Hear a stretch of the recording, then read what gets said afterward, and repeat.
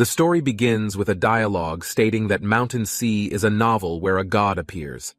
When the main character opens his eyes, he magically enters the novel and lives as a tiger. On a beautiful and star-filled night, in the depths of a forest, there's a dog who had died in a very pathetic way.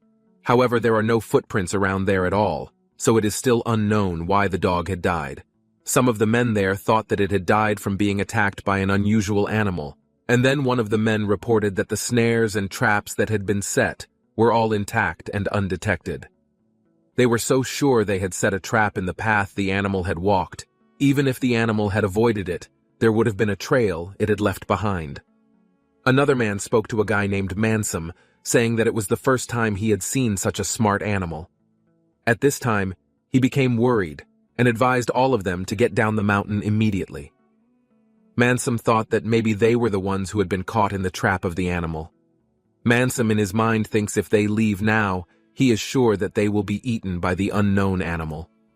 Even so, they still couldn't stay in this place, and therefore he and his group inevitably had to hurry away. Mansom finally decided to go down the mountain and leave all the traps behind, as they will come back the next day to take care of it. He also warned the others not to move in groups, at least until they reached the valley and arrived at a safe place. More than that, he also ordered his group to prepare their hunting tools. Unfortunately, before Mansom finished giving instructions, one of his friends was killed right in front of his eyes. When he turned to the side, he saw the body of his friend lying helpless on the bloodied ground. But what was even more terrifying, above the corpse stood a tiger that was not only big, but also gave off a very strong and sharp killing aura. Realizing the beast before them is unlike anything they have ever killed before, everyone who was there were frozen in fear. Even though they intend to fight, but their bodies do not respond to their desire. Despite that, one of the people managed to move and pull the string of his bow, and that was Mansom. The tiger immediately roared right in front of Mansom, and it didn't take long for the tiger to immediately tear everyone who was there. One of the remaining people with his body tattered immediately spoke up, regretting all of his group's actions, thinking that they had disturbed something they shouldn't have disturbed. The man was sure that the tiger was Sangun, the owner of the mountain. In the darkness, Sangun's murderous aura was seen. The majestic tiger possessed a pair of very sharp and bright red eyes that stared straight at the human, and that was the end of the humans who dared to disturb Sangun. Sometime later in the village, it is seen that some people are discussing a ritual, where today is the day where they have to arrange a sacrifice to appease the mighty Sangun. The man casually asked about who would be sacrificed this time, as if the sacrifice had become a ritual that had been carried out for a long time. The other man tells that the one who will be sacrificed this time is a slave from the Baekjija family. The slave is described as a young girl with an eerie bright blue hair and blue eyes, similar to a ghost. In the evening, a young master from the Baekjija family is waiting for someone that's going to be sacrificed. Not long after that, a grandmother and a child came, so the young master immediately told the grandmother to stay here, while the little girl had to come with him. From behind the garment that covered most of her body, the girl was very nervous and scared. Because the little girl was walking very slowly, this young master immediately shouted. He told the little girl to walk even faster. After leaving the gate, there was a small carriage and 4 people waiting for them. Finally, the child was told to get into the carriage, and they went to a mountain. Inside, the little girl still couldn't stop shaking, thinking that this would be the end of her poor life. The 4 people carried her through the dark and eerie night. Thus, they slowly started their painfully slow ascent to the mountain. No matter how steep and how terrifying the mountain was, they still have to enter it. When they have found the place, one of the people gestured to the other 3. After putting down the carriage, the 4 men immediately ran away, leaving the little girl behind. In the silence of the night, the little girl was alone in the middle of the forest, and slowly, this little girl took steps to get out of the carriage. When she started to walk, the little girl found a cave, and she said that the cave in front of her was very big. Immediately realizing her situation, she covered her mouth and returned to her quiet self. In this situation, she remembered the words of her nanny, who said that she would meet Mr. Sangun, and the little girl must not act stupid and had to be nice so that Mr. Sangun would not be angry, because the little girl was promised to be a bride for him. This is a white lie from her nanny, as she can't bear to told the truth that the girl has become a sacrifice for a monstrous beast. In the face of a very dark cave, the little girl forced herself to start going inside no matter how dark and terrible the place was. However, for a little girl to enter such a dangerous place, it was natural for her to cry and look scared. In the pitch-black darkness of the cave, a mighty voice was heard, asking who has dared to enter his place. Because her body was shaking and the fear had enveloped her, the little girl immediately fell limp. Sangun immediately shouted, asking the intruder once again about who they are. Although still haunted by fear, the little girl immediately spoke, saying that her name was Choa, the one who would marry Mr. Sangun as a bride. However, from within the darkness, bright red eyes emerged and stared straight at the little girl. Choa felt relieved because she had managed to introduce herself to her soon-to-be husband, although she can't fully understand what that mean. Sangun, who responded to Choa's words, started to come out and show himself, and when they started looking at each other, Choa started to work up the courage to speak. "My sister is sick, so she can't be your bride, so I came in her stead. Please take care me, husband." Sangun, who was not happy with her words, immediately roared loudly in front of Choa, not caring about the small child in front of him. Sangun immediately let out a huge aura. He also immediately shouted, "Get out of here! I don't care if it's a woman or a child, just get out of here!" With her eyes wide open, Choa could only remain silent because Sangun was screaming in front of her. It didn't take long for Choa to immediately cry in front of Sangun. It's very natural for a child to cry because she's been yelled at. Still in such a rude manner, Sangun started to wonder why the little girl was crying, and no matter how hard Sangun asked and shouted, Choa didn't answer and she could only cry. Finally, Sangun asked her to stay calm, but instead of calming down, Choa cried even louder until her snot started coming out.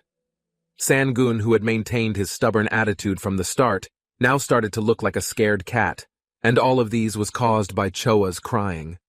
Finally, Sangun began to soften. He immediately spoke, "Please stop crying. Why are you suddenly crying like that?" With tears in her eyes, Choa immediately explained, "I am your wife. I cry because you scolded me." Sangun, who didn't really care about what a child said, finally decided to give in.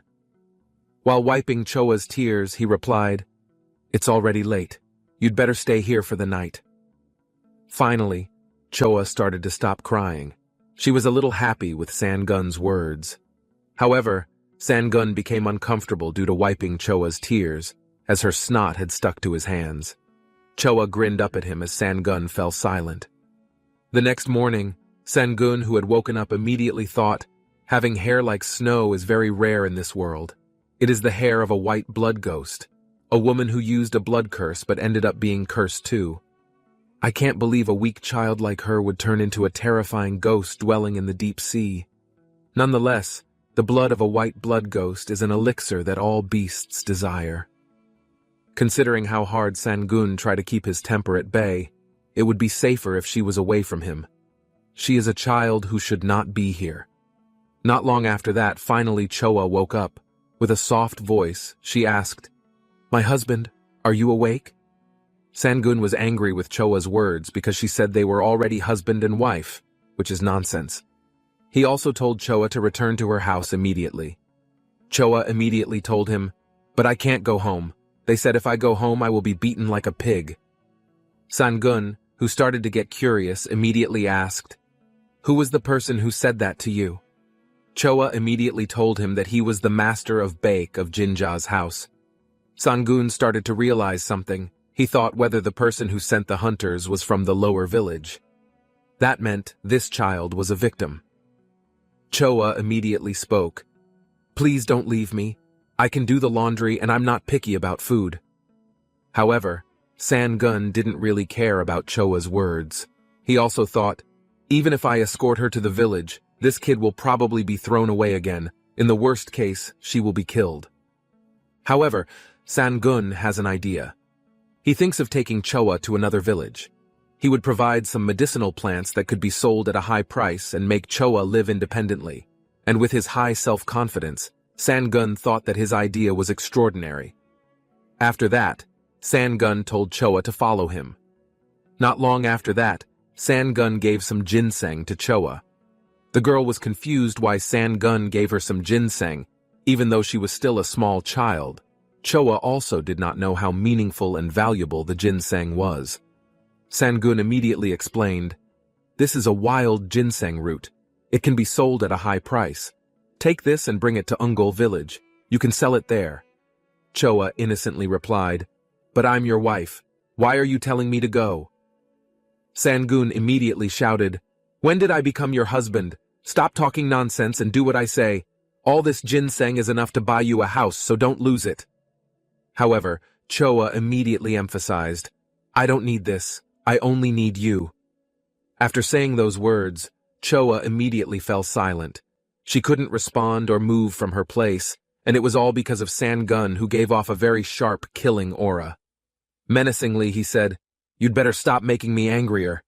Sangun thought, "I am the ruler of the tyrannical mountain, the only one who can create a god body and reach the Tao realm. I don't need this kind of distraction." Seeing Sangun, who was starting to disappear from her gaze, Choa very loudly called Sangun's name. However, this monstrous big cat started to soften under the gaze of the innocent Choa. He said, "You are not my wife, so quickly go there." And after that, Choa replied, "I don't even know how to get down from this mountain. I also don't know the way to Ungol village." Although Sangun thought that it was troublesome, he told Choa to ride on him because he intended to take Choa to the Ungol village. Not wanting to make Sangun wait a long time, Choa immediately prepared all the things she would bring. However, Sangun started to regret what he said earlier, and all because of the way Choa climbed on Sangun's rough head and didn't pay attention to her footing. For Choa, it doesn't matter which part she steps on, as long as she can reach her target. Feeling uncomfortable, Sangun asked Choa to be careful, but Choa didn't really care. She still stepped on and pulled Sangun as she pleased. When she was above Sangun's head, Choa was momentarily stunned by the beautiful sight before her eyes. Like a child in general, she looks very happy. While laughing, she also spoke, "I am the first human to ride you. Now let's go, husband." Even though Sangun said that he was not the husband of Choa, he still followed Choa's orders, and after that jumped from the top of the mountain. And after walking far enough, finally they both arrived at Ungol village. Sangun, who was still feeling uncomfortable, asked Choa to remove her hands from her ears. Realizing that his behavior was disturbing, Choa immediately apologized to Sangun. A moment after he let go of his hand without thinking, Choa immediately hugged Sangun. Then, after being scolded by Choa, he immediately got down from Sangun's head, and after Choa got off his head, Sangun immediately said goodbye, wanting to return to the mountains. Seeing this big cat so casually leave himself, Choa very quickly pulled Sangun's tail so he couldn't get away. As a result of Choa's actions, Sangun couldn't even be helpless. He couldn't fight back at all. Then after that, Choa immediately scolded him. "Where do you think you want to go? Now we are husband and wife, so you have to take care of me." Sangun quickly answered, "How can animals and humans get married? Don't talk about weird things. I don't want to hear that." And after that, Choa immediately shouted, "I married a mountain tiger, so you have to take responsibility." However, Sangun was even confused. He didn't know why Choa could have different strengths from ordinary children. He immediately spoke, "I just gave you wild ginseng. You can live a better life by selling that ginseng." After hearing these words, without thinking, Choa immediately threw away the ginseng given by Sangun. He also spoke, "I don't need grass or roots. I just want to be with you." At that time, Sangun immediately thought, "What is this kid doing? That ginseng is very precious." Seeing that Choa was persistently stubborn, Sangun used an idea that was somewhat exaggerated. He immediately spoke, "Go and sell that ginseng in the village. After you sell it, you can get married, and this way you will be able to survive." However, Choa misunderstood the words of marriage. She immediately said, "Okay then, you wait here for I will be right back, so don't go anywhere." Because the plan went smoothly. Sangun smiled. He also said in his heart to Choa to do her best. After that, in the village of Ungol, an old man was shown cooking something. Choa came and approached the old man and immediately spoke. "Grandpa, I came here to sell something." However, the old man was actually surprised to see Choa's face that was so scary. While coughing in surprise, he thought that Choa was a ghost. Then after that, he asked what Choa wanted to sell him. Like a child, Choa very innocently gave the grandfather a very valuable wild ginseng. When viewed carefully, this grandfather realized that this ginseng is very valuable. He also asked how Choa got this ginseng. Then Choa told him that he got the ginseng from her husband. Even though Choa had explained it, this grandpa still didn't believe it, which is normal where a small child might already have a husband. The old man also thought evilly, "I think this ginseng is more than 300 years old. This kid doesn't seem to realize the value of this ginseng. Moreover, this kid also looks stupid, because it's so easy to trick him." However, after seeing Choa's innocent behavior, this grandfather discouraged his evil intentions. He also said to himself, "What am I thinking? How can I fool an innocent child like this?" And after that, he immediately spoke, "I don't have enough money to buy this. You should go to Rich Kim's house. Go and say that Choi Chil Sam, the pharmacist, sent you to sell ginseng this wild." After hearing the suggestion from the grandfather, Choa immediately bowed and thanked him. And after that, it was shown that Sangun was enjoying his meal. Because he enjoyed his meal, Sangun had forgotten Choa. But after that, he thought, what if he made it back here? Maybe I should move. Even though thinking like that, Sangun was even reluctant to move from the mountain, he immediately spoke, "I am a mountain tiger, I can't be attached to a little girl." And besides that, suddenly someone immediately spoke in Sangun's head, "Is it possible that you are not worried?" Spontaneously, Sangun immediately replied, "Why should I worry about that child?" And the voice immediately spoke, "I haven't talked about that child before, and why are you discussing it?" And in the end, Sangun is known to have thought of Choa and the wild ginseng.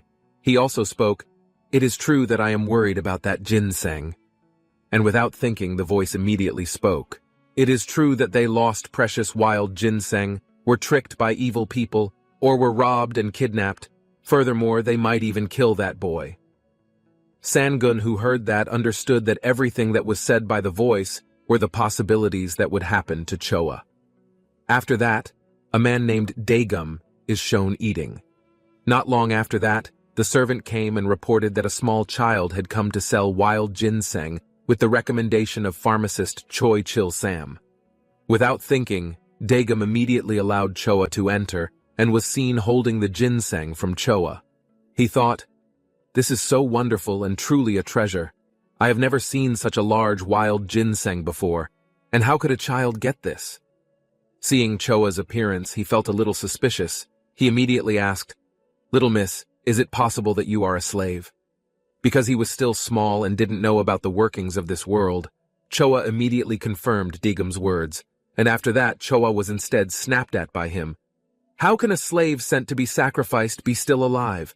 I believe this brat must have run away, and is it possible that this wild ginseng was stolen from somewhere?" Choa immediately told that all the accusations were not true, because the ginseng she brought was a gift from her husband. And on the other hand, Dagum, who didn't believe Choa's words, started cursing. "How can a small child already have a husband?" He immediately spoke, "You little bastard dare to fool me," and after that ordered his men to snatch the ginseng from Choa. Seeing the hand of a man who started to take ginseng, Choa quickly hugged the ginseng. She told, "You can't take this. My husband gave it to me." Similar to the previous Sangun, this man was even confused as to why Choa could have a different power from the usual kids because he still couldn't take the ginseng away from Choa. The man in the end instead threw it until Choa hit the ground. He ordered his men to immediately give the ginseng to himself, even though he had to use force. Because of the order from his master, the man immediately took a wooden block, and even though Choa repeatedly told him that he did not steal the ginseng, the man was very brave without thinking twice, and immediately hit Choa with the wooden block. As the sun began to set and the sky slowly darkened, Choa was shown battered and covered in blood after being beaten by the man. He sadly spoke, "What shall I do? The ginseng has been taken by someone else." When he arrived at the previously promised place, Choa was even surprised because there was no San-gun there. Like a lonely child, Choa immediately ran and kept calling San-gun's name, not caring about the wound and also her appearance with her small footsteps. Choa kept looking for San-gun, but no matter how hard she searched, Choa couldn't find what she really wanted. Hoped, until in the end he realized that he had been left behind. When Choa turned around and looked towards the forest, Choa saw a group of very scary creatures. These creatures are captivated by Choa's blood. He asks Choa to immediately enter the forest. He also teased Choa by saying, "It feels like when you're left alone, it's so sad and unbearable. Come here and we'll be together forever because we'll never leave you. Good boy, come here and be with us." Choa, who had lost all hope, slowly began to approach the terrible creature. And when it was a little later when the creature wanted to grab Choa, the creatures were immediately killed by an attack, and very unexpectedly the attack came from San-gun. He immediately spoke, "You are all so brave! Which one of you dares to eat this little child?" And after that, San-gun immediately roared loudly in front of all these terrible creatures. With only one roar, all these creatures immediately died. Seeing the distant appearance that was very messy, San-gun immediately asked, "Who the hell dares to do this to you?" Once again, San-gun asked who had made Choa like this. Seeing San-gun, who had returned to pick him up, Choa immediately burst into tears. On the other hand, it is shown that Dagum is giving piles of money to his men. He also speaks, "You did very well. This is your reward." And the worker immediately thanked and immediately spoke, "Outside there are already my people guarding this place. Even if they come for that wild ginseng, they won't be able to approach it." With an evil smile, Dagum replied, "Your work is very good. Now leave this place." As he left Dagum's room, the man immediately thought, "This will fill my stomach for months." And just as he was about to leave the Dagum residence, the gate in front of him suddenly shattered. Because the noise from the commotion was so loud, other guards started arriving. One of the guards said, "Who the hell dares to step on this house?" However, there was a shadow of a small child near the gate. One of the guards realized that the child in front of him was the one who had brought the ginseng earlier that day. Angrily, he immediately spoke, "Damn this dare to come back again! I thought I was enough to beat you, but it seems all was wrong because now I will beat you to death." And from behind the child appeared a giant tiger. He immediately spoke, "Who do you want to hit? Then are you thinking of beating up this kid with your underlings?" Seeing the huge figure accompanying the child, all the guards didn't dare to approach him, nor did they all dare to show any intention of resistance. While opening the door, Dagum immediately spoke, "Who dares to come to my place at this time of night? You better shut up and not make a scene here." Just finished speaking, one of the guards flew past Dagum, and when he looked back, the soldier was dead from hitting the wall. San-gun immediately spoke, "So you're the one who took ginseng from this little kid. I really didn't expect a group of thugs to group up to beat up a child." With glowing red eyes and a terrifying roar, San-gun made everyone fearful. All the guards who were there had lost the will to fight, and after that, San-gun immediately spoke, "I'll pay you back for every time you hit this kid." He immediately took out a very sharp claw and immediately slashed at the man who hit Choa. But when the attack had not reached the man, Choa immediately ran and blocked San-gun's attack. He spoke, "I don't want to see you become an assassin. Let's get the wild ginseng back." Even though Choa said that, San-gun still issued his killing intent, but Choa was more stubborn than San-gun. He still begged to end this fight, and in the end, the angry big cat even followed Choa's request. Even though he is soft on Choa, but San-gun is still rude to others. He immediately ordered the man who had beaten Choa to bring him his wild ginseng. Before he could get it, Dagum immediately ran and gave his wild ginseng to San-gun. Although afraid, he spoke, "I kept it carefully so that this wild ginseng would not be damaged, and I am waiting for its original owner, so please accept this." San-gun knew that this person was just pretending to save himself, and after that he didn't care and directly roared right in front of him. Dagum, who realized that his life was being threatened, immediately apologized to San-gun, and besides that, San-gun immediately spoke, "I actually wanted to tear you apart, but that kid decided to show mercy to you. Now listen carefully. I want you to give all the food you have that this child can eat. And at the end, Sangun said emphatically, I want you not to forget what I said. Realizing that the last sentence from Sangun was a warning, Iya immediately spoke. I will immediately prepare all the requests you want. I will also order the servants to bring everything to Mount Beksan. And after finishing speaking, Sangun immediately left the residence Degum, because the old man was so scared that he almost urinated in his pants. He also didn't expect that the child's husband was a mountain god, and he also thought that the child might also be a god, because his husband was a mountain tiger. Meanwhile, the next day, Sangun thinks, how did all this happen? My comfortable home has now turned strange, and all of that is caused by the presence of this little boy. At the same time, Choa is shown bravely feeding the beast with raspberries, and it's amazing that Choa is enjoying his life with Sangun. While standing, Sangun thought, I may have brought him back, but his purpose has not changed. Seeing Sangun coming out to drink, Choa asks permission to follow him. After that, the two of them were shown walking out of the cave, and those who had been walking in the forest for a long time, Choa seemed to be starting to feel tired. He asked where they were going, and Sangun immediately told them that they would soon arrive at their destination. As said by Sangun, not long after that they had arrived at a lake. Then a voice sounded, Long time no see ruler from Baeksan. And on the other hand, Choa even wanted to laugh. He didn't expect that a fish could speak. Not long after that, Sangun told the fish to bring something to himself while laughing. The fish immediately said, Isn't that what you're trying to give this little lady? Not long after that, the fish immediately took something out of its mouth, and after that, Sangun told Choa to open the box given by the fish. After taking the box slowly, Choa began to open it. She was very surprised that the box contained a beautiful and shiny hairpin. Sangun tells it is called Domajam, which is made from a 1,000-year-old peach tree. It has the power to ward off evil spirits, so carry it with you at all times. Choa immediately asked again, Are you sure you want to give it to me? Then when Sangun started looking at Choa, he instead slowly started crying. Seeing Choa, who had started to have tears in her eyes, Sangun thought maybe he had done something wrong, and after that he immediately asked, Why are you crying? Choa immediately said, This is the first time I've received a gift from someone. While looking at the hair clip given by Sangun Choa, he immediately thought, This is the first gift in my life. I will definitely appreciate it. After that, Choa fell asleep with Sangun. Even while sleeping, Choa still held the gift given by Sangun. Seeing a small child sleeping very comfortably beside him, Sangun immediately stood up, which woke Choa up. Then after that, Sangun told Choa to get ready because they will go far.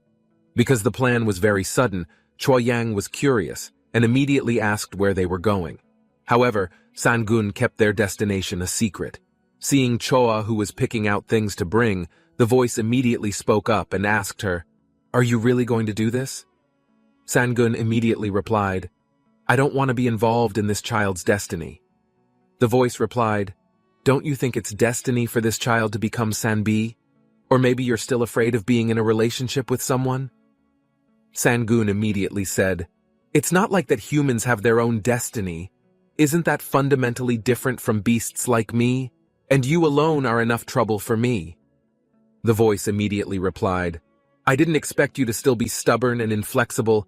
They say tigers get smarter with age. Now I can see that's wrong, but it's not like parents can be bastards too.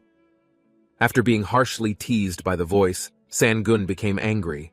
But the voice immediately answered, Didn't I say it was an old man, but why did Mr. Sangun get angry? Saw Sangun, who was angry with himself not long after that Choa came. He immediately spoke, Now I'm ready. Let's go. After that, he was shown the black tiger at the top of the mountain, and slowly he and a woman began to enter Sangun's lair. And when the two of them were inside the cave, the black tiger immediately spoke. Didn't you tell him that I would come here, my lord? The woman immediately explained. How could I not tell him? Then after that he continued to speak. Maybe Mr. Sangun left to avoid you, and for some reason this black tiger felt happy with the woman's words. And besides that, the woman immediately spoke. Otherwise, how could she who is the master of Baeksan not appear here? While laughing like an idiot, the black tiger immediately spoke. Then he ran away because he was too scared to face this black tiger, and in the end this woman managed to outwit the black tiger. He immediately asked if perhaps Lord Sangun would return. Still feeling very happy, the black tiger decided to stay in Sangun's lair, and then he intended to keep waiting until Sangun came. And after that, in the middle of the mountains, an old man and a small child were shown walking on the plains, and not long after that, Sangun passed right in front of them. Because what was in front of him was a tiger, the grandfather told the child to step back, and Sangun and this grandpa started to stare at each other. They began to increase their vigilance, but that vigilance began to disappear when they saw a small child sitting on the tiger's head. When he saw that the grandfather and the child were silent, Choa started waving his hand.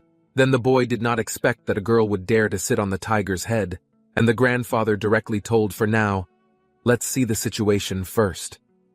After that, when day turned into night, it was shown that Sangun started hunting, and after hunting, Sangun looked at Choa. He immediately thought, "Why do I have to eat the same food all the time? It's bland." Then the little children were talking about something, laughing. Sometime he was shown Choa, who was starving. Even though he had seen Choa's face, who was starving, Sangun immediately asked, "What were you talking about for so long?" Choa immediately told the boy the same age as me. That's why we decided to be friends. His name is B. Cheong. Just as they started the conversation unintentionally, Choa's stomach started rumbling. Shyly, Choa immediately reasoned, "Sangun, if you're hungry, hurry up and eat first." Sangun, who understood Choa's words, immediately spoke, "Bullshit! What are you talking about? You're the one right now. Are hungry. Then isn't that coming from the sound of your stomach?" Choa quickly denied it, but Sangun said, "If that's the sound you make when your stomach is hungry, why are you trying to fool me just because of your embarrassment?" But Choa still insisted that the sound was not coming from his stomach. Sangun immediately said, "I'm not deaf. You and I are just the two of us." Then Choa's funny face was shown when he was angry, and not long after that, Choa took her grilled meat and ran, saying, "You stupid husband." Seeing the cute fight between the two of them, the voice that used to speak in Sangun's head immediately laughed. Sangun immediately told indeed what I could do, and besides the hairpin I gave him protected him. The woman immediately explained that the pins could indeed drive out evil spirits and ghosts, but they could not expel other spirits, and besides that, if he got lost. What would happen, and in very simple terms, Sangun immediately spoke, from the boy. The voice replied with a very loud satire and immediately spoke, "Did fate also say that it made you a tiger?" Sangun started to wonder why the voice was so concerned about Choa. Then, besides that, he immediately answered, "Maybe it's because my owner can't be honest with his feelings." Not long after they talked, the old man came over. He immediately spoke, "Now I see him. You're not as a spirit but a beast that eats humans. I am Cheongdo-san of Gonryun, and did you think I wouldn't know that there is a Kangui by your side?" It was explained that this Changui was someone who died from a tiger's bite and became his slave.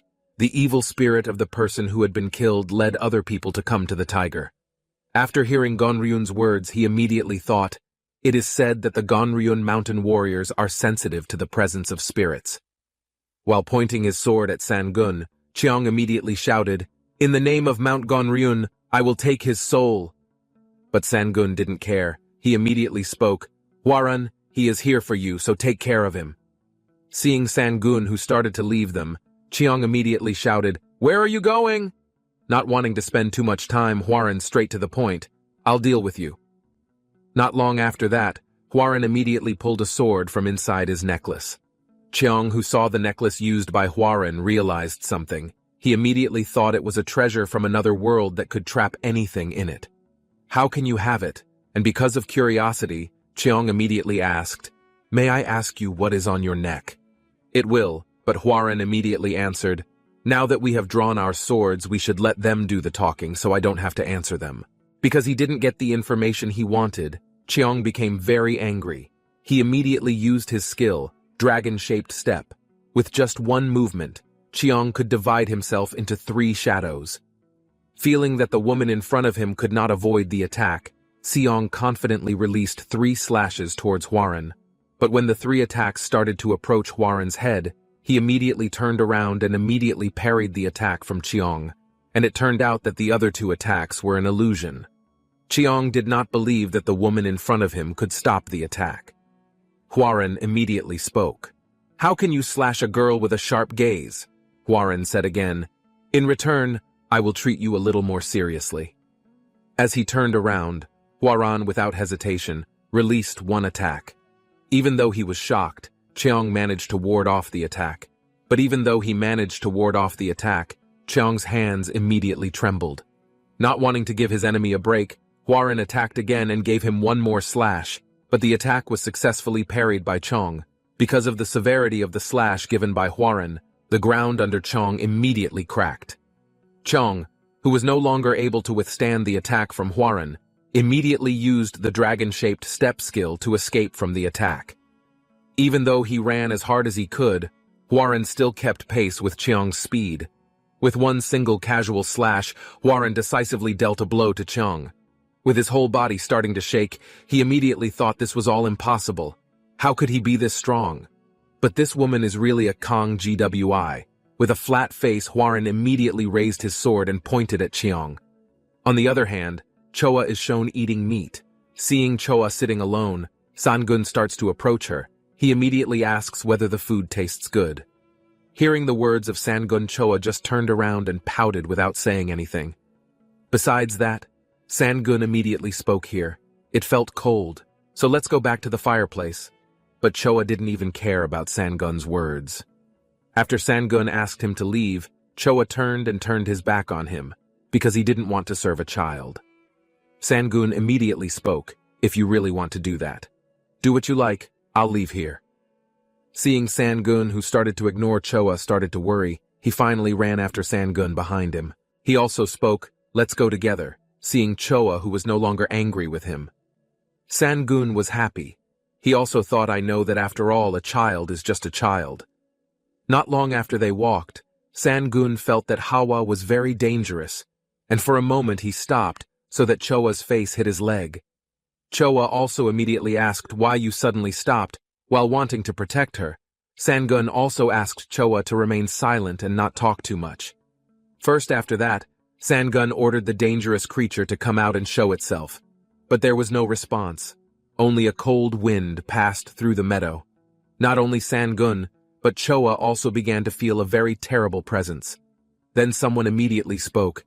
"I won't say any more. Leave that girl here and go right now. If you do what I say, I won't hurt you." After hearing the request of a dangerous creature, Sangun immediately thought, "I can feel that this is the high-level ghost spirit's existence. I also know that sooner or later this will definitely happen." Then San also had an idea. He immediately spoke, "If I leave this matter to you, you will not touch my life, and can you promise like that?" After saying these words, Sangun thought, "Let's see what the response will be like."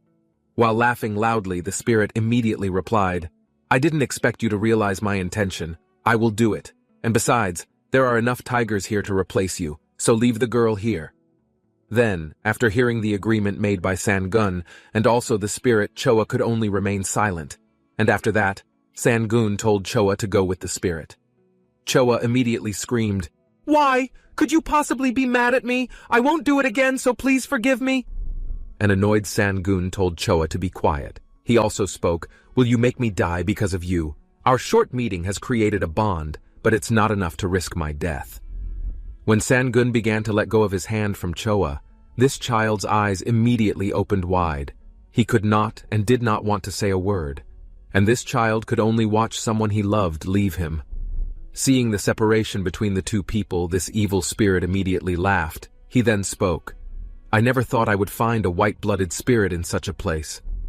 On the other side shone Hwaran, who was pointing his sword at Cheong. He immediately spoke, "I will not ask you to believe me, but I want you to know that we are not trying to hurt that little boy." Cheong then replied, "Even if I don't trust you, there is nothing I can do for now, and now I just have to trust you." With a smile, Habaran immediately spoke, "I am pleased with your words, and there is nothing more stupid than not recognizing your cursed fate." He also asked, "So how are you and the child here?" Cheong tells, "As you can see, I was practicing with my students while climbing the pilgrimage route." Hwaran responds that as far as I know, there is no place like pilgrimage around here. Then after that, Seong immediately answered, I came all the way here after hearing the rumors. Here, or in Baekcheokgak to be exact, the chairman of Yosis has died mysteriously, but they say that people usually don't hurt spirits. Feeling that he will hear something interesting, Hwaran asked Cheong to explain in detail. And after that, Cheong immediately told Chairman Yosis's limbs were cut off. Then their stomachs were torn to pieces like attackers who were looking for something. This was like someone who was preparing a ritual. And not long after that, Hwaran thought about Yosu's ritual, but a few moments later came a very tense aura from the forest. He immediately spoke as if something bad was about to happen. Then again shown the evil spirit holding the sword, he immediately spoke, white-blooded ghost. I don't believe that the 200-year-old extinct white-blooded ghost is here. No one in this world is luckier than me. When the evil spirit's hand began to approach him, Choa didn't budge a bit, and his eyes looked empty because he had been left. Choa felt very disappointed even when she was carried by an evil spirit. She never put up a fight, and she briefly remembered her past. It is shown that Choa is still a child who has not been left with the young master who was in the village before. He is surrounded by a child, and one of the children throws a stone at Choa. Even when Choa started staring at them, the children felt disgusted. Not only that, they also knew Choa as a ghost child. Then when Choa asked for food instead of being given it, he was instead attacked by water. Even that person didn't even want to look at Choa's face. He instead immediately kicked him out. No matter how many eyes see it, all those eyes seem to say that this Choa is a ghost child, a monster child, and a jinx. And after that it was shown Choa who was curled up in the cold sitting on the side of the road. And that's when the young master from the previous village was able to meet Choa. Then the young master took Choa away. He gave her warm clothes and also a blanket. Even though he is no longer cold, but there are still people who don't like him to the extent that he is thrown by a pillow. And when he had started his new life, it was shown that young Choa was still trying to work as hard as possible. Even he was told to carry heavy things. If he doesn't finish on time, Choa won't get lunch. While picking up things, Choa also thinks, I have to work harder so I don't get thrown out, because it looks like I'm upsetting them. Not long after that, Choa heard the women's conversation, but in essence they were all discussing their husbands, and also discussing their fiancé, and accidentally Choa overheard the whole conversation. The women looked straight at Choa. The women talked while looking at the gifts their husbands gave them. Not long after that, Choa was immediately summoned to be told to work again, and scolded for being lazy. At night, Choa immediately spoke. I have heard stories from older sisters before, although not sure, but the words are very beautiful. Moon and stars, do you think I can reach, protect, and admonish someone when they beat or curse me? He only cares to me and don't mind working hard. He is the husband of mine. After finishing telling the story, Choa immediately blushed, and not only blushed, this child also wanted to feel what is called love and have a husband for the first time. The next day, Choa was told by his young master to marry San-gun. The wish he had just said last night suddenly came true. Then all of that made Choa happy, even when she was washing, even though Choa suddenly blushed. And when she kept thinking about things at that, Choa even laughed. So happy. He also thought what kind of person Mr. San-gun was. I don't care if he is not a cool guy who rides a horse. I don't even want a hero who rules the world. I just want to have a family, and I don't want to be alone again. And after that, Choa was told that Mr. San-gun was a tiger. The lady also spoke Tiger's bride would not know when or how she would be eaten. Choa started to think, now I understand. They suddenly accepted someone like me who was always kicked out. They also gave me a dress and also a room. I also understood that besides I'm not human, it's because I'm a ghost disguised as a human. On the other hand, then it is shown the figure of an evil spirit who immediately spoke. Your flesh and blood will become a part of my body. Unlike that tiger that left, I will never leave you, so don't feel miserable and live in heaven. While lifting it up, the evil spirit also pointed a gun at Choa, but because of his desire and hope that had disappeared, Choa could only surrender to his fate. And when the sharp knife was pointed straight at his neck, Choa remembered her memories with San-gun. She said in her mind, my heart does not hate you, meeting you, sleeping with you, and the very warm fur and roar that protected me, and the last gift you gave me, all those warm memories that we made together, and in the end, this girl really surrendered to destiny came to him. And when he started to give up on all his desires, there was a huge roar that tore the evil spirit's hand, and when Choa opened his eyes, he saw Sangun, who had succeeded in cutting off the evil spirit's hand. Then after that, Sangun called Hwaran. From behind Choa came a black mist. Not long after that, Hwaran came and showed himself. He immediately spoke, "Miss Sanbi, are you okay, Choa?" Who was confused because it was the first time meeting Hwaran. He also immediately asked, "Who are you?" Choa immediately told me it was Changui from Mr. Sangun, and after that Choa immediately spoke, "Not that she hates me, but why is she here?" Hwaran immediately explained, "That's what he had to do because he was actually very dangerous. Mr. Sangun really cares about you, and when Choa wants to tell you that previously Sangun gave himself to an evil spirit." Hwaran immediately cut off those words. He asked Choa to watch Sangun's fight. This is Master's way of fighting to protect Miss Sanbi from more enemies, stronger than him. And when Choa saw the fierce battle between Sangun and the evil spirit, she started to remember the story her sister told her.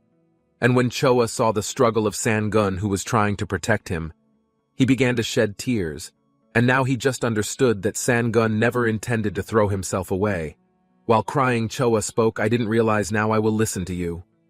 Hwaran was finally happy to see Choa, who finally made up with Sangun. He immediately said, "It's very dangerous here, so let's go to a safer place." But Choa refused. He didn't want to leave Sangun alone. Hwaran immediately explained to Choa that they had to move to a safe place so that Mr. Sangun could fight in peace. Because he had been told, finally Choa went with Hwaran. Because he realized that the two people had left, Sangun finally could fight comfortably, and without hesitation, Sangun immediately gathered all the chi energy in his mouth, and when all the energy had been collected, Sangun immediately roared loudly right in front of the evil spirit. Unable to avoid it, this evil spirit was directly hit by an attack from Sangun.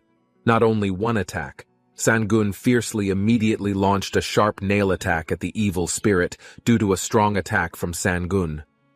The evil spirit immediately bled a lot. But Sangun was also able to realize that the blood secreted by this evil spirit could harm him. Because of this, Sangun immediately jumped and kept his distance from the evil spirit. While laughing quite hard, this evil spirit immediately spoke, "I may underestimate you, but you are no better than that damn parasite.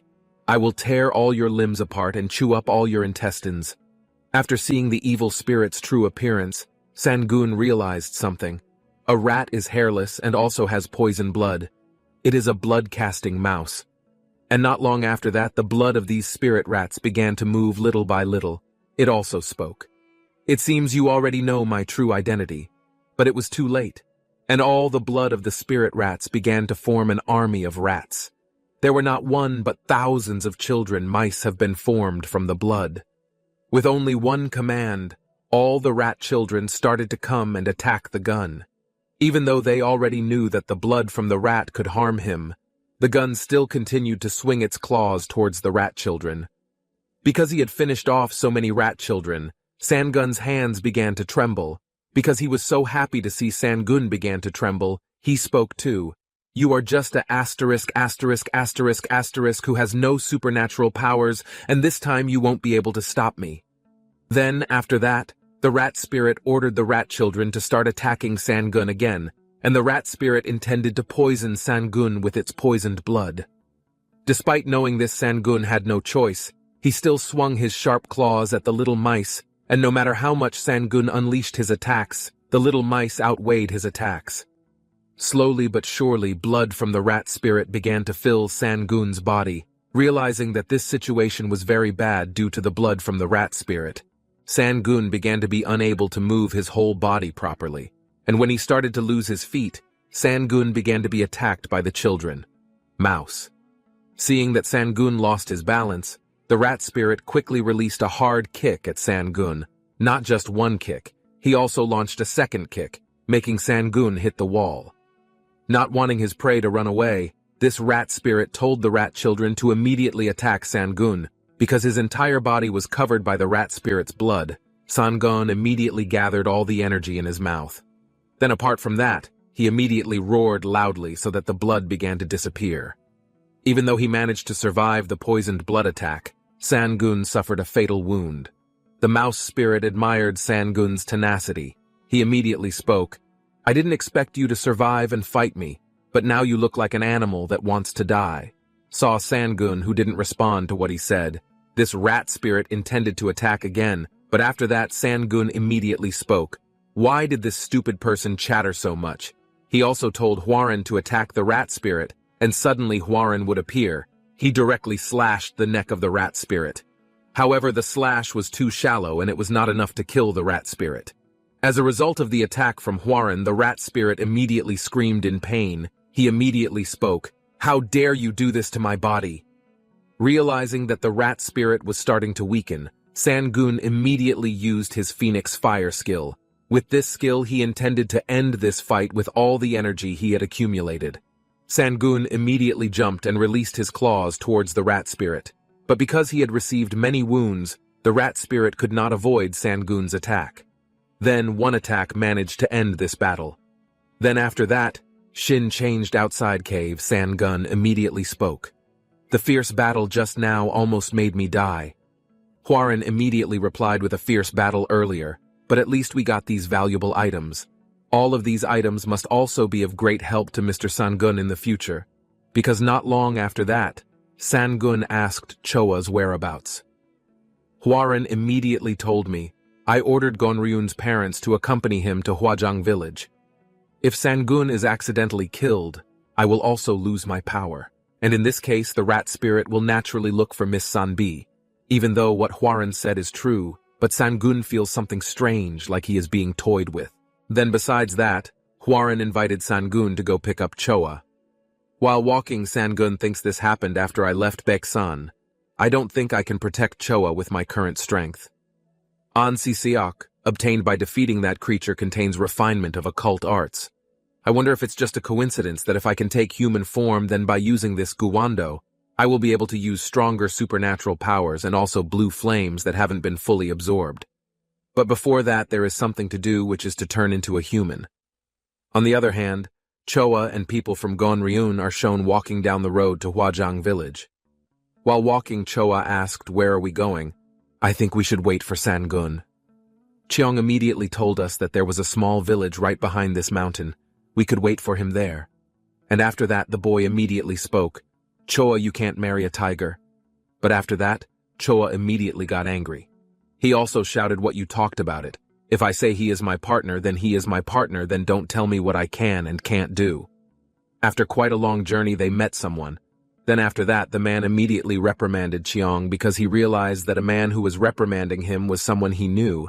Cheong immediately saluted, but Sa Hyong asked him to act less formally. And Sa Hyong's sentence, "This is not a person's name. It has the meaning of an older brother who has a higher rank than him." And in the end, the three of them follow the carapan of Sa Hyong.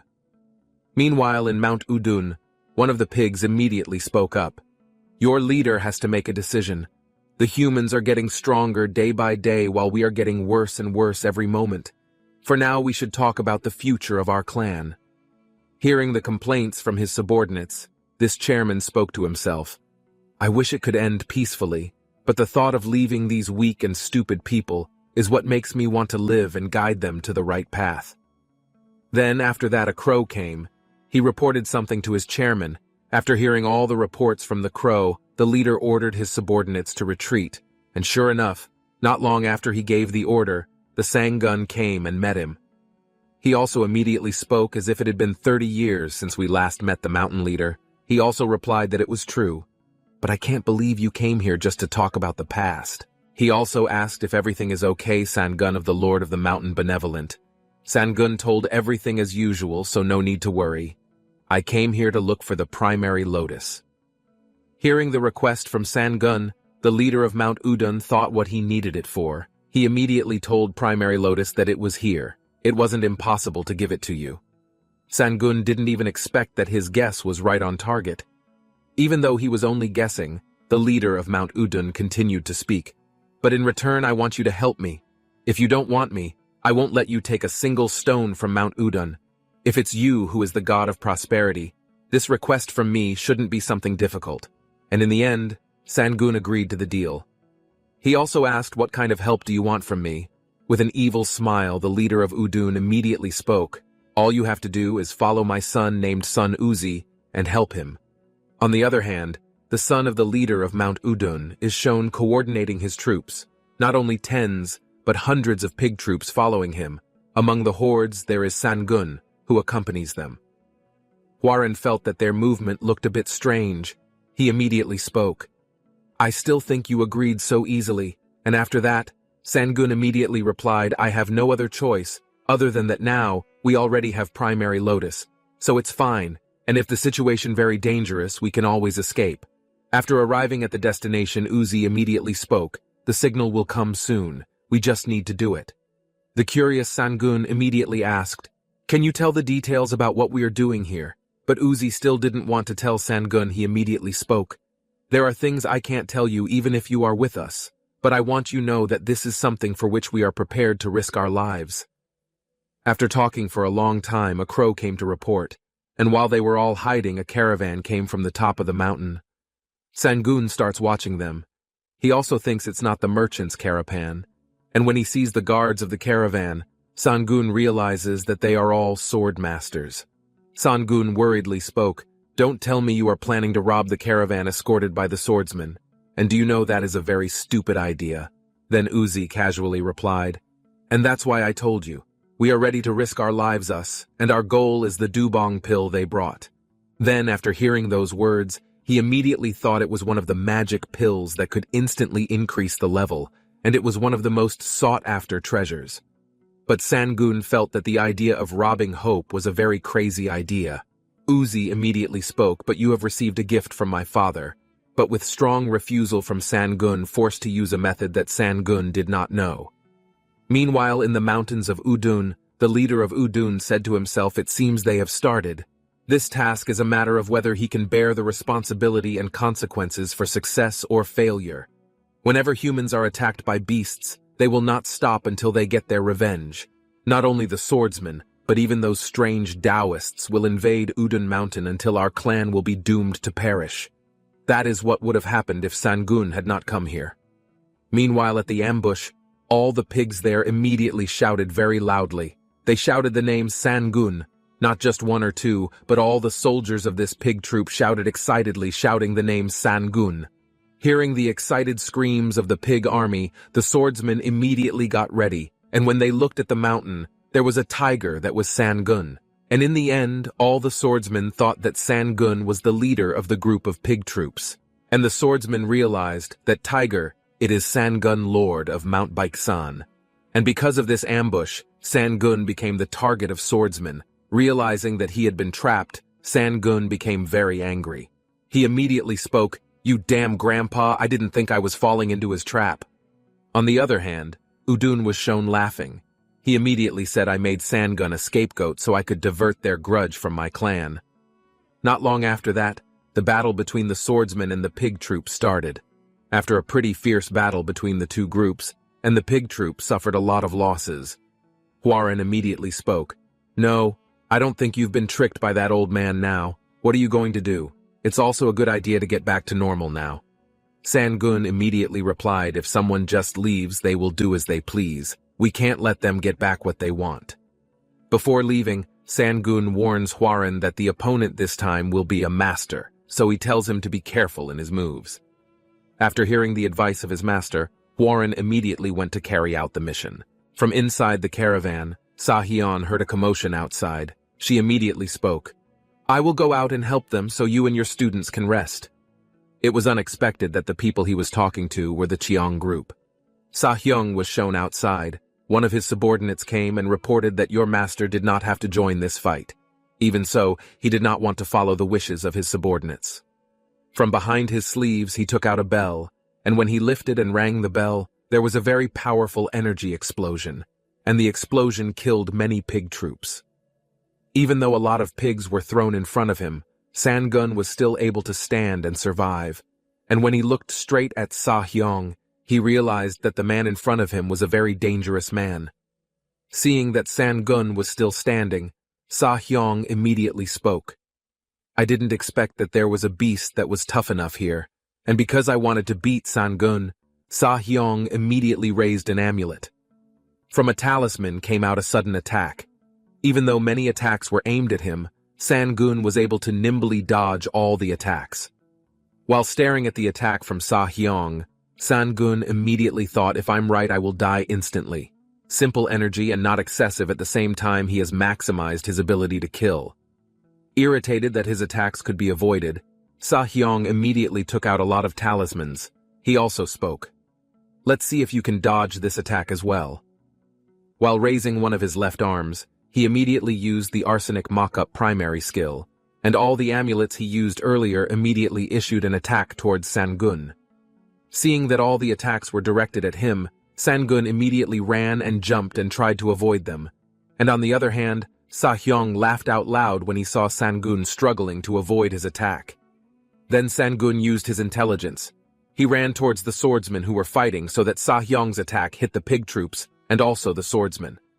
Annoyed with San-gun's behavior, he immediately said, "I will definitely tear you to pieces."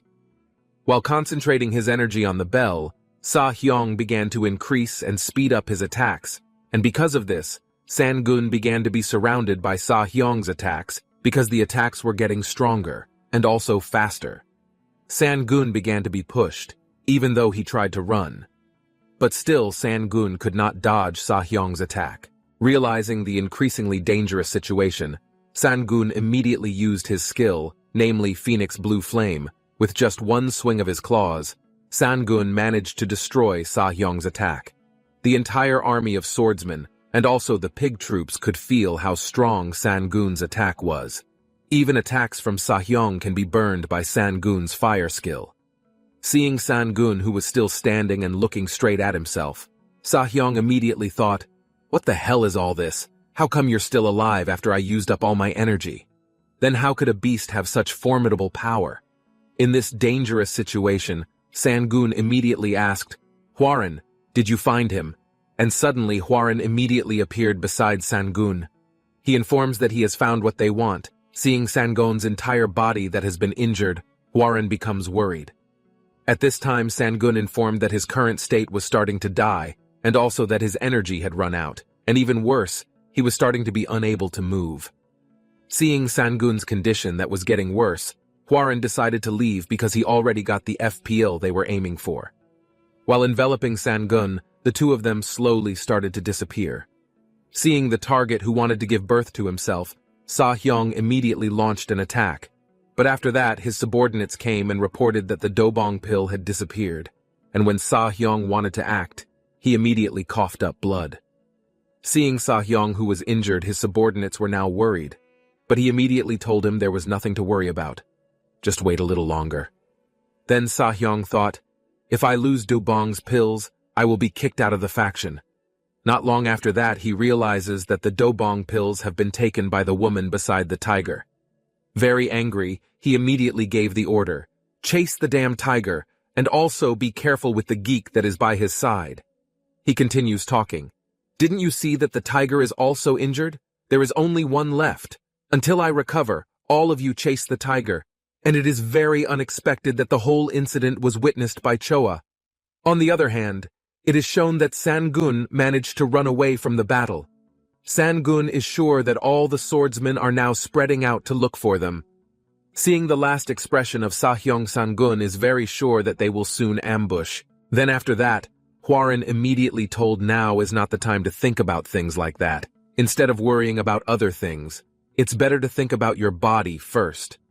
He also thought this was worse than I thought. Just now Hwarin thought San-gun had lost his strength, and suddenly he immediately lay down due to very serious injuries. San-gun also coughed out blood.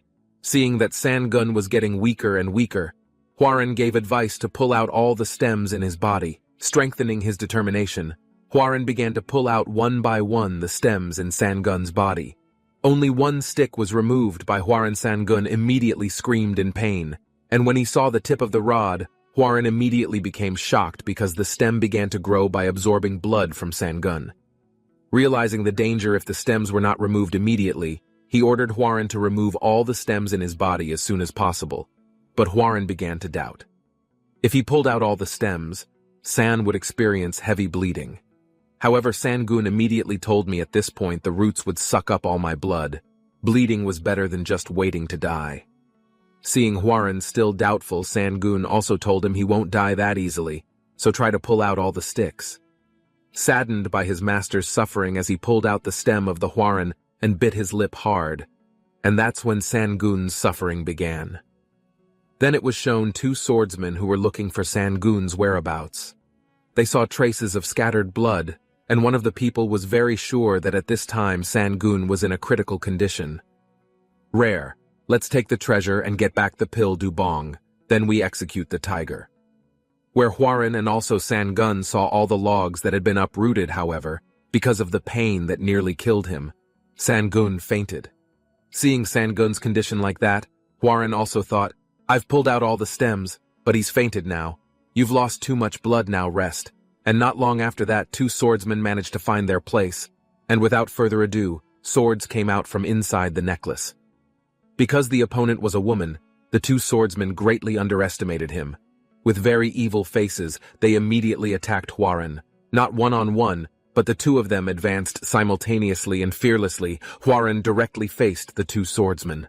And on the other hand, it was shown that Sa Hyong was gathering his energy. He said in his heart that I had collected 30% of my strength. I was so impatient to beat Sangun. Sa Hyong went straight out and headed to Sangun's place. He also thought I had recovered only 30% of my strength, but that's enough to go there. First of all, I have to take the treasure used by Chang Wei. I'm very sure it's a very big treasure, and it's amazing that this Sa Hyong, with 30% of his strength, he easily jump a distance of tens of meters.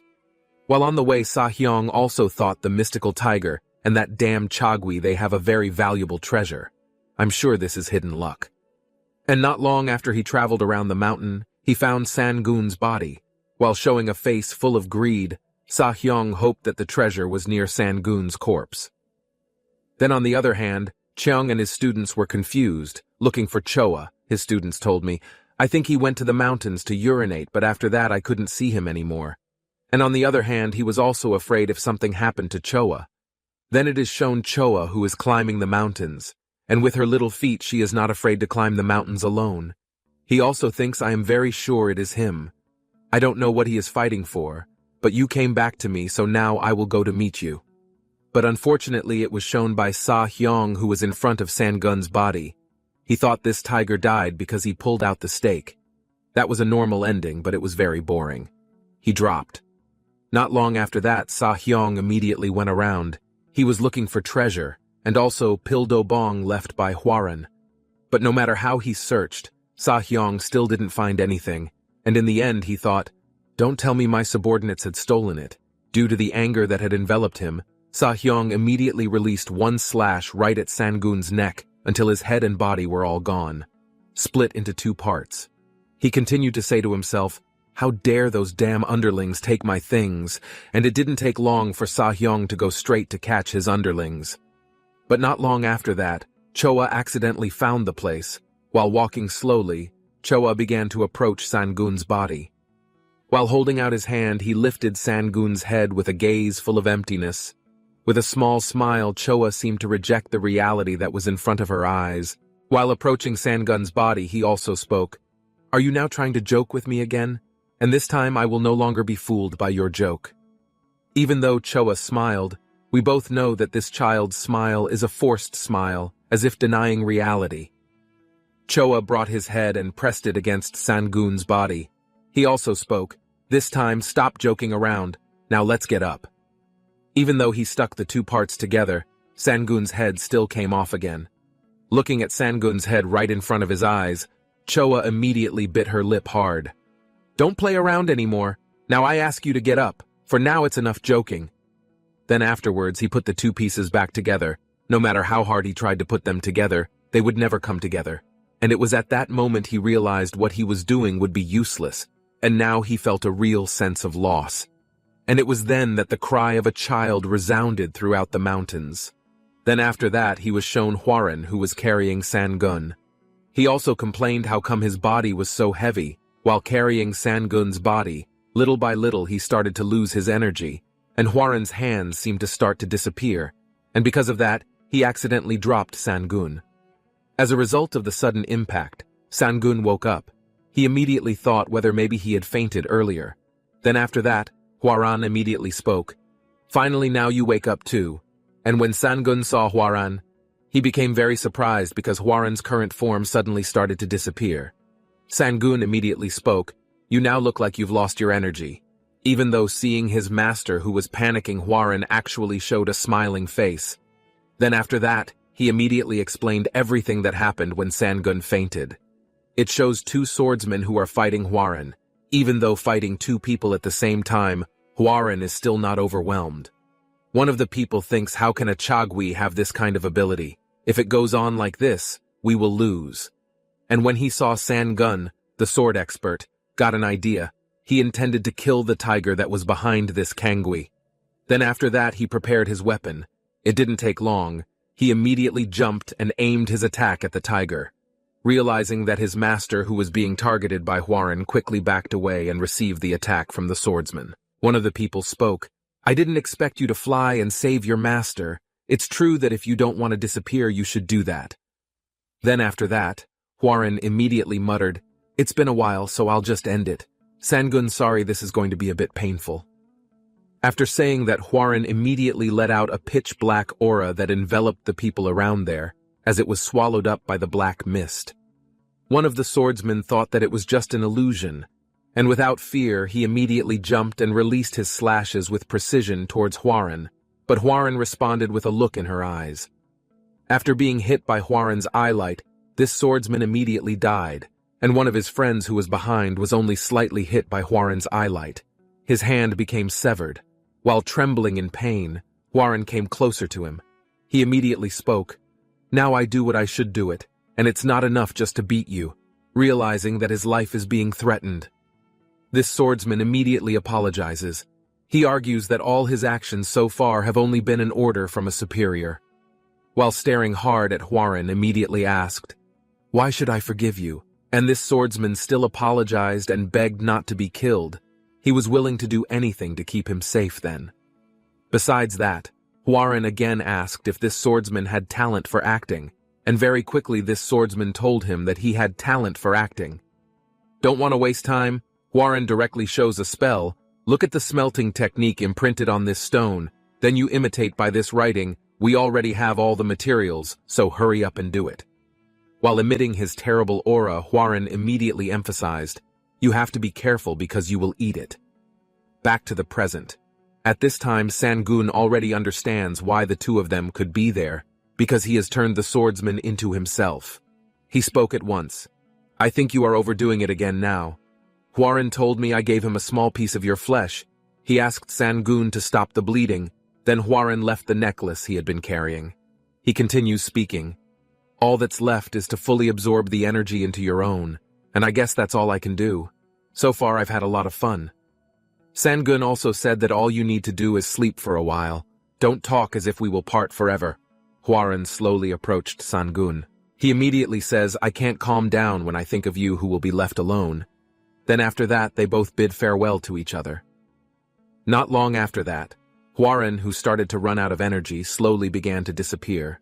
When his beauty had disappeared, Sangun immediately spoke, come back quickly, I will be waiting for you. And in the silent night that all relations are separate from one another. On the other side is shown the ruler of Mount Udun, who is gathering with his subordinates. He thinks I didn't expect that Sangun managed to steal Pil Dubong and run away from the chaos. If he recovered the wound, he would surely rip my throat out. Then after that, he immediately gave orders to all his subordinates, find Sangun and take back his Pil Dubong. Even though he is a fierce tiger, he won't be able to control a single part of his body because his injuries are getting worse. We have to find and also kill him, otherwise we will be killed by Sangun. Then, on Mount Baeksan, it was shown that Sangun returned to where he lived. Not long after that, he went to the lake where Dai. When he went with Choa, he also ordered the fish to come out and appear immediately. He immediately greeted Sangun, but he was shocked when he saw Sangun's body condition. Then after that, Sangun immediately spoke. This is very urgent, so I'll tell you later. For now we have to leave here immediately. Because the direct order from the head of the fish mountain didn't ask many questions. He immediately followed Sangun's words. Then after that, he continued to speak. Are you going to take the child? Not long after that, a plant that resembles a child appeared, and this is what the fish meant. And this plant immediately spoke. I'm sure the fish will tell you to leave me in here. Then after that, the plant asked Sangun to just leave the fish in the lake, and somehow these two creatures immediately argued with each other. But Sangun didn't care about the fight between the two creatures. Elsewhere, he is shown a black tiger in Sangun's lair. Not long after he wakes up, he realizes that Sangun is nearby, and regardless of how handsome this tiger is, he immediately runs and heads towards Sangun, only knowing Sangun's whereabouts. This black tiger ran very fast. He also showed a very happy face, but for a moment he immediately stopped, and it was all because when he saw Sangun, who was seriously injured, and at that time, he also asked who the damn thing was that had hurt Sangun, but very coldly Sangun immediately replied, "What difference does it make to you whether I was beaten or not?" And somehow this black tiger was acting strange instead of telling him that he was worried about the tiger. This instead asks Sangun to fight fairly.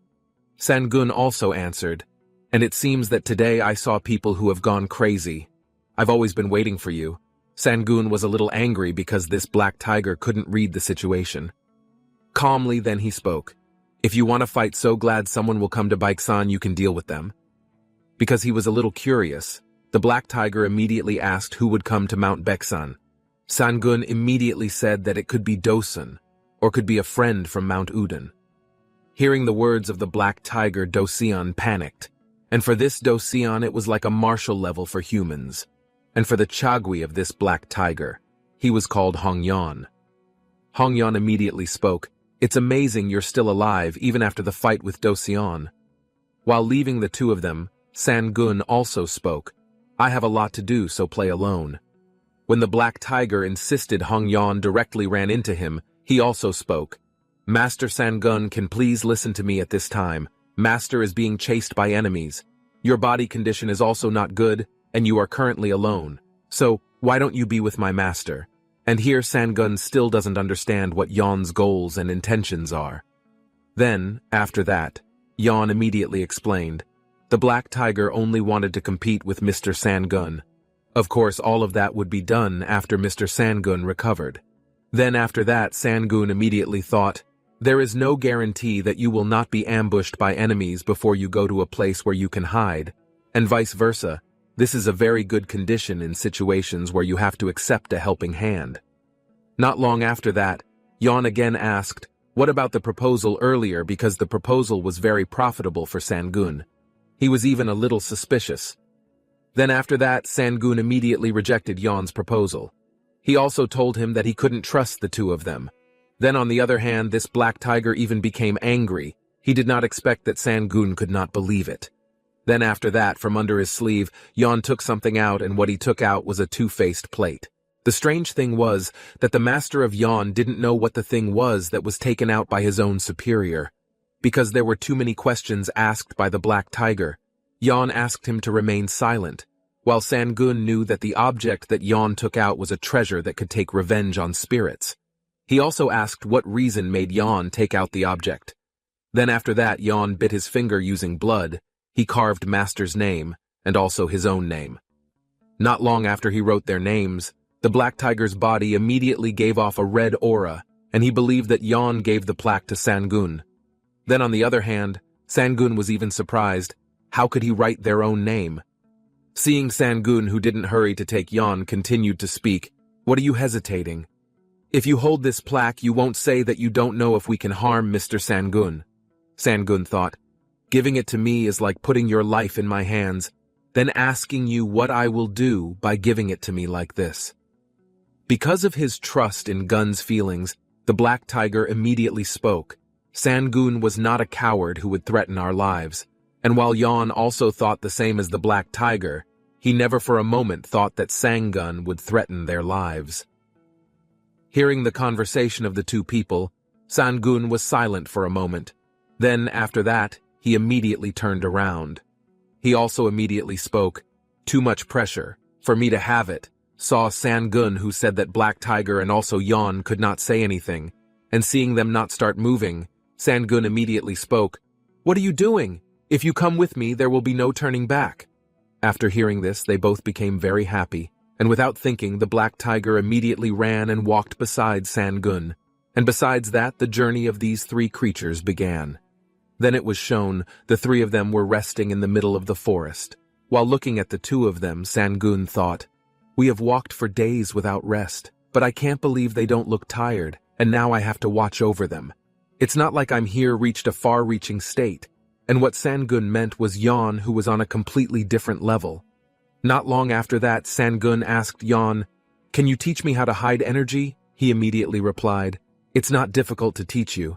"Then how much price will Mr. Sangun give in return?" Sangun thoughtlessly asked Yon what he really wanted, and Yon replied, "Since you have roughly guessed my identity, let me tell you, I don't really need much, even though I am different from the master who slept soundly for many years." In this situation, Sangun thought, as he said Chagui is the one who chooses his master and serves him for the rest of his life. I don't know how he ended up serving an idiot like that black tiger as his master. Not long after that, Yon mentioned Pildoban, and Sangun was confused about how Yon could find out. While laughing, he immediately spoke, "I think you got it right. I have lived for quite a while and I am very familiar with the smell of those pills." Meanwhile, Sangun just silent, "You can't avoid it at all." Yon continues to speak. "If you give it to me, I will also give you this note." This was a Feng Shuiji technique book, which was a common book in the Wanbao era, and it was divided into several copies.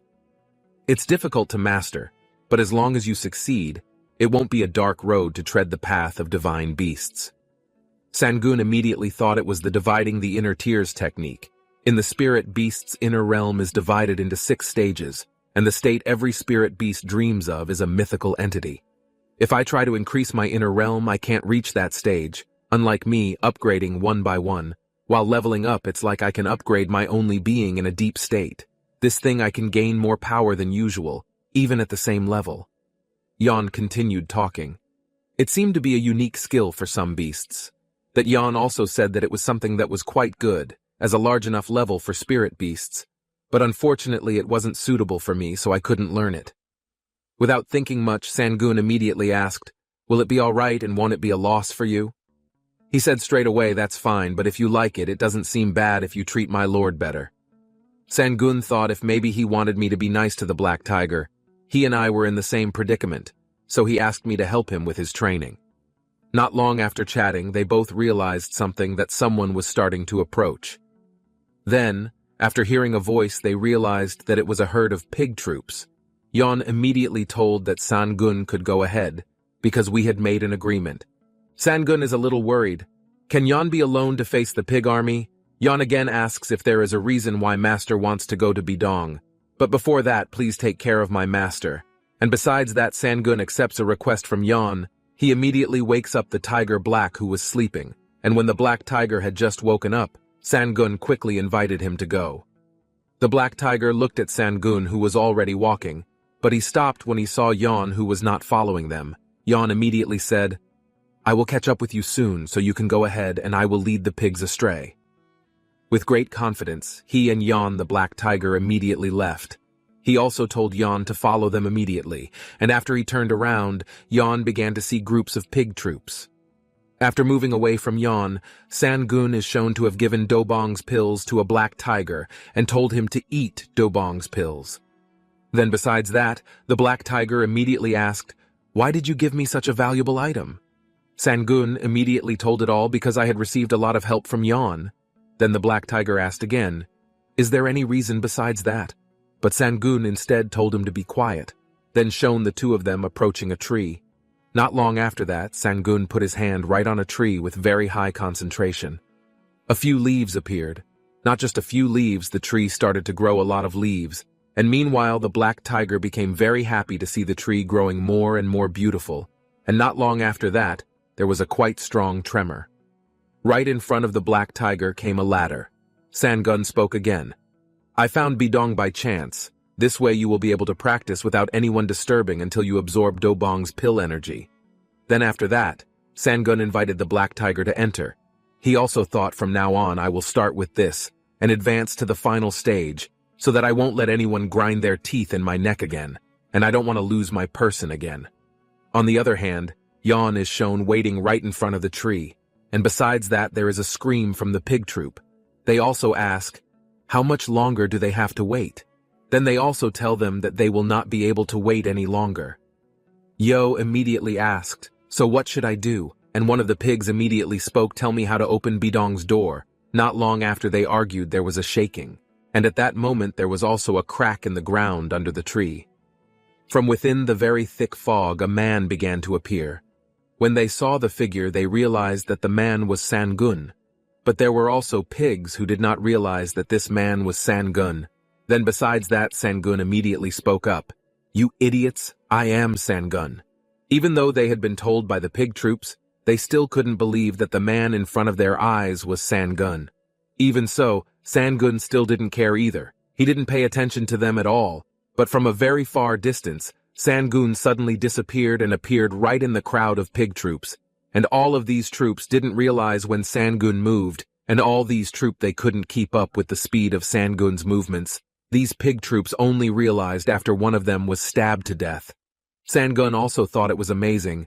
Did my physical ability increase as well? Then when Sangun started to draw his sword, suddenly the sword immediately sucked the blood from the pig troop, and Sangun also just realized the ability of the sword he was using. The entire army of pigs there panicked when they saw the blood from their herd being sucked by Sangun's sword, and when the sword sucked the blood, Sangun thought maybe this sword was happy when it was sucking blood. However, this sword wasn't in very good condition due to its terrible energy, but there was nothing bad about it. Seeing the ability of Sangun's sword, the entire army of pigs immediately backed away and kept their distance, but one of the pigs immediately gave encouragement so that all of his troops were not afraid. He also told that Sangun was also equal to spiritual beasts, especially now that he was alone and we weren't outnumbered. After being encouraged by one of his friends, the whole troop of pigs started to be brave again. Then without fear, they all immediately attacked Sangun simultaneously. But it's a shame that all the courage of this troop of pigs was in vain, because Sangun really hoped they would all attack at once. While raising his sword and emitting a red aura, Sangun immediately stabbed the sword into the ground, and after being stuck with the sword, immediately issued a very thick, pitch-black aura. And the entire black aura immediately enveloped the pig troop, and immediately the entire troop panicked. Not a single one of them could escape from the dark aura. Many screams were heard from the pig army. Some could not see, and some were asking for help. Then one of them ordered everyone to gather and protect each other, but no matter how hard he shouted, no one answered. Only a voice sounded, who called for help as well as screams of pain that rang in his ears. This initially brave pig soldier was suddenly scared and trembling. It was already difficult for him to stand alone, then besides that, blood was coming out of his eyeballs. Not only that, a dark aura in the shape of a hand slowly began to approach him, and at that time the leader of this group saw his friend who was being carried by the dark aura, and when he followed his friend, he saw that all eyes were on him, and at that time the black aura immediately came and attacked the leader of the pig army. After all the enemies were dead, the black aura immediately returned and entered Sangun's sword. Sangun also thought, I think it sucks blood to feed it, but when I fully increase Bobe's power, it will swallow the spirit beast itself, and if I am careless, I will definitely be swallowed up. Then after that, Sangun even protested. How could there be something like this? Not only Sangun, but Yon also gave the opinion that earlier was quite a strange way. While inserting his sword, Sangun also agreed to Yon then. In addition, Yon congratulated Sangun for the achievements he had achieved. He also asked, but how can you take a human form? Sangun immediately said that his human appearance felt more comfortable, but Yon realized that that was not the real explanation. He continued to ask if maybe it was because of someone named Sanbi. Hearing Yon's question for a moment, Sangun became silent, but Sangun told him that was not the reason for him to take a human form. But on the other hand, Yon felt something a little strange. Even so, for now, he didn't really think about it. And after that, Sangun immediately told me, now I'm going to the Udon mountain. And would you like to accompany me? Yon immediately answered as usual. Master was very slow, so I never know when he will come out. Therefore, I can't give an answer, but once Master is out in this place, I will definitely look for Lord Sangun to compete for the leader of the mountain, so please accept this. Sangun becomes confused because the bracelet Yon gave him is a bracelet which is basically an item exchanged between lovers, and when Sangun wants to reject it, the bracelet flies and wraps around his wrist. Yon immediately tells the rest to be given to the owner, and meanwhile Sangun can only stay silent and accept it. Then after that, Yon immediately spoke. Sir, probably haven't used that disguise yet, and when I saw the girl it looks like she's using Gonhuan upside down. Can you get one for me? Sangun told me that there was a very appropriate place to use this object. Then after that, Sangun immediately gave Yon the object he wanted. He also spoke. Then I'll go now. I don't know when we will meet again, but take care of yourself. Okay. And meanwhile, Sangun immediately said goodbye, leaving Yon. Yon also said, I don't know when that will happen, but we will definitely meet again. Then after that, Yon immediately turned around and approached the tree. He waited for his master to come out. On the other side of the Baeksan Mountains, someone is shown telling that all these troubles were caused because the party from Nokbong were attacked by wild beasts. For Nokbong itself is the name of the person who beheaded Sangun, or who was previously called Sahyong. Then after that, the man spoke again. Is this the hiding place of the tiger named Sangun?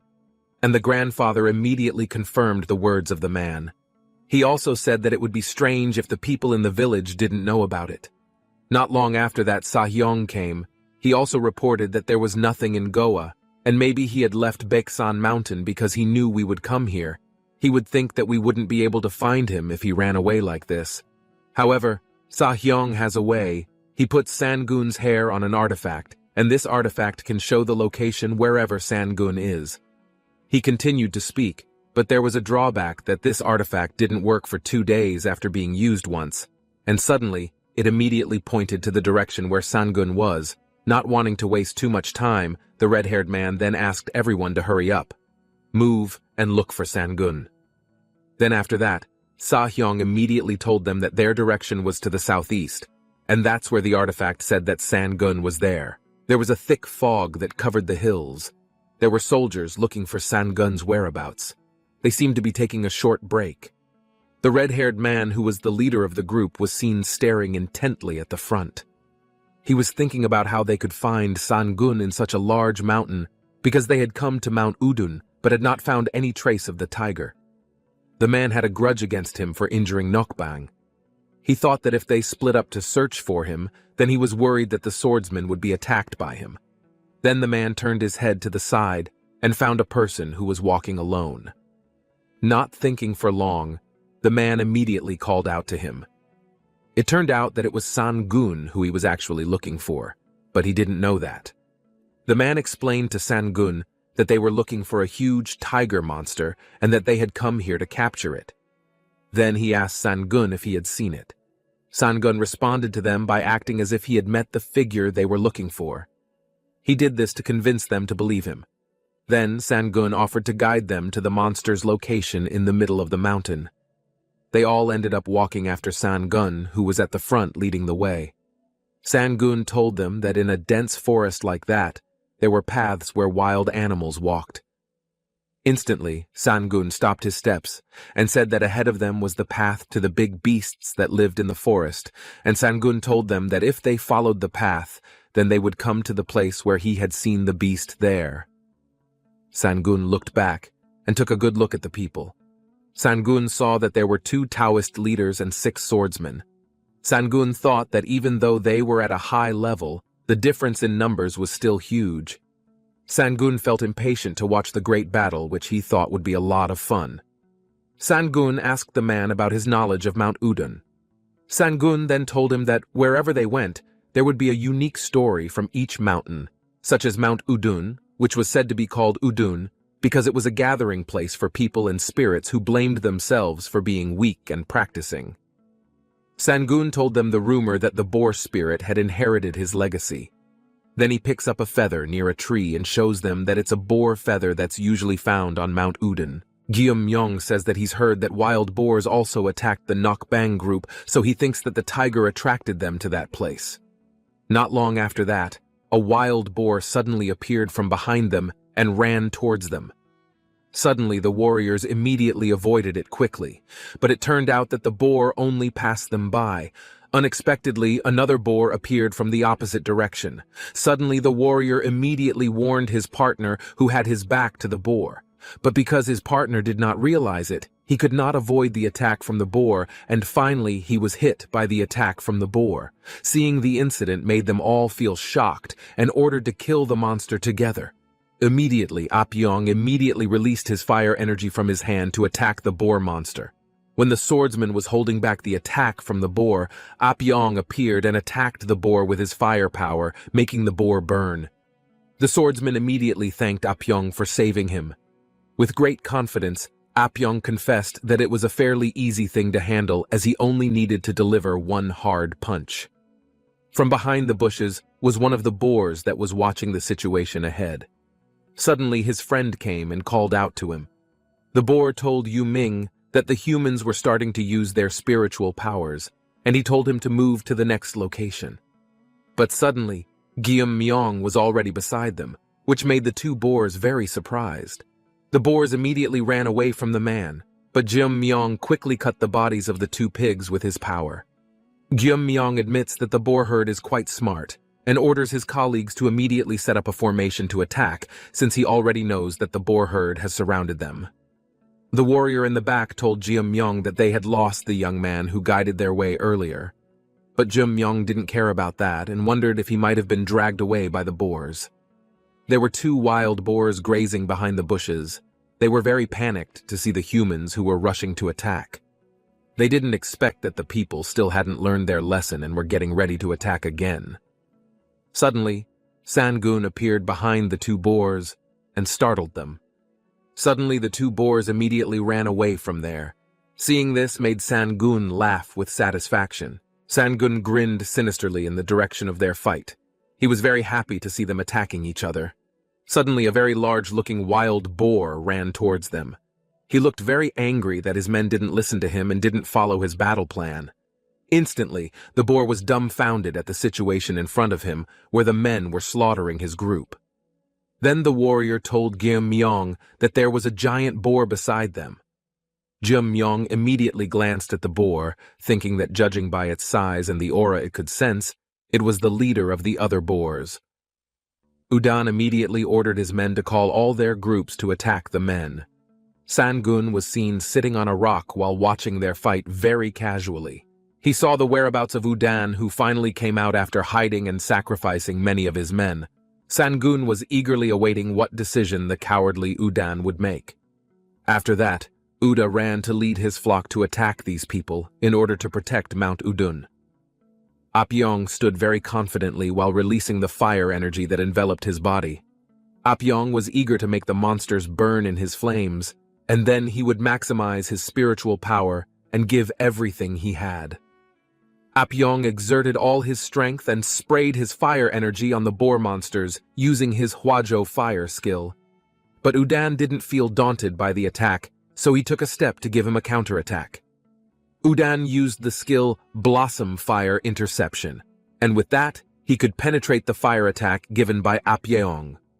Seeing that incident made Apyong become dumbfounded until his mouth opened wide. Then Udan ran towards Apyong very quickly to butcher him using his sharp horns. But at the same time, Guillaume Myong immediately acted to save Apyong, who was only an inch away from dying from Udan's attack. There was a huge energy that made the boar monsters bounce around. It was the power that came from the talisman in Guillaume Myong's hand. Now Udan's condition looked very bad. His forehead was bleeding heavily from the attack. He didn't expect that they had a defense device that caused a big blow to him. Udan felt panicked and confused about how he should defeat them. Then Guillaume Myong told Apyong to recover his spiritual power first, while he himself would finish off the Boar King. At the same time, Sangun appeared in the middle of their fight. Suddenly they all felt surprised and looked at him. Then Sangun jumped towards Guillaume Myong and quickly cut off his hand. Sangun then took the talisman stone that was in Guillaume Myong's hand. Instantly, Guillaume Myong screamed in pain as his hand was slashed by Sangun's sword until his body fell to the ground. Apyong felt very unhappy with Sangun's arbitrary treatment of their shaman. Sangun then walked over to Udan, who was in front of him, and took out his sword. The warriors and the group of boars became furious at Sangun. Instantly, Sangun snapped his fingers, and then after that a very strong blue energy appeared that burned the people and also the herd of boar monsters. There was a very loud scream from all of them. Apyong, who saw this, was immediately shocked and his body trembled. He had to tell all the Taoists about the incident. Sangun walked over to them and attacked them, setting them both on fire with that power. Then he walked over to Udan, who looked to be in bad shape. Udan could only surrender because he saw Sangun's enormous energy, so he couldn't move anymore. Before that, Udan said that he had one last request. But before he could continue his words, Sangun immediately drew a sword on Udan, killing him instantly. On a clear afternoon, the bright sun shone down on the Bek village at the foot of the mountain. Sangun was walking while looking at an object in his hand. It was a lower grade but had 2 fairways and 1 velvet inner edge and 1 upper grade, 3 chapters from a spirituality book and 2 from Tongsung Seo. It made Sangun very excited. He thought that if he used Gu Huando's power, then it would swallow everything. Sangun sighed. He realized that it was indeed a powerful force, but there were too many problems. Then Sangun took a letter from inside his shirt pocket. The letter looked very neat and also had a seal on the front. Sangun thought that the letter must have very important contents. Suddenly, a small child greeted him as Confucius. Sangun immediately looked at her and realized that she was the little girl he had met at the time. The little girl thanked Sangun because her chickens were growing well now, so she could sell her eggs and study hard. The little girl was seen clutching her study book. It turned out that the little girl was learning to write. The little girl immediately grabbed the letter that was in Sangun's hand. She was willing to read it for Sangun. The little girl opened the letter and immediately read it. She read in a loud voice and said that the small faction's fight with the Yosu had not subsided and escalated into an uncontrollable fire, and the Red Sea had declared war on the Yosu. Hearing the word war made Sangun feel shocked and widened his eyes. Seeing that expression, the little girl stopped her reading for a moment and asked Sangun if there was anything wrong with what she said. Sangun ignored her and told the little girl to continue reading.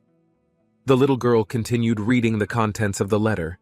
She said that the movements of the 3 demon kings were extraordinary, and all Taoists must have put this into their minds and prepared.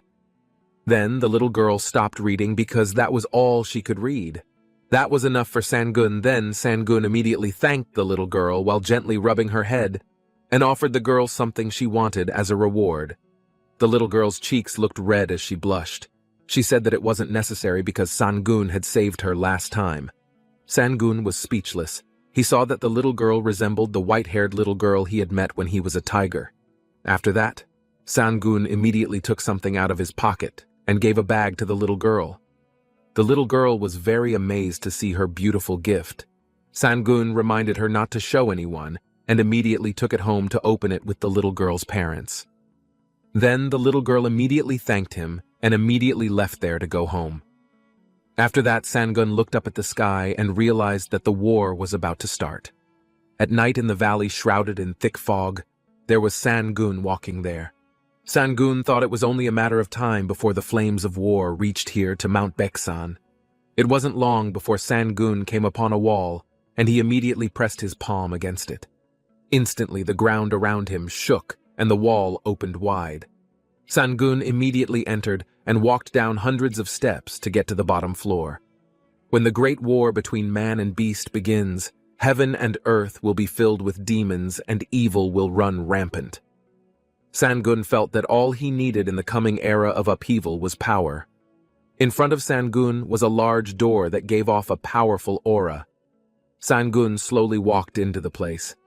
In front of Sangun was a huge, creepy black shadow that was Bongak Cheonsujo, a sacred beast from the Wanbao era. Who would have thought that it was sealed in that place, in Baeksan Mountain, and its body turned back into stone, but the fire had eaten away at the mountain's aura so far and had not been extinguished. At first, Sangun couldn't even get close, but now it was different. Sangun walked casually over to her. Now, Sangun was standing in front of him and preparing to absorb his energy perfectly. A very bright light was seen pointing at Sangun. Not long after, Sangun's condition was already very chaotic, and his clothes were also in tatters. Although Sangun reached that stage, he could barely bear it. Sangun felt a little hesitant and wondered in his mind if he could endure it. Sangun absorbed the creature's energy again, and he screamed in pain. Even so, Sangun endured the pain as best he could and was determined to do so. Making the creature his own was just the beginning. Sangun thought that if he couldn't do that, then he couldn't go any further. Sangun felt that it was better for him to die on the spot than to fail. Sangun held it back with all the strength he had. Not long after that, Sangun felt that the aura pressure had stopped. He thought that he had succeeded.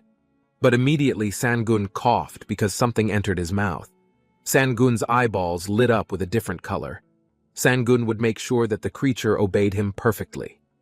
Sangun looked very focused on his cultivation. It had been 4 years, and finally the blue sinister flames raging wildly within his body were extinguished as well. Now Sangun had cleared the impurities from within his body, which allowed for him to gain inner peace. Sangun also made the phoenix blue sinister flames completely his own, and also he gained the strength to reach the peak of cultivation. Sangun let out his breath after a long cultivation. Then Sangun folded his arms across his chest and thought about what he would do first after that. Instantly, Sangun remembered the little girl.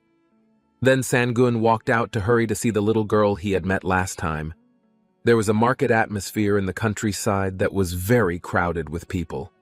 Sangun walked down the market. Then he asked one of the merchant mothers about Yuna's whereabouts. According to the mother's knowledge, Yuna's family had been scattered and became a slave. Hearing this made Sangun surprised and asked her why they could become slaves. The man beside him accidentally overheard Sangun and the mother's conversation. Then the man told Sangun that their family became rich by acquiring valuable items. Then they enrolled their daughter in a famously expensive school. But the nobles at the school hated someone who came from the commoners, so they criticized the family's source of income. The family was eventually charged with theft, and all that was left was a little girl named Yuna, who is now a slave of the Baekji family. But the man suspects that Yuna is now a concubine of a rich family because of her beautiful appearance.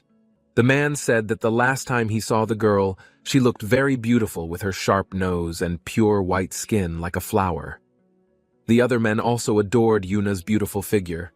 Hearing that made Sangun very angry and furious. Sangun immediately approached the men and asked where Baekjin's family was. Sangun's eyes were burning red like a very angry person.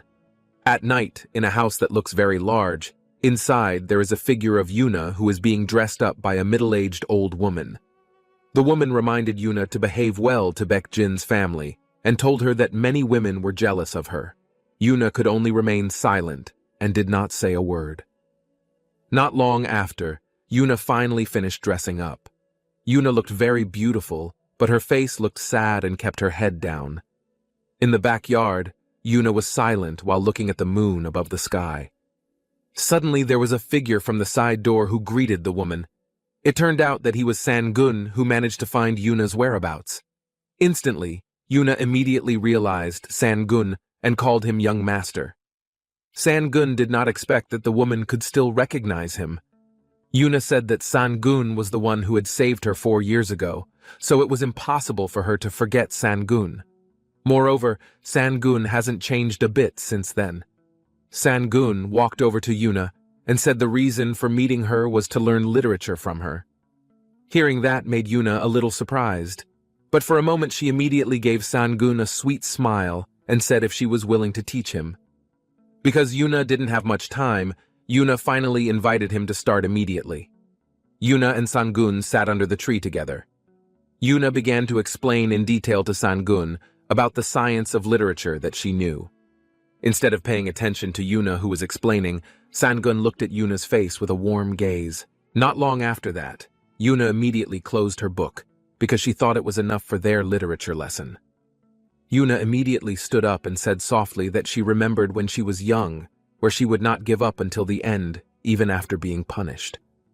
Yuna can gather courage because of Sangun. Then Yuna looked deeply into Sangun's eyes and asked him to help her. In the middle of the night, a man who walked sluggishly because he was drunk entered a room. He quickly opened the door and found Yuna sitting in the room.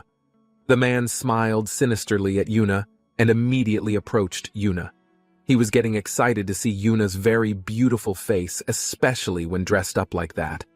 The man's hands slowly moved to touch Yuna's body while telling her to be good and obey all his orders. At the same time, Yuna immediately pulled out a knife and immediately attacked the man. Yuna's attack left the man's face injured and bleeding. Yuna immediately threatened the man while thrusting a knife at him and yelling at him not to approach her. Because the man was very emotional, he immediately attacked Yuna with a glass bottle and pushed Yuna's body so hard that it hit the wall behind. Then the man immediately beat Yuna after that dirty thoughts came into the man's mind. But right at the same time, Sangun came in and kicked the man's ass. Sangun pulled the man's shirt collar and threw his body back.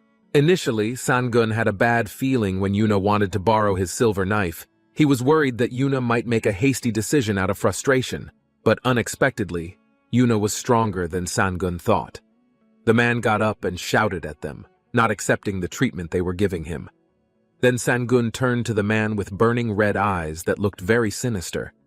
Sangun remembered the little white-haired girl he met long ago. Sangun always thought he would meet her, but he didn't believe it would happen today. Sangun walked slowly towards the man. The look on the man's face was one of panic and fear as he asked who he was. Sangun's eyes flashed red like a very angry person and then introduced himself as the person he wanted to kill. After that, Sangun walked in front of Yuna somewhere. Yuna looked at Sangun from behind, and in her mind she didn't think that Sangun was the ruler of Mount Baeksan. Sangun looked back at Yuna and said that he had heard stories about her. Sangun felt guilty because he thought that the wealth he got was from the gifts he had given to Yuna, so that he became like this now. Then, Sangun asked the woman if she hated him. Hearing that question made Yuna a little surprised. Yuna always remembered his kindness, and never once thought of hating the person who had saved her at that time. On the contrary, Yuna was always happy because her hope that what she thought was a dream could come true. But because people's greed and jealousy showed her that she did not know that the walls of the world were so high. Then Yuna cried, her tears flowing down her cheeks while saying that she just wanted to do what she liked, but the world seemed to reject her. There is nothing Yuna can do. She doesn't even know how her life is now. Hearing that made Sangun feel pity for the poor girl. Then Sangun put the sword in front of her and told Yuna to pick up the sword. Sangun said, if he was willing to help the woman, become a warrior and learn swordsmanship, and also protect Baeksan.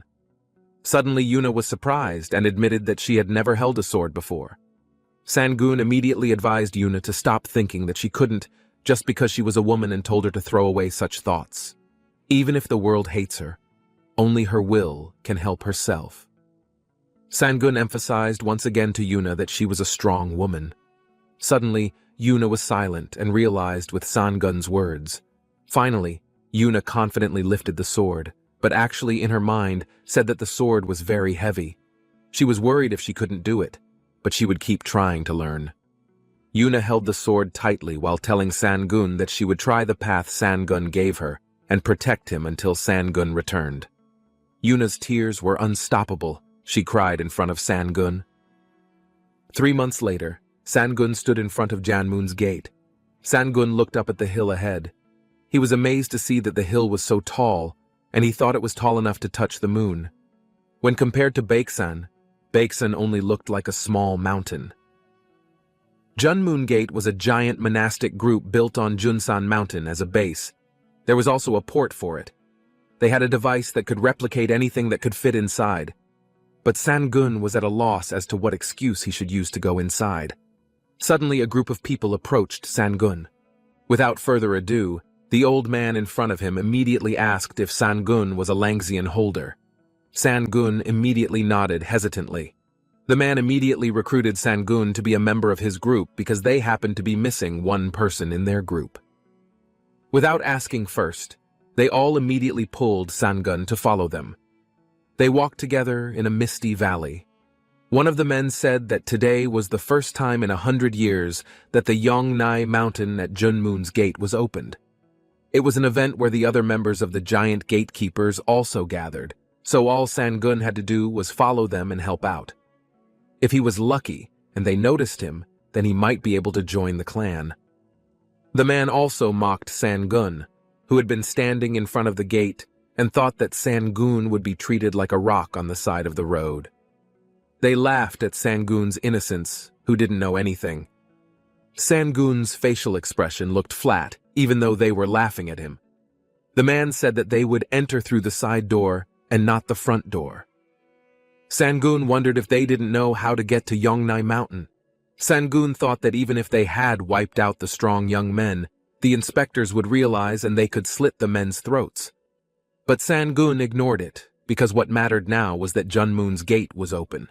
In front of them was a gate, and the middle-aged old man who was in front immediately took out a key to open the gate. There was a light shining brightly from the key to the gate. Not long after that, the gate finally managed to open wide. There was a black, shadowy figure in there. The figure told the old man that they had arrived too late. Then the old man told them that they were suddenly short of group members, so they had to search first to get replacements. Then the man invited them to immediately go in to join the others. There was a large field filled with groups of people who had arrived. Arriving there, they were amazed to see many people who were good at using swordsmanship. Then there was someone who pointed at them to quickly move in line according to their group. There was a man standing in front of the podium welcoming them all with excitement. Today was the day Yongnai Mountain opened for the first time in 100 years.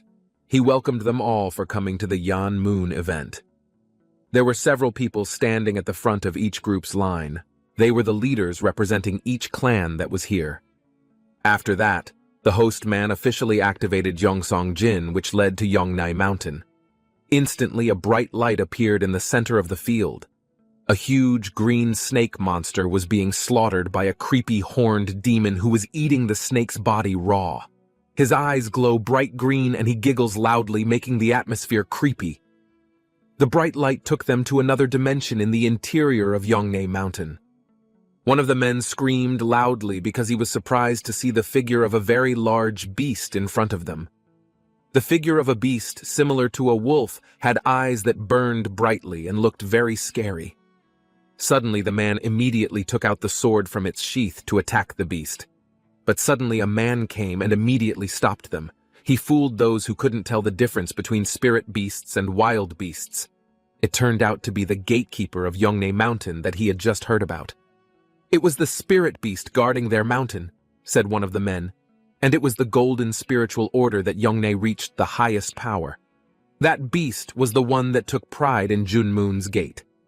After that, they prepared to enter Yongnai Mountain.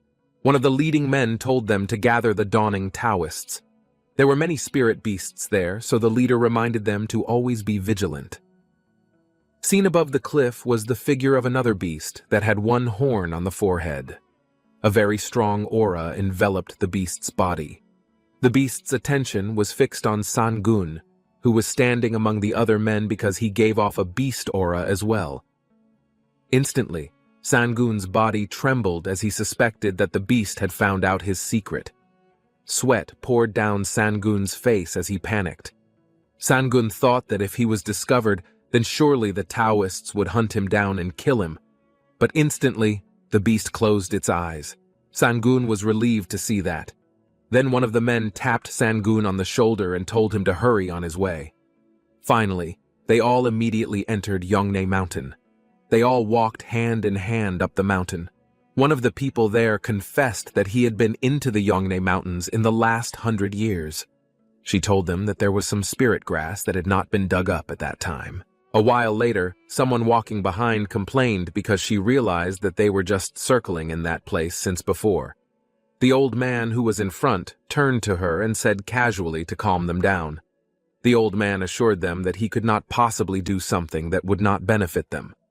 One of the women was annoyed and threatened the old man to kill him if he failed. But suddenly the woman's body was brutally attacked. Suddenly, her colleagues were shocked and immediately looked at the figure. A demon with a very frightening aura, he grabbed the woman's head so that she couldn't move at all. The leader stared intently at the demon, and she didn't expect Yao Shun to be in this place. The demon grinned sinisterly while sticking out its tongue as if it was looking at a delicious meal. On the other side, we see a man looking for something in the bushes. He dug into the ground and found something precious inside. It was a gold-leafed fern egg that is only produced in certain environments where golden moss grows. The fern egg had been hidden there for 300 years. The man thought that if he took it, then he could also obtain an immortal herb that could be a secret item. But at the same time, there was a group of people who belonged to the Taishan sect standing in their way. The man from the Taishan sect wanted to seize the items they had found. He smiled slyly and threatened them to hand it over. But the man refused and told them that his sect was the first to find it, so he wouldn't just hand it over to the Taishan sect. Hearing that refusal made the Taishan sect decide to fight. They immediately took out their badges to attack their opponents. The non-partisan sect leader was surprised to see that and didn't expect them to have the badge. The Taishan sect leader's man invited the non-partisan sect leader to compete to determine who deserved to have the item. The two of them faced each other and threw sharp glances at each other. Meanwhile, Sangun looked very happy because he had just gotten a precious plant and held it up high. Sangun felt like he had found a precious treasure. The dense roots looked like they were 150 years old, and his proud hoe could dig up the roots without damaging them in the slightest. Then one of the men in the group immediately reprimanded Sangun and told him to hurry up and continue his journey. Sangun finally got up and left. In another place, the demon was seen absorbing all the energy from everyone in the sect. The old man was seen bowing his body to pay respect to the demon. The demon was the third king of hundreds of thousands of other demon kings. Then the demon walked over and told the old man to follow him. He grinned sinisterly and planned to hunt down the other humans. A group of sects were chasing the white demon beasts. The group would not give the white demon beasts a chance to escape their pursuit. Then one of the sect group soldiers hit one of the white demon beasts with a long stick so hard that the demon was helpless. But another white demon appeared right behind one of the sect group soldiers who had just finished off one of the white demons. Then the other white demon immediately attacked the sect group soldier. But fortunately, one of the sect group soldiers in another corner immediately hit the white demon who wanted to attack his friend, and the white demon was defeated. Next, the soldiers of the sect group talked to each other. One of the soldiers told his friend that the white demon was very pitiful. The white demon was only a lower demon spirit. Suddenly, a scary figure with horns emitted a red aura. The soldiers were shocked, and one of the soldiers told his friend that they should be careful. Then one of the soldiers of the sect group asked if the figure was human. His colleague replied that it was a demon. The demon figure that appeared was the demon Dacian master Agwan. The two soldiers were very surprised that the demon could be here. One of the sect group warriors invited his partner to capture the demon, and they immediately attacked the demon together. But the demon did not evade. Even the attacks of the sect group soldiers did not make any effect on the Agwan demon. Then it was the turn of the Agwan demon to surrender the soldiers of the sect group.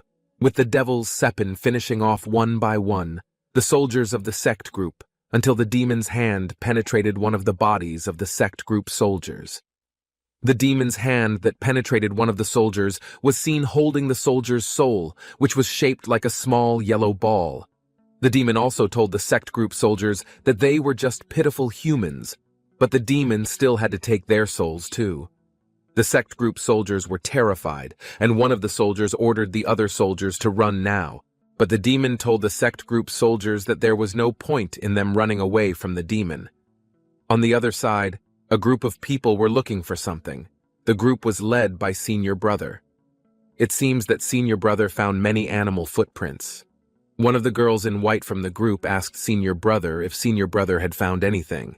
Then Senior Brother would set up an illusion formation in this place. Then the girl was surprised by Senior Brother's statement about the illusion formation. Then Senior Brother ordered the girl and her colleagues to protect Senior Brother until Senior Brother set up the illusion formation flag and activated the array. You can see that Senior Brother is setting up the illusory formation flag. and the dazzling light coming out of the object that senior brother is holding. The light is radiating to the corners of the place.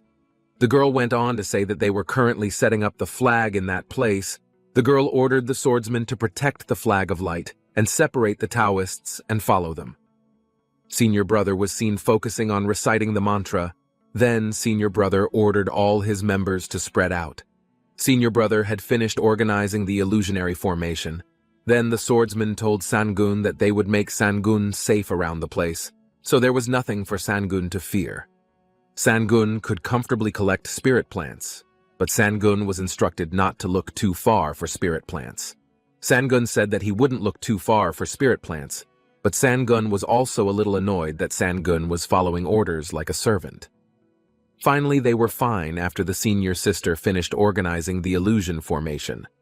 The senior brother was named Sayong. One of the swordsmen asked Sayong why he set up an illusion formation here. Sayong also said that around here there were no dangerous beasts or demon spirits. But Sayong warned not to let their guard down, because they would never know when something would go wrong.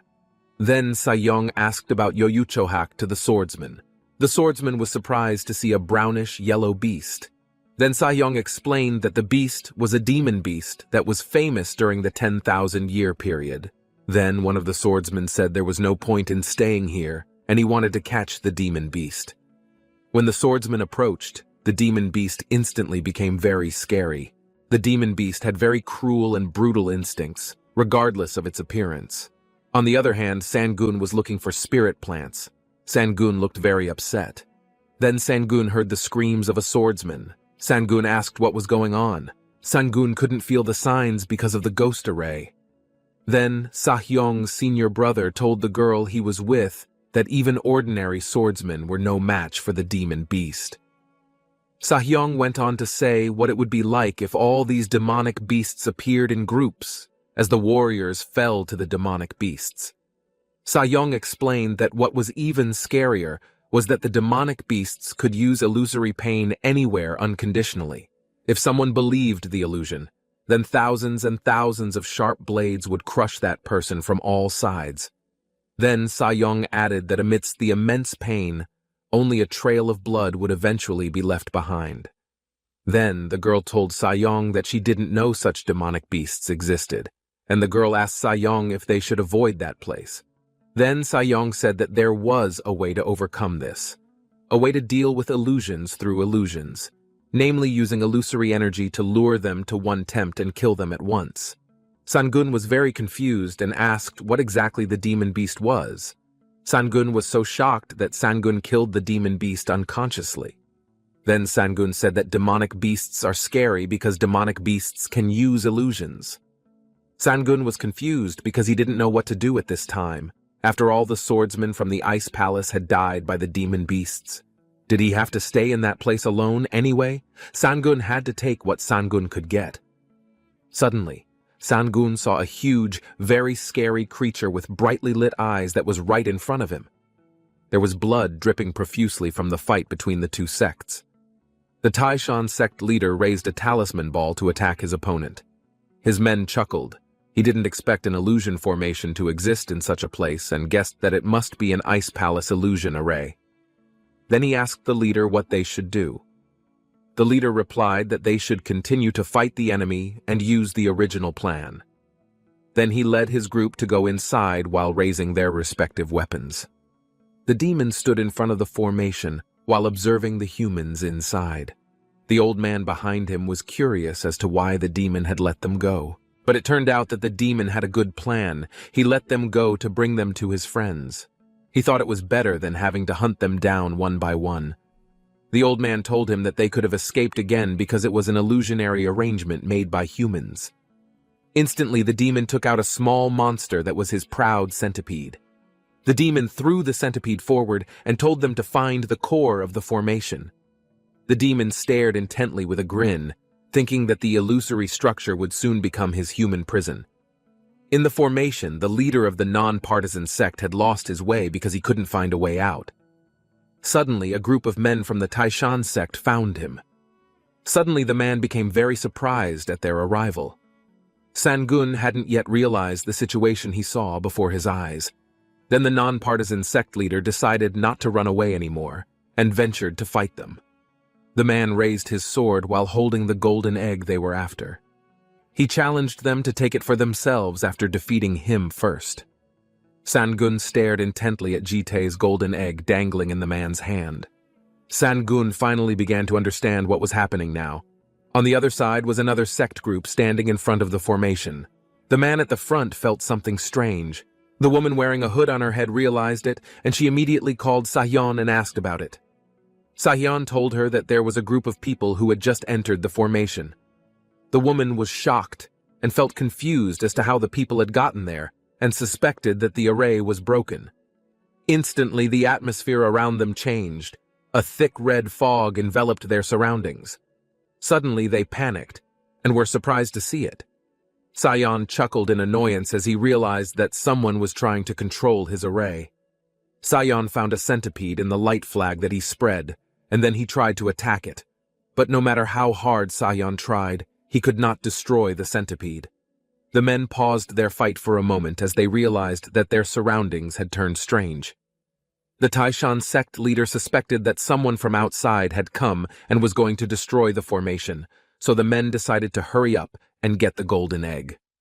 The Taishan sect leader ordered his men to prepare to attack them simultaneously. But at the same time, someone appeared who attacked one of his men. Suddenly, they all immediately looked back and found a demon who had strangled his men. Seeing this, the leader immediately threw a large ball of amulets at the demon. Immediately, there was a huge explosion there that caused their priest to die. In a fit of rage, they all charged at the demon simultaneously. The demon laughed with satisfaction and didn't seem afraid at all. Meanwhile, Sangun, who was at the back, just stared at the demon.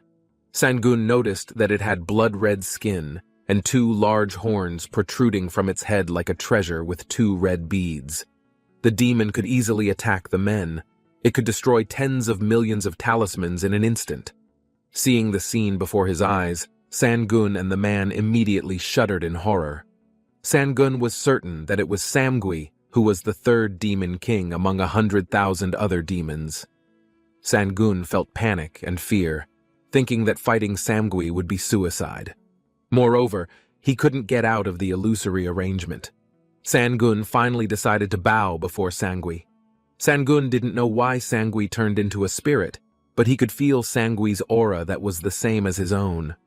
Sangun solidified his decision to bet everything on Samgui. Seeing Sangun bowing down to the demon, the non-partisan sect leader shouted out to tell Sangun not to beg in front of the demon. According to him, it is very shameful for all Taoists. Hearing the words of the man made the Red Devil very angry, and then he immediately killed him sadistically. Sangun was very shocked to see the events that were in front of his eyes. The demon knew that Sangun was a creature of a beast spirit turned human. According to the Red Demon, although the higher realm Taoists were no longer here because of the war between them demons and humans, but this was still human territory. It was not a place where a single spirit could enter without being noticed by the guardian beasts. The demon stared intently at Sangun, then threatened him that he wouldn't hesitate to kill him if Sangun was caught being a human puppet. Then the demon asked Sangun what brought him here. In his mind, Sangun thought that he had to speak carefully to him, or he would die at the hands of the demon. Then Sangun told him that his purpose here was to find Sawolya. Hearing that answer, the demon was silent for a moment. Then instantly the demon laughed loudly, making Sangun feel confused. After that, the demon took out the object that Sangun had just mentioned.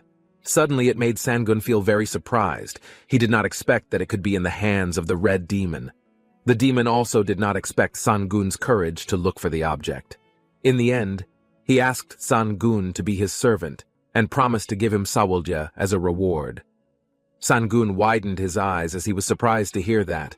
But now that the demon's form was incomplete, he would use the object temporarily to regain his full strength. Only then would the Sawolya be Sangun's. The demon said that it was better to have a fellow spirit by his side than a human. Sangun was silent for a moment thinking about it. But no matter what, Sangun couldn't afford to refuse his request. Sangun thought that if he refused, then he would die by the Red Devil. Finally, Sangun accepted his request to become his loyal servant. The Red Devil laughed with satisfaction at Sangun's submission to him. The old man approached Sangun, carrying his booty from the man who had been killed by the Red Devil. Then Sangun glanced at him with a sharp gaze. Seeing his expression made the old man uncomfortable. The old grandfather told him that everyone had their own circumstances. He claimed to have worked very hard to gain access to the Sun-Moon Gate, but they took advantage of him for 100 years. The old grandfather was willing to trade his soul and anything else for the hope of staying alive. Then they left the place with the demon leading the way. On the other hand, there were 3 people from other sects who looked panicked because they were trapped in the formation arrangement. But Sahyong calmed them down and said that he would control this area. Sahyong assured them that he would do his best, while they went to the place where the light flag was and brought all the scattered swordsmen. But at the same time, suddenly, the red demon came towards them. The demon told them that the only humans still alive in the illusory structure were them. The Red Devil destroyed the illusory array barrier with great ease. He barged inside to kill them all. Yon Sajeo and Sahyong quickly acted to block the attack, but both of them were unsuccessful and were instead hit by the attack until their bodies were torn apart. Suddenly, the woman who was behind them immediately screamed hysterically when she saw the incident. Instantly, the Red Devil immediately launched his attack again to kill the woman. At the same time, a woman wearing a hood appeared. She blocked the attack with her sword. From the woman's sword came a force that created ice crystals to withstand the demon's attack. There was so much pressure from the 2 elements that the woman's hood came off. The result of the attack also caused the woman's arm to be seriously injured.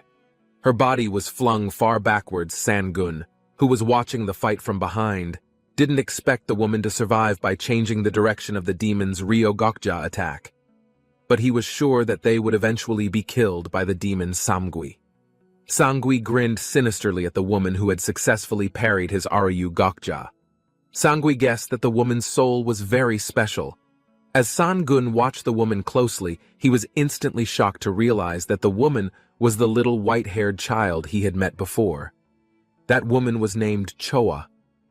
Sangun wondered in his mind why she was here. Sangui laughed and said that he couldn't believe he had found a white-haired blood demon.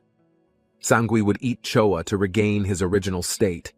Hearing that made Choa very dumbfounded, as well as Sangun. There was a very confused look on Sangun's face. He still didn't understand what was going on with that woman. Sangun thought that woman followed the Taoists from Kunlun Mountain, but now she was in the Ice Palace clan instead.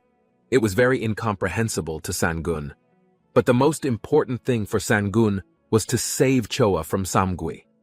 But Sangun felt hopeless because he was very afraid to fight Samgui, who was the 3rd-place demon out of hundreds of thousands of demons, while Sangun was alone.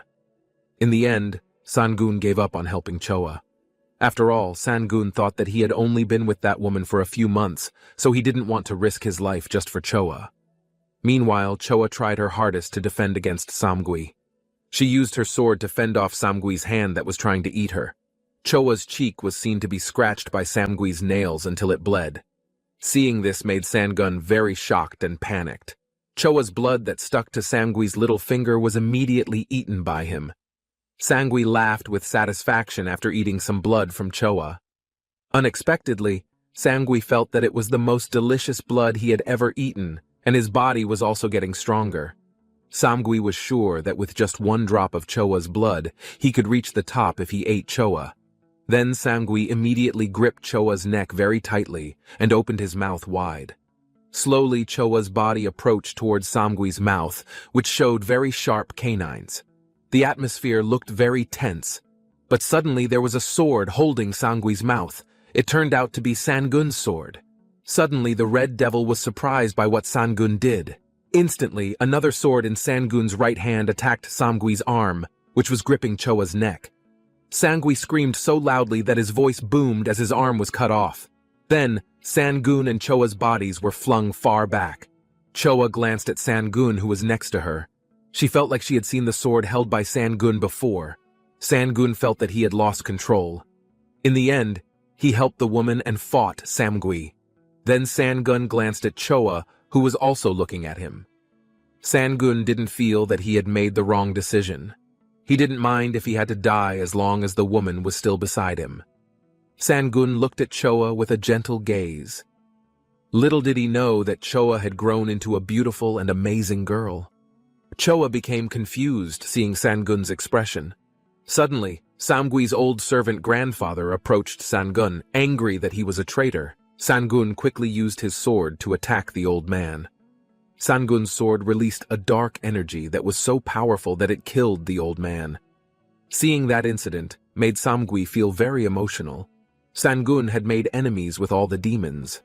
Sangun casually told Samgui that he was just following his instincts, but something Sangun said that instinct seemed to tell Samgui to kill him.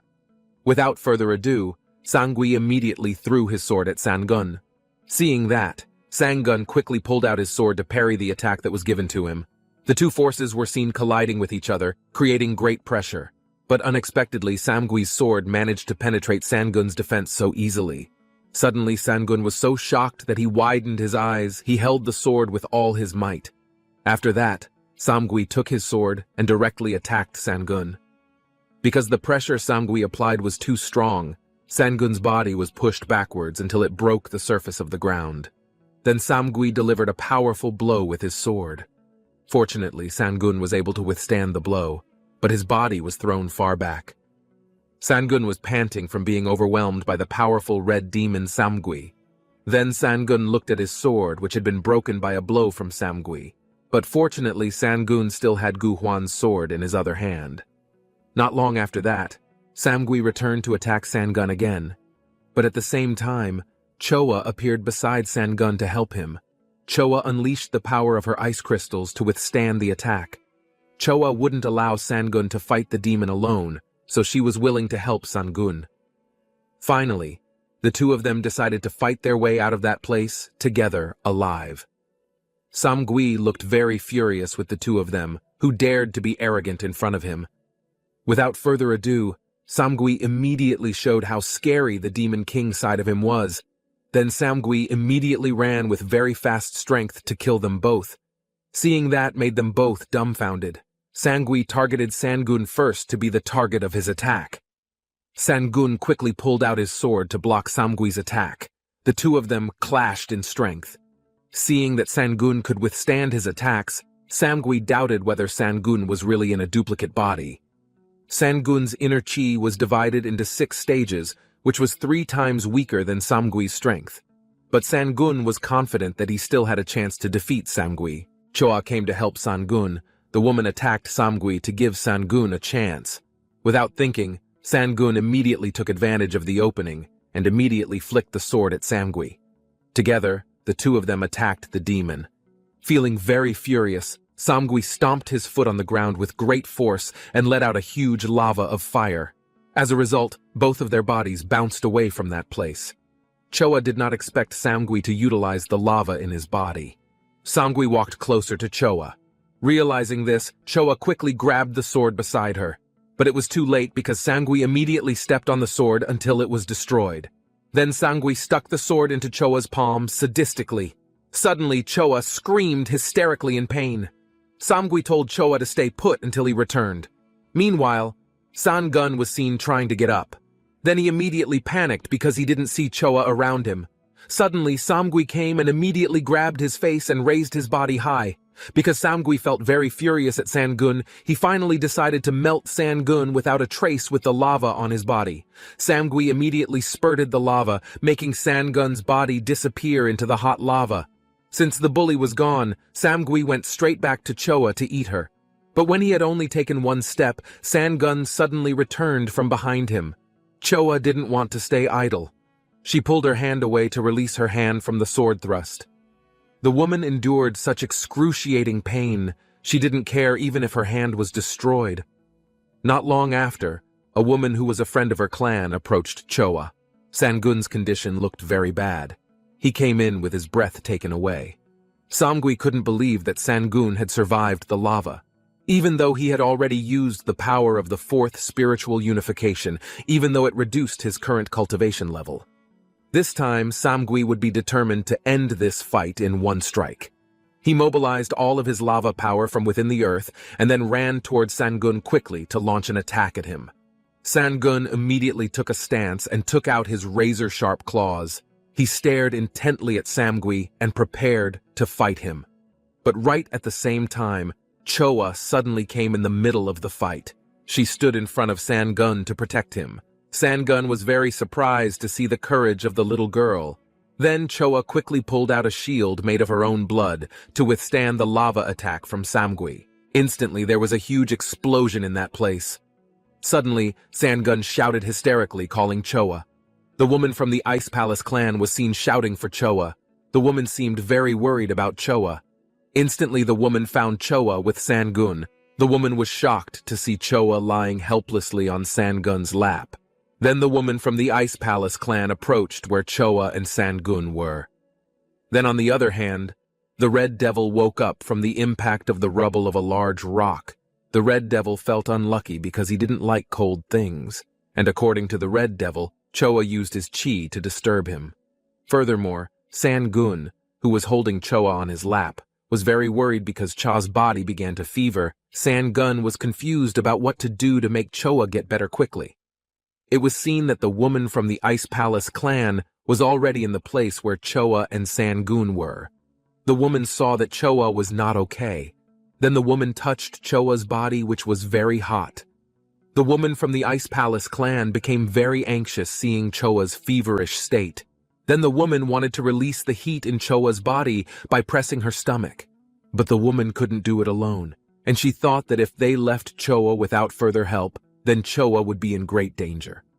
Next, it seemed that Sangun was fed up with all the current circumstances. Sangun wanted the woman from the Ice Palace clan to take good care of Choa. Then we see Sangun standing up and going to fight against the Red Demon. The Red Devil was surprised to see Sangun, who was going to fight him, because the Red Devil thought that Sangun was also eyeing Choa while he could take advantage of him. Then we see that Sangun's abnormal breathing, chaotic chi, and also Sangun's intention to kill, as Sangun reacts like the Red Devil touching Sangun's favorite girlfriend. The look on Sangun's face emitted a very sharp gaze at the Red Devil. Immediately, Sangun attacked the Red Devil quickly. Then the atmosphere became very chaotic. Sangun and the Red Devil exchanged very fierce attacks. Sangun was seen bouncing away until bleeding from his mouth after getting a very strong kick from the Red Demon. Sangun got up again after getting kicked by the Red Demon. Sangun had no time to rest, and he would use all his strength to kill it even if his body would be completely destroyed. Then, Sangun quickly attacked the Red Demon in anger.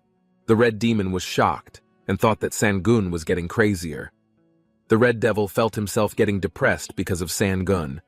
But the Red Devil turned to attack Sangun by using his hot lava. The demon's hot lava hit Sangun's body. Then the Red Demon told Sangun that he would melt, and Sangun would become part of his lava. Furthermore, blue flames were seen coming out of the hot lava that enveloped Sangun. It seemed that nothing happened to Sangun after being hit by the Red Demon's groan of hot lava. Seeing that, the Red Demon was very surprised at the blue flames coming out of Sangun's body. Sangun became very angry with the Red Demon. Sangun explained that the fire coming out of his body was Phoenix Blue Fire. Then quickly Sangun attacked the Red Demon with his Phoenix Blue Fire. The Red Demon was seen screaming in pain after receiving Sangun's Phoenix Blue Flame attack. Then Sangun was very exhausted after releasing the Blue Flame attack. On the other hand, Choa seemed to have regained consciousness. Choa told the woman from the Ice Palace clan that she had to help Sangun kill the Red Demon, and the woman told Choa that the Red Demon was dead. However, Choa thinks that something scary will happen, although according to the woman, Choa sometimes likes to digress. But Choa is never wrong. Then Sangun, who thought he had killed the demon, was surprised that the demon got up and told Sangun that Sangun's fire was the fire of a divine beast, and Sangun shouldn't have it. It was seen that the demon was emitting green light from its eyes. The Red Demon would unleash the true power of Samgui. It was seen that the Red Demon released the true power of Samgui, The red demon's form became different after using that power. Sangun was surprised to see the red demon in its newest form. Sangun felt that the red demon's level had doubled. Even though the red demon would lose all its cultivation by using such power, he didn't matter, because the most important thing was that the red demon could kill Sangun. Then the red devil attacked Sangun with his latest power.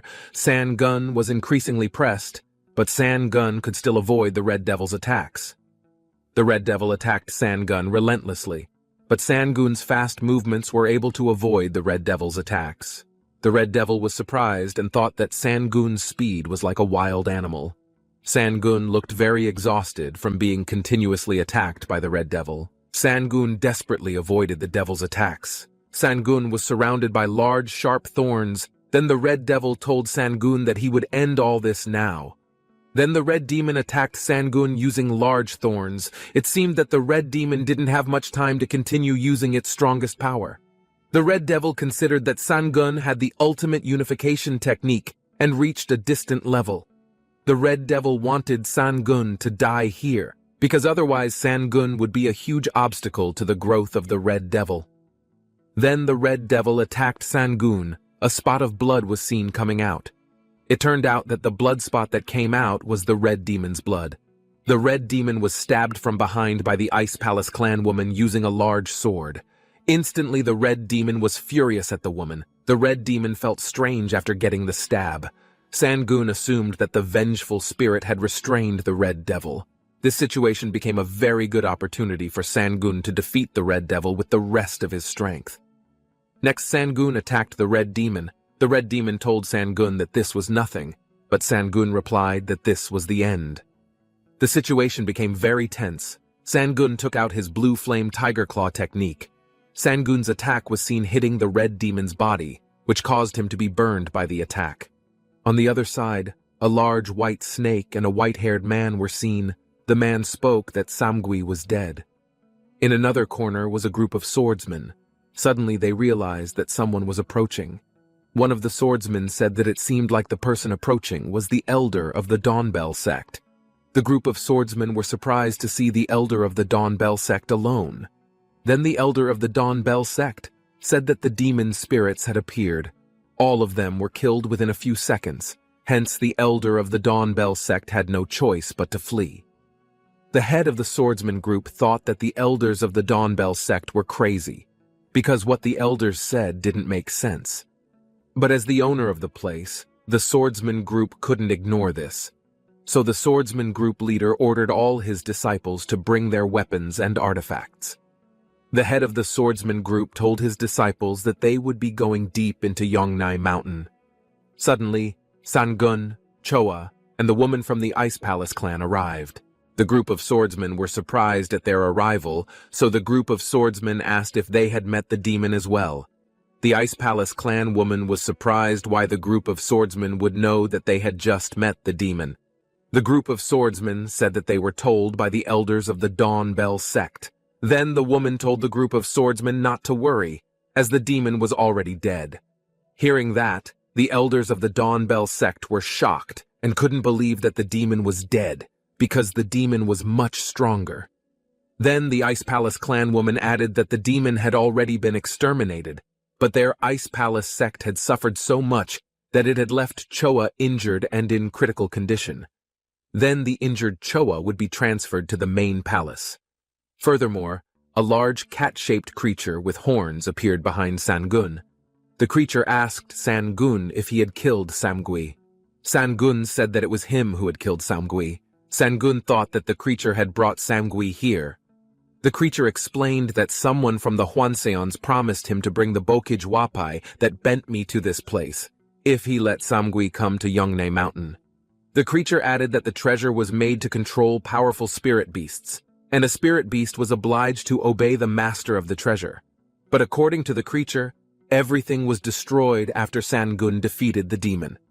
Sangun then asked the creature if Sangun would be killed by him. The creature said that he would not kill Sangun because Sangun had killed Samgui. The creature wanted Sangun to bring Boki Wape for him, but Sangun objected because Sangun felt unable to fight Master Dosion, who protected Boki Wape. Then the creature told Sangun that he would help Sangun. The creature would tell Sangun where the potion was and where Sangun could ascend to the immortal realm. Sangun also asked what would happen if he refused. The big creature emphasized that Sangun could die here, or Sangun would look for a future in the eternal realm. There was a bright moon in the night sky, and the atmosphere was beautiful, but it was the opposite of Sangun's mood. He was very annoyed with that bastard. Sangun walked towards the temple at the end of the cliff. Sangun had risked his life here, and they wanted him to celebrate with just a few plants anyway. There was no reason for Sangun to stay in that place any longer since he felt like he was being used and kicked out like that. Sangun thought that if he got involved with them, then they would soon find out that he was a spirit beast. Since Sangun couldn't do Gyeomyong's bidding now, it was better for Sangun to move things slowly. Not only was the crimson ball used by Samgui, Sangun also got Gyeomgangjitae and Sawoljahyang. Sangun was very lucky to get those treasures that were very difficult to get. Sangun immediately bowed his head. For some reason, Sangun felt like his heart was empty. He had just received such a precious gift. A smile suddenly appeared on Sangun's lips as he thought of Choa. He really wanted to say goodbye to Choa properly. He wondered what would happen if he told Choa everything about who he really was. But Sangun decided against it because he thought that if Choa wanted to come to him, then she should come to Baeksan as soon as possible. Sangun was relieved that the little girl could live her life to the fullest now. Sangun remembered those times where they were together, even though it was only for a short time. Not long after, someone came from behind Sangun. Then he introduced himself as Yu Jong. Hearing that name instantly made Sangun very surprised. Sangun realized that he was the rumored hero of the extremely deadly mountain and sea. He was someone who reached the top rank of the Doshin at a young age, and the most outstanding figure of all the Dosyonians. Sangun really didn't expect that someone like him was in front of him now. Sangun greeted Master Yu Jong politely. Then Sangun told him that he was just a guest for the opening of Yonghai Mountain. But unexpectedly, it turned out that Yu Jong already knew the truth that Sangun was a spirit animal transformed into a human. Suddenly, Sangun widened his eyes in surprise, realizing that he had been caught red-handed. Sangun quickly threw the Taoist magical talisman paper at the man, but Yu Jong quickly took out his fan and deflected all the talismans. Yu Jong's fan was so powerful that it created a very strong wind that almost knocked down the temple on the edge of the cliff. Yu Jong stood up while holding his fan weapon. He couldn't believe that spirit beasts could also use Yongshangbu.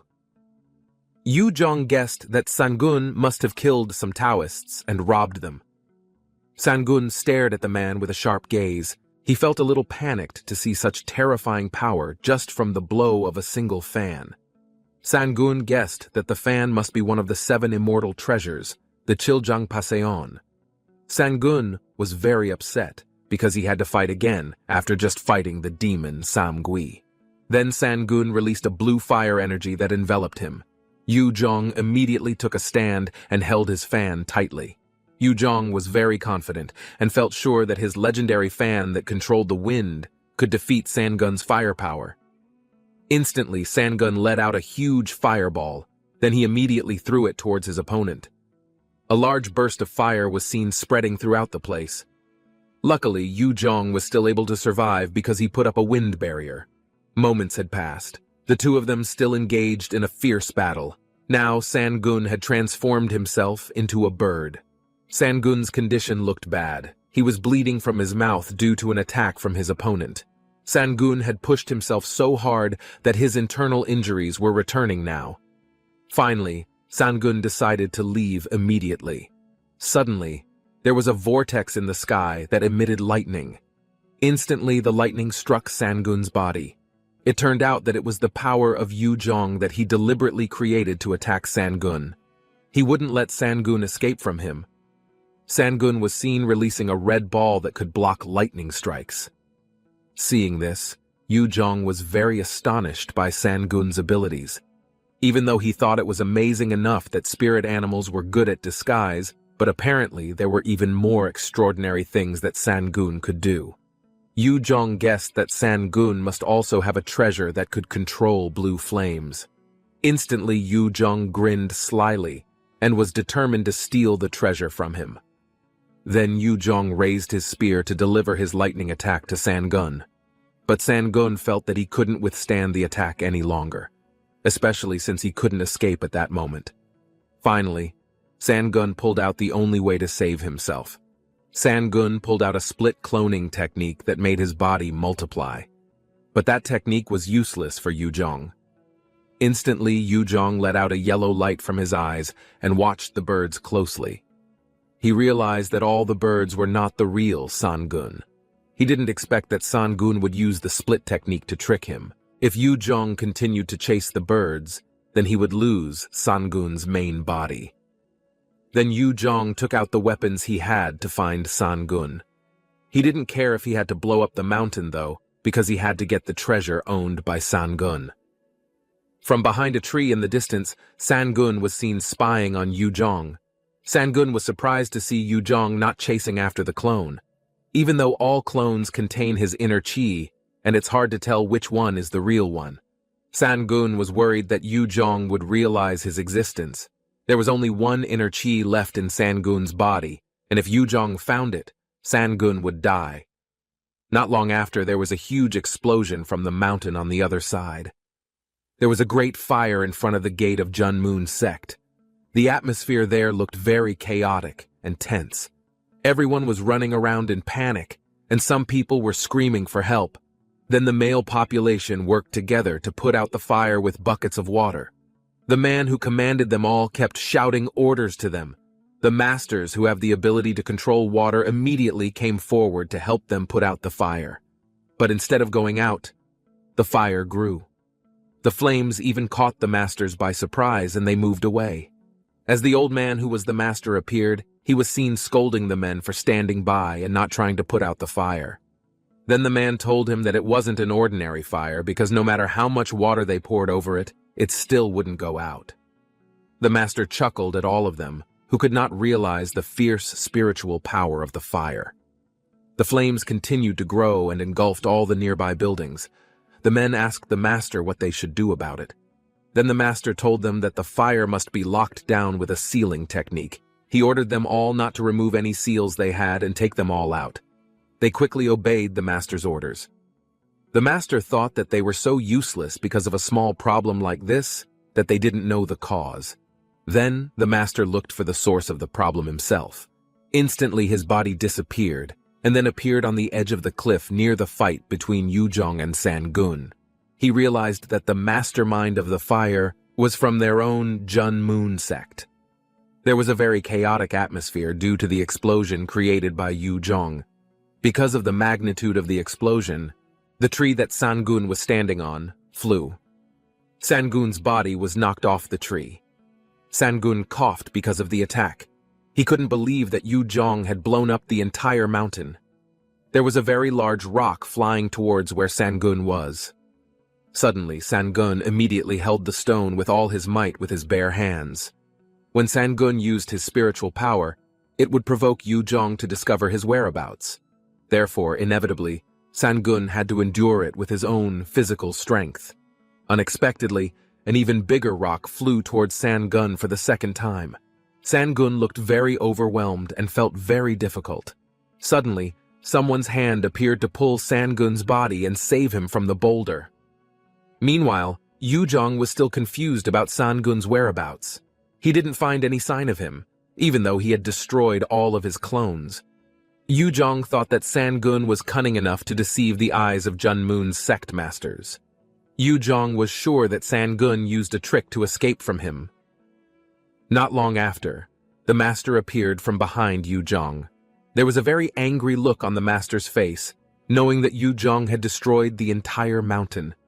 Yu Zhong was very surprised to see the presence of the master who was the supreme ruler of Junmoon Gate. Then Yu Zhong immediately saluted the master politely and introduced himself. The master asked him for an explanation about something that had happened in this place. Suddenly, Yu Zhong widened his eyes because he was very confused about what to tell him. After that, Yu Zhong ventured to tell him. Yuzhong explained carefully that he didn't intentionally make a scene. He told her that there was a spiritual beast that transformed into a Taoist, so he chased him to that place. Hearing the story made the master very surprised. He thought that it was impossible for Yuzhong to lie. The master suspected that the spiritual beast was taking advantage of the time when the seniors and Taoist masters left the mountain because of the war against the demon. But according to the master, blowing up the mountain was too much to catch the spiritual beast. Then Yuzhong convinced the master that it wasn't an ordinary spiritual beast. Yuzhong told him that the spiritual beast could not only disguise himself, but he was also a strong tactician who even used stealth. But suddenly Yuzhong realized. He thought that if he told the master that he found it with the help of Huan Xian, which was Junmoon's gate area, then the master could claim ownership of the treasure under the pretext of his Yongne mountain area domain. Yuzhong had no choice but to watch the treasure fall into someone else's hands. Finally, Yuzhong decided to apologize to the master and confess that he had destroyed the beast. The master accepted his apology with a stern face. Yuzhong looked at him with a cynical look. In Yuzhong's heart, he felt annoyed with the arrogant old man. Yuzhong did not accept the treatment from the old man just because he wanted to catch the spiritual beast. But Yuzhong could only submit to him for now. Then the master invited Yuzhong to talk further at the main palace. He wanted to hear the reason why Yuzhong came to Junmoon's gate. Yuzhong followed him from behind, feeling upset. Although Yuzhong let Sangun escape from him this time, he would still look for him someday to steal all the treasures owned by Sangun. Meanwhile, on the other side, Sangun could be seen trying to get out of the boulder. Sangun was immediately shocked to see the surroundings of the place that had been destroyed. After getting out of there, Sangun patted the back of his waist, his body aching from being crushed by the boulder. Then he looked behind him where the woman who had saved him was. Sangun thanked the woman. If it wasn't for Hongyan spreading the word, Sangun thought he would have been captured by Huan Xian and unable to escape. Even if they used the same skills, the difference caused by using great skills was inevitable. A woman yelled out for Sangun while pointing at him. The woman seemed to be scolding Sangun for causing trouble again. Sangun paused for a moment as he watched the woman.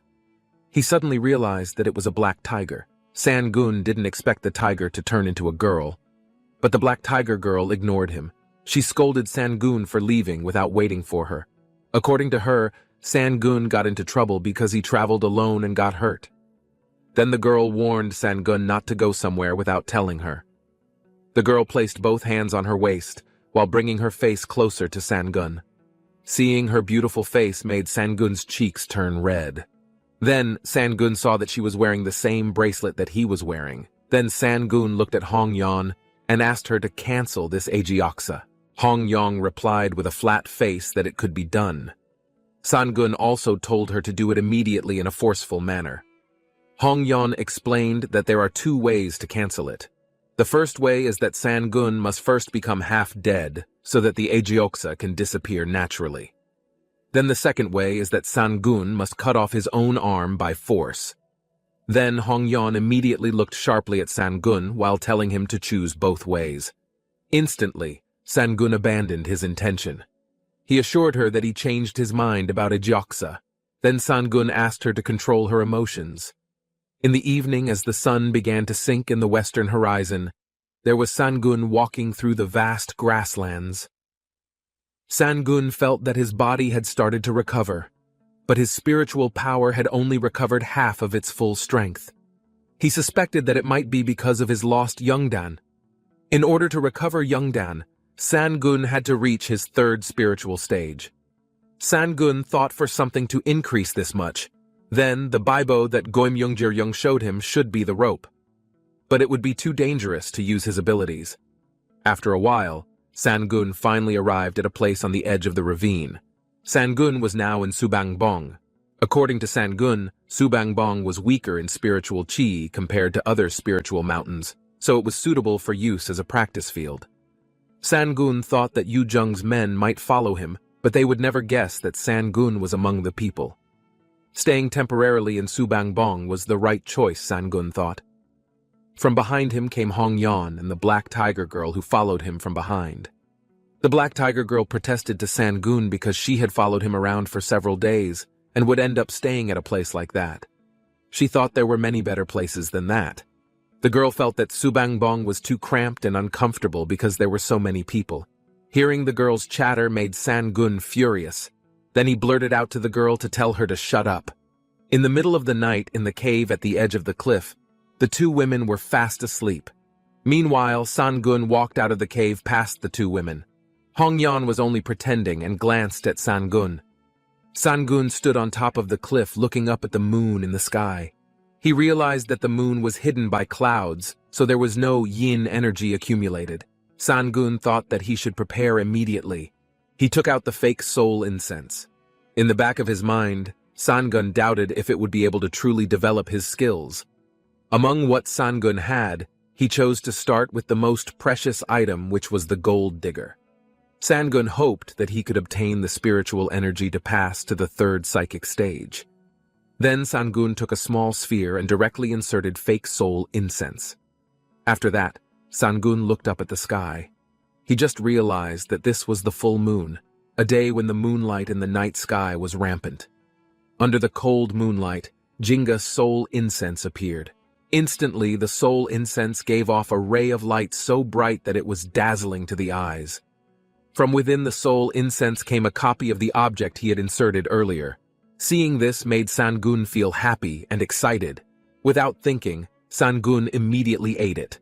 Not long after, Sangun's eyeballs looked like brightly lit tigers. His body also seemed to be enveloped in fire energy. Sangun winced at the pain that was all over his body. In the distance, there was a huge explosion from where Sangun was. Now Sangun felt his body becoming stronger and realized that he was about to ascend to the level of spiritual fire master. At night outside the cave, Sangun tried out the power he had just gained. Sangun thought it should be good enough, so he spilled the contents of the green bottle. Instantly, water rushed out of it and brought out 2 golden fish. Sangun guessed that it made them uncomfortable in the process. The golden fish greeted Mr. Sangun. Then Sangun informed them that they would be staying here for a while. Until then, they both had to swallow the dobong pill in Sangun's hand and process it. Knowing that, the golden fish refused subtly because they felt they didn't deserve it.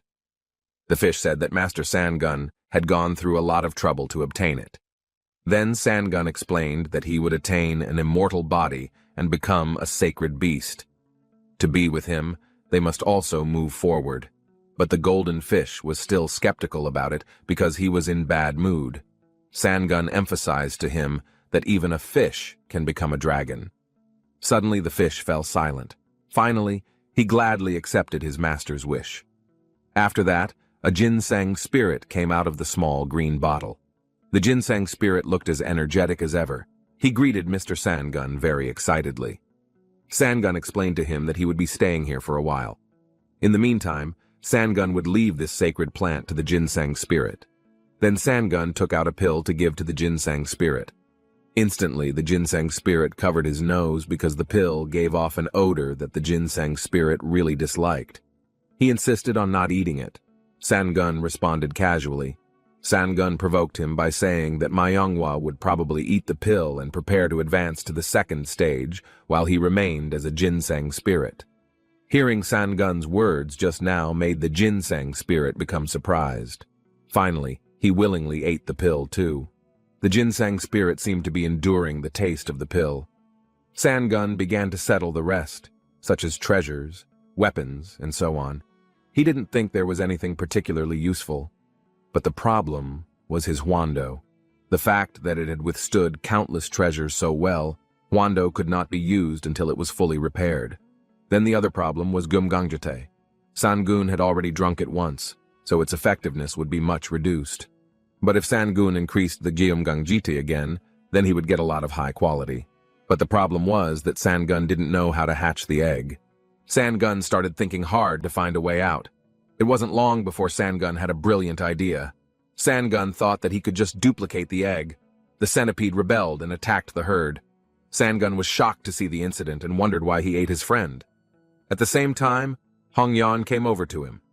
Hongyan didn't expect Sangun to get his hands on the famous spirit worm from the Manpo era. Sangun found out that the centipede had a name. Hongyan told him that it was called Tamwa Wukong. It was a spirit worm with the blood of indulgence that wandered through the void and swallowed everything in its path. The worm had a greedy nature that ate other people's ki and then metamorphosed itself to become stronger based on the ki it ate. It is said that no one has been able to measure its limit. Seeing the golden aura released by the centipede, Hongyan thought that Tamwa Wukong also ate Gyumjangjitai. Sangun also confirmed that the Tamwa Wukong really ate Gyumjangjitai. Since he ate it, then it was a spirit worm that varied greatly depending on how Sangun stored it. Hongyan told Sangun that he should try to lift it up carefully. A spiritual centipede that kept getting stronger without stopping. When the centipede swallowed the Gyumjangjitai, Sangun thought it would fail. But Sangun didn't realize that he was actually very lucky. Then Sangun asked Hongyan about how to repair his huando. Then Hongyan took the magic sword. After looking at it carefully, Hongyan thought that she could fix it. Hongyan only needed the materials needed. Sangun was immediately enthusiastic and excited. He will find everything Hongyan needs to repair his favorite sword. Sangun walked towards the outside of the cave. He would look for the materials needed by Hongyan. Sangun needed enough inner layers, but there was no Boyon Cheol. He had to go to the village where humans could help him. Instantly, the woman woke up from her sleep and greeted Sangun, who was walking out. The woman asked where Sangun was going. Sangun told her that he was going to the village because there was something he needed. Then Sangun offered the woman to come with him. The woman didn't expect Sangun to invite her. A smile etched the corners of the woman's lips, and she happily accepted Sangun's invitation. Meanwhile, Hongyan, who was still in the cave, was seen observing the sword. Hongyan found out that there was a figure inside the sword. Hongyan forced the figure to come out of the sword.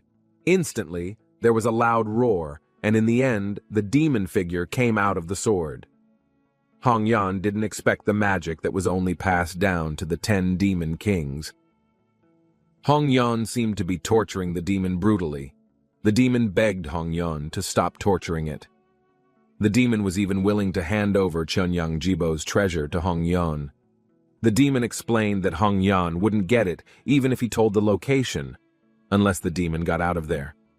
However, Hongyan was not easily fooled by him as she tried to do the same trick until the end.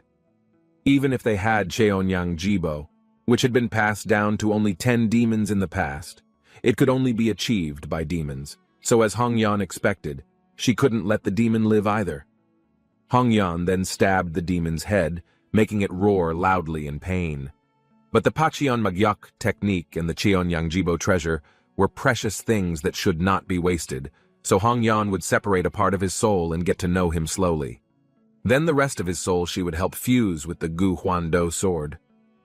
Suddenly the demon was frightened and hoped for Hongyan's forgiveness. On a sunny afternoon, Sangun walked with the black tiger woman down the village street. Sangun kept paying attention to their surroundings. The woman noticed Sangun from earlier, then she asked why Sangun looked like he was confused. Sangun knew that pavilions run by large sects were expensive and that smelting techniques also existed, but he didn't believe that a small shop had all the materials. Sangun suddenly stopped his footsteps, and the woman walking behind him was hit.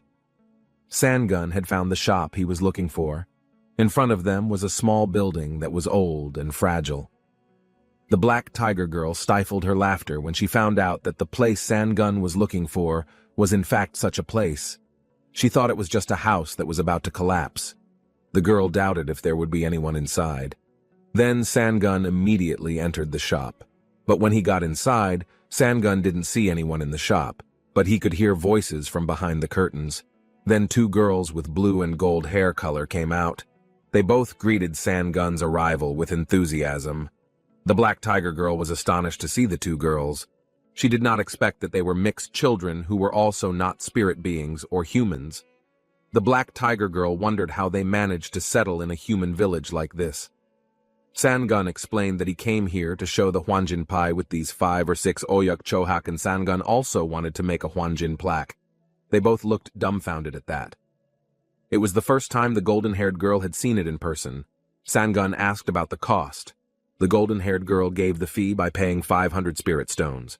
Suddenly, the blue-haired girl beside her immediately widened her eyes in shock at such a high price. But Sangun didn't mind the cost to buy a decent Huanjin plaque. Then the black tiger girl came and offered Sangun her spirit stone. Sangun took it seriously. He thought that she really wanted to help him. Suddenly, the two girls were dumbfounded, while Sangun was furious at the girl. The black tiger girl then laughed in satisfaction at having managed to trick Sangun. Now the tiger girl was sitting outside, having been chased away by Sangun. The black tiger girl clucked and thought Sangun was a bad man. The two shopkeeper girls are named Yoon and Mei. Among the characters in Subangbong, they don't have much influence, but perhaps hundreds of years later, they would become giant entities among the famous Huanjin temple. But now they are just little girls who have no place to lean on. Like Choa, when Sangun met her for the first time. Sangun gave them 500 spirit stones. Seeing the number of spirit stones made the two girls dumbfounded. But Sangun had a request to ask the two of them. Sangun said that he wanted to participate in the production of the Huanjin plaque. Instantly, the two girls looked at each other. Because there was no answer from them, Sangun bullied them by taking back the spirit stone. Suddenly, they immediately accepted Sangun's request. They warned Sangun to never reveal their manufacturing process to anyone else. Sangun swore in front of them. Moments later, someone emerged from the entrance of the shop and greeted the two girls who were having a customer. The man was Hansu. Seeing Hansu's arrival made the two girls very enthusiastic and immediately ran to him. The two girls expressed their happiness to Hansu because they finally had their first customer. Hearing that, Hansu was happy too. He congratulated the two girls as he stroked their heads. Since they were having customers, Hansu decided to leave now because he didn't want to disturb them. Hansu admitted that he stopped by just to say hello and then excused himself to leave. The two girls waved at him and told him to stop by again next time. Out of curiosity, Sangun asked them who the man was.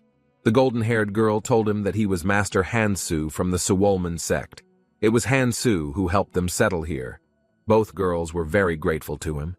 Hearing this, Sangun thought that the man was really interesting, being a master who helped spirit beings. For almost an hour, the black tiger girl waited outside the shop. The expression on her face looked annoyed because she had gotten bored waiting for Sangun, who had yet to come out. Suddenly, the girl's ears perked up as she heard a sound approaching her. It turned out to be the noisy sound of small children playing soccer. The children seemed to be having fun. Seeing the children's excitement, the black tiger girl felt interested in playing with them. The children, however, looked puzzled at the black tiger girl who had suddenly come to play. They all didn't recognize her and felt they had never seen her before. The black tiger girl's face turned red as she was ashamed to have done so unknowingly.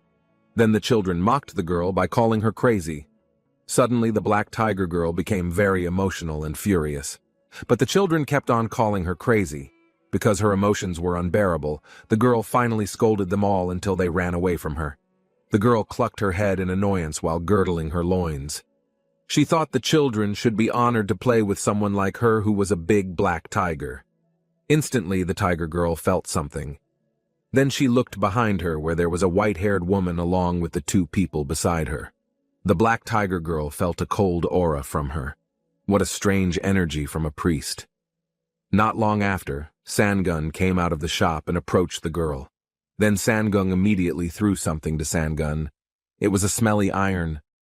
Sangun asked the black tiger girl for a favor to send to Hongyan, while Sangun was about to leave because he still had something to finish. But the tiger girl was just silent, then asked Sangun where else he would go. The girl remembered the last time Sangun left without saying a word. She just wanted to make sure Sangun didn't do the same thing again. Suddenly, Sangun was stunned to hear her words. Then Sangun calmed her down and told her not to worry about it. Sangun promised to tell her where he was. Hearing this made the black tiger girl happy, and finally she left to obey Sangun's orders. After that, Sangun went back into the store. There, Yoon and Gyuma appeared to be preparing to do something. They reminded them not to make any noise once the purification started. If they lost concentration even a little, then they would fail. Finally, the two of them started. Iyun and Gyuma seemed focused. They closed their eyes as they chanted mantras. There was a powerful aura coming out of their hands. Extinction and combination. The boundaries they had and the boundaries they didn't have were seamlessly intertwined. Ordinary refinement is definitely not right. It is not possible without deep understanding and possessing profound skills. They cannot achieve it just by being good. According to Sangun, they also had to understand the flow. Sangun didn't believe they could do it in this dilapidated room without special refining tools. Sangun thought that they were extraordinary children. It didn't take long for the two of them to finally succeed. Then the golden-haired girl gave it to Sangun and told him to give this treasure a name. Sangun named it Goryun because it was a circle. Sangun thanked them both and praised them for having amazing skills. Sangun said that he would ask them to do it again next time. The two girls were also happy, and they promised to do their best for Sangun. Meanwhile, Hong-yeon and the Black Tiger Girl were seen sitting in front of the cave waiting for Sangun's arrival. Hong-yeon looked uneasy because Sangun hadn't arrived yet. Realizing the master's anxiety, the Black Tiger Girl tried to calm her down. However, the Tiger Girl herself was actually feeling uneasy as well. That could be seen from the way she was shuffling her feet. It had been days since Sangun had arrived. Not long after, the Black Tiger Girl saw a black shadowy figure in the distance. It was Sangun who was walking towards them. Suddenly, the Black Tiger Girl immediately ran to welcome Sangun's arrival. Sangun looked at his sword that Hong-yeon had repaired. He didn't expect Hong-yeon to combine it with the Samui soul and become a treasure. But Hong-yeon also didn't know for sure whether it was because of Samui's soul or because of the consumed soul. Sangun wondered in his mind if that meant Samui was hiding in Hwando and aiming for his back. If it wasn't for Hong-yeon, Sangun thought that he would be dead. Thinking about that made Sangun a little frustrated. Sangun realized that there were still some things in this world that he couldn't guess. He was still on the second level of difficulty. Sangun had to be more careful from now on. But still, Sangun had to be happy with acquiring another treasure. Even more so because Tamhwa Wukong ate the golden longevity fruit to become a stronger centipede. The centipede stroked Sangun's cheek. Seeing its behavior, Sangun thought that this centipede was cute too. Then Sangun announced to them that he was going to Cheonyo territory. Sangun didn't know how long it would take him. Hearing this, the Black Tiger Girl protested to Sangun. She was furious that Sangun had kept her waiting for days, and now he was leaving again. Sangun was silent as he looked at the Black Tiger Girl, who seemed to be furious. Sangun admitted that that was why he was going to ask the Black Tiger Girl. Sangun didn't know what kind of danger he would face this time, but still, Sangun asked the girl if she wanted to go with him. Instantly, the Black Tiger Maiden's face turned red as she heard Sangun's words. Without thinking, the Black Tiger Girl immediately accepted his invitation. They immediately left together. On the other hand, at Yoon and Mei's shop, Hansu was seen visiting the two girls. A very sunny afternoon in a village. Yoon, Gyumaed, and Hansu were seen walking together down a small alley while talking. They were talking about Eastern Cheonyo. Hansu said that they were managing the Suol sect. Cheonyo was the state residence of Daiosu, but after the ascension of an immortal to heaven, its name was changed to East Cheonyo. Secret treasures were left in Cheonyo that were forbidden by bloodshed and supreme command.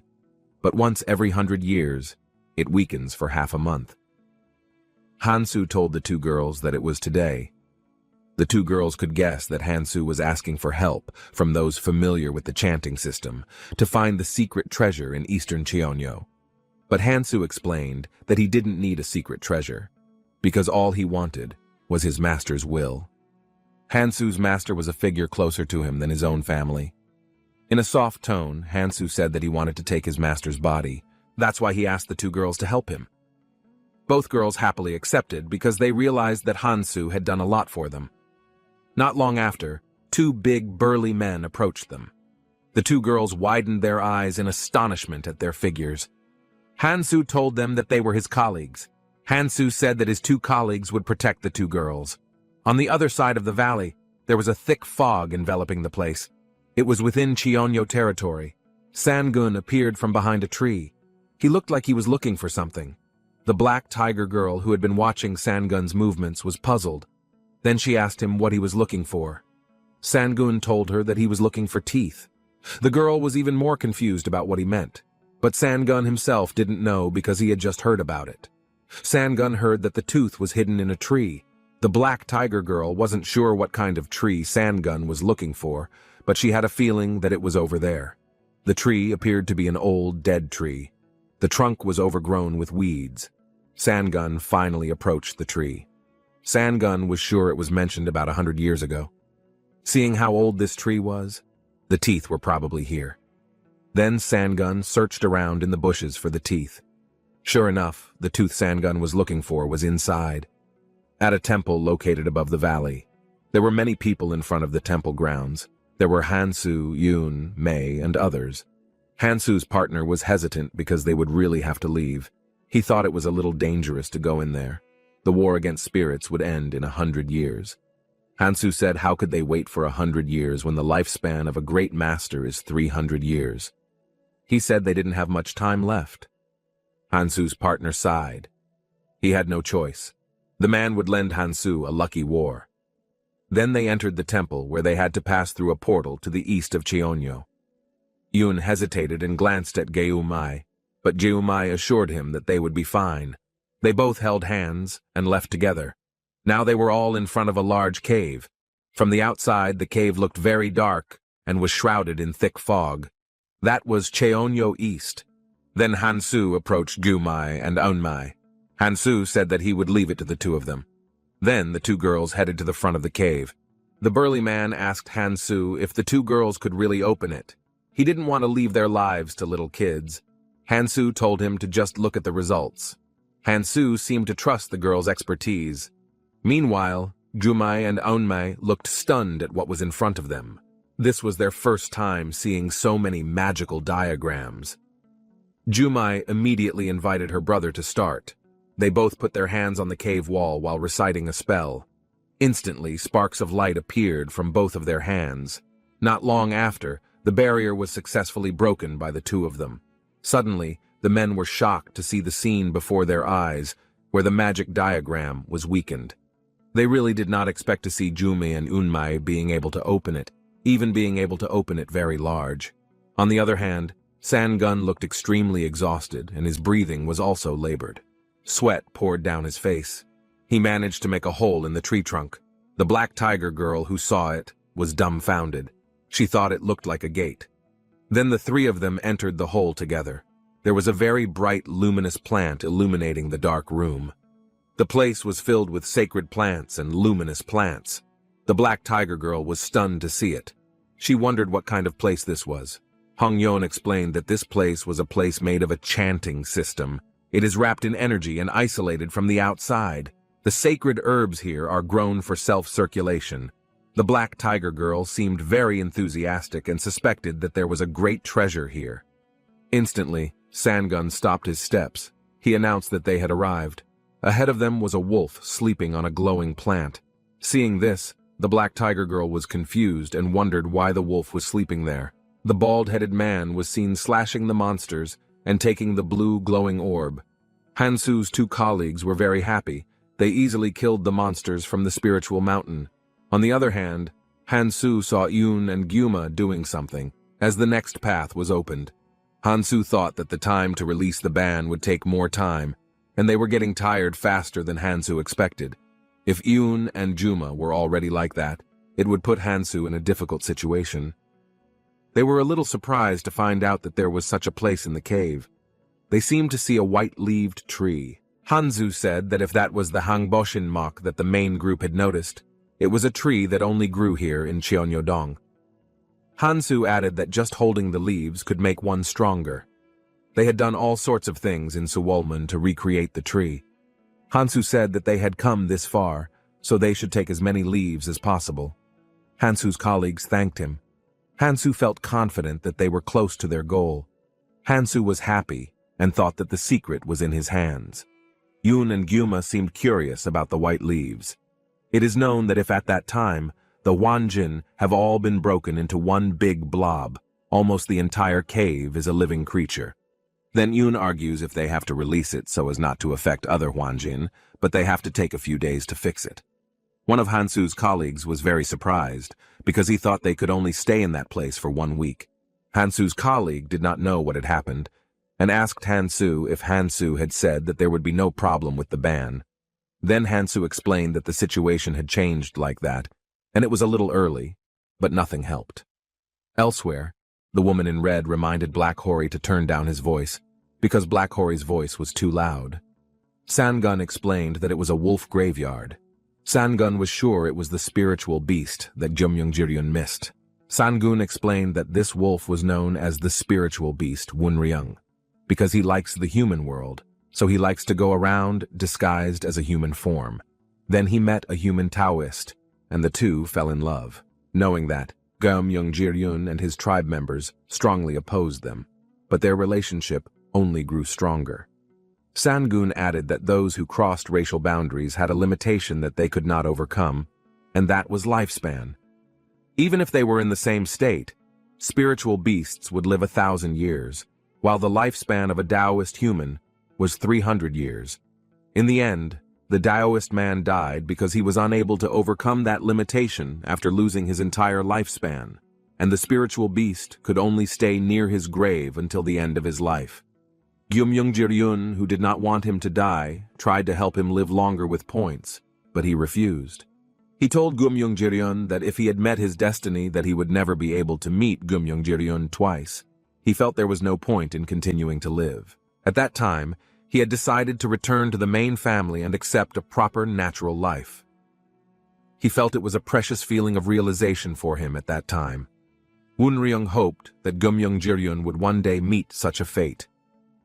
When Wunryung died, and what Gyumyung could do for her was to make a grave for her to rest in comfort. It was a fool's errand, however, as he carelessly used so much spiritual power to make the grave that he was captured by the Gate Taoist Jun Moon. Sangun thought that as a spiritual beast, he would get almost 2,500 years. However, when humans reached the same level as Huan Xian, they could only live 1,000 years. It seemed too big of a difference. Sangun's purpose for coming to that place was the object inside the red box.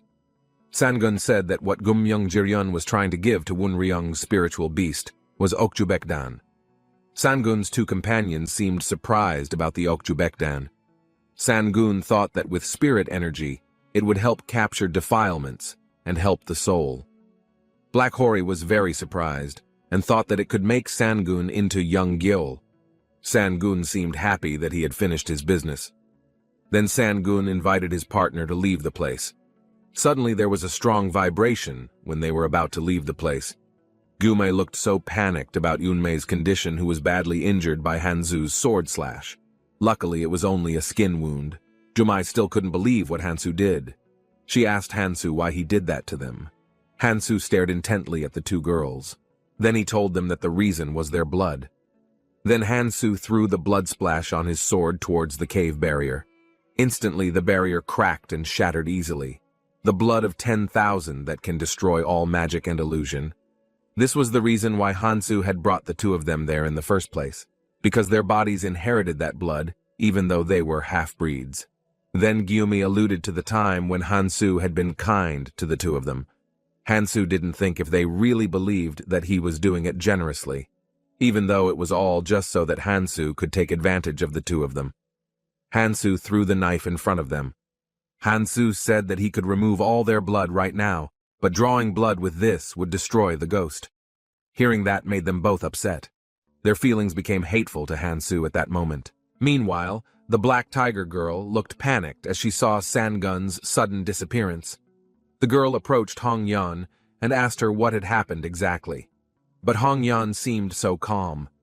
Hong Yan guessed that it seemed that under the influence of another Huan Jin, the room where Sangun was located had been moved to another place. Hearing that made the Black Tiger girl panic. Hong Yan explained that this was a space made of Huan Jin. Huan Jin is vulnerable to other Huan Jin. Just now, trembling, looking at the spirit waves, it seemed like they were forcing a spin on the ghost not far away. Hong Yan told the Black Tiger girl not to worry about it, since it was just that Sangum went somewhere else. Hearing that, the Black Tiger girl was relieved. But she didn't know how to find Sangun. Then the girl asked Hongyan about it. Then Hongyan said that it could be done with the ejoksa that the black tiger girl had. If it was the nearest Huanjin, then Sangun would be somewhere in the 1,000 Yodong. There are many animals trapped there, so Hongyan invited her to go there immediately. On the other side, there was Sangun, who was already lying on the ground. Sangun widened his eyes, still shocked by what had just happened. He wondered if he was still alive. Then Sangun got up and looked around. He didn't know where he was. Sangun stared ahead of him. He was sure that it was a cave now. Sangun couldn't even see Black Hori and Hongyan. Seeing that it was full of dark aura, Sangun thought of Yongnai Mountain. Sangun wondered if there were bastards using Huanjin here. Sangun was instantly shocked to see what was ahead. In front of him was a large tree with white leaves. Suddenly Sangun guessed that it was Huang Bo's divine tree. Sangun heard that it was a tree that only grew in 1,000 Yodong. Then a monster appeared near the tree. It was a level 3 monster, Yongyol. Sangun was so blinded by the divine tree's energy that he didn't realize the monster's presence. Instantly, the monster jumped toward Sangun with quick movements. He was going to make Sangun his meal. Sangun immediately dodged the attack, causing the monster to fall. Sangun challenged the monster to try Gu Huan Do, which became this noble phantasm sword. The Yongyol monster became increasingly angry and emotional. He couldn't accept seeing Sangun, who looked like he was underestimating him. Then Sangun gave it a light first blow. Instantly, Sangun was surprised to see the recreation of his sword. To build the monster, Sangun also injected a bit of spiritual power. To think a single blow had such power. The monster died from the spiritual power of his sword. Sangun was relieved that the prey was the same. Sangun was shocked when he saw Samwi's form. Sangun only realized it now. Sangun was curious if the spirits eaten by this Guwando had formed so far. If so, Sangun really wanted to know what their identities were. Sangun felt it was unfortunate that with his strength, but Sangun was sure that it must belong to the sword itself. Unlike Samgui, the fact that Sangun didn't enter Guimu meant that Sangun didn't deserve it. Sangun couldn't believe there was something like that here. It was known that if the original owner was a Hyol Myosioja, it was probably a huge creature that he couldn't even imagine. If that bastard wasn't careful, then he wouldn't be part of Guimu's immortality. Sangun seemed a little surprised to hear that. Sangun said that the more monsters there were, the more he knew. Suddenly, a red-eyed creature appeared in front of Sangun. Instantly, Sangun was bounced very far away. Sangun was very surprised. The creature told Sangun that there was no need to be too careful among kindred spirits. If Sangun was a human, Sangun's neck would fly straight off. The creature asked who Sangun was, then Sangun replied that he was named Yu Zhong. Elsewhere, Jume was seen very depressed. She felt it was very painful. Then Hansu told Jume that Jume had to use the Dandeo that Hansu gave her. Then Jiumi firmly said that she would never use the items that Hansu had given her. It looks like Jiumai is trying hard. Zhang Hyung can't believe she broke through Huanjin. Seeing that Jiumei's hand is injured, Jiumi wants Yoon to tie the ladder firmly. Yoon says that she doesn't know how many weapons she has to make, and she also doesn't know how much blood she has to lose. Yoon thinks that she and Jiumei should take turns drawing blood. Yoon tries to convince Jiumi that that's why they're both here alive. Elsewhere, Sangun was walking with the red-eyed creature named Jumgun. Jumgun thought that Sangun had teleported to this place from Cheonyogak. Jumgun told Sangun that he didn't know what kind of man he was, but he made fun of Huanjin frivolously. Sangun watched Jumgun from behind. Sangun saw that Jumgun dug through the Huanjin with just a few steps. Sangun was pretty sure it was more than 4 bottles. Then Sangun asked him for permission to ask one question. Jumgun allowed Sangun to ask. Sangun asked how he came to this place. Jumgun replied that it was because of Baekgui-ahung.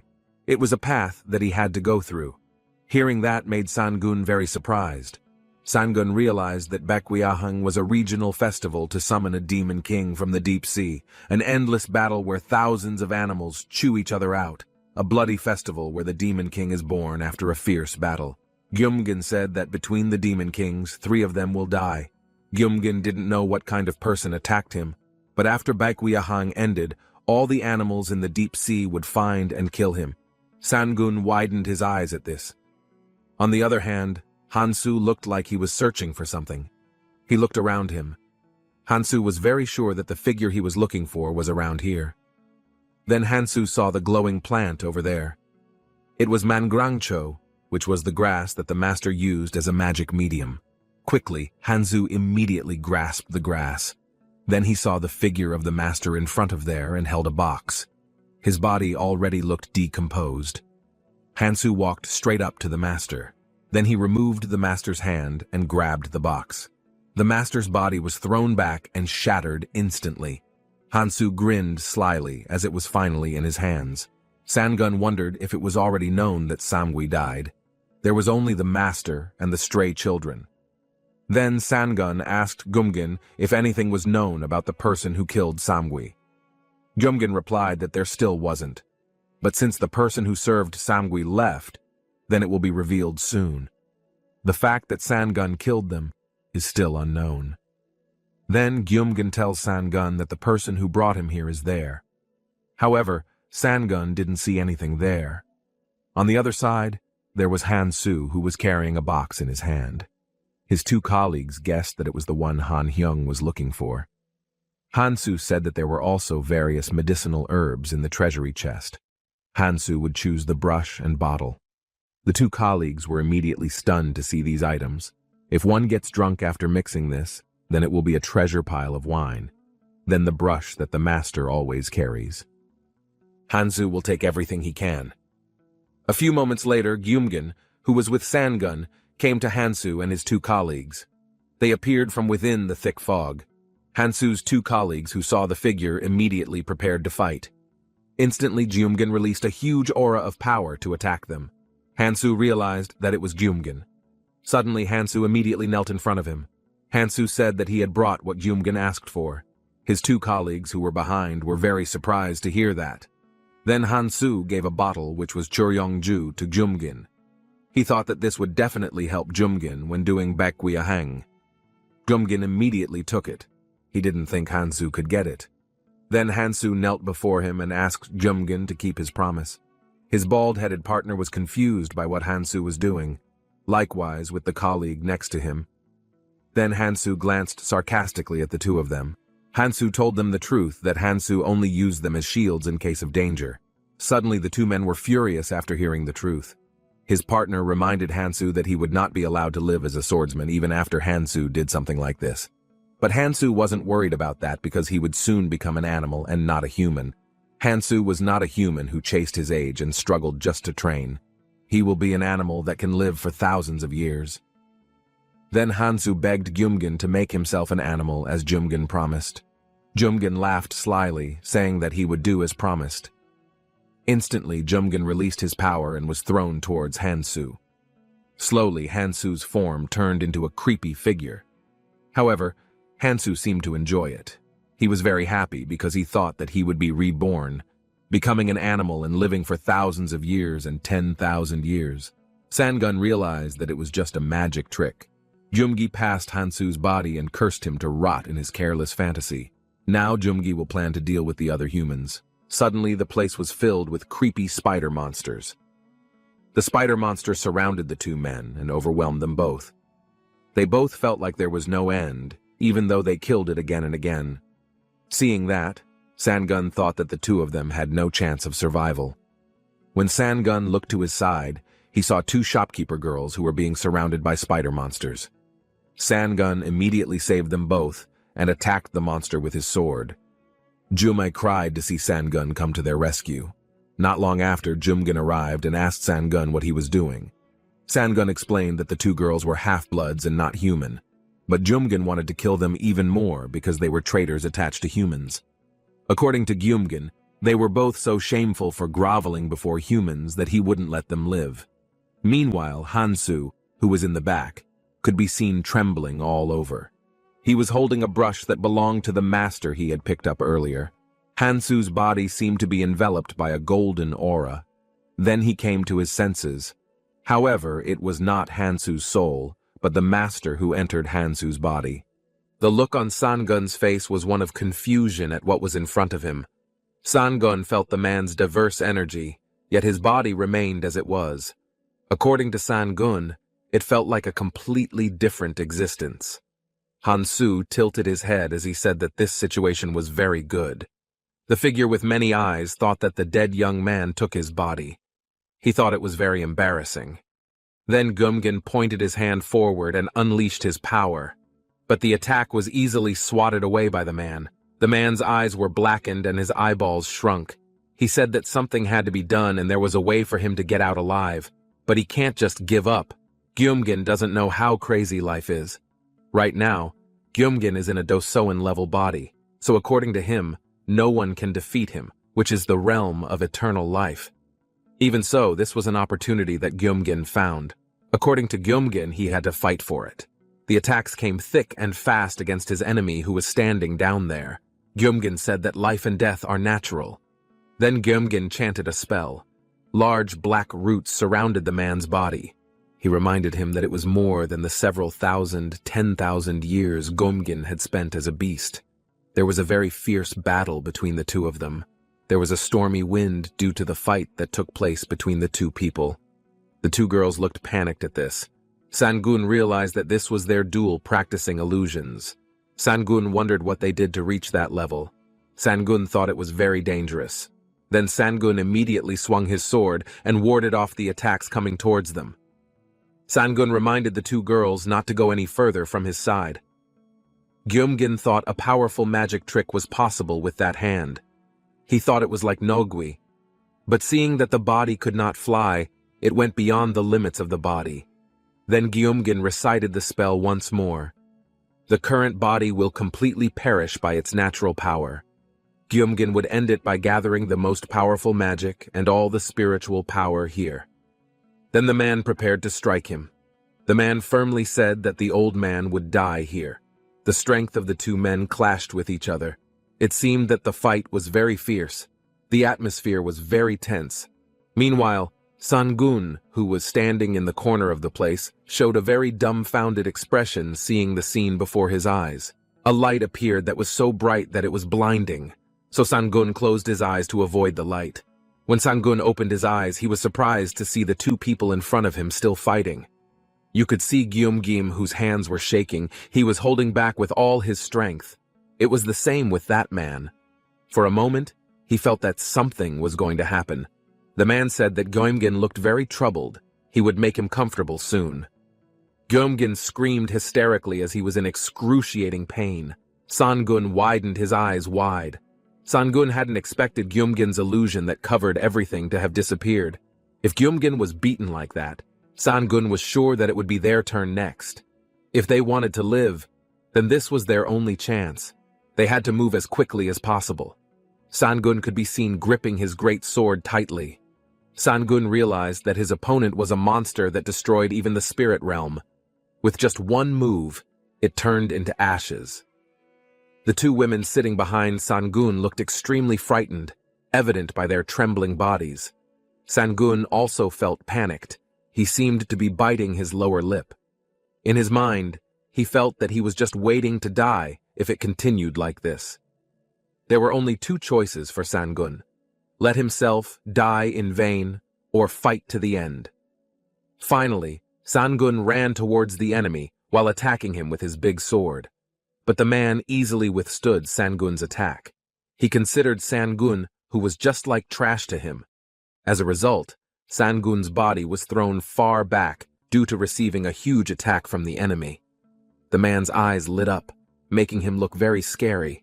Then he turned to Gyumgin, who was beside him, and attacked him again. Gyumgin laughed very loudly as he praised Yujung for doing so well. Gyumgin laughed very widely as he cursed the monster to die. The monster's condition looked very poor and the attacks pierced its body very sadistically. The monster felt confused and wondered how he could destroy this body. The monster was seen gaping wide open while screaming hysterically because of the extreme pain. Something sharp came up from below and pierced the monster's body. Then the monster tried to heal itself. You can see the monster's hands trembling. He felt he had to heal it immediately. But Gyumgin restrained his enemy from doing so. Suddenly the man screamed even louder because he was in great pain. The sharp thorns pierced into his body. Seeing this made Gyumgin feel very satisfied. According to him, the final result had already been decided. Seeing his enemy struggling with his own two eyes was precious to him. Moments later, the man's body had become embedded in the sharp thorns. His condition looked very alarming. In a low tone of voice, he said that for over 1,000 years, he had gone through the hardships of death among many people to reach Taesun in this way. He had tears streaming down his cheeks. In the end, he would meet a useless end. The enemy died instantly and spurted a lot of blood from his body. Gyumgin looked at Sangun, who was behind there. He praised Sangung, saying that it would have been dangerous if not for Sangun. Then Sangun asked Gyumgin about the previous man. Then Gyumgin told him that it was a master named Hansu. Hansu tried to live life to the point of taking the body of his own student. Obsessed with the life of old monsters like deer beetles, he was indeed on a different level. Then Sangun walked over to the man's body that was already lying there unconscious and searched his luggage. There were two objects in Sangun's hand. The young Jew was for slavery and the gourd was for defense. Sangun was curious and wondered what was in the bottle. He intended to ask Hong Yon later. Sangun walked over to the man's body that was already lying dead. Sangun guessed that it was causality. For their own good, they used others as tools. In the end, there was only a tragic end waiting. It crossed Sangun's mind to bring something else. Then Sangun immediately searched around for something he could find. Sangun found a large brush. There was a look of confusion on Sangun's face as he looked at the brush. Sangun didn't know how to use the brush, but Sangun thought it wasn't an ordinary brush. Gyumgin sighed and raised his hands. There was an aura of strength that enveloped Gyumgin's body. He felt that it was safe now.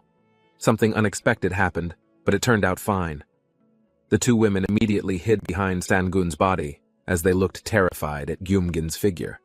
Gyumgin told them not to be alarmed. Gyumgin said to Sangun, alluding to Sangun saying that Yu Zhong was the price for helping him, but Sangun didn't kill him.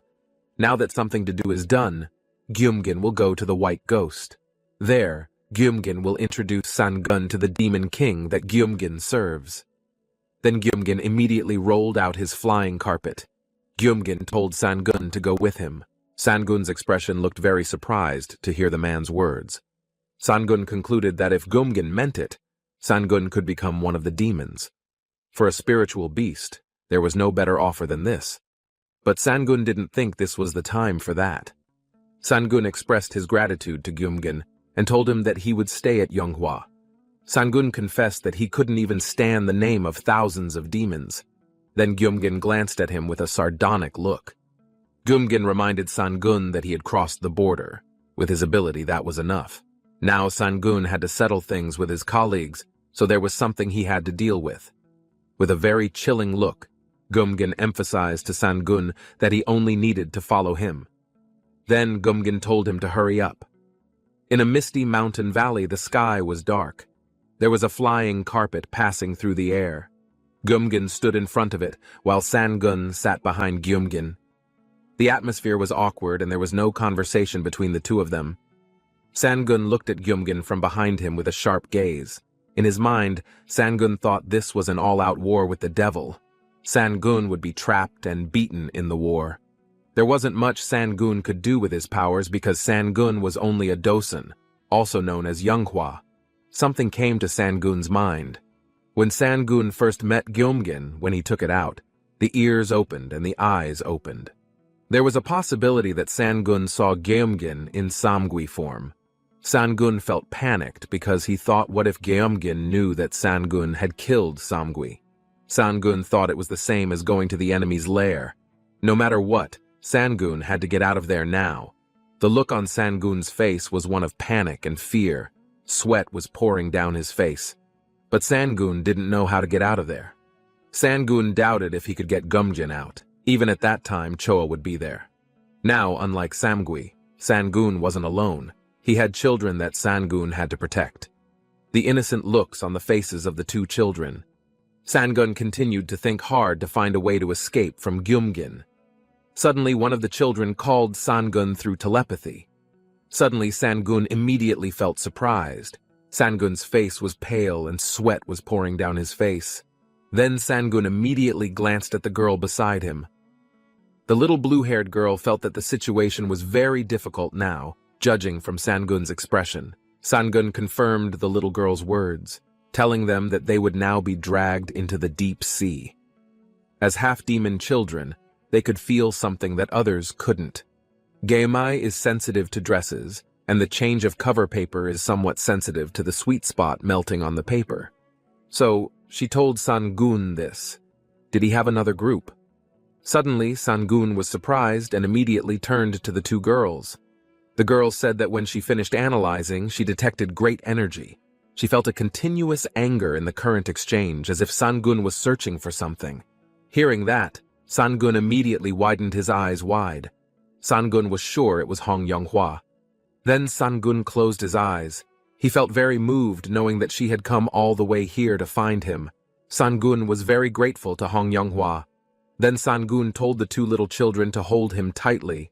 The two children were shocked and didn't know what Sangun's purpose was. Suddenly, Sangun jumped off the flying carpet along with the two children.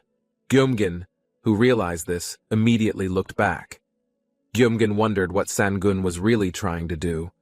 Then, Sangun cut down the rocks in front of him to be used as a foothold up there.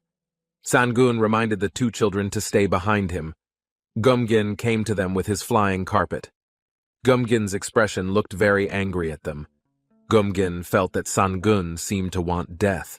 Sangun just stared at Gyumgin with a sharp gaze. Gyumgin stood on his flying carpet and faced Sangun, who held a large sword in his hand. With an angry look on his face, Gyumgin asked Sangun what he was doing, but Sangun responded casually with a big smile. Sangun admitted that he couldn't just leave his colleagues, so Sangun decided to wait here. Gyumgin gave Sangun a sardonic look without saying a word. Sangun held tightly to his sword that emitted great power energy while staring at Gyumgin with a sharp gaze. Gyumgin clucked in annoyance. "This is why things are smart," Gyumgin said. Then Gyumgin emphasized to Sangun that if Sangun followed him calmly, then he might be able to protect his limbs. Instantly, Gyumgin threw an attack at Sangun from his fingers. Suddenly, a large insect came out of Sangun's clothes. The insect immediately squirted something from its yellow mouth at Gyumgin. The atmosphere looked very tense. Gyumgin looked very upset to see this, while Sangun smiled broadly and praised Gyumjangsa's good work. Even if Sangun left with his limbs intact, he would die just the same. Sangun was seen taking something out of his palm. Then a mist appeared around the place. Gyumgin looked very surprised to realize that it was Hwanjin. Gyumgin immediately vomited a lot of liquid from his mouth. He was going to destroy Sangun with his illusion. There was a dark aura surrounding the place. Now Sangun and the two women were no longer visible as they were covered by Gyumgin's illusion. Gyumgin focused his attention on it, wondering if Sangun could resist the illusion. A mere Yonghua should have just borrowed Bopai's power, but Gyumgin was so surprised to see something up ahead that his eyes widened. It was Shimansul Gwibiyogak. Gyumgin's illusory aura slowly disappeared. The shadows of the two girls standing in front of there appeared. They released a very bright energy around the place. The two women looked very focused. Seeing that made Gyumgin even more furious that they dared to interfere. Gyumgin thought he should have killed them from the start. Gyumgin did his best to avoid the attacks. His body would have been scratched if Gyumgin hadn't dodged. Gyumgin thought it might be a fake. As Gyumgin looked behind him, he realized that it must be the Ryu used by Samgui. At the same time, Sangun immediately came to attack Gyumgin with his sword. Sangun immediately slashed Gyumgin's body with great enthusiasm. There was a large wound on Gyumgin's body from the attack just now. Gyumgin felt that he couldn't use his human body anymore. But Sangun wasn't satisfied because he didn't think it was enough. Sangun intended to cut his throat quickly. However, Gyumgin instantly changed his form. Seeing that made Sangun feel very surprised. Now Gyumgin's form looked like a very scary monster. It was unbelievable to have him show his trump card. Sangun was transfixed because he still couldn't believe what Gyumgin looked like. Gyumgin laughed dismissively at Sangun, who was just a mere Yonghua. He would praise Sangun for that, but as compensation, Gyumgin would tear him to pieces. Gyumgin immediately launched his attack on Sangun by stabbing Sangun's body using the antenna on his head. In another place, the bracelet worn by the woman was shining very brightly. She looked at it carefully and called out to her master, who was standing in front. Hysterically, the woman said that Ijoksa was shaking again like when Sangun was chased by the human Taoists. The look on the woman's face was one of panic, and she opened her eyes wide. She was sure that Sangun must be in big trouble. She didn't know what to do if something bad happened to Sangun. With tears in her eyes, she seemed very worried about Sangun's current state. So, Hong Yonghua decided to hurry up and find Sangun. From now on, they would break through Huanjin. They would follow where Ijoksa was heading. Instantly, a very dark tunnel was created ahead. Seeing this made the woman very dumbfounded. Then Hong Yonghua pulled the woman's clothes and lifted her up. Because the situation was urgent, they would travel like this. Without lingering, Hong Yonghua flew straight away while pulling the woman behind her. Meanwhile, elsewhere there was a fierce battle in the valley of the Rocky Mountain. The rocks there were shattered by their fight. It seemed that Sangun was overwhelmed by Gyumgin's attacks, but Sangun did his best to hold him off with his big sword. Gyumgin felt that Sangun must be related to Samgui's death. According to him, a body like Sangun would not be able to do anything for Samgui. Then Gyumgin asked Sangun firmly to talk about it. Once again, Gyumgin asked who the person who killed Samgui was. Gyumjangsa secretly came out and climbed onto Gyumgin's body to attack him. However, Gyumgin realized it, and then immediately threw it. Gyumgin would take away Sangun's pain if he was willing to tell him. It looks like Sangun's body is shaking as if he can't take any more attacks from him. Sangun said he would tell him if he really wanted to about how Samgui died at his hands. Suddenly Sangun looked at him sharply and a very strong aura came out of his body. Hearing Sangun's words made Gyumgin very surprised. Then, Sangun raised his sword using the Bongak Cheonghua skill. There was a very strong energy from the sword that attacked Gyumgin, until finally Gyumgin's body was bleeding profusely. Gyumgin screamed hysterically because he felt so much pain. Gyumgin was confused as to why the fire was not going out. Gyumgin was sure that it wasn't just an ordinary fire. It was burning a spiritual force that Gyumgin had been reminded of, and was very powerful. Sangun said that the fire would never go out once it was attached to his body. Little by little, the fire would eat away at his body. In the end, it will turn his body into ashes and fade away. That's exactly what happened to Samgui, Sangun said. Gyumgin's entire body had been enveloped by the scorching blue flames. Gyumgin screamed hysterically as he was in excruciating pain. Meanwhile, Sangun stood in front of him while holding a sword in his hand. Sangun looked at him sharply. In his mind, Sangun thought there would be no chance if he missed this opportunity. So Sangun decided to keep attacking. But unexpectedly, Gyumgin was still able to counter his attack. How surprised Sangun was to see this. Gyumgin realized that Sangun had an innate magical power that only those who had reached Yonghua's level possessed, but it still seemed to Gyumgin that Gyumgin's stature was too weak to show his full potential. Gyumgin admitted that Sangun's efforts were quite good. However, Gyumgin was able to kill Sangun before the fire killed him.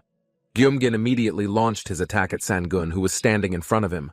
When Gyumgin's claws almost reached his eyes, Sangun quickly slashed his hand. There was a huge energy force from Sangun's sword that destroyed the surrounding area. The situation looked very chaotic. Sangun's face was slightly scratched and bleeding on his cheek. Sangun felt a little panicked. He thought the strength Gyumgin possessed was extraordinary.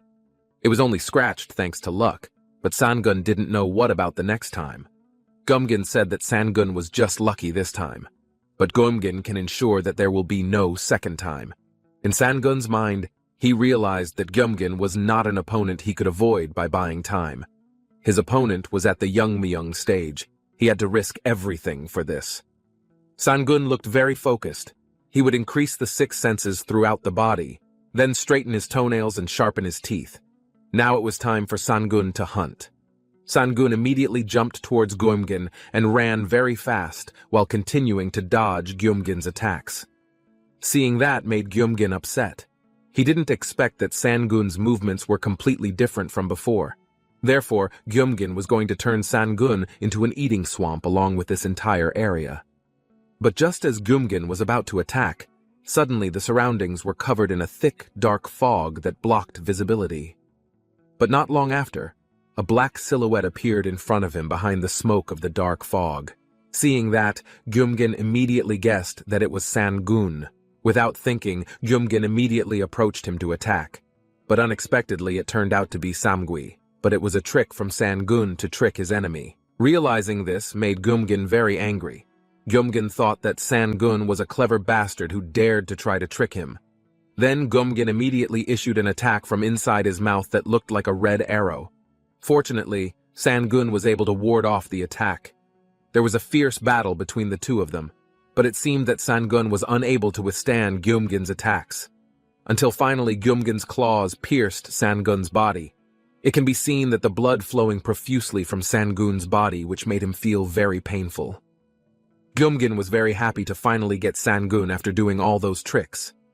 Even if Sangun had a lot of bogu, Gyumgin felt he could still beat him.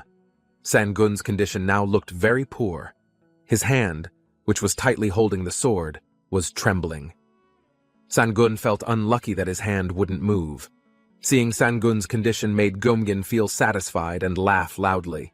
He thought Sangun wouldn't make it through this. Sangun still couldn't believe that this was the end of his life.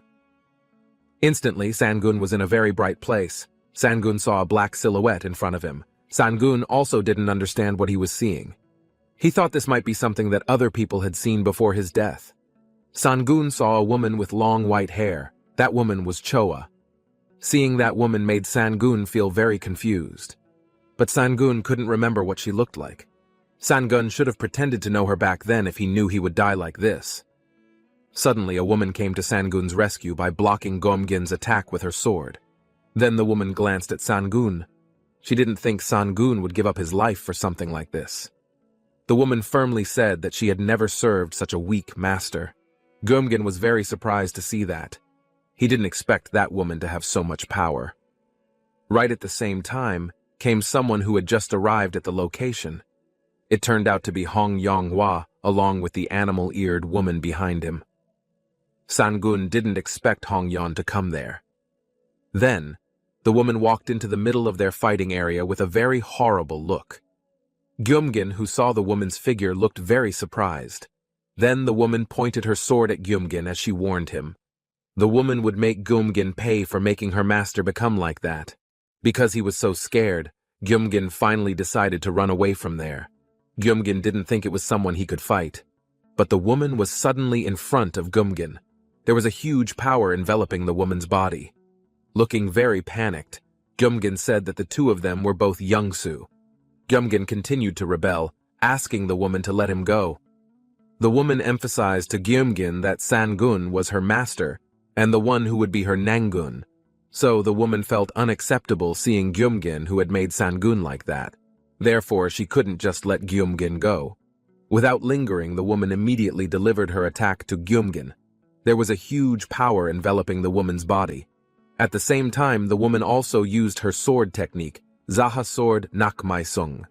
The woman sadistically attacked Gyumgin until Gyumgin screamed hysterically from the pain.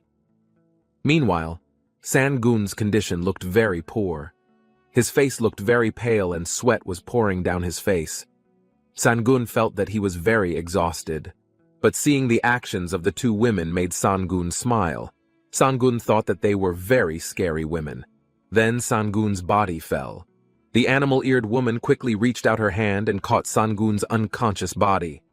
A few moments later, Sangun's eyelids were seen moving, a sign that the man had recovered. Sangun slowly opened his eyes. Sangun could hear the noise of the commotion nearby. How surprised Sangun was to see the 5 women who had surrounded him while staring at Sangun deeply. Sangun widened his eyes wide in shock. They were all excited to see Sangun, who had regained consciousness. They asked about Sangun's current condition. The woman immediately held Sangun's face and told him to speak, but Sangun was silent and stared like he was confused. Eventually, Sangun fainted again because of the situation. Sangun unwrapped his wound. Sangun was still in excruciating pain from the wound on his shoulder from Gyumgin's attack. You can see all over the man's body that there are wounds, but Sangun was lucky that he was still alive. It was a beautiful afternoon. Sangun sat alone on the edge of the cliff looking up at the orange sun that was about to set. Sangun still couldn't believe that he was really alive. Sangun used Huanjin Bopai, but if it wasn't for Yunmei's sister's help, Sangun would have died. If Gyumgin's punch hadn't missed because Sangun was careless and hit Bongak Chonghua, Sangun would have died.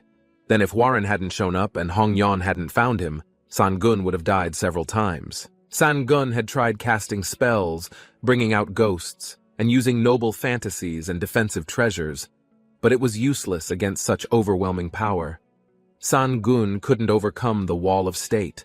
Realizing that made Sangun upset. He seemed to bite his lower lip as if holding back his frustration. Not long after, a woman approached Sangun who was sitting alone. Sangun immediately looked to his side and found Hwaran standing next to him. Then they both looked at the scenery in front of them. The woman said that the scenery was so beautiful. The atmosphere felt very awkward between them.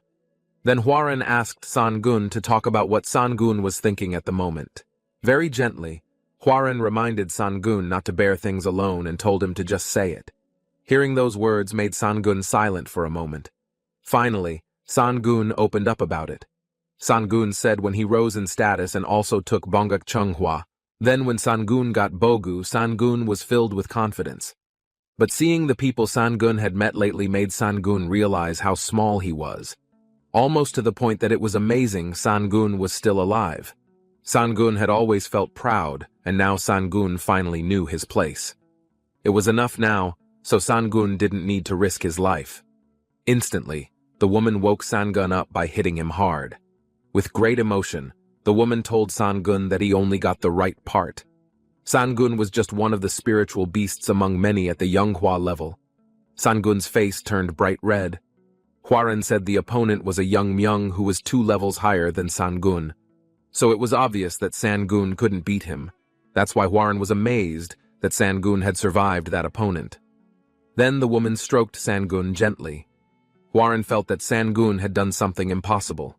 Even if Sangun returned to Mount Baeksan, Hwaran was certain that Sangun would take Sanbi.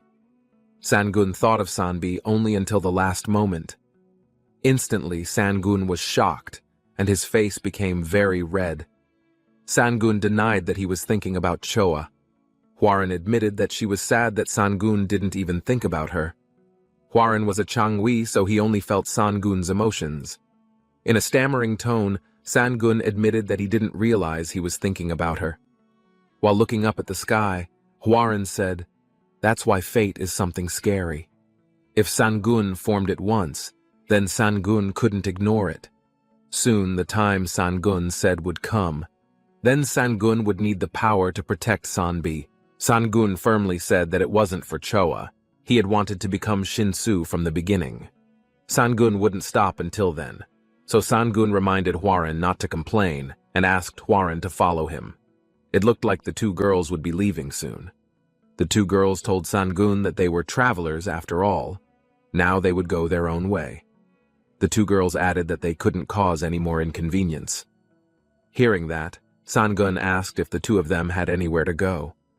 The 2 girls had no place to go, but as long as it was a place where there were no humans, then they didn't mind. The 2 girls decided to leave, saying that Sangun was the only human exception for them. The 2 girls would never be able to forget Sangun, who didn't expect anything and had sincerely done them both a favor. Then the 2 of them began to walk away. Suddenly Sangun asked the 2 of them to stop. It seemed like Sangun was going to give something to the 2 of them. It seems that Sangun gave the Dubong pill to them. They both felt very surprised because Sangun gave them the Dubong pill. It was discovered that the Dobong pill was Seondan, which increased Sangun's level by 2. The 2 girls still didn't expect Sangun to give something so precious to them. Then Sangun said that this was the only thing he could do, because in the end, what protected the bodies of the 2 of them was themselves. Sangun added that if humans or animals are spiritual, the world is a place where the weak are used and eaten. Sangun hoped that the 2 girls would become stronger. and be able to survive. Then the two girls would receive gifts from Sangun, but when they saw Sangun again, they both promised to repay the grace that Sangun had given. They both also hoped that Sangun was safe. The look on Sangun's face was very surprised to see the object in front of him. Sangun wanted to know if Hong Yonghua needed this ugly thing. Then Hong Yonghua replied that it was useless to her, but she felt that Sangun would need it. Hong Yonghua explained that Gyumgin's eyes were so special that they could be used for Huang Yetong and Shintong. The feet are fortified with all kinds of magic, so if Sangun smells them, then they will become a great weapon. It seemed like Sangun didn't know anything, yet he knew those two legs well. Sangun thought that thanks to that, his body became a mop. Then Hong Yonghua showed a bottle. She explained that it was a treasure called Shur Yongju, which is said to be made from molehill spit. Hong Yonghua added that this was half of what she left for her master, but Hong Yonghua felt that it was enough. Then Sangun gave something to Hong Yonghua. It seems that the object given by Sangun is Baekdan Jade. Then Sangun stepped on his feet and was about to leave. He thanked Hong Yonghua because he had lived like this.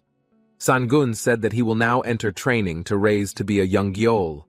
Hong Yonghua understood, so this would be goodbye for now. Therefore, for the time being, Hong Yonghua will be on guard. Then Sangun left while thanking Hong Yonghua. Sangun thought that if he took this thing, then he would grow up to be young Yol. In another place, there was an old man talking to a Taoist. The old man said that he had heard of rumors.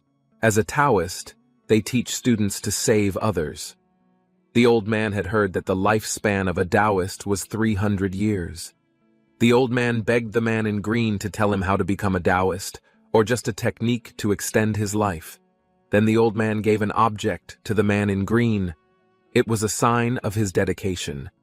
Then the man said that he couldn't pretend not to know about the old man's desperation.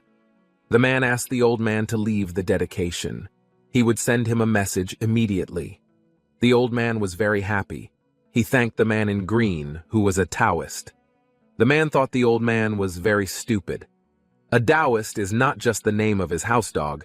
It's not something that works because the man knows. His eyes are cloudy for life.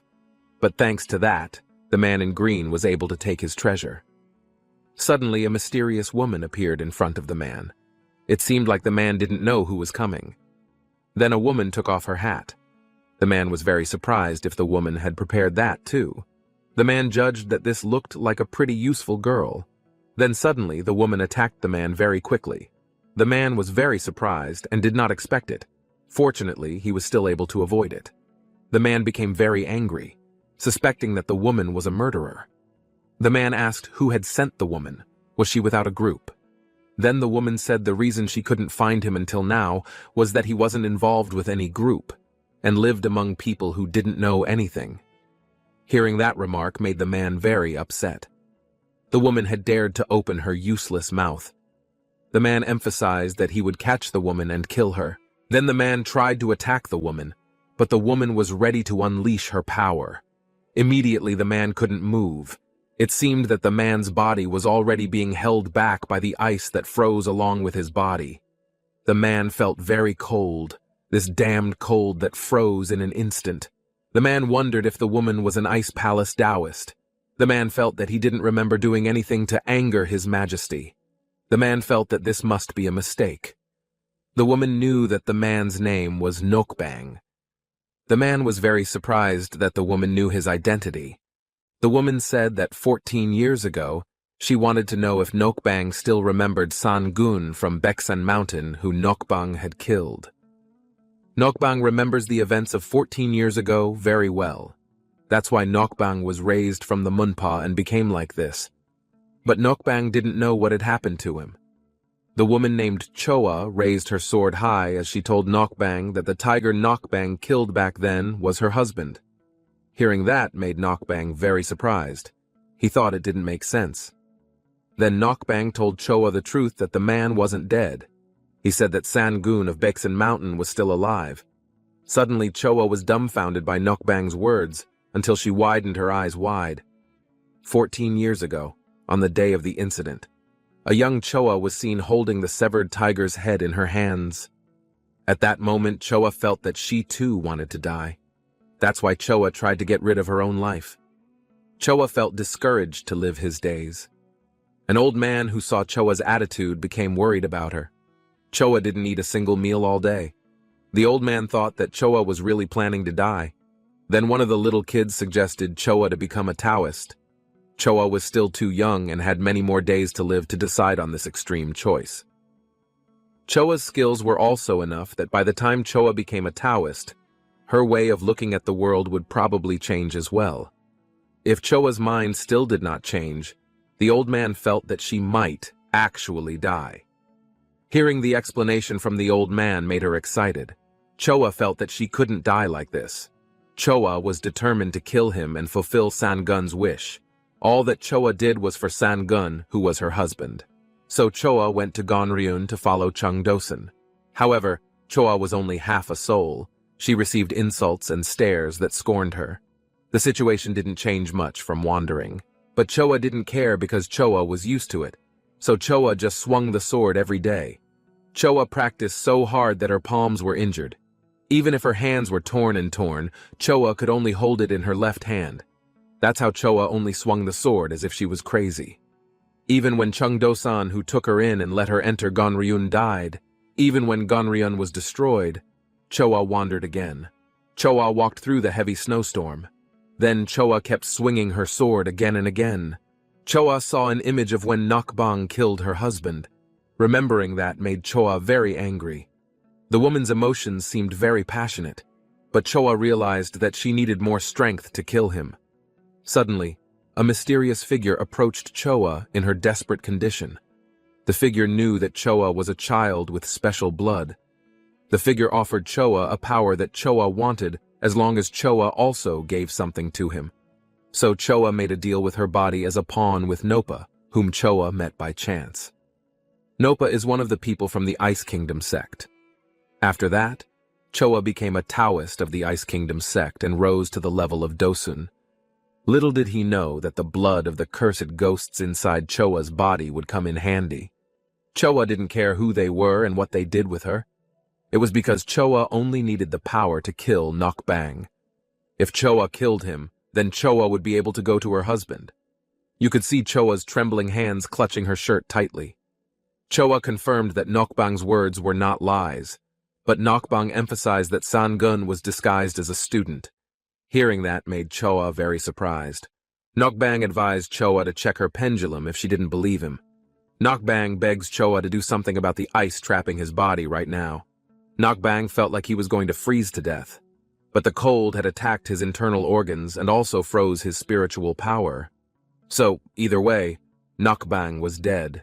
Choa now knows that Sangun is still alive. But Choa wondered why Sangun wasn't looking for her.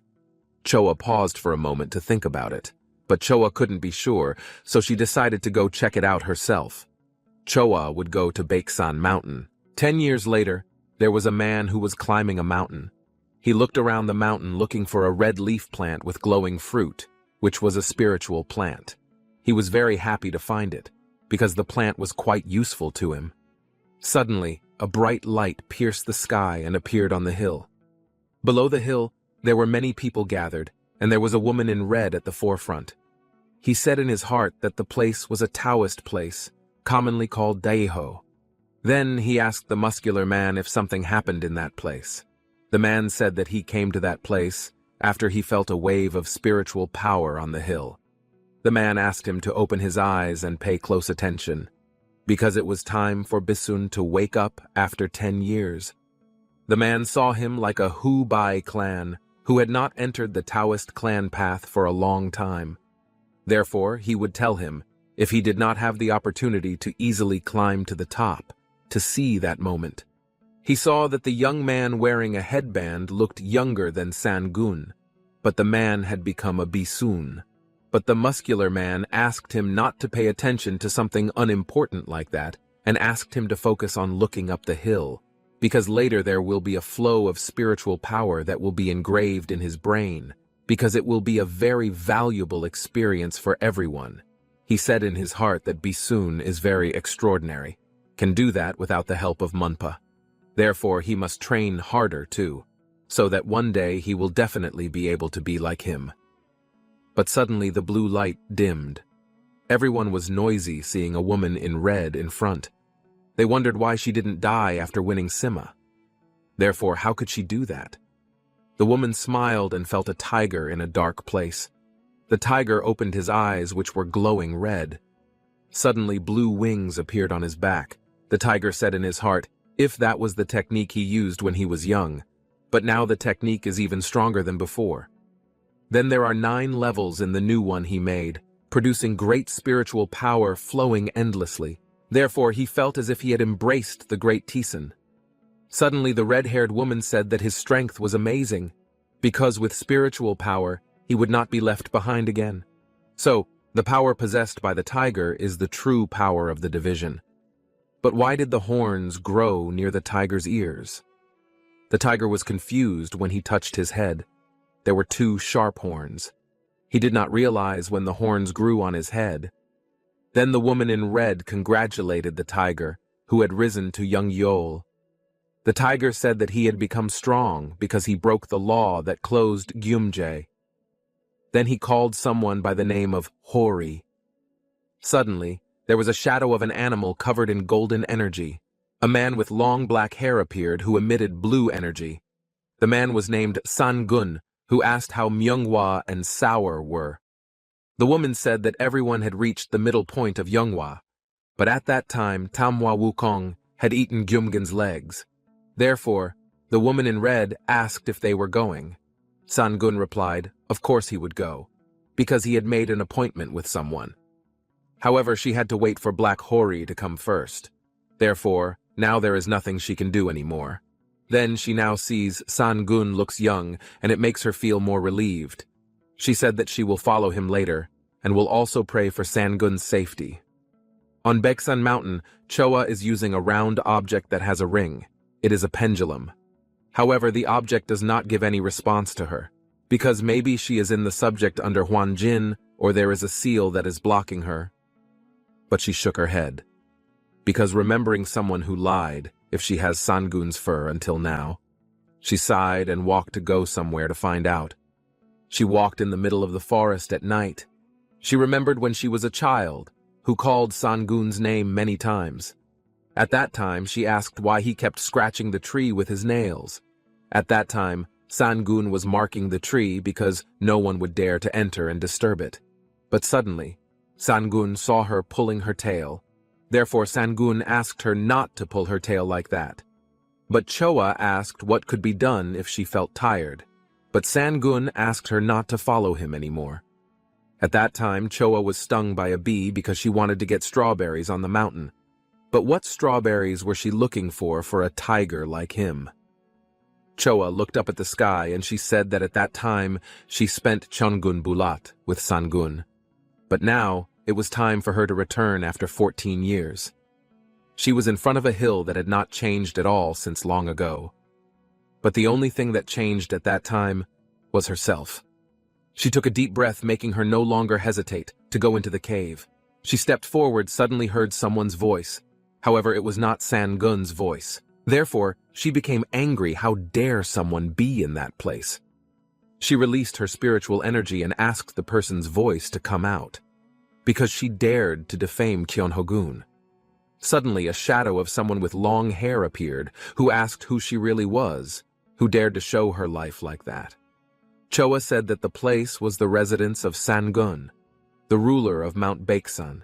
Therefore, how could there be a stranger from outside in that place? Then, the woman in red appeared and asked if she was familiar with her master Sangun. Choa was angry to see a girl who called Sangun master. The woman in red said that Sangun gave her the sword and left it in that place, because she knew that the place was known as Cheonhogun. Therefore, she must be an acquaintance of Sangun. However, she could not just let it go, who came in and brought the name of someone she did not know. Choa muttered and asked since when Sangun's name became Baeksan. So, Sangun changed his name 10 years ago. But now the place is safer than before. Therefore, she asked Choa to go first and come back later. But if Choa continues to force herself to enter, then she must step over his corpse first. But suddenly Choa cries after knowing the truth. But her cries become even louder knowing that her husband Sangun is still alive. Then there is a monster that has sharp teeth. Suddenly a purple light appears from a sharp stick. Then there is an explosion that makes the monsters bounce. But after defeating all the monsters, 2 men appear. The small man said that they had destroyed the monster. Therefore, are those the 7 noble fantasies that are said to be the best among the other noble fantasies. However, he looks like a ghost monster that eats spiritual power. But now he looks like a dog that is panting in the heat on New Year's Eve. Therefore, the monster who has a large body with thorns on his back said that he had waited for him long enough. So he will tear his body apart and end his life. Suddenly the monster started attacking him. However, he quickly opened his fan and swung it. But his attack had no effect on the monster. He jumped to avoid his attack. But suddenly the monster was in front of him and said that his submissive power skill had decreased from before. Suddenly above him, there was a monster that had 4 hands, each holding a weapon. Then there was an explosion when the monster's knife eroded his body, but quickly he used chukjasul or teleportation. But at that time the knife had cut his body into several parts. The monster saw that the tip of his knife had a little blood, because it could only scratch it thinly. Then he managed to teleport to the edge of the cliff. There was blood dripping from his chest, which was badly scratched. But the monster with long ears said that now he was having trouble and could not avoid it anymore. Even he had used teleportation. But if he continued to hold his wounds with his spiritual power, his life would run out. Therefore, he would feel prolonged pain. They started attacking him and asked him to stop, and they tore him to death. But he released his spiritual energy from his mouth. He didn't expect to use the Mangukilgun technique, an extreme sword made by planting a soul in the heart. He will use a trick that cannot be considered trivial to fight them both. But now that his spiritual power is gone, they will then know that it is an honor to die because of that technique. He swung his sword, which made all the mountains around him cut. The monster's body was also cut along with the hill. The cut hill fell on the monster's body. Then he took the monster's body part and asked him not to die first.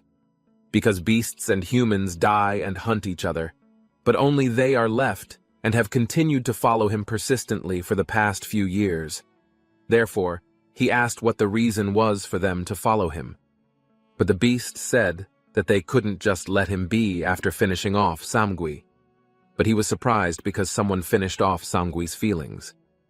The beast said that they had failed to finish him.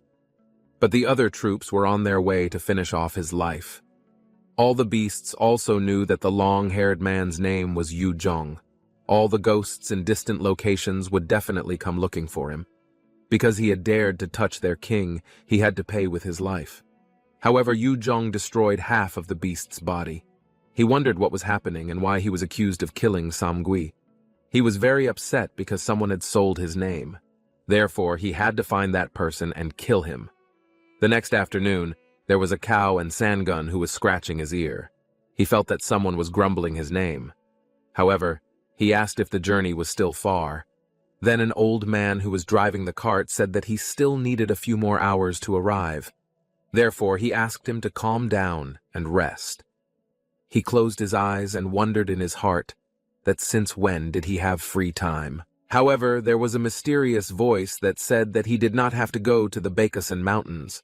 However, after that, he had to return to the Bakusan Mountains with Sanbi.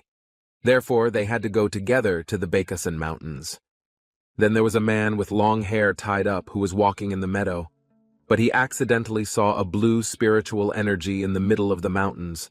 There was a man who was panting. Behind him was a man who was carrying his friend. The injured man said that at that time he admitted that he had been mistaken for a long time, because he heard that Martha's power was unclassified, but he didn't believe that Martha also had unclassified power, where there was a woman with white hair, a thin body, and dark circles on her forehead. At that time, Sangun was on the hill seeing someone gathering. While slowly heading to the Junmoon Gate, he felt heterogeneous energy coming from that place. Therefore, he assumed that there had been a fight in that place. But they were very brave and didn't believe they dared to fight in the realm of the Jun Moon Gate. So it might be that the influence of the energy was weakening because they were fighting against the devil. However, he was surprised to see the moon pattern on their clothes was a symbol of the Jun Moon Gate. If so, then they are Taoists from the Jun Moon Gate. Therefore, he felt that the condition was very good, because he could save them so that they could easily enter the Jun Moon Gate. Therefore, it would be easy for him to arrange what would happen in the future. Then there was a terrible person who had white eyes and wore a robe. The man said that they were insane and stupid Taoists, because they dared to try to deal with him who had many troops. Therefore, he asked them to stop trying to do that and just be part of his subordinates. Then he asked his men to finish them all off and bring them before him. A man who was at the forefront asked all the Taoists behind him to leave the place along with his other friends, because he would try to hold back their attacks as much as possible. A man wearing a headband asked what Senior Wen was doing. Wen said that it was something that the seniors had to face, so he used his strength to fight them. Then he shouted, asking them to leave quickly and also tell the others about the condition. Suddenly, the two monsters were in front of him. Suddenly, there was someone who jumped and stepped on the monster. He saw a man who managed to kill the two monsters at once. Then the man who killed the monster introduced himself as someone who was walking past the Taoist, and his name was Daeho. But he saw him being attacked by Martha, and he couldn't let it go. Therefore, he wanted to help him. The old man was very angry because the Taoist never knew where he was who dared to touch his precious subordinates. However, he was very lucky to be able to knock them down suddenly and surprisingly. Therefore, he asked what he would do now. But he would not be able to handle the number of his subordinates alone. Daeho asked, since when he was alone. Then a black aura came out of his sword and formed a shadow monster that surprised them all. Therefore, Daeho asked if he still looked like the person who fought him alone. Then their troops were ready to attack. The man asked what his ghosts could do to his subordinates. Therefore, he asked his subordinates to tear him apart. Daeho asked his ghosts to get rid of them. The ghosts cut off Martha's hand and slammed it. Martha cut off the ghost's head. However, the ghost was able to recover itself and immediately cut his body into two parts. He easily managed to destroy them all. The man was upset to see his hard work for hundreds of years to make them all in vain. However, Daeho thought that he could take the opportunity to increase the number of his ghosts. However, it seemed that now his shell was soulless. Therefore, he did not get any nutrition from him at all. However, he should be satisfied with the man. So he asked his ghost to bring the man in front of him. The man asked the ghost to come forward, because he had underestimated him. He destroyed all the ghosts with the hands that grew on his back.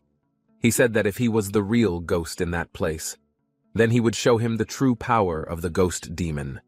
He crawled forward to make Daeho one of his special subordinates. However, suddenly a red eye appeared behind him.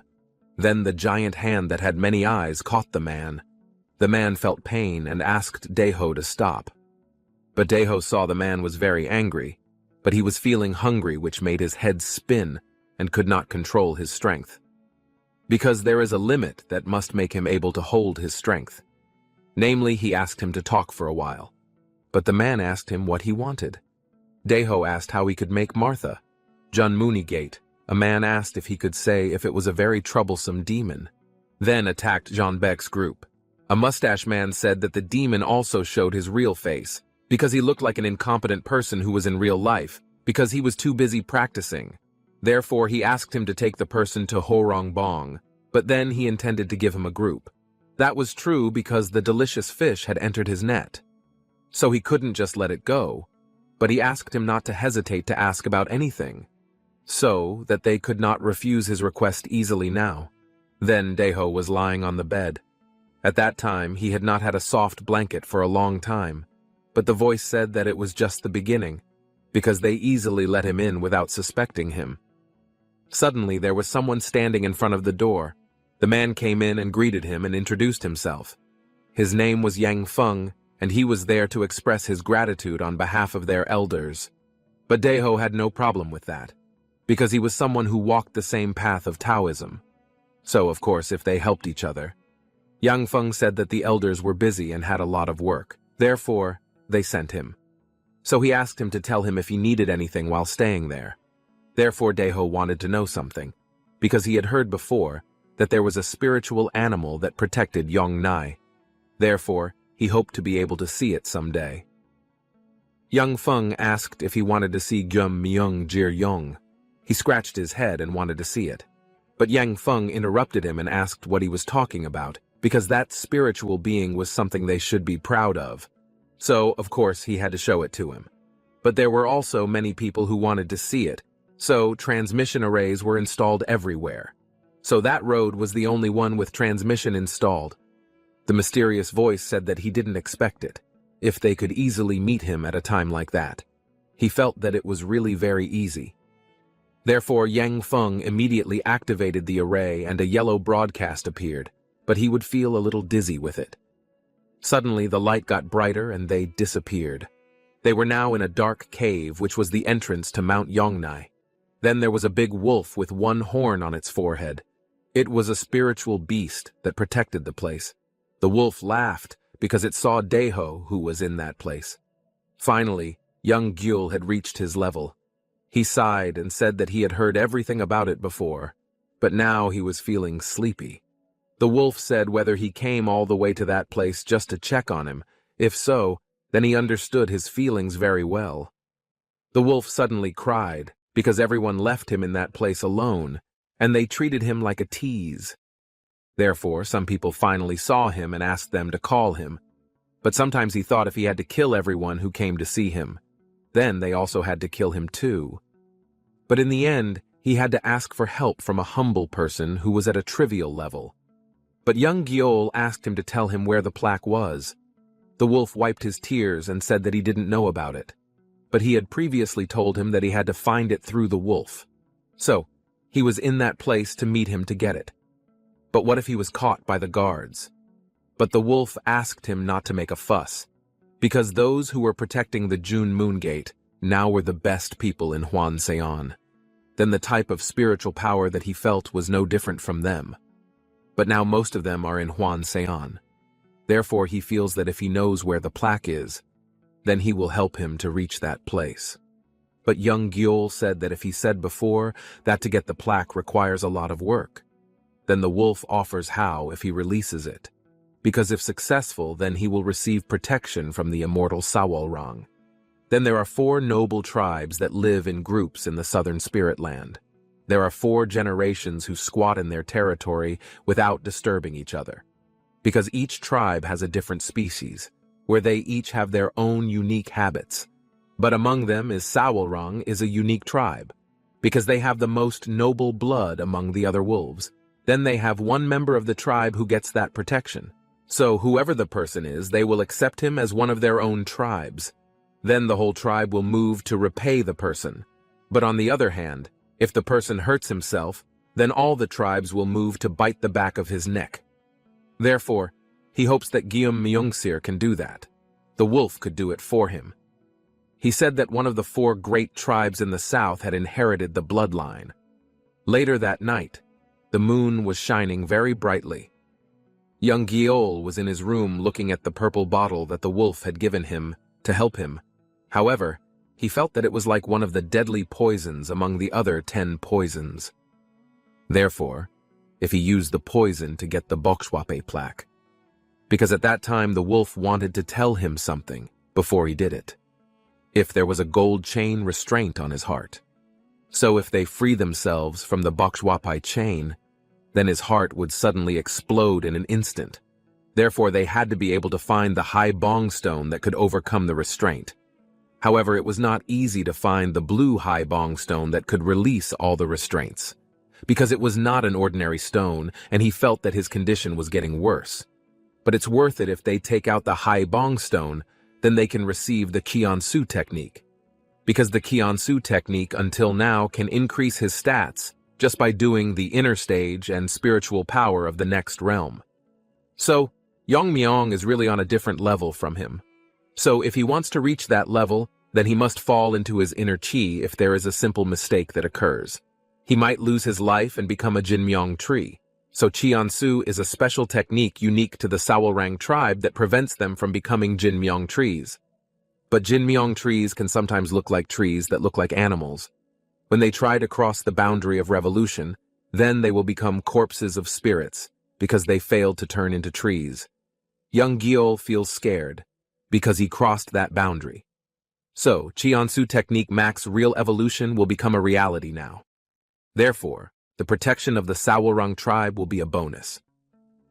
Later that day, Yang Feng was surprised because he asked about the Haibong stone. He was annoyed because he had considered the Haibong stone as an ordinary ornamental stone, but it was impossible for him to think that they would give him one of their valuables. But Daeho already knew what he said from his expression, if they thought he was a sane person. Yang Feng said that there was no Haibong stone left in that place, because at that time it was difficult to find the stone. Daeho sighed and already knew that he said that. However, Yang Feng knew where the Haibong stone was, but he couldn't say for sure if they could get it, so if he didn't know where it was, Yang Feng would guide him. There was an island in the middle of which there was a very tall building. That place was a place called one of the Walchen cities, an auction house that secretly bought and sold Tao goods. But Daeho didn't expect that there was a place called a black auction in that place. Then the building was a pavilion called Yuryeon Guan and was managed by someone named Cheon Jaman. Dark auctions were also held there.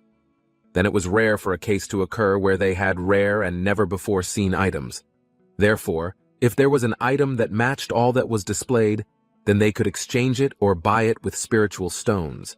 However, there was a guard who asked them to stop on that road, because it was not a place that could be entered by strangers like them.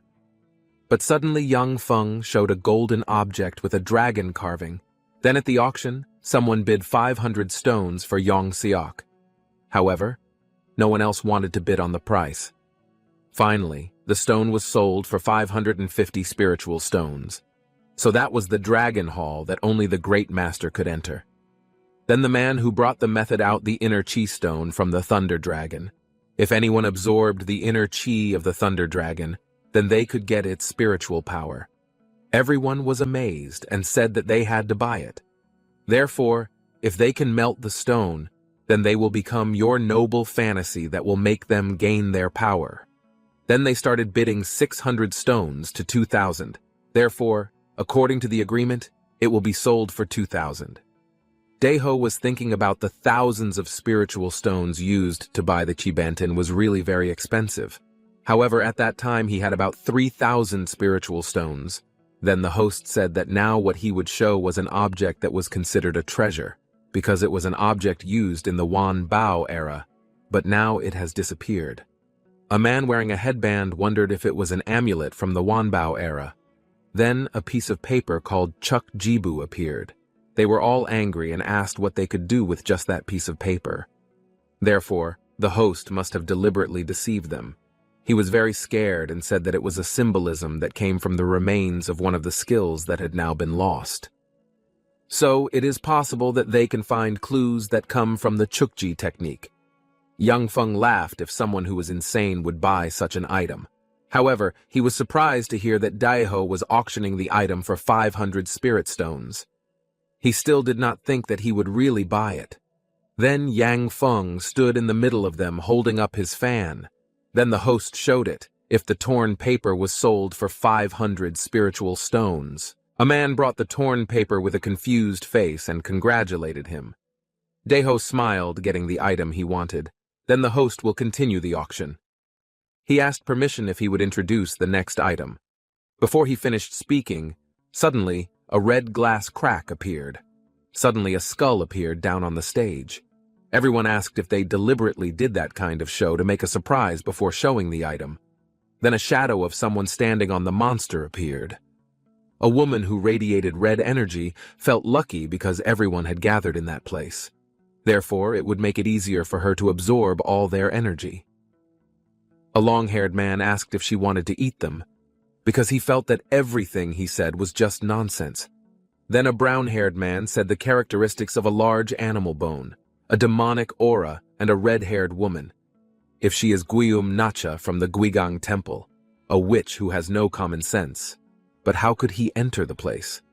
Daeho said in his heart that Guillaume Nacha was a witch who had ever existed and had no common sense. But he felt that it was strange, because it was not yet time for her to spread that inhumane magic. Then Nacha laughed, because she felt happy if she was treated as a woman so warmly like that. Therefore, she would repay them in return. Therefore, she would try to make the atmosphere hotter.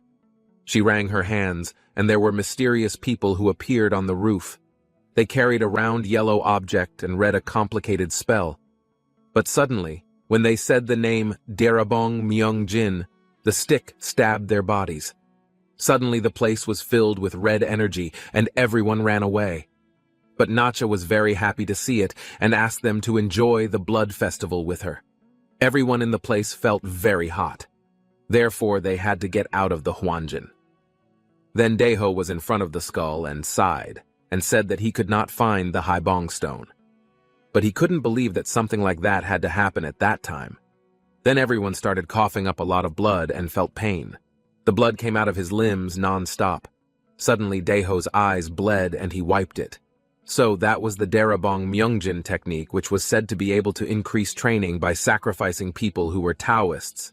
So it felt like he felt the intangible energy squeezing his entire body. But he felt bored with the real Huanjin technique. Therefore, he used Danyan Gyeomjong arts, who could see secrets through illusions obtained from Gyeomjong's eyes. So now he just needed to find the core that caused the hallucination. Then at the end of the place, he found two people protecting someone who was stabbed by a spear emitting red energy that was gotcha. Then he asked Yang Feng to spread Mu's spiritual power to coat his body. Then he would go first and then come back soon after. Yang Feng held his chest and called he who left. Then everyone felt their bodies heavy and in pain. Therefore, they have to go to find the entrance. However, they are confused by the disappearance of everyone in that place. But for Nacha's men, it is a good spectacle for them. Then they are also struggling to walk to escape like wriggling worms. However, Daeho appears behind them, raising his red sword. He asks them to die, and there are bloodstains in that place. Someone is coughing up blood and shaking hands. Yang Feng is very upset because the witch Nacha is so brazenly using her despicable technique. Then suddenly Yang Feng attacks her and asks her to stop laughing because she is a dirty witch. Then the magic used is only Huanjin. Therefore he must kill her so that her Huanjin disappears. He hits the head of the bone, which is very annoying. If he succeeds in destroying it, then he will take her dirty head. But suddenly his sword breaks into pieces. Then the skull opens its mouth and there is blood dripping. Yang Feng was eaten by the skull and his body bled a lot. The witch Nacha said that he was very brave to run towards her with his strength like that, but she thought the situation at that time was very romantic. Therefore, she stuck out her tongue to eat him. However, she turned her head and saw that her Huanjin had been destroyed. So she took out a green scroll from her chest. She opened the scroll, which emitted light. Then there were 3 little demons who had white hair. She asked them to stop playing and look at her, because now she will give them a new game. So from now on, they will look for the Taoist who destroyed her Huanjin.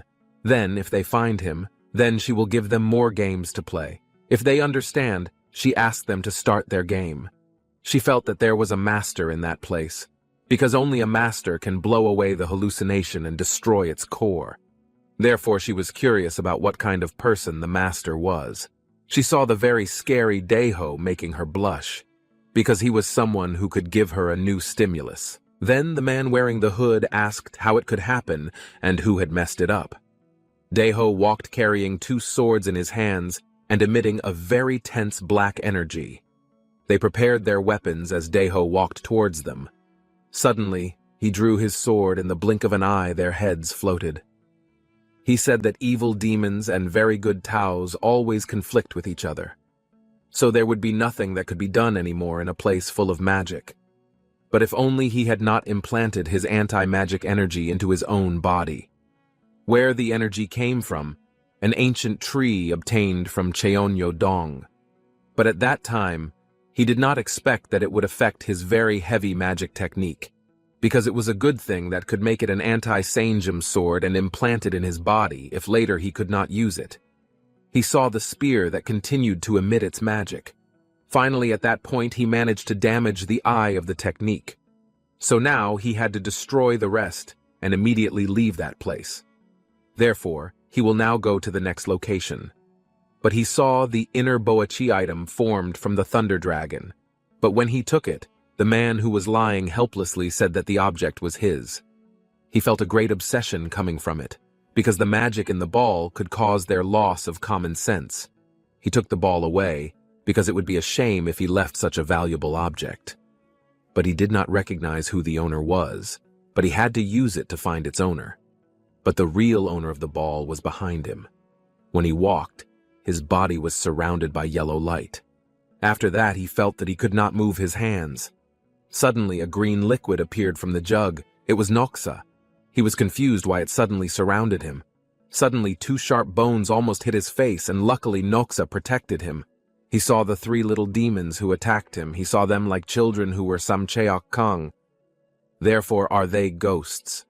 Young Joel explained that there were thousands of dwarves who were only 99 days old, put into a red hole. To create that, they needed thousands of lives that made them strong. Therefore, Sangun asked why they were so small, because in their formation it could contain a lot of very strong magic.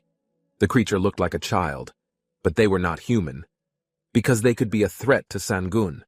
Therefore, they would try to catch it, with their Kangzi power. Therefore, he used the Yin Gong treasure that could enhance his body, which only used magic and attacked with a bow. Therefore, it was a very effective treasure to hunt his opponent. However, they would not be difficult to deal with, because he would attack them with the Sanjeom sword. A white light appeared around his body, which made the demon's stick not work. The demon carrying the drum laughed at him. Suddenly, he hit his drum and green lightning appeared, which would bring Sangun back to his bad victory. However, he destroyed the lightning with several attacks of sword chi energy. Suddenly, he was in front of them and swung his sword, but they managed to avoid and laughed at him. But he immediately took out something funny, a tamhwa, a centipede. The centipede was about to attack them, but Sangun asked him not to attack first. The centipede took out a yellow rope from its mouth towards them. Finally, the centipede managed to tie the three of them and also made them fall from a height. Sangun praised the tamhwa who stroked his cheek, because it had issued a gold wire that could not be destroyed by any swordsman. The devil was angry and rebelled to free himself. Sangun felt uncomfortable killing them because they looked like babies. However, he also couldn't let them be tied up like that. He took out the amulet he got from Martha the other day. Suddenly, he attached the amulet to their foreheads who were rebelling. Then the amulet worked and made them calm down, but he felt a colored aura surrounded by the skull behind them. Then the witch Nacha said that he finally found it. Sangun felt a demonic aura that could only be created by demons or living beings, namely someone who chose to stand on the opposite side of goodness as a demonic being, namely Nacha. He felt that he was unlucky, because at that time he was only trying to destroy the Huanjin so that he could get out of that place. The witch Nacha said that she could not see his real body and could only see his shell, but she really liked his appearance. Therefore, she wanted to get to know him first. Then she introduced herself as Nacha.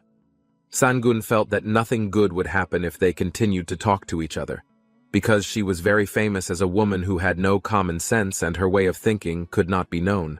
Then Nacha was honest with him that she was very surprised, because the Huanjin she made did not exist, and her subordinates could not move either. But it was more surprising if he had found the eye of the genie and destroyed it. Therefore, she was very curious about what kind of man had done that. In addition, he was also able to conquer her children in such a short time. Therefore, he is the one who has made her amazed, because he is good from what she expected. But suddenly he ran away because she spread the disease like a disaster. So he did not expect she did not do something to him. So he had to leave before she showed interest in him.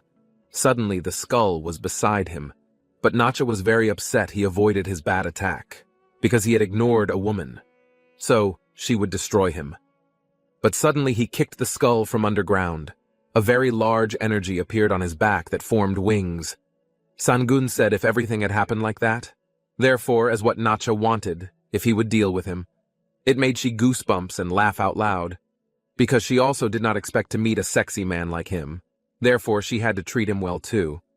She cut a little of her hair and gave it to the skull. Suddenly the skull turned into a big bull. She asked if Sangun liked it, and to make it even hotter, she asked him to look back. Sangun released the power of blue energy and would not do it that day. Then a blue wave appeared near Nacha's subordinates and made them all scream in pain. Nacha felt that the remaining eyes from her technique were all dead. Then he asked Nacha to play with them, who were trying to get up. Nacha laughed very loudly and suddenly her face became very serious compared to before. Nacha said that that day she was really scared because of a man. Therefore she asked if she could ask what his name was. But Sangun said in his heart that she thought he was crazy to tell her his real name. But if she knew his real name, then what would he do? Then he made a pseudonym if his name was Master Daiho. But suddenly a man appeared and said that he had destroyed her technique. Therefore, they together would help him to destroy Nacha, because they wanted to return the pain to her twice as much. Then Nacha remembered her name as Daiho. At that time, she felt that there was an obstacle that made them both talk about intimate things. Therefore, he had no choice but to say goodbye for now. However, they will meet again and enter the broken glass portal.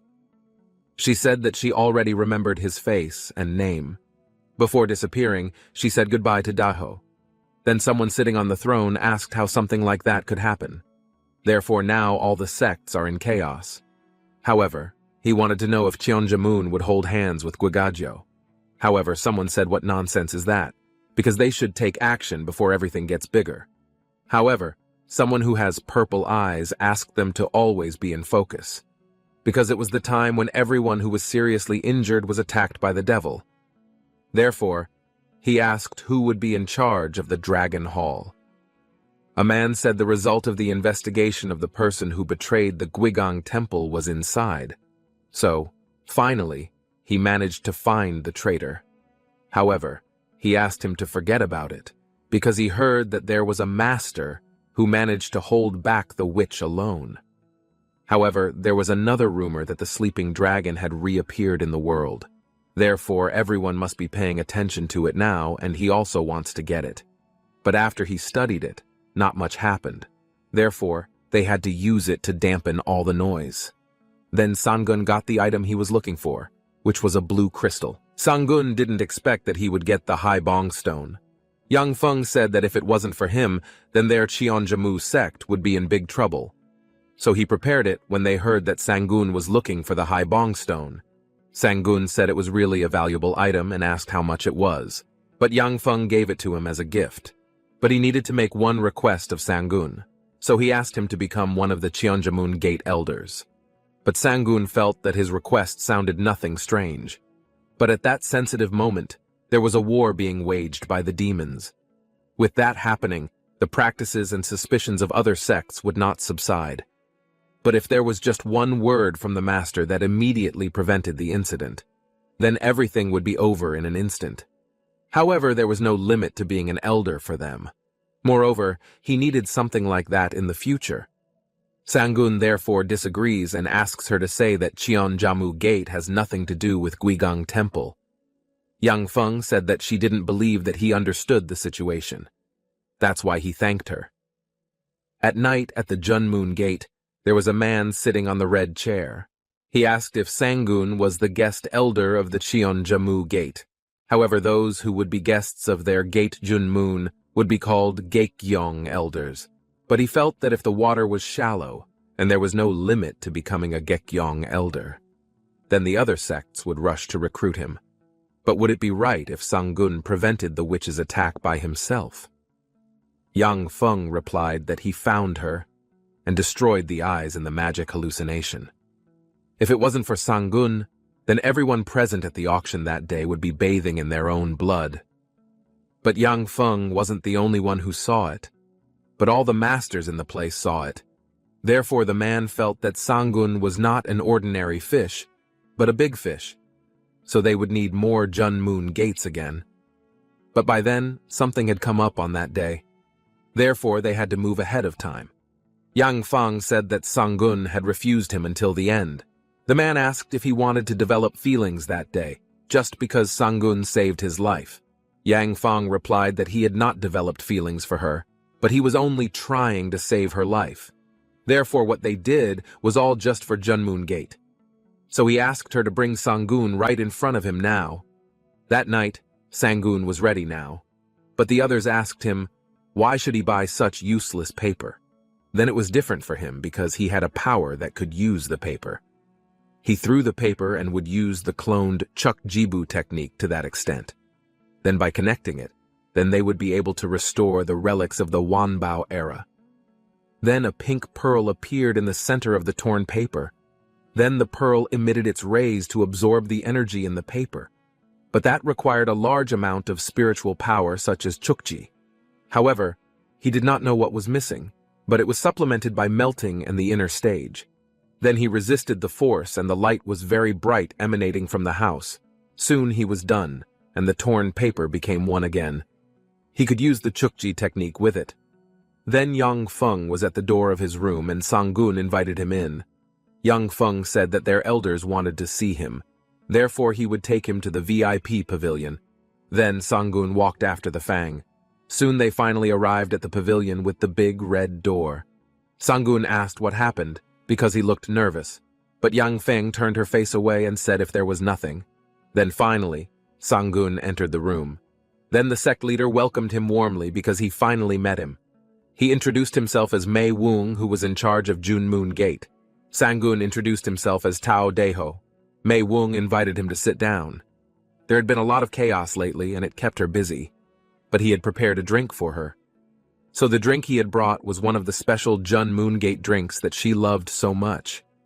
So that night they would drink together. But the drink that gave off a blue glow was a tea made with holy herbs. When Sangun drank it, blue light filled his body.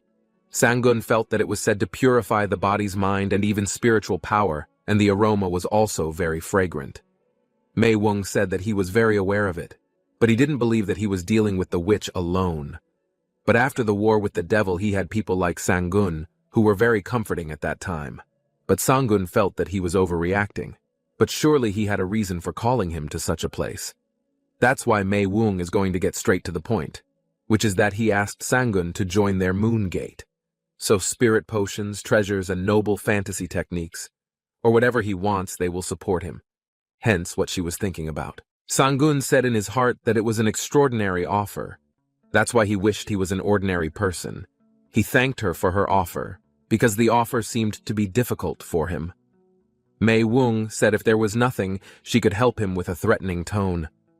Suddenly his whole body was oozing green veins that were poison.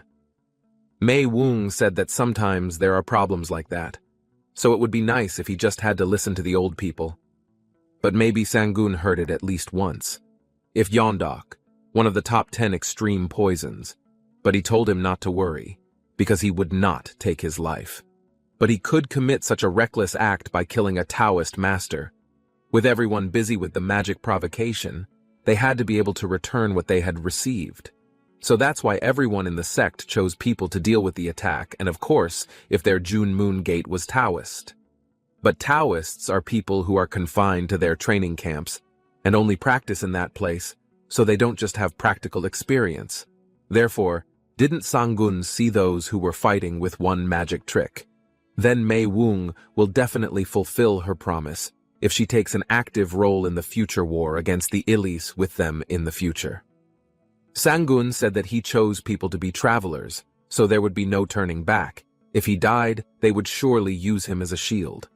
Afterward, Sangun will receive protection from the sect mind and his mind will change. If a Taoist, then he wouldn't have to walk alone on the Great Path. Then he would be able to do so with their Junmoon Gate.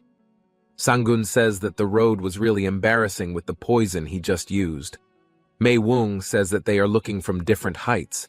Therefore, for the last time, he will ask if Sangun wants to join their Junmoon Gate or just die. So now Sangun had to choose him now. If they said his ability was extraordinary, but it seemed like it was just nonsense. Even if he died like that, he felt there was little regret left. Moreover, Sang-gun is very special. But Sang-gun burst out laughing. Mei Wung was confused about what happened to her, but suddenly blood came out of her mouth very much. He was angry with her and asked what she did to him. Sang-gun said that he was only affected by the poison given to him, so he asked him not to worry. He took a purple bottle of poison. It was Jokju poison, will not kill unless people know who drank it, but it only makes him suffer. Mei Wung did not believe and asked where to get the poison, but did he forget that he poisoned him? But Sang-gun said that it couldn't do anything for him, because he is a person who has reached that stage. He concentrated the poison on his index finger. Mei Wung was surprised to see the poison dripping from his index finger. Mei Wung didn't realize since when he was a stage businessman who had full protection from the race. Sang-gun asked if he still wanted to live. But there was only one way he could live. That was the spiritual star that protected the mountain in the region. So he asked him to hand over the Botwapenya plaque now. Mei Wu said in her heart, "Is he trying to get a restraining order for Gumyoung Jiryung? Therefore, if he gives her the plaque, then Sang-gun will destroy the Jokju poison in her body." Mei Wung says that she understands and will give him Bokshwapai, but he will only listen to her for now. He took out a different box that emitted light, and suddenly a staircase leading underground opened. But a dense green aura came out of the room. Then they went down to that place. Hwaran said that he was very confident with him, even though it was only in front of his eyes. But during that time, Sang-gun defecated on top of the Jun Moon Gate Hov shed. But did they all keep it somewhere? Hwaran said that he didn't know that he would use the poison that Tamhua Wukong gave him. But Sang-gun felt that he would have recognized the face behind the Mei Wung, or it was just a way that he wanted to use to catch them. After all, they were all Taoists. Soon they arrived at a place full of different things in the green glass. Sang-gun was very excited to see everything in that place. Hwaran asked him to look at the small stone pagoda. So it was one of the top 10 ghost treasures. That is the glorious pagoda. Mei Wung turned around and asked what he was doing. But don't forget that their agreement to that place was just Bokshwapai. Sang-gun chuckled and said to himself that it was just a very natural movement. Then Mei Wung showed a red object with the inscription that it was a Bokshwapai plaque. He opened the protector with several spells. Not long after the Bokshwapai barrier was successfully removed. However, he asked Sang-gun not to forget his promise to get rid of the poison in his body. But Sang-gun said that he was afraid that she would not trust him to the end. So why don't they just limit each other? If he breaks the agreement, then his spiritual power will be removed. Finally, the plaque is in his hands. Therefore now Mei Wung asks him to get rid of the poison, but Sang-gun will check it one last time before he fulfills his commitment. With that plaque, the prohibition order will now be his completely. So Sang-gun asked Jokju to get rid of it. Suddenly, blood came out of his eyes, nose, and mouth. He asked if she wanted to lose her spiritual power and become a disabled person, but Sang-gun was fine, because what he had discovered was to accept the ban plaque completely. Then, he wouldn't know that there were other restrictions on the ban plaque. If he had only believed in the Bokshwapi plaque and escaped in the Jun Moon Gate, then at that time, a restriction will be applied and the heart will explode. Then, his inner base will become mere stone. Therefore does Mei Wung know who the person who has violated the restriction is. That is he. Mei Wung says that it's impossible and that he doesn't know about it. Even if he doesn't know how, then there's no way to escape what happened. Sang-gun left his body bleeding. Then he looked at the pagoda with a smile. The fox opened his eyes and said he was finally in that place. Sang-gun gave him 3 objects. The fox took the Bokchwapai and the mana stone together. After that, there was a Genpa in that place. Suddenly, the mountain exploded, and the fox flew up into the sky towards the moon. The fox said that it had been 100 years, with dead time spent trapped in that place. But finally, he got his freedom. Sang-gun asked what he was doing, because if he sneaked out, then it wouldn't be enough for him. The fox said that it was useless, because they should have alerted them when destroying Bokshwapai. But suddenly 3 people flew towards them. A white-haired man named Mahan, the head of Jun Moon Gate. He asked how Gumyoung Jiryung could be free. but Mei Wung is not an executive officer who should be in charge of Bokjwapai. A man named Manho, the Jun Moon Gate Elder, asked if there was a need to ask that question when they couldn't see him anywhere. Then there was a man named Hongyeom. The Jun Moon Gate Elder asked Sahyung to look at the back of Gyumyoung where there was a man. However, it was clear that Gyumyoung could not solve Bokjwapai on his own. Therefore, he assumed the cause seemed to be related to the Tao. Mahan said that there was an intruder. At the time, the Kyeonjamu sect incident was still resonating. But why did it all happen at the Jun Moon Gate? If people knew that, then what would they think of them? The Hogyeom said that they would now capture Gyumyoung again and finish off the intruder. But they had to keep it a secret from their students for the time being. But for Manho, it was their summit, the symbol of the Jun Moon Gate that had been destroyed. Therefore, it was different from the last time when they burned the demon from the peak. Manho asked them to calm down first, because they were dealing with something that was in front of them now. Sangun asked silently what he was doing now. But Gyumyoung said that they were going to run away. Sangun saw her going into the forest. Sangun asked her what she meant by running away. But they have no other countermeasures. But Gyumyoung feels that there will be no countermeasures because of how he would face them without any noble fantasies. Therefore, he only thought of the shortest way out of that place. They all chased after her and asked if she thought she could escape from them. Then the Hogyeom lifted her fan, which released firebird rain. Gyumyoung says that it's a common fire technique, because he won't be able to break through her defenses. Manho took out his weapon, and he tore him apart with his double ring.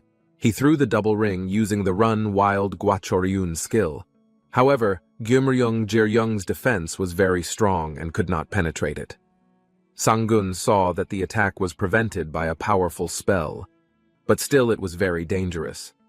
Because as a result, their escape became slow and also the consumption of spiritual power also increased. If they continued like that, there must be an opening, but suddenly above him appeared a red sword. Even though Sangun had not yet spoken, an attack had already appeared, so he pulled out his sword to block the attack. Sangun expended great strength to ward off the attack. Finally, he managed to get rid of it. Mahan wondered if he stopped her attack. Therefore, he had to do it now. It had also hurt her pride. Sangun said that he would help her, because if they continued like that, then they would only slow down their escape, so they could die. Gyumyoung said that the land in the Goseon in the south was not far away, but it only lasted until then. But the Goseon was the territory of the 4 major clans. Therefore, Sangun would try his best to stop them until then. So he asked Gyumyoung to focus his spiritual power to run. Then suddenly, he ran quickly past them. Then, Sangun blocked their attack with his sword. Mahan said in his heart that he felt that it was not good. He also couldn't believe that they couldn't do anything to that spiritual beast without even a single noble fantasy, and with an unclassified Taoist. But it was already at the Jun Moon Gate. If it continues like that, they won't be able to catch it. Mahan called out both of their names to use the dragon hand technique. They were all surprised, asking if he was really going to use it. But using it could kill him. But now that they were near the border of their territory, if they missed them without catching them, the pride of the Jun Moon Gate would be ruined.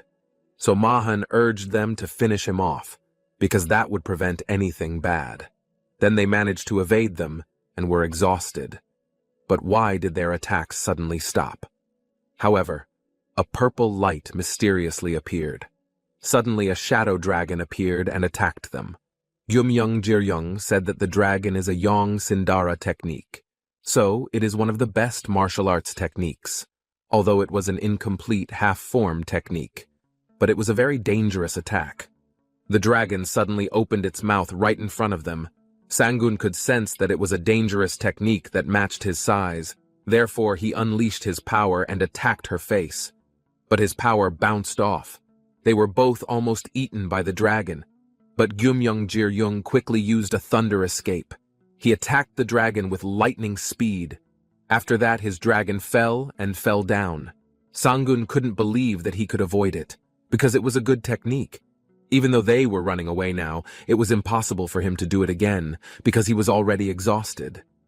But now it looked like they were going to die like that. But the ancient land was already in front of them. Sangun said that he would fend it off. When the dragon was about to attack him, Sangun pulled out a large number of red balls. Gyumyoung Jiryung asked how he could do all that. They were all surprised to see Sangun, who gave off a very strong blue aura. Manho said that it was the blue fire that burned the last peak. Suddenly, the red fire turned blue. Hogyum felt that they were definitely not better than him, so his inner stage should not be as high as theirs. But did it make sense to handle so many noble fantasies at once? Because that blue flame would burn spiritual power and require a lot of noble fantasies as well. However, Sangun did not look like an ordinary Taoist, but Mahan asked them to focus, because he didn't care what he would do, because what he used would be useless in front of their dragon techniques. So he asked the dragon to swallow them all. Sangun asked Hyo to step into the dragon's mouth. Suddenly the blue light shone very brightly. They asked what kind of fantasy power it released until it exploded, but it is a very great power no more, but they have to endure a little more. Sangun shouted for Bongak Chonghua to burn them more. Then the fire devoured the dragon more and more until it fell and burned the forest. But Sangun was unconscious.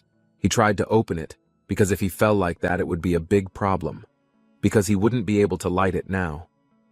But suddenly, Gyumyoung Jiryung grabbed his hand. He slowly turned into a human to carry Sangun's body. He said that Sangun fainted because he ran out of spiritual power. But he did a great job with his friend. Then the Choa was walking in the grassland. That's when it happened with Gu Huando. But he thought that the person looked familiar who came from nowhere, and in the end Sangun was by his side. But Choa couldn't recognize him even when he was right in front of her. But why did Sangun pretend not to recognize him? But it was still the same and made no difference. Just like that time Sangun fought. Even then he fought the demon alone. So when someone scolded her or hit her, then she would stop hitting them. Because Sangun didn't hesitate to do all the hard work for her husband.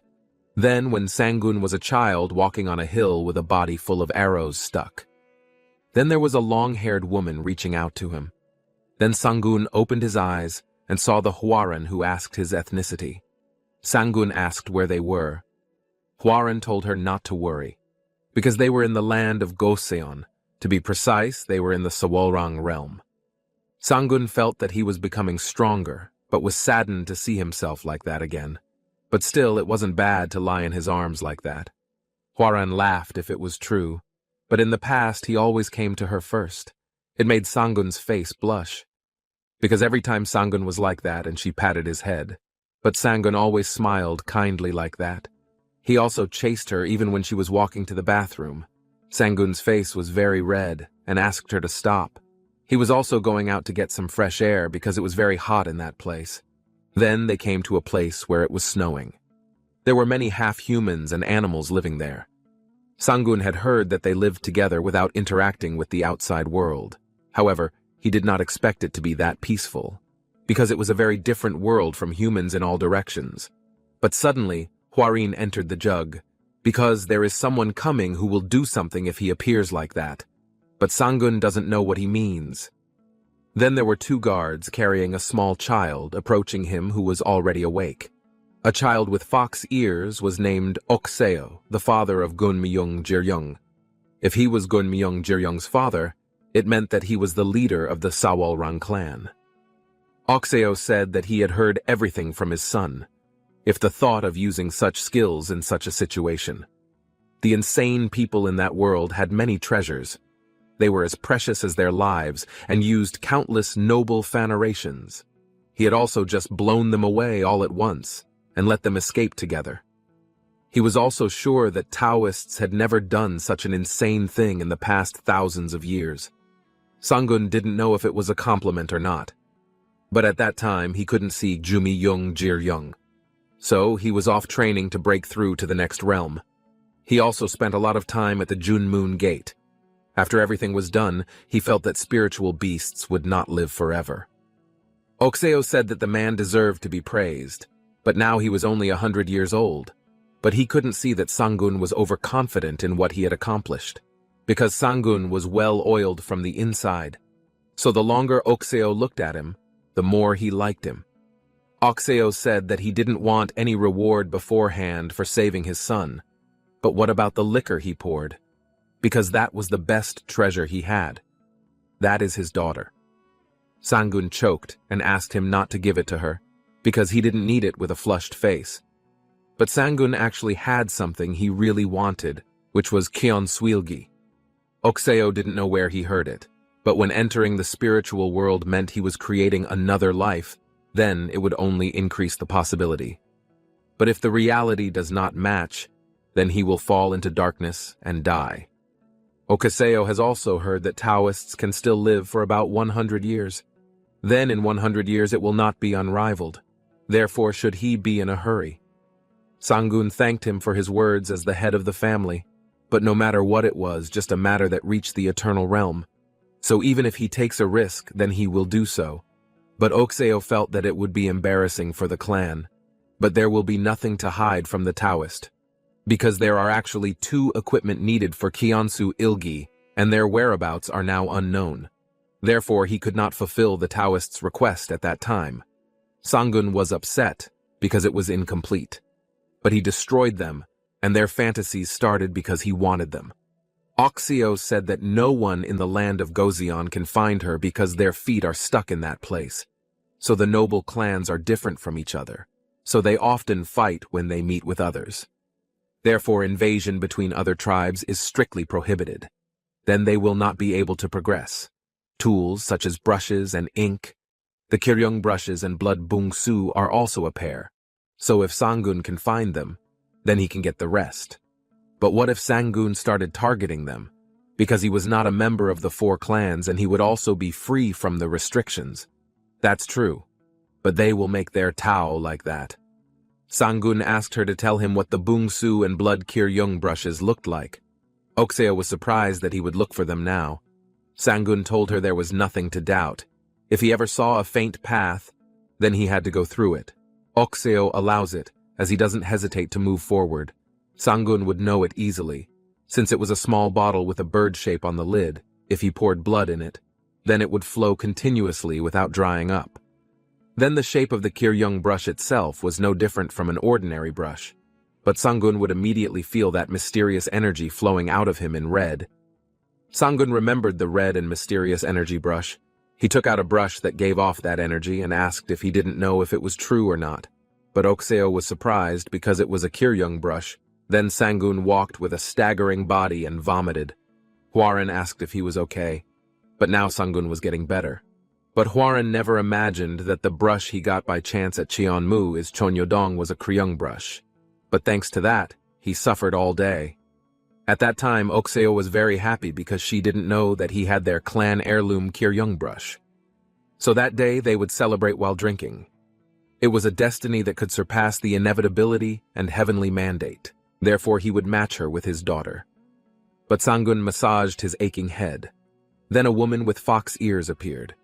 The woman greeted him and introduced herself as Jumyong Jisoo, who would accompany him that time. Jisoo followed her from behind. Sangun remembers when Okseo said that he had no other choice, because he refused to marry his daughter. So he would send someone to help him to assist Sangun in the search for the monk's blood. So he asked her not to reject him. Sangun realized that he had put his daughter next to him. Therefore, he was a cunning person. Sangun asked if she didn't know the exact location, so Jisoo was only accompanying him on the orders of his family leader, so she asked him to find it himself. Sangun felt that the air was getting colder. Hwaran says that it's very understandable. So now that he kicked the wall, he must be feeling cold. Sangun said that it must be somewhere in the Goseon too. But Jisoo was very cold and asked if he was irresponsible. So she apologized to him, because he was irresponsible and had skipped over the marriage talk as if they were joking with him. Hence, she rejected it. But if he were to seek the path of training, then she wouldn't know that he would reject it, because it's a matter of training to achieve immortality. But didn't Sangun know his place? Yet it would not be easy for him to accept a woman with a higher level of training like her. But besides that, it must be a burden because she is so beautiful. But she felt that she understood now, if she had to understand the situation. Sangun paused for a moment and just left. Because he will continue to feel tired if he continues like that. Therefore, he will quit 1 year if he continues to search the whole country. Then, Jisoo had something to show him. With what made him angry was the wedding talk that didn't include him at that time. But he was rejected before he realized it. So, of course, he thanked him for saving his brother. But that was a different matter from what it is now. Hwarin said that he would be punished if he continued to give rude answers. Jisoo asked if she had any tendencies towards men. Sangun answers with a very flat face that he never has.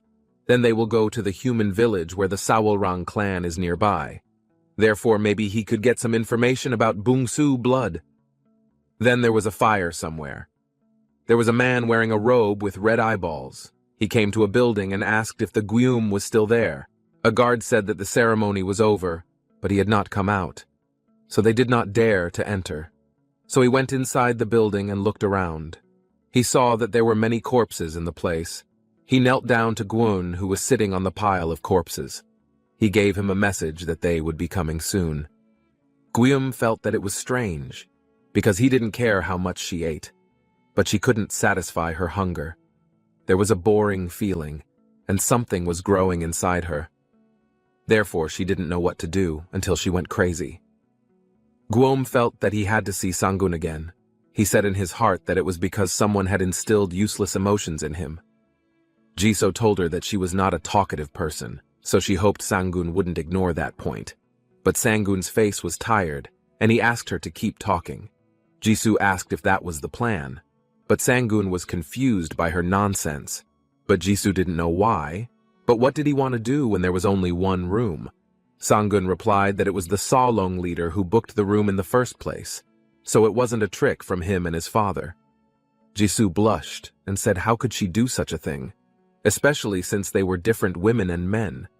So she hoped Sangun would be careful with his words. But if she was uncomfortable, then Sangun would leave, because she couldn't kick him out of the place. Jisoo asked if he thought it was if she was uncomfortable. However, that was not what Sangun meant. But suddenly Jisoo woke up and because he was uncomfortable. But he didn't say anything like that to her. Then she was going to leave. But she didn't go and thought it was rude.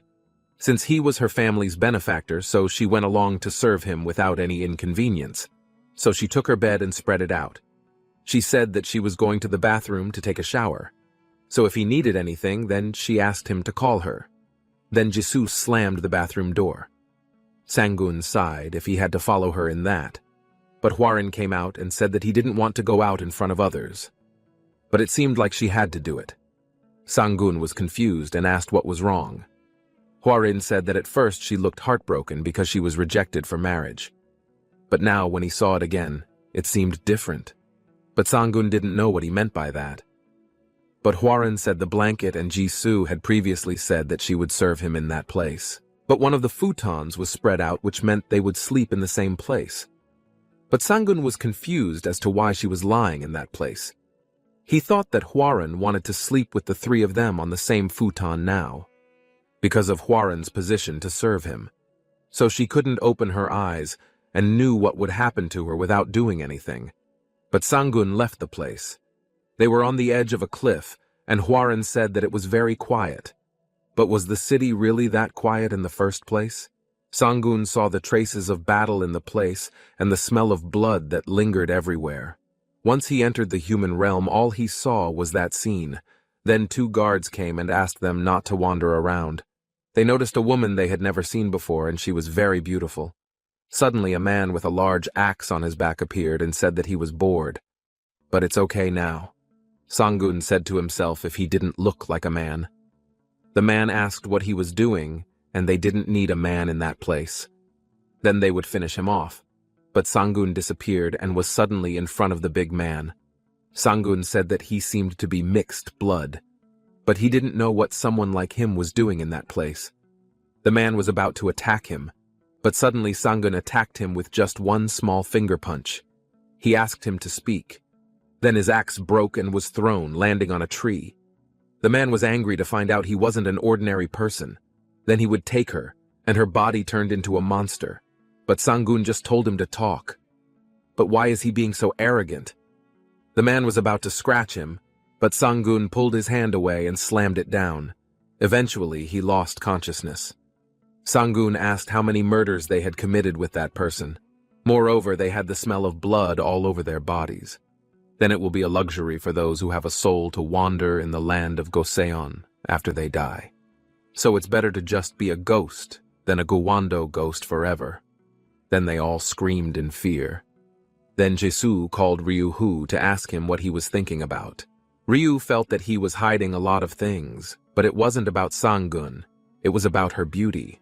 Ryu got upset and replied that she was beautiful. So did Ryu see that she was beautiful.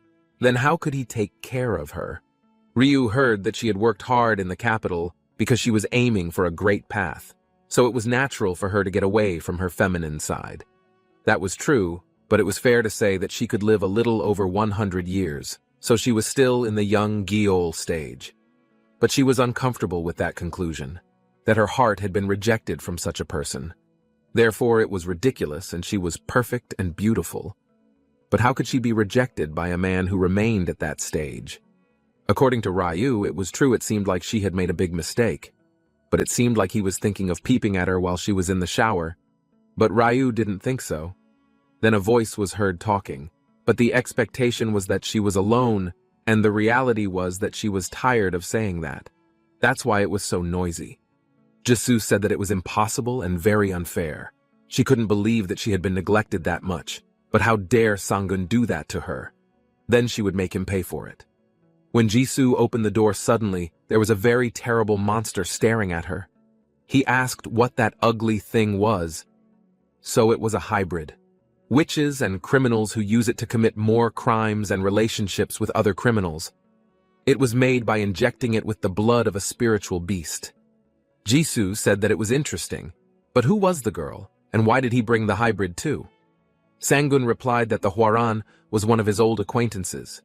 Jisoo asked if that's what he meant by hybrid, but she didn't know that Sang-gun had such tastes. So the reason he refused to marry her was to have fun with the hybrid. But Sang-gun was furious and released his powerful aura, causing Ryu to panic. Jisoo asked if he could pay for what he had done now. Sang-gun got angry and said of course he could. Then they were outside. Jisoo felt her spiritual distress weighing on all sides. Hwaran said that it was all her fault. But Sang-gun didn't know what he had done was wrong. Hwaran said that Chagwi's own existence was unsightly, so it could not be avoided. Jisoo said in her heart that he was also a criminal. Sang-gun said that it wasn't true, but Jisoo interrupted him if they dared to talk much in front of him. But he previously said that he could handle it with his current stage of mind. Sang-gun said if there was a place close by, they would stay away. But the problem was that the level would be enough to show him how he could deal with it. Then Sang-gun asked them to return in the form of marbles. He felt he knew what kind of life she had lived as Salarang's daughter, but she doesn't mind him being rude to her. But she shouldn't be rude to one of her acquaintances again, because she has to be ready afterward. Ryu said that he was very arrogant. Hwaran watched as he left. But before she followed him away, she bowed to them and left. Ryu said that he was very arrogant, but he was also more confident. But it's impossible if he's in the middle of young Gyeol's stage. She was a little surprised by the power of the spiritualin, but Jisoo asked her not to look at his noble phantasms. Ryu has seen it, but if it's a noble phantasm, then she has it too. Even clans that didn't have many noble phantasms floating around didn't have a set, because each set of noble phantasms was turned into treasure. Ryu felt that if it was impossible, he had a lot of noble phantasms. But first he rescued his brother from the human Taoist clan headquarters alone. It was very unlikely, but maybe he wanted to be his opponent, because that was the way it should be. Sang-gun thought of the day when Hwaran became his spear. He immediately knew it would happen like a ghost. It was an existence that denied death and lived on suffering alone, besides pulling and dragging people who considered them goods. An existence that would be negatively viewed as a living being and only a spear to use. Huaren asked where he was going. She said that he was fine and asked him not to worry. Sangun replied that it was okay, but with self-awareness. Then he will be able to finish off Sawolrang's daughter. He knew if they tried to find out why he was trying to get rid of Sawolrang's pursuit. But 100 years ago, he saved her life. Huaren touched her trembling hand and calmed her down. That he wouldn't be alive today if Sangun could have saved him. Therefore does he regret making him a spear by her. Sangun said that he had no regrets at all. Huaren was very happy and said that it was very good. But Sangun only felt indebted to her. It happened because she was always on his side like that. She walked alone through the silent forest, wind howling, her fingers tightly gripping the broken spear. In her palm, a fiery emblem swirled ancient magic, stirring with warnings no one else could see. Staring ahead, she whispered, "I wonder what's driving him to be constantly on the move." Her eyes narrowed, catching something unfamiliar in the distance reflections that didn't belong to the falling snow. She turned swiftly, sword ready, heart steady. A shadow stepped out, matching her stare without hesitation. A strange pressure filled the forest. She felt it someone watching, hiding beyond the frozen branches. A cloaked figure emerged from the trees, radiating energy. His presence alone disrupted the natural silence. She stood firm, issuing a cold warning through narrowed eyes, demanding he continue without interference or delay. The stranger didn't retreat. Instead, he stepped closer, intrigued by her strength and unwilling to back down. Though cautious, she refused alliance. His path was unclear, and her mission couldn't risk unwanted distractions now. The red-haired woman appeared confident, speaking casually, but her eyes studied every move with quiet calculation. Their exchange grew tense. She withheld her purpose, unwilling to reveal her destination or intentions to strangers. Heart steady but cautious, the white-haired woman considered her next step while recalling her husband's distant trail. The red-haired woman finally admitted she was pursuing someone heading toward Joseon to find a particular young man. A sudden realization flashed in her eyes. That name, that destination, could it really be the same? The red-haired woman hesitated briefly, then added she also planned to meet her subordinates stationed nearby. The white-haired woman remained quiet, digesting the information, unsure how much of it she could trust. Curious, the red-haired woman questioned her, sensing deep emotional attachment hidden beneath guarded words and a mission. She pointed out the clues, her tone, expressions, and urgency evidence of feeling stronger than mere duty. The red-haired woman smiled slightly, realizing the truth without needing confirmation. "I see," she murmured calmly. She stood in silence, confronting an unfamiliar emotion. For the first time, she realized it was love. Turning toward her companion, she apologized softly, unsure how to express something she'd never understood before today. The white-haired woman nodded. She too had once denied her feelings until pain made them clear. She admitted clarity only came after separation. Understanding had been slow, hidden beneath confusion and duty. Side by side now, the two walked forward through snow, sharing stories about the man they sought. Amid thick mist, heavy footsteps approached. A figure knelt, urgently slapping a motionless body in desperation. The captive's limbs twitched. Life returned slowly as repeated strikes forced her from unconsciousness to awareness. She opened her eyes, vision blurry, meeting the hostile red gaze of a man shrouded in darkness. His expression remained unreadable. No concern, only cold determination to extract what he needed from her memory. There was no mercy in him. She was now a tool useful only for information and answers. The beast glared up, defiant even in chains. Its refusal had sealed the fate it feared. Without hesitation, the dark figure shattered its skull, ending resistance. He gave no second chances to traitors. A quiet voice emerged from the shadows, criticizing his cruelty not for justice, but personal frustration. He said nothing. His hand moved instead, conjuring glowing runes. A new task had begun immediately. Far away, an old sage stirred from meditation. The energy pulse had reached even his hidden sanctuary. The old sage performed a forbidden ritual. Something ancient stirred, reacting to the disturbance across realms. A monstrous force awakened sealed long ago beneath earth and shadow, now rising under a blood-red beam. A sudden pulse struck him. His vision blurred. His left eye burned, showing images not his own. He staggered slightly, confused by the sudden connection. The surge revealed something unnatural, too clear to ignore. Silent now, he looked toward the horizon. Whatever it was, it had just begun moving again. He stopped mid-step, sensing something wrong in the air. A shift in energy had just occurred. One attendant emerged, startled by his abrupt stop. The tension in the hall was growing rapidly. He ignored the confusion and asked directly for blood rock water, something clearly urgent and possibly dangerous. The attendant explained nervously, but before finishing, a heavy rumble filled the corridor with dark energy. His eyes widened. The spiritual pressure was overwhelming, far stronger than anything they'd sensed in recent memory. With a sharp motion, he demanded answers. His energy flared, making the air tremble around them. The attendant struggled under pressure, gasping. Despite pain, she named a location she believed held the answer. He muttered the name Han Mountain. Its mention triggered deeper memories and stirred urgency he couldn't ignore. Han Mountain lay at Joseon's center, where 4 spirit clans once met and humans later settled. Now, it stood unique, a rare place, where spirit clans and humans still live side by side. The attendant collapsed, overwhelmed. The intruder's presence alone seemed to drain strength from those near him. She warned him carefully disrespect toward royalty would jeopardize any hopes of acquiring the life ascension method. He remained unfazed, replying with measured calm. Her threat held no weight compared to what he endured. He reminded her of his mission, stating the princess had insulted someone under his protection without cause. He pressed harder, implying he'd inform her clan leader of her conduct. Fear replaced her earlier defiance. The princess arrived, her presence calm but authoritative. All eyes shifted as silence filled the cold air. The attendant froze, stunned. Never had she imagined the proud princess would bow before anyone, let alone him. And doubt filled her. Could this truly be the same royalty known for her rigid pride? With measured words, the princess admitted fault, acknowledging her past disrespect toward both the Moonwolves and their guest. She lowered her head in apology, stating this was all she could offer before a proper meeting. The attendant gasped in disbelief. The situation had shifted so drastically she could hardly process the moment. With a sharp command, he summoned Hwaran forward, signaling that more needed to be addressed today. He reminded everyone that apologies weren't complete. Others had been wronged and deserved recognition as well. Hwaran bowed politely, offering a sincere apology. The shocked attendant, overwhelmed, accepted it with a trembling voice. Without further explanation, he raised 2 fingers, a silent gesture, but its meaning wasn't lost on anyone. Sangun raised his demand calmly. To proceed, they would need to offer him 2 items. The attendant reacted with shock and frustration, immediately branding Sangun a schemer undeserving of their trust. The princess remained composed, acknowledging his terms without argument. Surprising everyone with her immediate acceptance, Sangun turned away, hiding a smirk.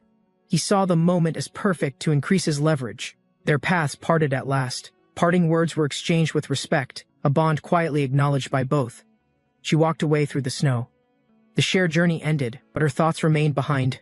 A cloaked figure appeared, questioning her restraint. He asked why she hadn't claimed the one she loved. She turned coldly, confronting him. He had hidden the truth, her emotions, her worth, dismissed as irrelevant. He answered without hesitation. To him, emotions were weakness. Sorcerers must abandon them to gain power. He confessed he acted with logic, not cruelty. Hiding her truth was meant to protect her. She smiled bitterly, realizing her mistake. Expecting more had only led her into quiet disappointment again. Without another word, they turned away. The path ahead would not wait for doubts or regret. Their journey resumed in silence. As they neared Han Mountain, questions lingered, unspoken but present. She finally broke the silence, stating firmly, "There's something I must check before we continue further." Sangun took a single step forward. The snow beneath him crunched sharply in the cold air. He stood at the mountain's edge, wind howling. Below lay the misty valley of the clans. The princess explained the land belonged to the Sky Tigers, ancient rivals of the Moonwolves. Sangun nodded. From a creature's fading memory, he had learned something important was hidden within those lands. Activating his power, Sangun's eye flashed red. He prepared to scan the valley using illuminating eyes. Sangun's activated vision pierced the clouds. The mountain's hidden energy paths revealed a pulse deep below. He locked onto a strange red structure surrounded by illusion magic and sealed in dense fog. Sangun narrowed his gaze. As expected, something important had been hidden with extreme magical precision. He reported the discovery. Multiple sorcerers had used advanced barriers and illusionary techniques to mask the site. Knowing the risk, Sangun advised they descend. He and the princess would investigate the source directly. The princess hesitated, aware that entering Sky Tiger territory without reason could spark unnecessary conflict between clans. She stated clearly, without evidence or authority, they had no grounds to interfere in that domain. Sangun challenged her stance, suggesting the demonic faction possessed the rare and dangerous blood rock water. He warned it could be used to engineer hybrid monsters and incite widespread chaos across Joseon. Her expression shifted. Sangun's words unsettled her. If true, their role might soon become unavoidable. Sangun turned away, explaining he held no ties with the Sky Tigers, no risk if discovered. Declaring his intent, Sangun leapt from the cliff alone, descending into the veiled lands below. The attendants gasped, stunned. His decision was reckless and sudden, without coordination or backup. One shouted in disbelief. unable to understand why Sangun would dive alone into enemy territory. Despite his strength, the princess reminded them formidable illusionary masters guarded that region with dangerous skill and secrecy. One attendant panicked. With Sangun gone, they urgently questioned the princess about what to do next. Without hesitation, the princess stepped forward. Her decision was clear: she would not leave him alone below. She instructed them to stay alert, monitor from above, and wait unless given a clear signal. Without pause, she leapt from the cliff, her form streaking through the air behind Sangun. As she descended, her eyes narrowed with resolve. Now she would test the limits of his strength. And Sangun vanished midair in a surge of speed, leaving behind a trail of turbulent wind. In an instant, he reappeared through blue light, his movement executed using a divine teleportation skill. The princess was stunned. That skill belonged only to top-tier spiritual beings. How had he mastered it? She began to wonder if Sangun's power had already surpassed the realm of typical martial cultivation. Elsewhere, a monstrous creature was being dragged violently. Its tamer, a bald man, followed with fierce intent. Sangun approached the massive man calmly. The cloaked brute turned, assessing the unexpected visitor with suspicion. The man questioned Sangun's presence, confused by how someone like a Taoist had bypassed their barriers. Without answering, Sangun casually tossed an object toward him, its meaning hidden behind Sangun's unreadable expression. The man caught it mid-air, inspecting the unfamiliar item with curiosity. Unsure whether it was threat or message, Sangun replied with one word, one signaling either a count, a warning, or the beginning of something calculated. A sudden scream tore through the fog. The brute reeled back, overwhelmed by unseen, surging force. His arms snapped violently. Bones crunched as purple energy gripped him with crushing, unrelenting power. Footsteps echoed. Another figure emerged slowly through the haze, calm but clearly annoyed by the chaos. He reprimanded the noise, expecting silence within his domain. His voice held authority, cold and absolute. Noticing the broken barrier, he frowned. Something had gone wrong. He hadn't expected intruders to breach so soon. Darkness swirled around the enemy figure. Lightning cracked as a summoned beast loomed behind him in silence. Sangun recognized it instantly. Only an illusionary master could manipulate energy forms that massive and unstable. Unfazed, Sangun prepared for battle. He shifted his stance, calculating the illusion's structure and anchor point. The master lunged forward, shouting that Sangun must die for witnessing what was meant to remain hidden. Power surged through the air. Sangun's eyes narrowed, locking onto his opponent as the battlefield ignited. The explosion struck hard. The ground shattered beneath it, sending shockwaves through the entire lower valley. Amid the smoke, the illusionary master stood, shaken but alive. His barrier barely held the impact. He muttered in disbelief. No one had ever forced him to retreat behind defense this quickly. But before he could react again, Sangun pierced through, blade driving deep into his chest. Sangun stood calm, blood dripping from his blade. "Why do you think?" he answered coldly. Sangun moved swiftly, his strikes weaving through darkness. The elder's form staggered, overwhelmed by precise force. As energy cracked his core, the elder screamed. Sangun counted softly, 2, marking the next phase with unwavering calm. Sangun spoke. This was the price of arrogance, and the second blow was coming. A glowing red orb launched from the collapsing body, fleeing fast, its presence burning with powerful residual essence. Sangun observed it carefully, recalling legends. Illusionary masters could infuse a soul fragment into spiritual matter. In the red soul fragment streaked through the air. Sangun muttered its likely target: ravenous centipedes. One centipede burst from underground, sensing the energy. The fragment guided itself straight into its mouth. The creature slithered violently, absorbing the fragment. Its form twisted unnaturally as it shrieked into the sky. With a monstrous snap, it devoured the soul whole. A new transformation had just begun. Nearby figures approached, sensing chaos. They suspected the hybrid monster had gone berserk again, but weren't fully certain, and a group of cloaked figures halted. One pointed ahead, recognizing Sangun as a human Taoist. Sangun scanned their formation, eyes glowing faintly. He counted their number calmly and without hesitation. Summoning his spectral beasts, he declared, 9. The ground trembled beneath him as battle tension escalated. A violet storm burst from the sky as a spear-wielding figure descended toward the battlefield below. The crimson-robed warrior noticed the falling threat, stepping back cautiously while observing the rapid approach overhead. Confident in his strength, the warrior mocked the figure, unaware of the danger drawing in fast. In an instant, the attacker struck down with blinding speed, slashing through shadows before they could react. Realizing too late, the red warrior staggered backward, eyes wide. This spear technique was beyond human comprehension. Sangun's strike landed cleanly, driving his spear deep into the enemy's back before he could react. The wounded man turned around, stunned, as a monstrous shadow began forming right behind his body. Black creatures emerged from the shadow, surrounding the battlefield with growing pressure and unrelenting spiritual force. Sangun raised his weapon calmly, announcing the blade's hunger and preparing for a decisive second attack. With a swift movement, Sangun vanished from sight, charging forward to end the confrontation without hesitation. Sangun's blade clashed against a powerful force, sparks flying as both opponents pushed with equal strength. He slid back across the ground, surrounded by shadows, eyes locked on the figures emerging ahead. Noticing movement, Sangun narrowed his gaze and realized hidden enemies were finally starting to reveal themselves. A golden lion spirit growled in anger, mocking its fallen allies who failed to stop Sangun. Observing the lion, Sangun calmly assessed its strength, concluding it belonged to an intermediate illusionary master. A cloaked man raised his head slowly, revealing his face while mumbling about a parasite poison. His bones cracked loudly as he lifted his arm, revealing an unnatural transforming limb beneath the cloak. The monstrous arm pulsed with red light, fully revealed. Its grotesque structure glowed with embedded magical cores. Sangun stared intently as someone warned him. That arm was an enchanted, highly dangerous prosthetic weapon. The voice explained it couldn't be removed and struck with destructive force matching advanced enchanted tools. With glowing purple eyes, the cloaked man prepared to launch a coordinated assault using his summons. He commanded the golden lion spirit to attack, ordering it to tear Sangun's allies into pieces.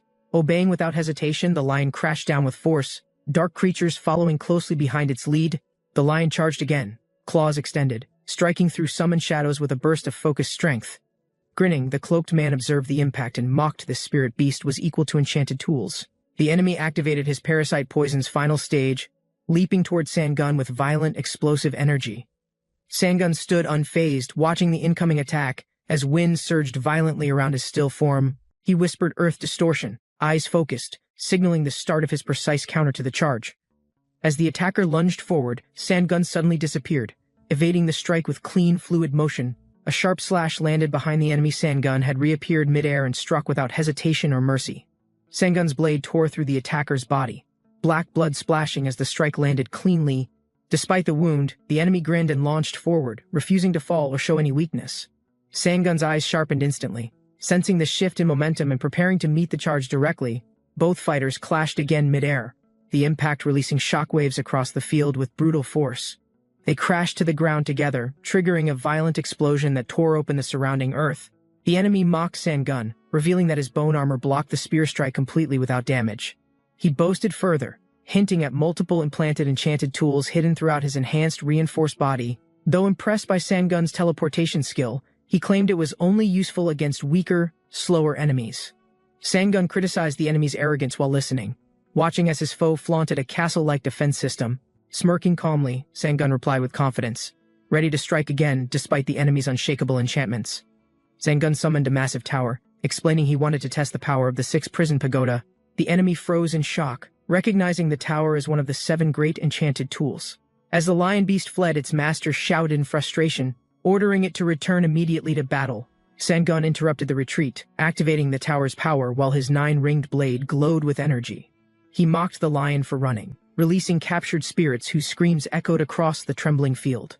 The summoned beast bit into the lion's spirit, ending its resistance with a single crushing chomp.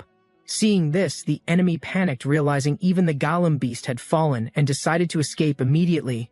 He ran at full speed, but Sangun's pressure remained close behind, impossible to shake off. Frustrated, he cursed aloud as a dark portal erupted ahead, distorting the air around it. Accepting the inevitable, he screamed defiantly and began gathering power, determined to face Sangun head-on. The enemy roared defiantly, challenging Sangun head-on as power surged through the sky around them. A massive explosion followed. The two collided with devastating force, shaking the sky and ground alike. From a distance, the scale of the blast became clear, engulfing everything in a radiant storm. Straining to resist, the enemy's body trembled. He finally admitted that the pressure was too much to bear. With one final impact, the 6 prison pagoda crashed down, pinning him beneath its overwhelming force. The smoke settled as the 6 prison pagoda stood still, its power finally sealed and contained. A glowing aura faded slowly from the tower, leaving silence across the broken battlefield. Sangun stepped forward calmly, his blade at his side. Untouched by the intensity of the clash, he glanced at the scorched remains, casually noting that the enemy's body had been completely destroyed. Despite the destruction, Sangun observed that the enemy's enchanted tools had survived. Untouched by the blast, Sanggun glanced toward the distance, sensing someone's presence hidden just beyond the fading battlefield mist. He called out confidently, inviting the hidden observer to step forward now that the fight had ended. A blonde woman with fox ears emerged, surprised he had known she was watching the entire time. She admitted she couldn't resist observing, drawn in by Sanggun's power and the unfolding chaos. Sanggun addressed her directly, asking her to help uncover what the defeated enemies were truly planning. The woman quietly observed Sanggun, replaying the battle and his strength in her mind. She realized he had defeated someone far stronger while using one of the 7 enchanted tools. She had suspected he was special, but hadn't imagined he possessed power at such a level. Now more intrigued than ever, she watched Sanggun from behind, curious about his true origins and strength. Elsewhere, a dark narration began explaining parasite poison, its essence rooted in the nature of curses. The parasite pot trembled unnaturally. Glowing red, something far beyond normal ritual behavior was taking place inside.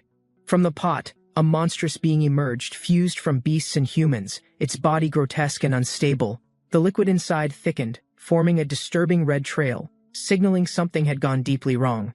Sanggun and the woman realized the pot wasn't just for poison.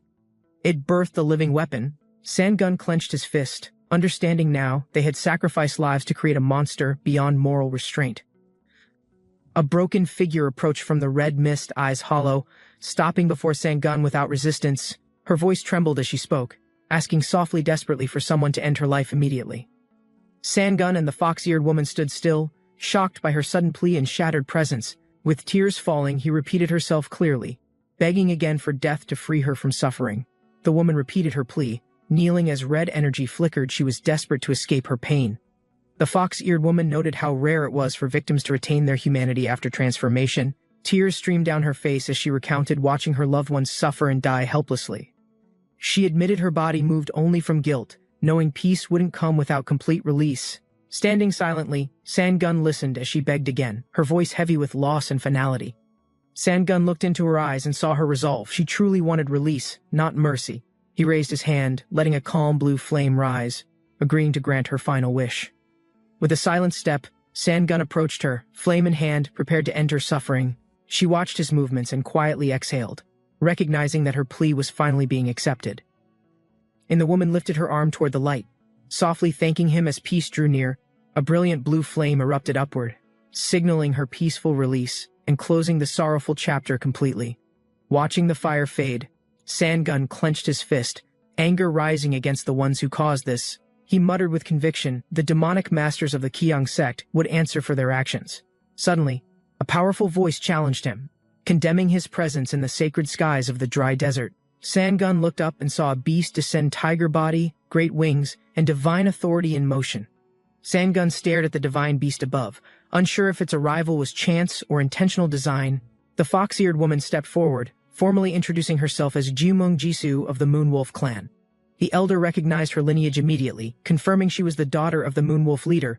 Curious, the elder then questioned Sanggun's identity, sensing strength but unfamiliar with his clan or purpose.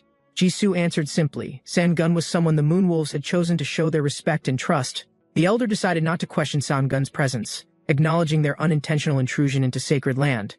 Though hesitant, he agreed to lead them to someone who could offer answers and guidance. The divine beast lifted off, carrying the group swiftly through the skies toward their next destination. Their path led to a towering peak, Guangdong Mountain, shrouded in mist, and known for spiritual significance. They arrived at Bird Peak, home to the revered Eternal Chapel, where fate now pointed them.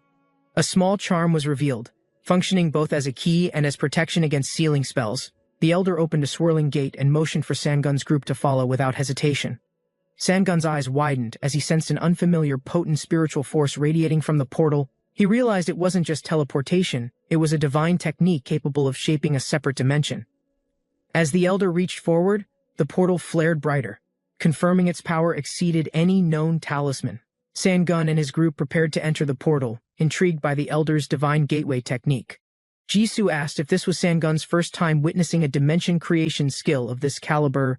Sanggun admitted it was, pushing a bandit aside dismissively before stepping into the glowing entrance. He passed through the swirling light, his body transported into a completely new and isolated space. They arrived in the Flying Citadel, a hidden realm of mountains and stars, spoken of in legends. A mystical beast watched from a rock as the group entered the Flying Citadel's sacred grounds. Sanggun closed his eyes briefly and sensed immense celestial energy flowing naturally throughout the realm. He quietly muttered incredible, acknowledging the overwhelming spiritual force saturating every corner of this hidden place. The elder instructed them to wait, assuring a maid would assist while he reported their arrival. With a swift beat of his wings, the elder flew away, vanishing into the starlit mountains.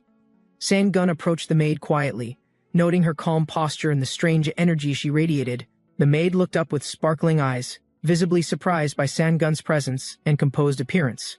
She asked curiously if he found her intriguing, catching Sangun off guard with the sudden question. Flustered, she apologized quickly, explaining they rarely received visitors in the secluded flying citadel. Looking at him closely, she hesitated before asking directly, was he, by any chance, a tiger? Sangun was surprised by her guess and asked how she figured out he was a tiger. She smiled brightly, explaining it was her sharp sense of smell and he gave off tiger energy. Jisoo explained they were chasing demonic masters on Guangdong Mountain, which led them to this citadel. She added the enemy likely harvested humans to develop parasite poison, explaining the recent disappearances. Curious, she teased Sangun for being unusually talkative, prompting a quiet glare as he grew uncomfortable. Sangun glanced subtly toward the maid, his expression unreadable as curiosity stirred behind his gaze. The maid smiled gently in return, seemingly pleased by his attention and unbothered by his silence.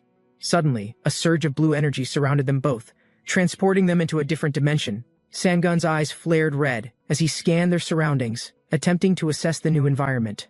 The maid admitted she couldn't see anything either, even while using her special vision abilities. While Jisoo observed from outside, Sangun stood cautiously beside the maid within the glowing dimension, and he narrowed his eyes, sensing irregularity, and demanded to know who she truly was inside.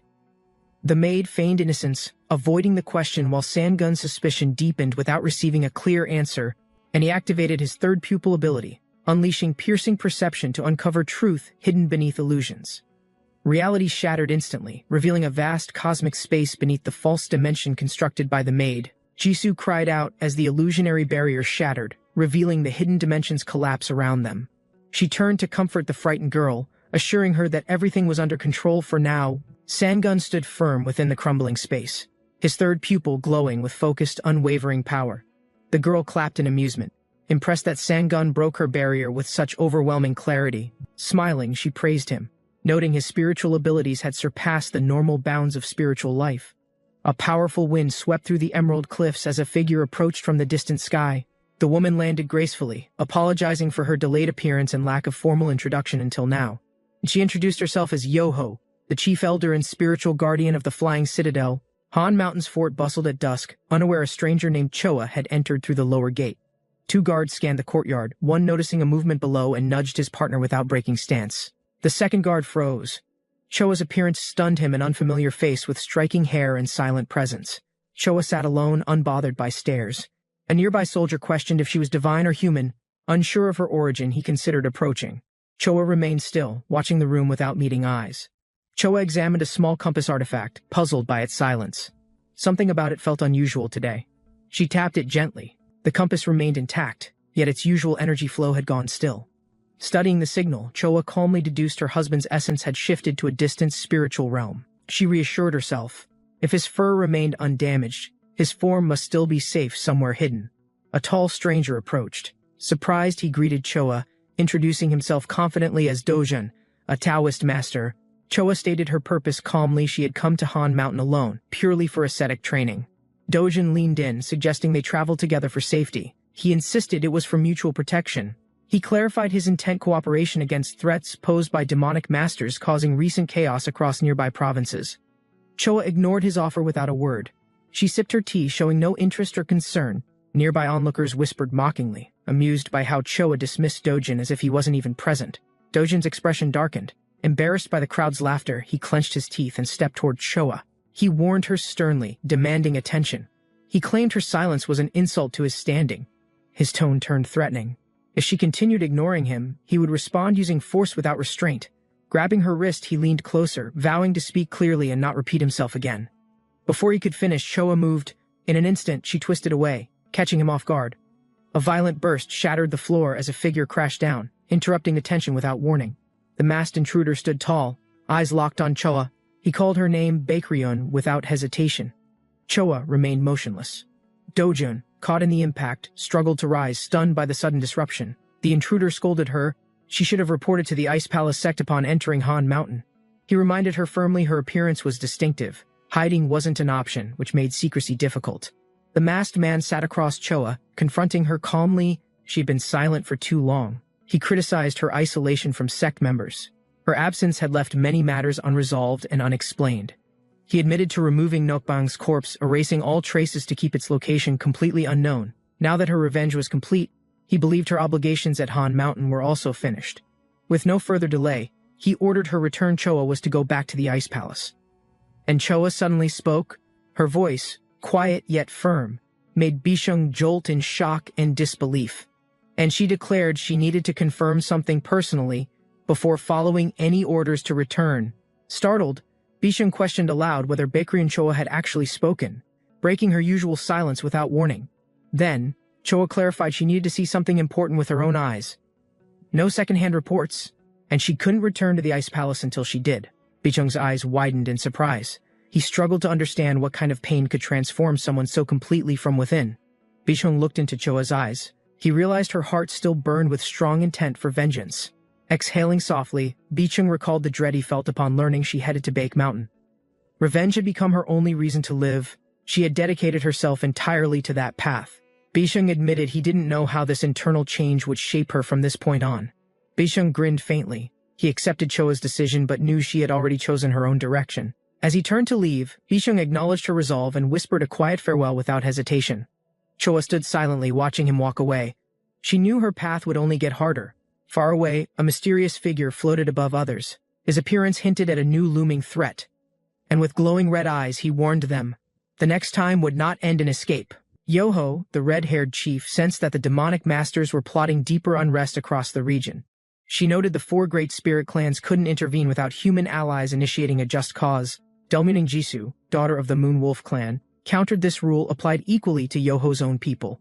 Jisoo stated her clan had no concern for humans, except for the one they now owed.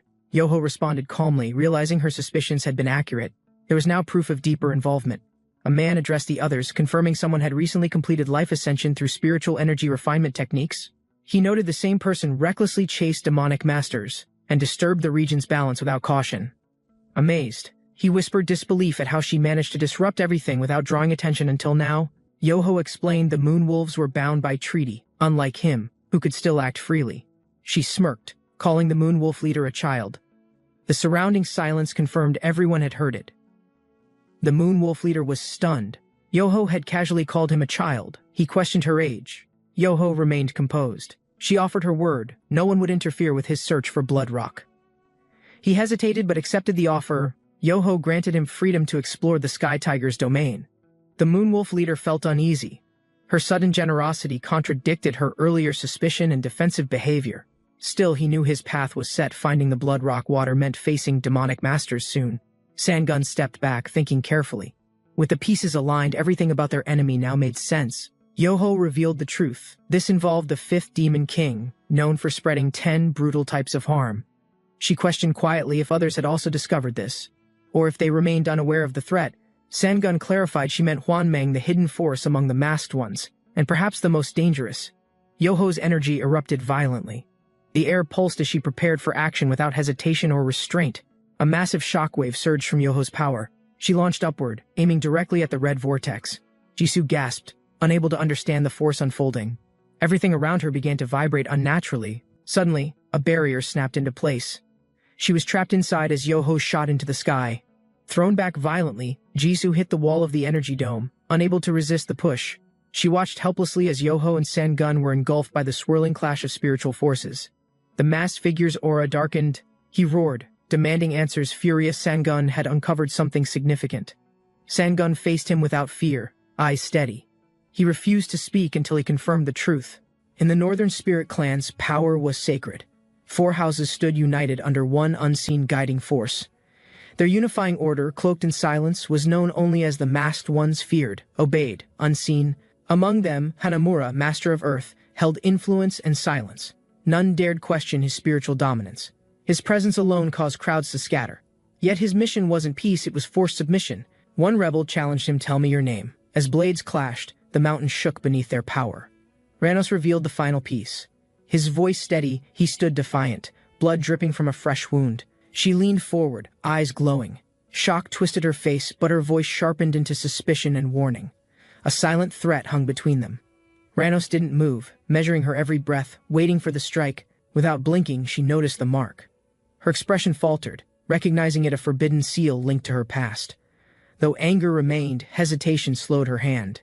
Killing him now would risk everything she'd built in secrecy. Ranos revealed the truth: the Sky Tigers conspired with demons, forging pacts to unravel ancient protective seals. Accusation pierced the air. The woman's breath hitched, instincts urging denial, but her eyes betrayed silent understanding. She forced a laugh, feigning innocence. Yet her voice cracked, guilt rising as shadows stirred behind her. Mockery turned to rage. Ranos struck hard, reminding her the masked ones wouldn't tolerate her hidden alliances. With power flaring, he leaned in. His eye glowed red. This wasn't a threat, it was judgment. Her eyes widened as his aura spiked. The tremor in her hand betrayed a flicker of fear. The illusion cracked slightly. He mocked her barrier's strain, casually dismantling its integrity with calm, biting words. Feigning politeness, Ranos adjusted his sleeve, masking threats beneath wit, all while demanding silence through valuable compensation. Feigning indifference, he stretched his arms and smirked, suggesting shared destruction if his price wasn't met. Shock flooded her face. For the first time, she realized he'd never feared her authority or wrath. She clenched her fist tightly. Emotions swirled, but she refused to surrender her pride or composure. Just one step remained to fulfill her ambition. She couldn't let this unpredictable man ruin everything. Years of power had never left her this vulnerable. Her face burned with shame, not defeat. A single seal was cast, breaking tension. Their energy clashed again, both refusing to step down. Later, she stood alone in silence. The mountains offered no answers, only space to gather resolve. Wind brushed past her shoulder as a voice approached. Doubt lingered behind the elder's calm question. She exhaled slowly. The game had changed, and now survival meant conceding, at least temporarily. Whispers of betrayal echoed louder. Even trusted names could no longer guarantee the safety of sacred knowledge. Together they walked, burdened by secrets. One misstep could destroy everything the clans had built over centuries. From the high pavilion, her voice rang out. The time for silent worry had finally ended. Far above the misted cliffs, the honored guest hall stood quiet, unaware of its latest visitors. Inside, warmth returned. She reached out suddenly, fingers tugging at his cheek with familiar, stubborn affection. Caught off guard, he protested. Her teasing tone masked the fear she still hadn't learned to express. She smiled, hiding concern behind jest. He scolded her recklessness, still shaken by how close death came. Their voices clashed playfully. Beneath the bickering, relief bloomed, both still alive, still together, if only for now. Their scuffle tumbled out of control. A sudden misstep sent them crashing awkwardly into a tangled heap. She landed on top. Both froze. Silence thickened as proximity blurred the line between tension and embarrassment. He looked up, flustered but defiant. The question hit hard, exposing vulnerability neither expected to confront here. Her cheeks flared. She panicked, stammering denial, wishing gravity would undo what impulsive teasing had just caused. A surge of earth energy interrupted them. The ground-twisted danger returned, ending the moment without resolution. She excused herself with a grin, leaving behind a flustered mess, pretending to recover his dignity. Her teasing lingered like smoke. He blushed furiously, stunned at how easily she'd flipped the situation. From afar, her voice echoed. He stiffened at the call, returning abruptly to his role in reality. Alone on the cliffside, he admitted his error. Rage had overtaken reason, he'd gone too far. With a heavy heart, he acknowledged the truth: threats weren't his nature. This wasn't how he led. Ranos understood the clan's weakness. Their buried history was leverage, and now he possessed the final piece. Confidence settled in his eyes. With truth as his weapon, resistance from them would be meaningless. Across the cliffside clearing, a familiar figure approached. Tension stirred. This meeting was neither planned nor wanted, he muttered under his breath. Of all opponents, she was the one he least hoped to face. The woman narrowed her gaze. She sensed the change in him, and feared what it could mean. Ranos met her gaze firmly, stating logic over pride. Provoking powerful clans brought no benefit to him. Her eyes narrowed, confused by his neutrality. If he meant no harm, why stir up hostility? He acknowledged her suspicion, but offered no apology. Truth could sting, even when spoken without clear intent. Guarded and composed, he reminded her trust was earned. They hadn't reached that point, not even close. Her expression tightened. Emotion swelled beneath the surface, not from anger alone, but disappointment she refused to admit. Though distant in trust, she stepped forward, reminding him they once shared the same direction, same fight. Her declaration struck firm. Backed by lineage and duty, she refused to let cold distance dismiss her. He sighed, weary of her persistence. Her presence hadn't hindered him, but neither had it helped. Her voice rose. Old wounds reopened. She couldn't believe he still clung to a past rejection. They argued under open skies, resentment erupting, years compressed into accusations neither truly wanted to say aloud. Her voice trembled with frustration. He dismissed her as annoying, stirring memories she'd fought hard to bury. Fury erupted. She reminded him who she was, not someone to belittle, not someone to ignore. Insults clashed like blades. Pride drowned caution. With clenched fists and rising heat, both refused to back down. Light surged around her body. Golden power radiated outward, releasing fury she could no longer suppress silently. A colossal beast emerged from her aura, rage incarnate, shaking the sky with a howl of retribution. The mountains quaked under the beast's roar. Energy burst outward as nearby stones shattered into flying debris. Deep underground, something ancient stirred. Shadows bled across the floor, drawn to the surface by unleashed chaos. From the darkness, red eyes awakened. Silent and waiting, another presence answered the violence with growing hunger. The beast landed with a thunderous stomp, answering the threat with raw, unwavering primal defiance. Darkness pooled around his glowing eyes, fury awakened by a reckless insult that shattered sacred stillness. Energy exploded beneath his paws as he surged forward, splitting air and sky with unchained force. Muscles coiled and jaw wide, he pounced with lethal precision, a roar breaking through the strained silence. Claws struck bone before thought returned, his weight crashing down like judgment from the heavens above. The guardian silhouette emerged from the shadows, its voice calm but laced with unreadable intent and weight. Without hesitation, the tiger lunged forward, unleashing spiritual force that split air and reality in synchronized swipes. An enraged bellow erupted from deep within, launching his body like a burning spear toward the threat. From above, a winged figure descended gracefully, scattering tension as eyes widened below in cautious recognition and awe. Judgment paused as reason returned. Alliances shifted fast when greater forces loomed just outside the coming storm. From above, the winged observer assessed the chaos below, noting the imbalance between rage and resistance. Blows landed like thunder, claws slashing with unchecked fury as the golden-striped titan endured every crushing strike. Her focus narrowed instantly, pupils sharpening as an unseen tension began coiling tightly within her chest. Dust curled around his feet while breath burned, instincts sharpened to a snarl despite the relentless assault. An old figure watched coldly from afar, deciding pain was still a better teacher than interference. The woman stared silently, her expression unreadable as the aftermath lingered like smoke in the cold air. From the chamber's shadows, doubt echoed, her disbelief rooted deeper than mere logic or battlefield instincts. Bruised and battered, the tiger trembled under the pain, his breath hitching from relentless pressure across his body.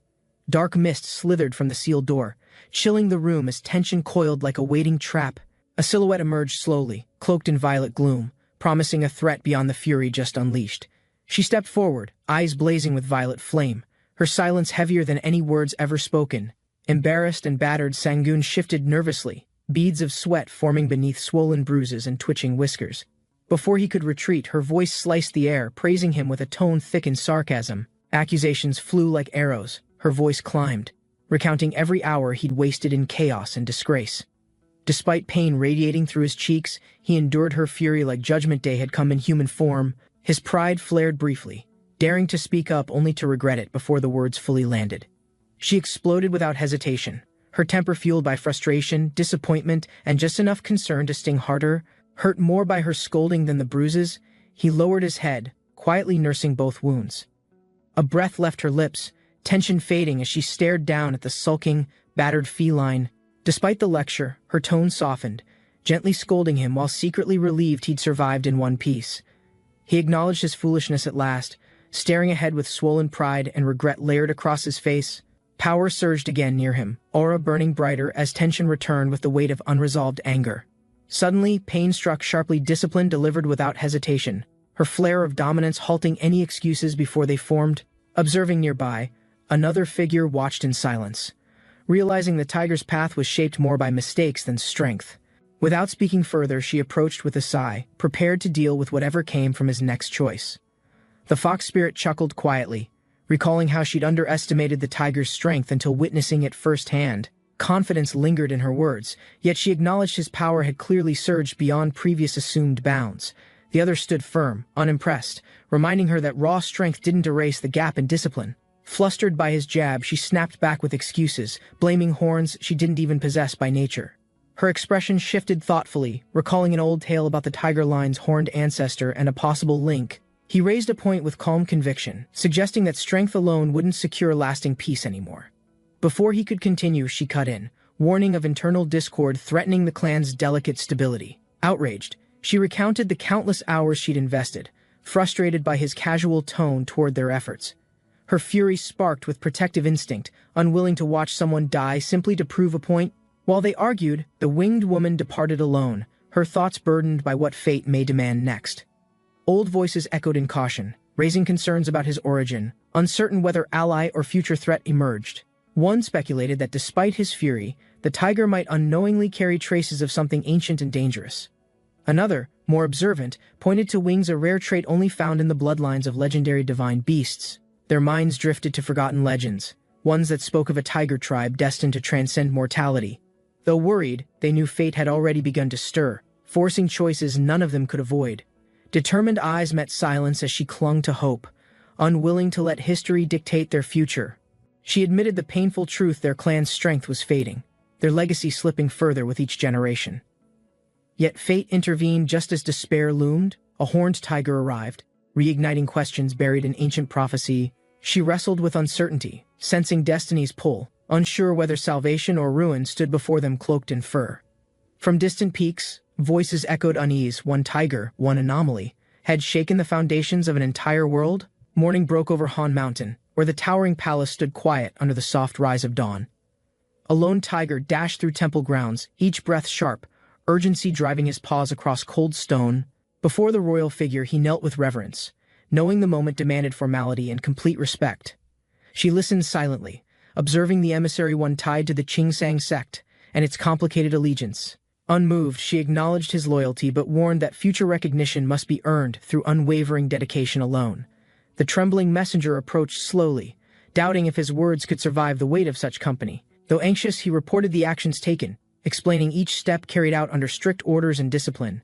A quiet figure emerged from the shadows, voice calm yet carrying pressure that disrupted every breath drawn. His words painted a threat as real as storm clouds. Something unnatural was already in motion beneath. Beneath crackling skies, the enemy arrived without warning, their descent a terrifying omen draped in blood and steel. He glanced at his wound, surprised. It vanished instantly, like it had never even existed. He clenched the mirror, murmuring softly. The body of a spirit beast was truly beyond belief. A sudden noise echoed ahead. He turned toward the sealed door, instincts alert for any threat. The stone door parted slowly.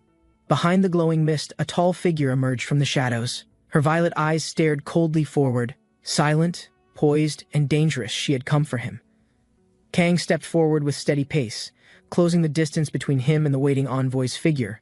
Her hands moved gracefully, retrieving an item hidden beneath her sleeve, without hesitation or wasted motion. Jewels glowed on her arms as rare relics appeared, the sacred offerings of the sky tigers. His crimson eyes lit up, not with greed, but recognition their value exceeded mere material worth. She remained still, eyes sharp and unreadable, measuring his reaction before deciding what to reveal next. From her hand floated a glowing orb, a personal offering, distinct from the others she presented. The artifact embedded in his chest pulsed. Ancient power stirred, awakened by the name it once bore. He studied the object intently, confusion rising. Gifting such a relic broke every law of their tribe. Distance remained between them, yet her words carried weight. She revealed secrets few were ever meant to hear. Long ago, the Sky Tigers withdrew from all contact, sealing themselves away in a hidden realm. Doubt lingered in his thoughts.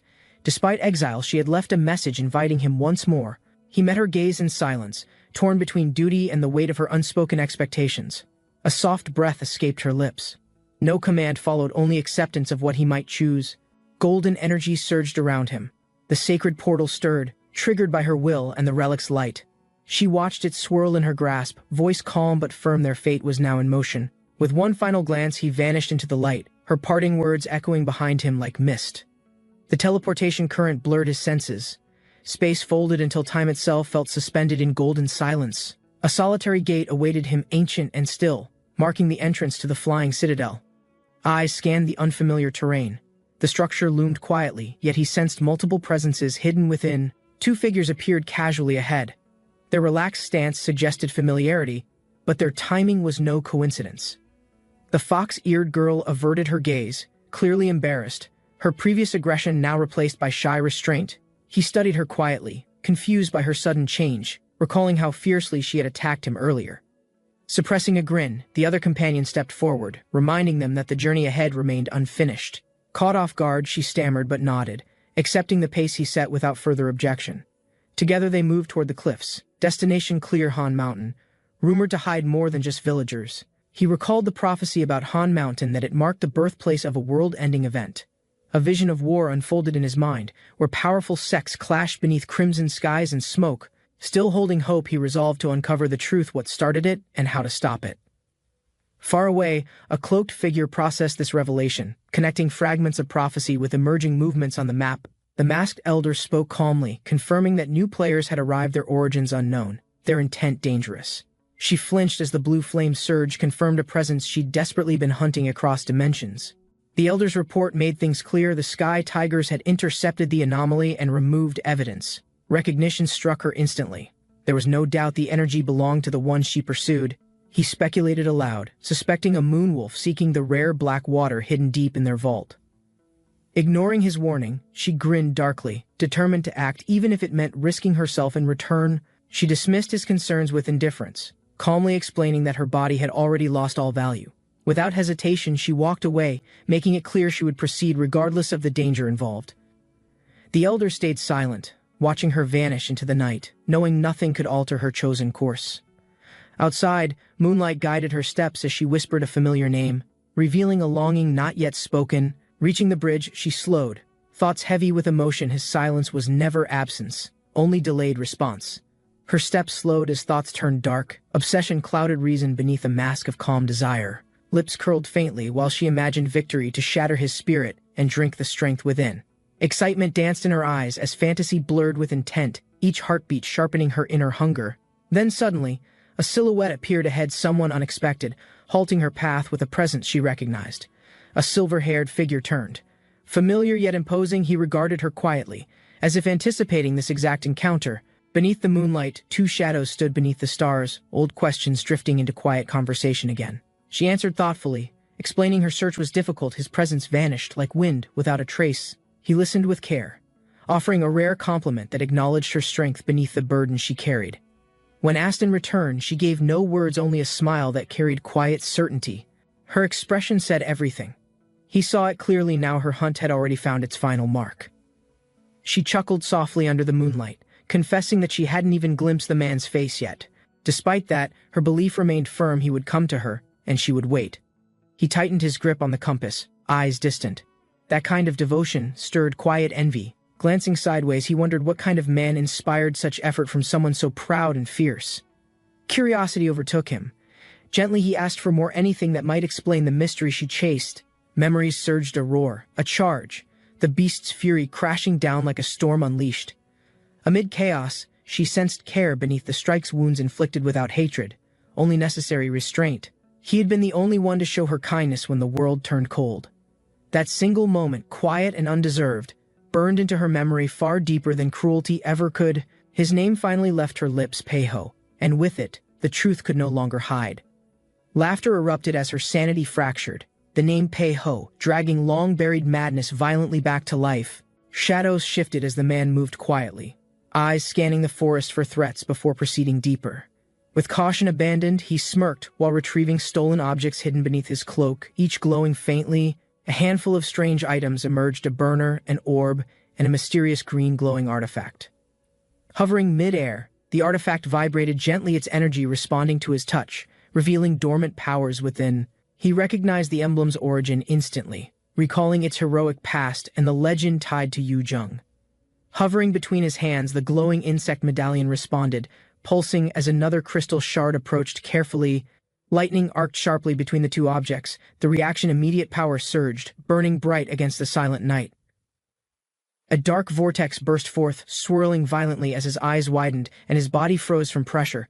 Despite the medallion's allure, he now sensed its dangerous seal, a trap hidden deep within its power. Crashing to his knees, breath ragged, he realized using it hastily would have crippled his core entirely. Recognition flashed in his crimson eyes as he connected the artifact's reaction to the Sky Tiger's energy. Something still troubled him, a subtle inconsistency that resisted explanation, stirring doubt beneath his otherwise confident thoughts. Across the void, a woman stepped forward calmly, presenting her own object in quiet authority. Curious, he turned the artifact over. It bore marks he hadn't seen on her previous tools. Power surged from the object. She left its red glow unmistakably tied to a mind-controlling spiritual technique. A gust swept around him as he knelt, positioning himself to begin the artifact's activation process. Red markings glowed across his body. He started chanting slowly, repeating each word with measured concentration. The spell took effect.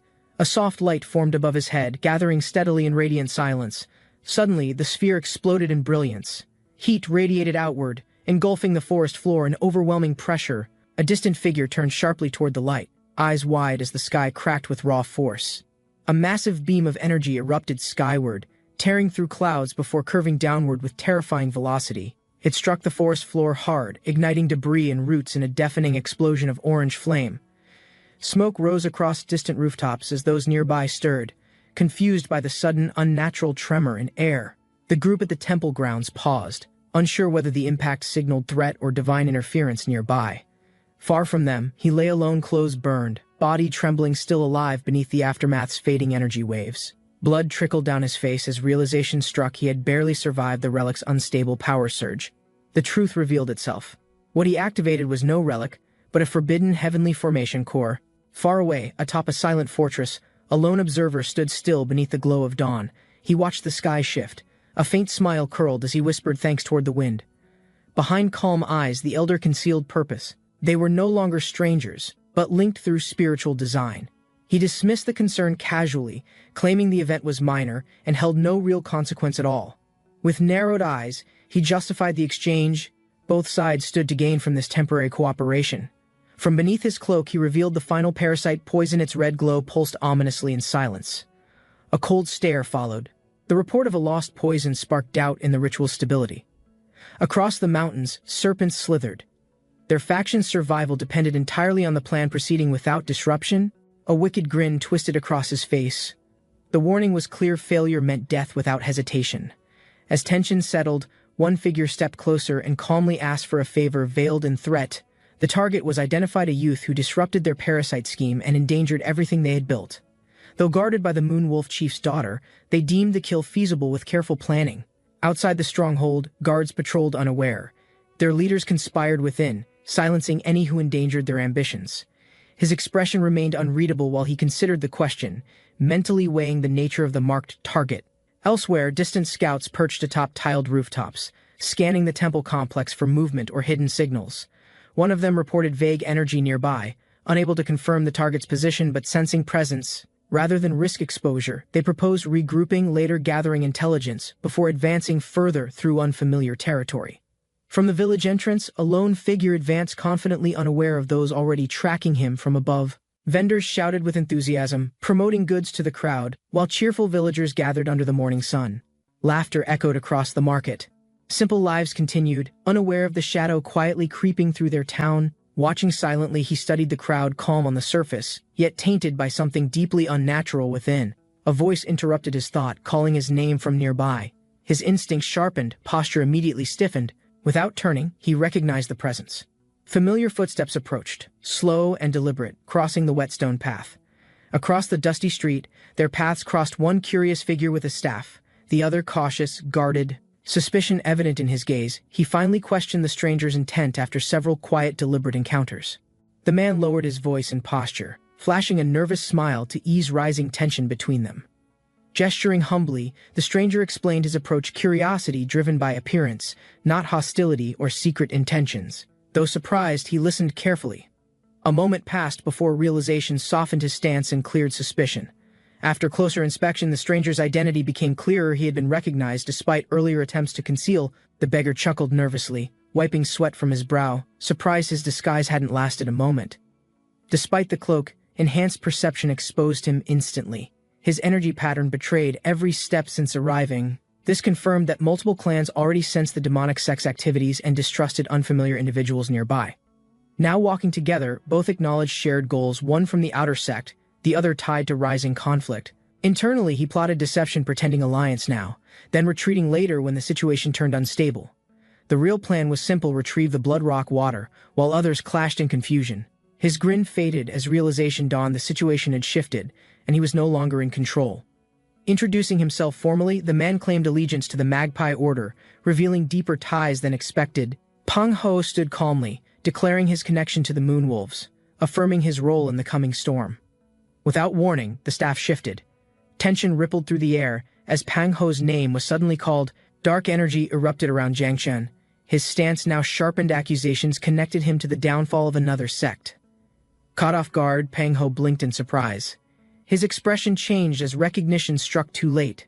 A sharp step echoed as the prince climbed the tower, scanning the sky for enemy movement. Mounting the beast without hesitation, he signaled the rider, and they launched toward the distant northern peaks. His gaze narrowed. The destination held immense power, one untouched for years due to forbidden treaties. Though warned many times, he knew the energy there could shift the balance of the looming war. Winds roared as they flew faster. Urgency drove him this time. No law would stop his claim. She watched him fly ahead, recognizing his silence not as arrogance, but the calm before reckoning. With one firm stride, she left the edge behind, matching his pace through the high morning air. The temple towers of Han Mountain emerged below, cloaked in mist and riddled with unspoken history. Her eyes locked forward, sharp and alert, catching a faint flicker something ancient had begun to stir. At the heart of the shrine, red energy pulsed violently, reacting to her bloodline's sudden return. As her steps slowed, she noticed strange marking seals etched across the chamber floor in dense formation. Despite the protective enchantments, her instincts flared uneasily, warning her of something concealed beneath the surface. He watched her descend from above, eyes calculating, knowing this confrontation had been delayed too long already. Her body tensed, recognizing the voice before the figure emerged. A forgotten enemy with unfinished business returned. Before a word left her lips, the man vanished, sprinting into shadow with alarming, silent precision. As the masked figure sprinted ahead, shadows trailed behind him, whispering orders received moments before departure. A sudden surge of pink light burst forth, signaling the ritual's acceleration beyond the expected timeline. Confusion rose among the sentries. None were warned the seal would awaken its guardians without warning. Another agent stepped forward, explaining delays in the sacrificial process could jeopardize the fragile binding they maintained. But deeper in the shrine, a crazed voice echoed he had found the core they'd been seeking. Chains rattled violently as the red-haired summoner dragged the offering forward, her voice cold and certain. Beneath the altar, the captive stirred. Blood dripped slowly, fueling the seal beneath his broken frame.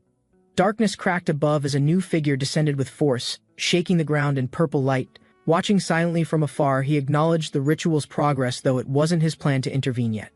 Still, his expression shifted. Allowing them this head start felt unjust, even by his own standards. As his cloak settled, the newcomer stood tall, aware the sect now viewed him with suspicion. He didn't flinch under scrutiny, calmly reminding them why he followed the traitorous master's trail here. Their eyes narrowed, orders were clear: observe, contain, and prevent him from disrupting the fragile balance again. He met their gaze, revealing truths they ignored. Innocent blood was already spilled while they debated. Shock flared in their leader's eyes. Accusations cut deep, awakening guilt masked by duty and political caution. The elder's words rang cold, human lives reduced to pieces of a grander puzzle he wouldn't explain. But the young master's eyes flared red, his pulse quickening with each syllable of veiled justification. From the shadows emerged a broken figure, voice hollow, recounting horrors committed in blind pursuit of order. She confessed through tears, her hands stained by past choices, loved ones consumed for doctrines she once believed. Fury overtook him. His voice cracked the silence, truth or not. He refused to accept that reasoning.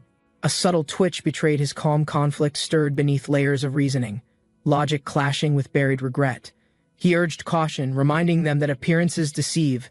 Not all threats wore the face of evil. Yet his opponent fired back, questioning the supposed peace born from restricting entire clans like prisoners. The dark-haired one defended the decision, claiming sacrifices were made to unify humans and beasts peacefully. But rage surged in Crimson Eye's. Peace meant nothing when forced, masked behind control and broken trust. His calm voice shifted, hinting that power, not justice, had always determined whose ideals would reign supreme. The accusation struck deep, but blame seemed misplaced. This wasn't ignorance, just a beast's foreign perspective. From rooftops to courtyards, his steps echoed. Force had always disguised itself in the name of peace. Defiance sharpened his words. Master spoke of balance, yet puppets obeyed, blind to truth or consequence. Fury exploded from within, pride wounded. The disciple roared in rage, unwilling to hear another insult. A violent whirlwind burst through the sky, scattering debris and alarming every rooftop watcher in sight. Several figures leapt into action immediately, instinctively drawn toward the sudden shift in spiritual pressure overhead. From the distance, One among them recognized the source. It had to be Master Daiho. A younger warrior shouted the location aloud, eyes widening as the disturbance veered toward the Imperial Palace. Both men froze briefly, their expressions sharp with realization this wasn't random. Someone had directly targeted the capital. A column of light erupted beside them, revealing a cloaked figure conjuring spatial energy without hesitation. He paused in disbelief, eyes narrowing as he recognized the ancient technique of divine spatial movement. Without wasting another moment, the caster reached out, summoning others toward the portal with practiced ease. Urgency flared in his voice, demanding immediate trust. The window to act was vanishing fast. In a flash of azure light, the group vanished, leaving rooftops empty and questions hanging in silence. Frozen in place, he stared blankly at the fading glow, unsure what just slipped past him. Realization struck suddenly. Hesitation had cost him time, and the others had already made their move.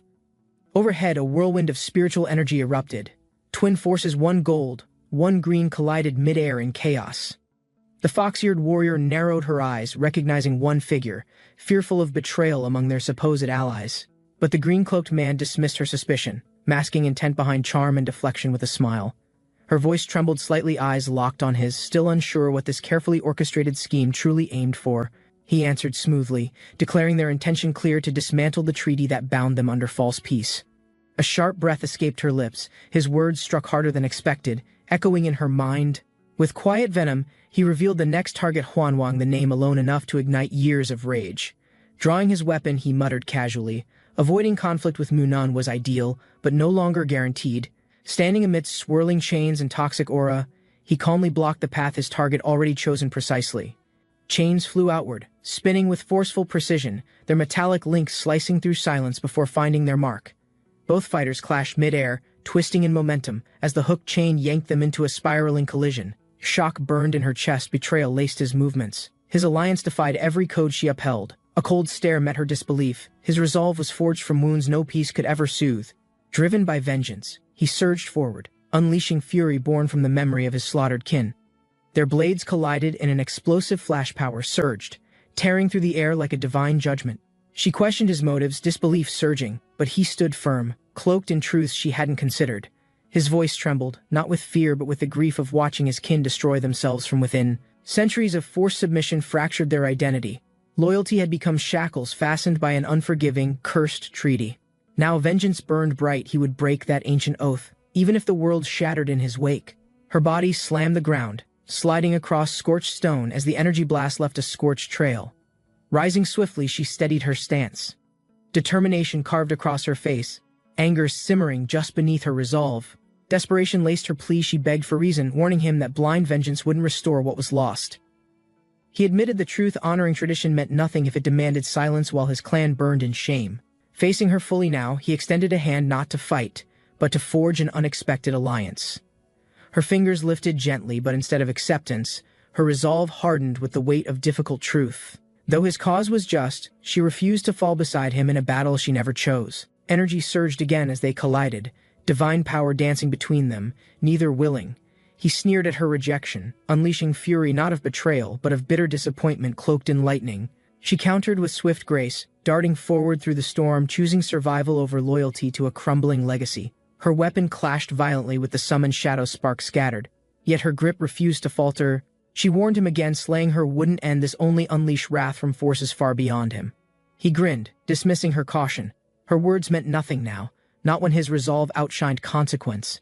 Deciding to embrace war, he whispered to himself this conflict was never just survival, it was legacy. With power igniting around him, the sky roared. She steadied herself. He was summoning Molan's wrath directly. A precise strike tore across the creature's flank, blood erupting as her blade drove deep into flesh. The monster's twisted grin widened, feeding off pain. It relished every second the wound exposed itself. Muscles coiled beneath the beast's scales. With a sudden lunge, its fangs sank in without hesitation. Blood dripped freely as its golden eyes fixated on her, pupils narrowing with deliberate, eerie calm. Steps firm, she faced the towering serpent. Its voice echoed low, curious about her blood and heart. Chains snapped through the air as his body launched skyward, using momentum to escape the rising threat. From below, enemies shouted. Their panic grew as departure risked exposing them all to the unstable summoned beast. Chaos erupted midair. Summoning circles flared alive behind the serpent, dragging violent energy from the surrounding domain. Red eyes turned downward. He spoke with finality, granting the command that would seal their fates. The beast obeyed instantly. Black tendrils burst outward, shrieking as they engulfed the battlefield in devouring violet energy. A soldier's panic broke the air, crackling purple currents surged across his body before words finished forming. Nearby, another figure shrieked. The beast's venomous aura wrapped tight, burning skin faster than blades could strike. Shrill cries echoed throughout the sky as flesh tore, bones cracked, and the serpent's fury spread wider. Chains trembled at his side while he stared upward, sensing the unnatural force unraveling all control. One glance confirmed it: this energy was not summoned. It was ancient, ruthless, and entirely beyond their reckoning. He descended through the storm's center, cloaked in surging void energy that erased everything caught within reach. She stared, eyes wide. Every presence around them had vanished. His power had consumed them without hesitation. Confusion followed fear. His force felt unnatural, detached from the masked ones they once trained to fear. Uncertainty rippled through the battlefield. As the smoke parted, he hovered midair, silent yet impossibly threatening. Allies rushed toward her, relief washing in. Though shaken, she remained composed, her body scarred, but spirit unbroken. Her gaze locked on the figure ahead. Blood ran down her cheek, but she stood unmoved. A lone warrior approached calmly. His presence dominated the ridge, silhouetted by light and scattered remains. He scoffed, disgusted by betrayal. One of the 4 great spirit clans had embraced forbidden demonic forces.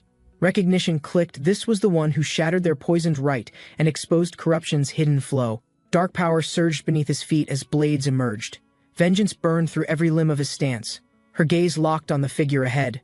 Blood ran down her cheek, but she stood unmoved. A lone warrior approached calmly. His presence dominated the ridge, silhouetted by light and scattered remains. He scoffed, disgusted by betrayal. One of the 4 great spirit clans had embraced forbidden demonic forces. Recognition clicked. This was the one who shattered their poisoned rite and exposed corruption's hidden flow. Dark power surged beneath his feet as blades emerged. Vengeance burned through every limb of his stance. He observed from afar, noting the immense pressure radiating from an opponent at martial life's upper limit. Despite the risk, he steadied his breath. The battle ahead would demand everything he had remaining. Meanwhile, elsewhere, blades sliced through shadowed flesh. Interrogation unfolded with blood and fury beneath a crimson haze. Wrath blinded reason. The captor demanded answers, jealousy and vengeance twisting his grip tighter with every fresh wound. Chains clinked faintly as he panted in the red-lit chamber, surrounded by silence and dripping blood. Bloodied and weak, she lifted her head, breath thin, yet something fierce remained behind her stare. Her name escaped cracked lips. Though cornered, she spoke without hesitation, declaring her identity with quiet force. Years of devotion gave her strength. She had once lived as Lady Sanbi, wife of Baek. Those words ignited disbelief. Her captor sneered, convinced her claim repeated lies told to buy survival. With a slow crack of his knuckles, he promised a method to separate truth from pretense. Chains rattled as a hooded figure rushed in, shouting a warning of unexpected intrusion in the halls. Without hesitation, she barked a command. Her blade swung wide, eyes furious, dismissing the urgency behind the words. But the messenger hesitated. This was no ordinary trespasser. The one outside had already broken ancient seals before. Recognition hit her instantly. Her eyes widened as the truth crashed down like a blade to stone. With a wild scream, she laughed, delighted, not shaken. Everything was unfolding just as she had predicted. Hope flickered in her eyes. The name she feared echoed. Was he truly within reach now? She gasped as the finger pressed against her lips, silencing questions before answers could escape. Sambi's captor leaned closer, voice low. She would watch helplessly as her husband was claimed forever. Dark wings spread wide as the creature descended, its shadow covering the temple roof like falling dusk. Sangun stared upward in silence, recognizing the unnatural shape above. Something ancient had returned from hiding. He tightened his cloak, recalling the night snake's involvement in past chaos hidden within the mountain. The spiritual clash began instantly, colors of power clashing mid-air, threatening the balance between the spirit clans. One cloaked figure surged forward, channeling corrupted energy, his aura violently pulsing with murderous intent and lethal force. A surge of water energy crashed forward, unleashed by a swift strike. Their forces collided mid-air, weapons and powers clashing violently as pressure warped the air between them. Both fighters spun through the assault, each redirecting energy with precision. Sangun's eyes burned red, focus narrowing, his spirit aura condensed. With a forceful yell, Sangun drove his strike downward, disrupting the vortex. A chain-wielding warrior lunged at Sangun from above, aiming to bind him before he could recover. Sangun evaded sideways, barely missing the chain's grip as the impact shattered tiles beneath their feet. Regaining stance, he launched his spear toward the man, realizing the opponent's restraint masked deeper intent. Their weapons collided in midair, vibrations echoing. Both stared fiercely. The chain coiled again, slashing around, swiftly forcing Sangun into retreat. The chain stretched outward, forming a deadly trap as Sangun stood encircled by iron restraints. With fury, the chain wielder roared and tightened his grip, aiming to crush Sangun's resistance completely. Sangun remained calm, eyes glowing crimson. He focused spirit energy into his limbs, preparing to counter. Nearby, the female warrior warned him coldly further resistance would only tighten the binding spiritual chains. She raised her blade slowly, offering mercy in form, yet delivering judgment through calculated intent. Sangun stared forward. Unbothered, his calm expression masked a brewing force few in the world understood. The enemy's confidence cracked as Sangun's power surged suddenly, his flame aura igniting without prior chant. Evil blue phoenix flame burst outward, consuming the chains. Screams followed as the blazing energy engulfed the chain wielder, his enchanted tools beginning to melt. He staggered back, shocked. His strengthened body and spirit-bound tools weren't enough to resist the destructive flame. The female warrior trembled, staring at the scorched remains. The devastation happened within only seconds. She had never witnessed such a destructive flame. Its existence defied all known spiritual fire techniques. Sangun stood calmly, his body wreathed in blue flames, radiating intense heat without any effort. The warrior guessed his clan's affinity. His mastery in fire arts revealed her side's critical vulnerability. Sangun's eyes glowed sharply. He declared her defeat wasn't fate, but the result of her own weakness. She admitted defeat, claiming Sangun's fire affinity wasn't rare, but his mastery was beyond normal understanding. Though her clan trained for ages, Sangun's abilities emerged from deeper instincts, not standard cultivation paths. She questioned how a being so powerful remained hidden. His bloodline's secrecy defied current spirit clan records. Suddenly, the sky trembled as the temple pulsed. An ancient seal unlocked beneath the iron dragon statue. The woman laughed bitterly, realizing her defeat wasn't just personal. This fight may awaken a sealed fate. The defeated warrior turned away, silently accepting the outcome as winds stirred around the mountaintop. From afar, a fox-eared woman appeared, watching Sangun with calm eyes and a composed expression. She acknowledged his strength, warning him gently power like his wouldn't go unnoticed by rival clans.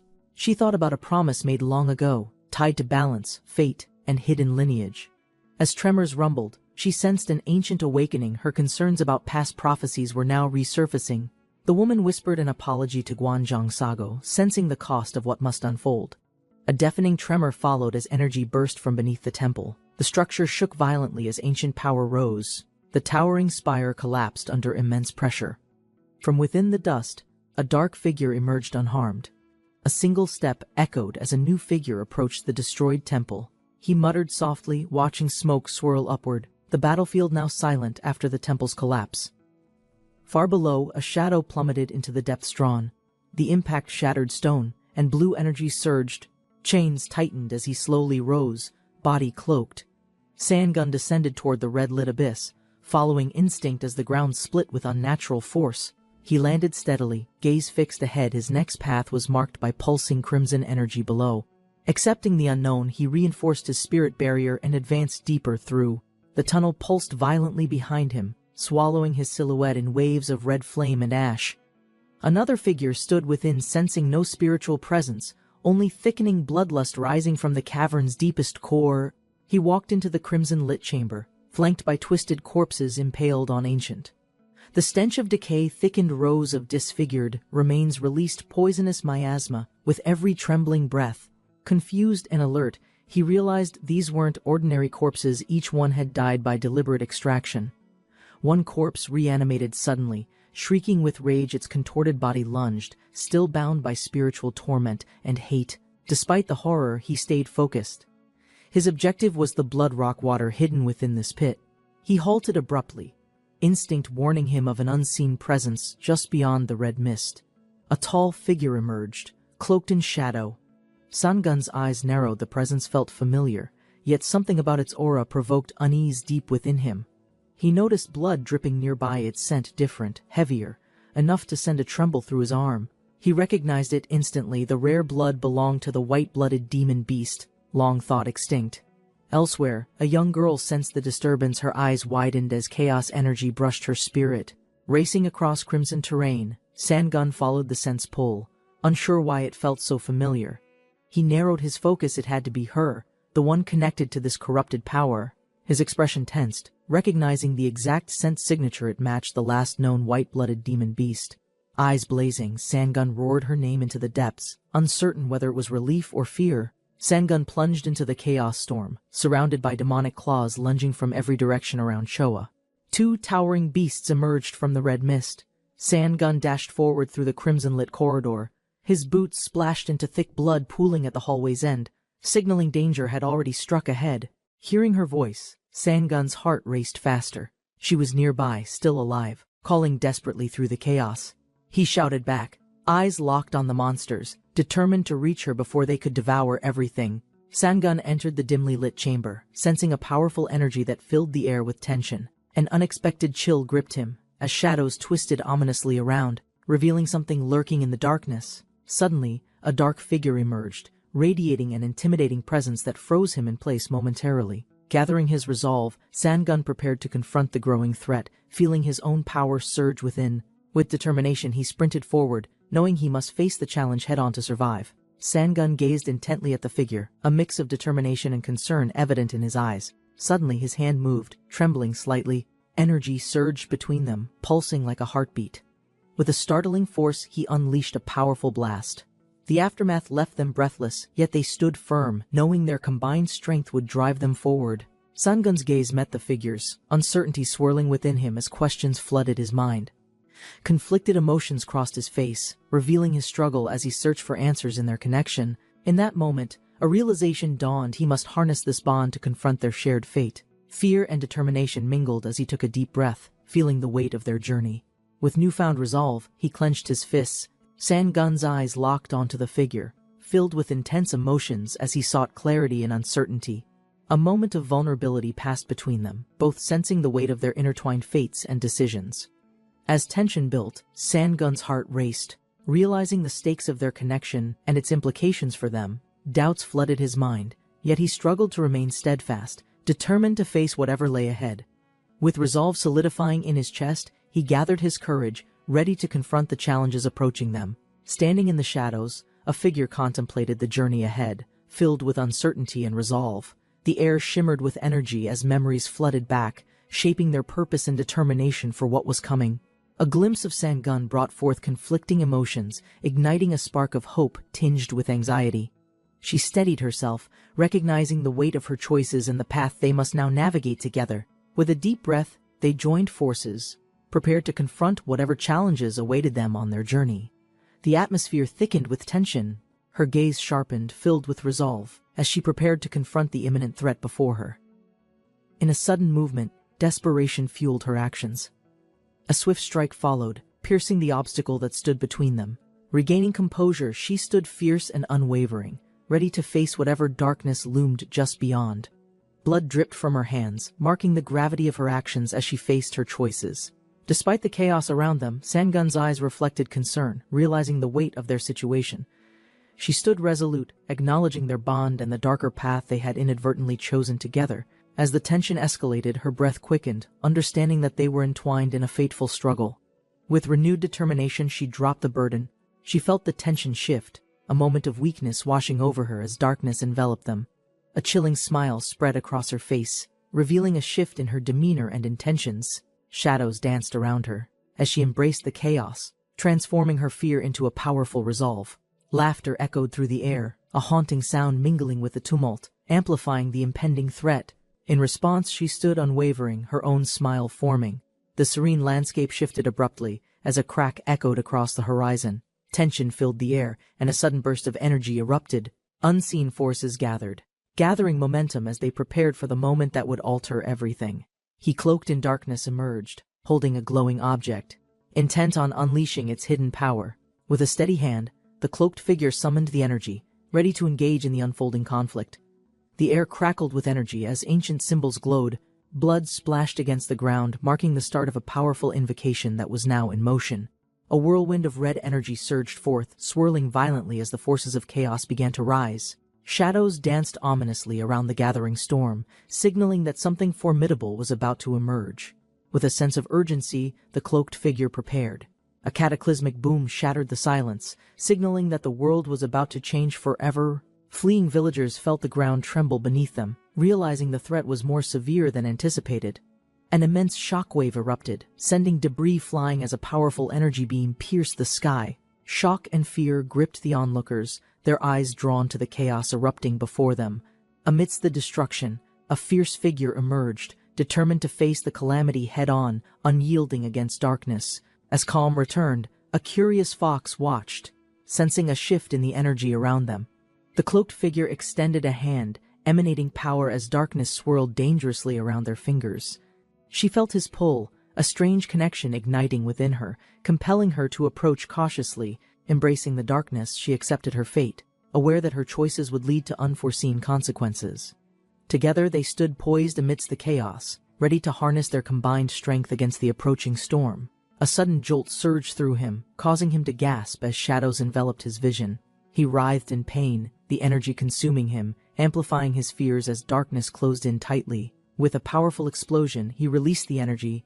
The warriors stood united, their expressions stern, as a foreboding mist enveloped the battle site. Whispers of fear echoed among them, sensing the dark presence rising, challenging their resolve to fight. Suddenly, bolts of lightning shattered the silence, illuminating the chaos and igniting their instincts for battle. From the swirling shadows, a figure appeared, wielding immense power, captivating both allies and enemies alike. As tensions heightened, he prepared to unleash his strength, ready to turn the tide of conflict. Sangun felt a surge of energy coursing through him, awakening dormant powers as the battle intensified. He focused, summoning the strength to leap forward, determined to confront the dark forces surrounding him. As he landed, a resounding pulse of power emanated from him, shaking the very ground beneath. With both hands raised, he channeled his energy into a brilliant display of swirling light. The scene erupted in brightness, signaling the unleashing of his true potential. Sangun harnessed the powerful energy, feeling electrified as he prepared to unleash his ultimate attack. With determination in his heart, he surged forward, drawing strength from the gathered energy around him. As he approached the enemy, a brilliant glow surrounded his weapon. He struck down with immense force, slamming his weapon into the ground. The impact unleashed a blinding flash of light, signifying the culmination of his hard-fought strength and resolve. A tremendous explosion erupted as Sangun's attack connected. Enemies stumbled back, their expressions shifting from confidence to terror as the power surged around them. The ground quaked violently, cracks spidering outward from where Sangun's strike had landed, shifting the terrain. Amidst the chaos, Sangun held firm, eyes focused, channeling his energy for the final decisive blow.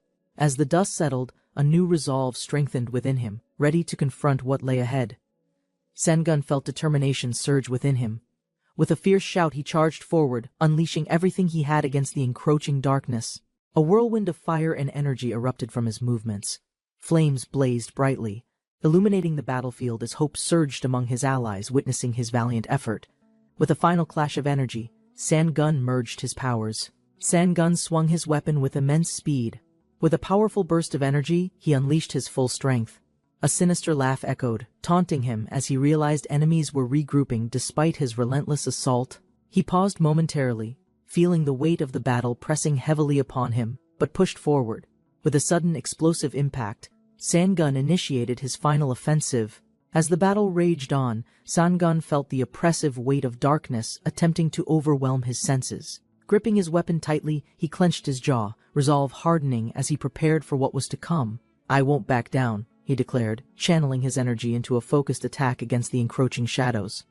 With a swift motion, he released a powerful blast, the energy soaring towards the enemy with blinding speed. A massive explosion erupted on impact, shaking the ground as hope flickered in the hearts of his allies.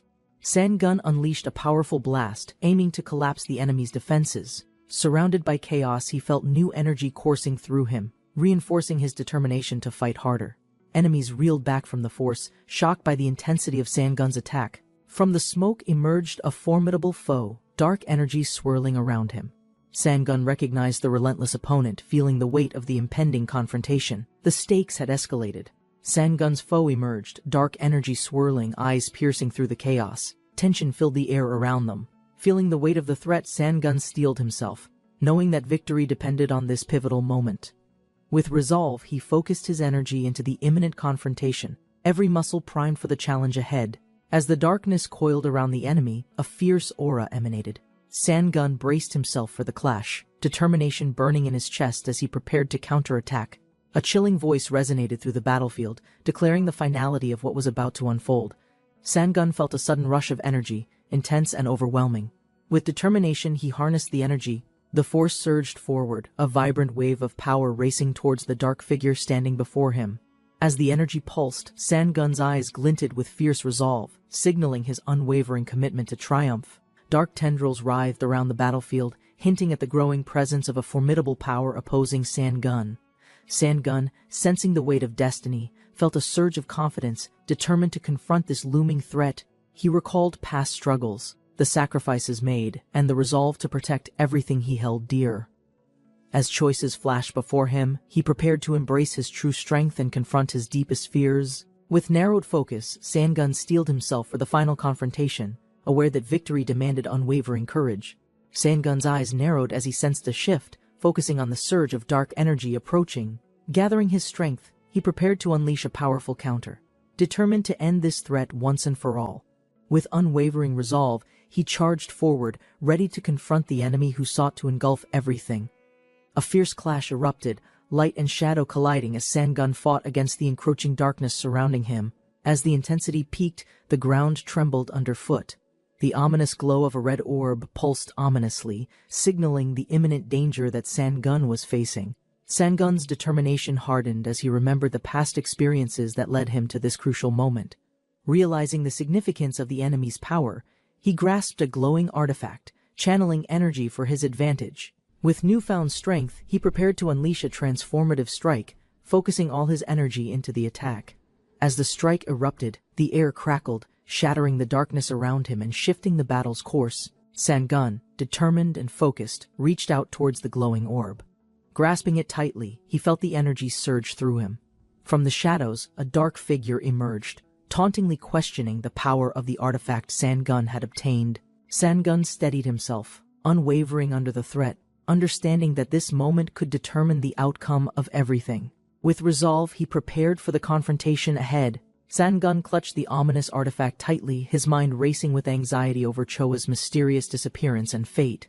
Overwhelmed by desperation, he shouted her name, seeking answers with fury. Every heartbeat echoed his concern and resolve. Sangun's furious shout broke the silence, thirsting for answers as darkness enveloped the battlefield around him. The enemy stood firm, eyes narrowing, sensing his wrath and anticipation for the fight ahead. Unyielding, a sharp wind whipped through, the smell of blood thickening as tension rose before the inevitable confrontation. From the shadows, a powerful force surged, causing the ground to tremble beneath their feet, ominous and intense. Sangun steadied himself, determination igniting within, ready to face the chaos and embrace his destiny. Darkness surged around Sangun, an overwhelming power manifesting, threatening to consume him in its fierce embrace. A shadowy figure emerged, cloaked in chaos, its presence radiating dread, as the battle escalated further. The adversary's smirk revealed confidence, taunting Sangun, fueling the flames of anger that burned inside him. Sangun's heart raced, a fierce resolve igniting as he vowed to confront this ominous force with courage. He shouted defiantly, determined to break free from the darkness, refusing to let despair claim him. Sangun's gaze hardened, pulsating with fury as he resolved to confront the threat looming before him. A deep rumble echoed, shaking the ground, signaling. With a deafening boom, a violent explosion erupted, sending shockwaves throughout the battlefield. In the chaos, Sangun sensed a surge of power welling within him. He shouted, channeling his newfound strength, determined to turn the tide and fight for his destiny. Sangun sensed a powerful vortex forming, a swirling energy that promised to change everything in an instant. The wind howled and crackled, whipping around him as the realm itself seemed to respond to the tension. With a whoosh, the energy surged, pulling at him. Sangun, resolute, focused his thoughts, ready to embrace the power and fulfill his purpose in battle.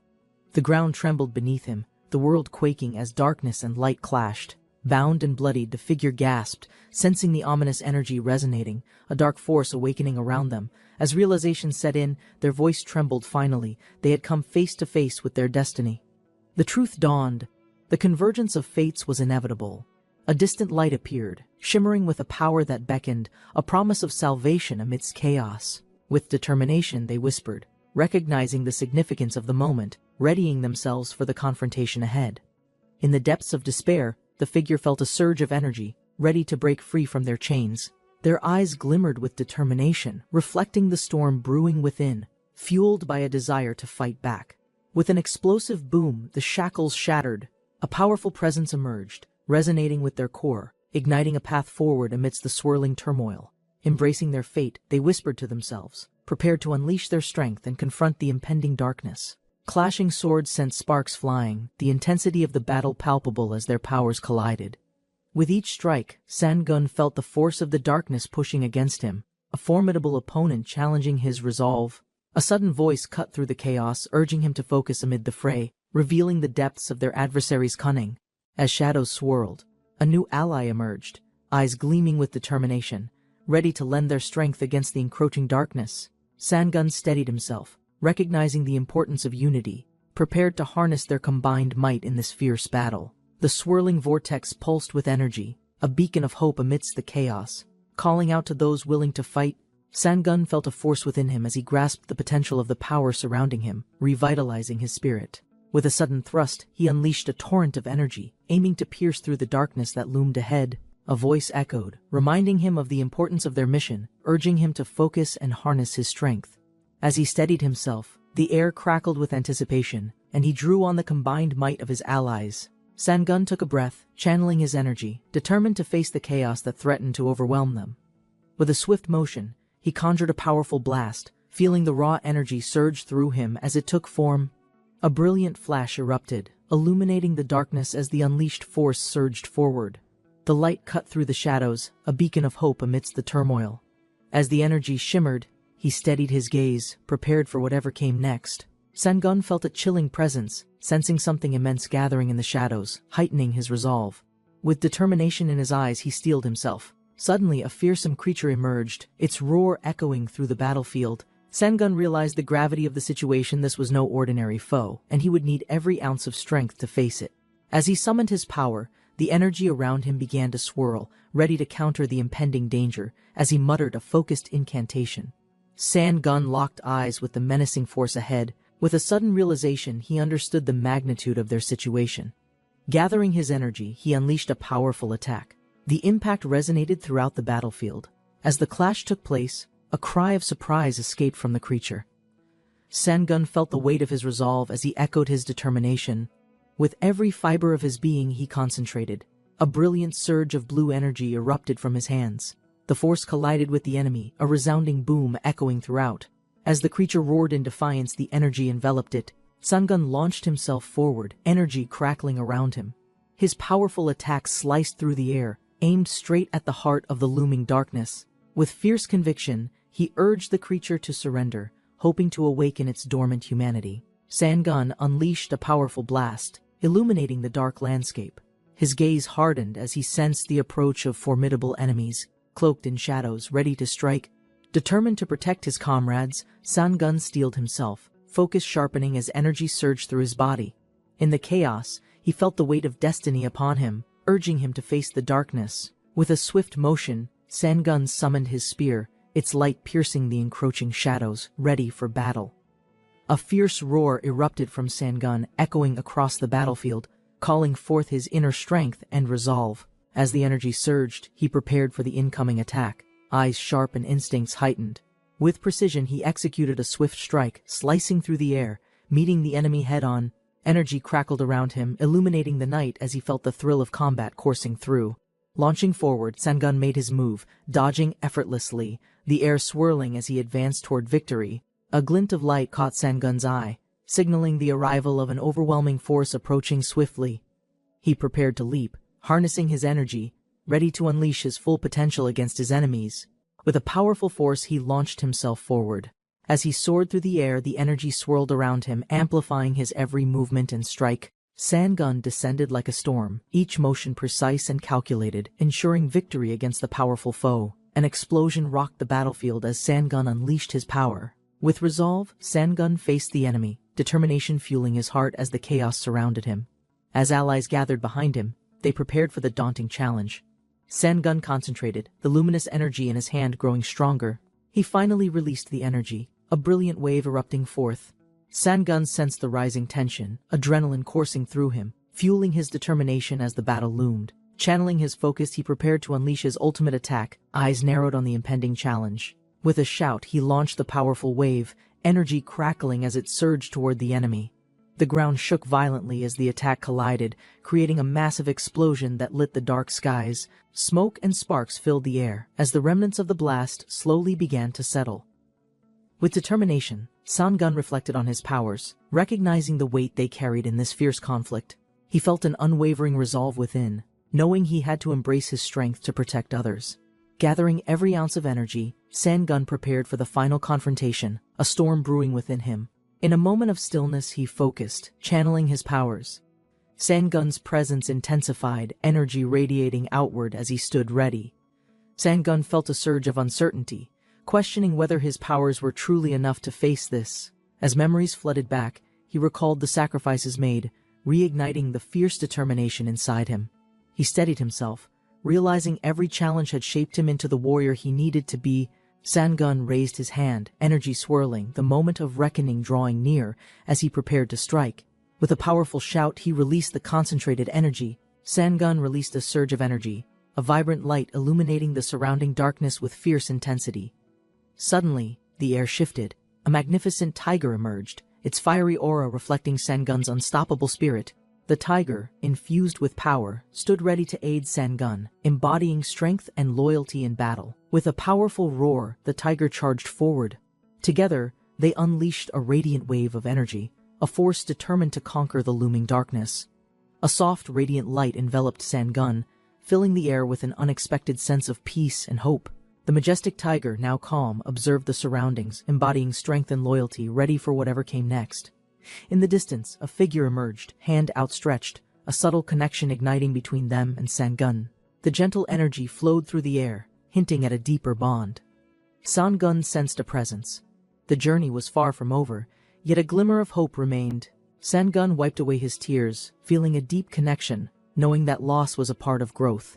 With resolve, he gazed ahead, determined to face the challenges, ready to protect those he loved. Suddenly, dark shadows loomed above, a foreboding presence warning of an imminent confrontation that awaited them. Darkness engulfed the horizon, an overwhelming force creeping in. A chilling voice echoed, filled with malice. Sangun steeled himself, refusing to succumb to despair. The ground rumbled ominously, dark tendrils emerging, foreshadowing the fierce clash that was about to unfold. With a swift motion, the shadowy figure advanced, launching a devastating attack that masked its true intent. Sangun braced himself, anticipating the strike, his heart pounding as chaos erupted around them. The air crackled with tension, dark energy piercing through the atmosphere as the battle escalated. An ominous laughter echoed, sending chills down his spine, the enemy reveling in their sinister power. Sangun assessed the situation, anxiety loomed. Realizing the stakes had never been higher in this battle, gathering his courage, he looked at his allies, knowing they would need to fight together to survive. A sudden realization struck. The presence of darkness was stronger than anticipated, demanding immediate action. Just then, a desperate warning rang out, urging him to stay alert as danger approached. The swift strike sent a shockwave, one of his allies crying out. The clash had escalated. With fierce determination, Sangun focused on the threat ahead, realizing the true danger had come alive. Darkness enveloped him, a chilling aura radiating from a sinister force growing stronger. Struggling against the impending doom, he felt the pressure intensify, every fiber of his being urging to fight. Suddenly, a warning instinct stirred within him. The air crackled, signaling an imminent attack lurking nearby. With heart racing, he prepared himself for what lay ahead, knowing they couldn't afford to falter. Sangun felt the grip of darkness tighten, sensing that this battle was only just beginning. Panic tinged the air, his allies scrambling as they realized they had underestimated the enemy's power. With unwavering focus, he called out, encouraging everyone to unite as they faced the oncoming storm. They gathered their strength, hearts synchronized, ready to confront the looming threat with determination and courage. In that moment, hope ignited. Together, they could overcome even the darkest of adversaries. The tension in the air was palpable. Uncertainty loomed as they prepared to face their fate. One ally bravely spoke up, admitting the fear of failure gnawed at them. Yet hope persisted. With determination, they agreed. They couldn't abandon each other, bound by destiny and shared struggles. Reflecting on their past, they realized how far they'd come, knowing that their strength united them. As resolve solidified, they steeled themselves. The next battle would define their future. Together as one, as danger loomed, one ally shouted a warning, the urgency evident in their voice, urging everyone to act quickly. A powerful surge erupted, the atmosphere crackling with energy. A violent storm split the sky. Lightning struck down, shaking the earth with terrifying. From the blast emerged a glowing green sphere, tearing through clouds, spinning wildly. The sphere crashed into frozen ground, ripping stone and steel apart.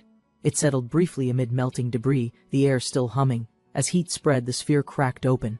Inside, green fluid oozed. Smoke cleared. Sangun rose slowly, drenched in the green liquid, surrounded by broken wreckage and flame.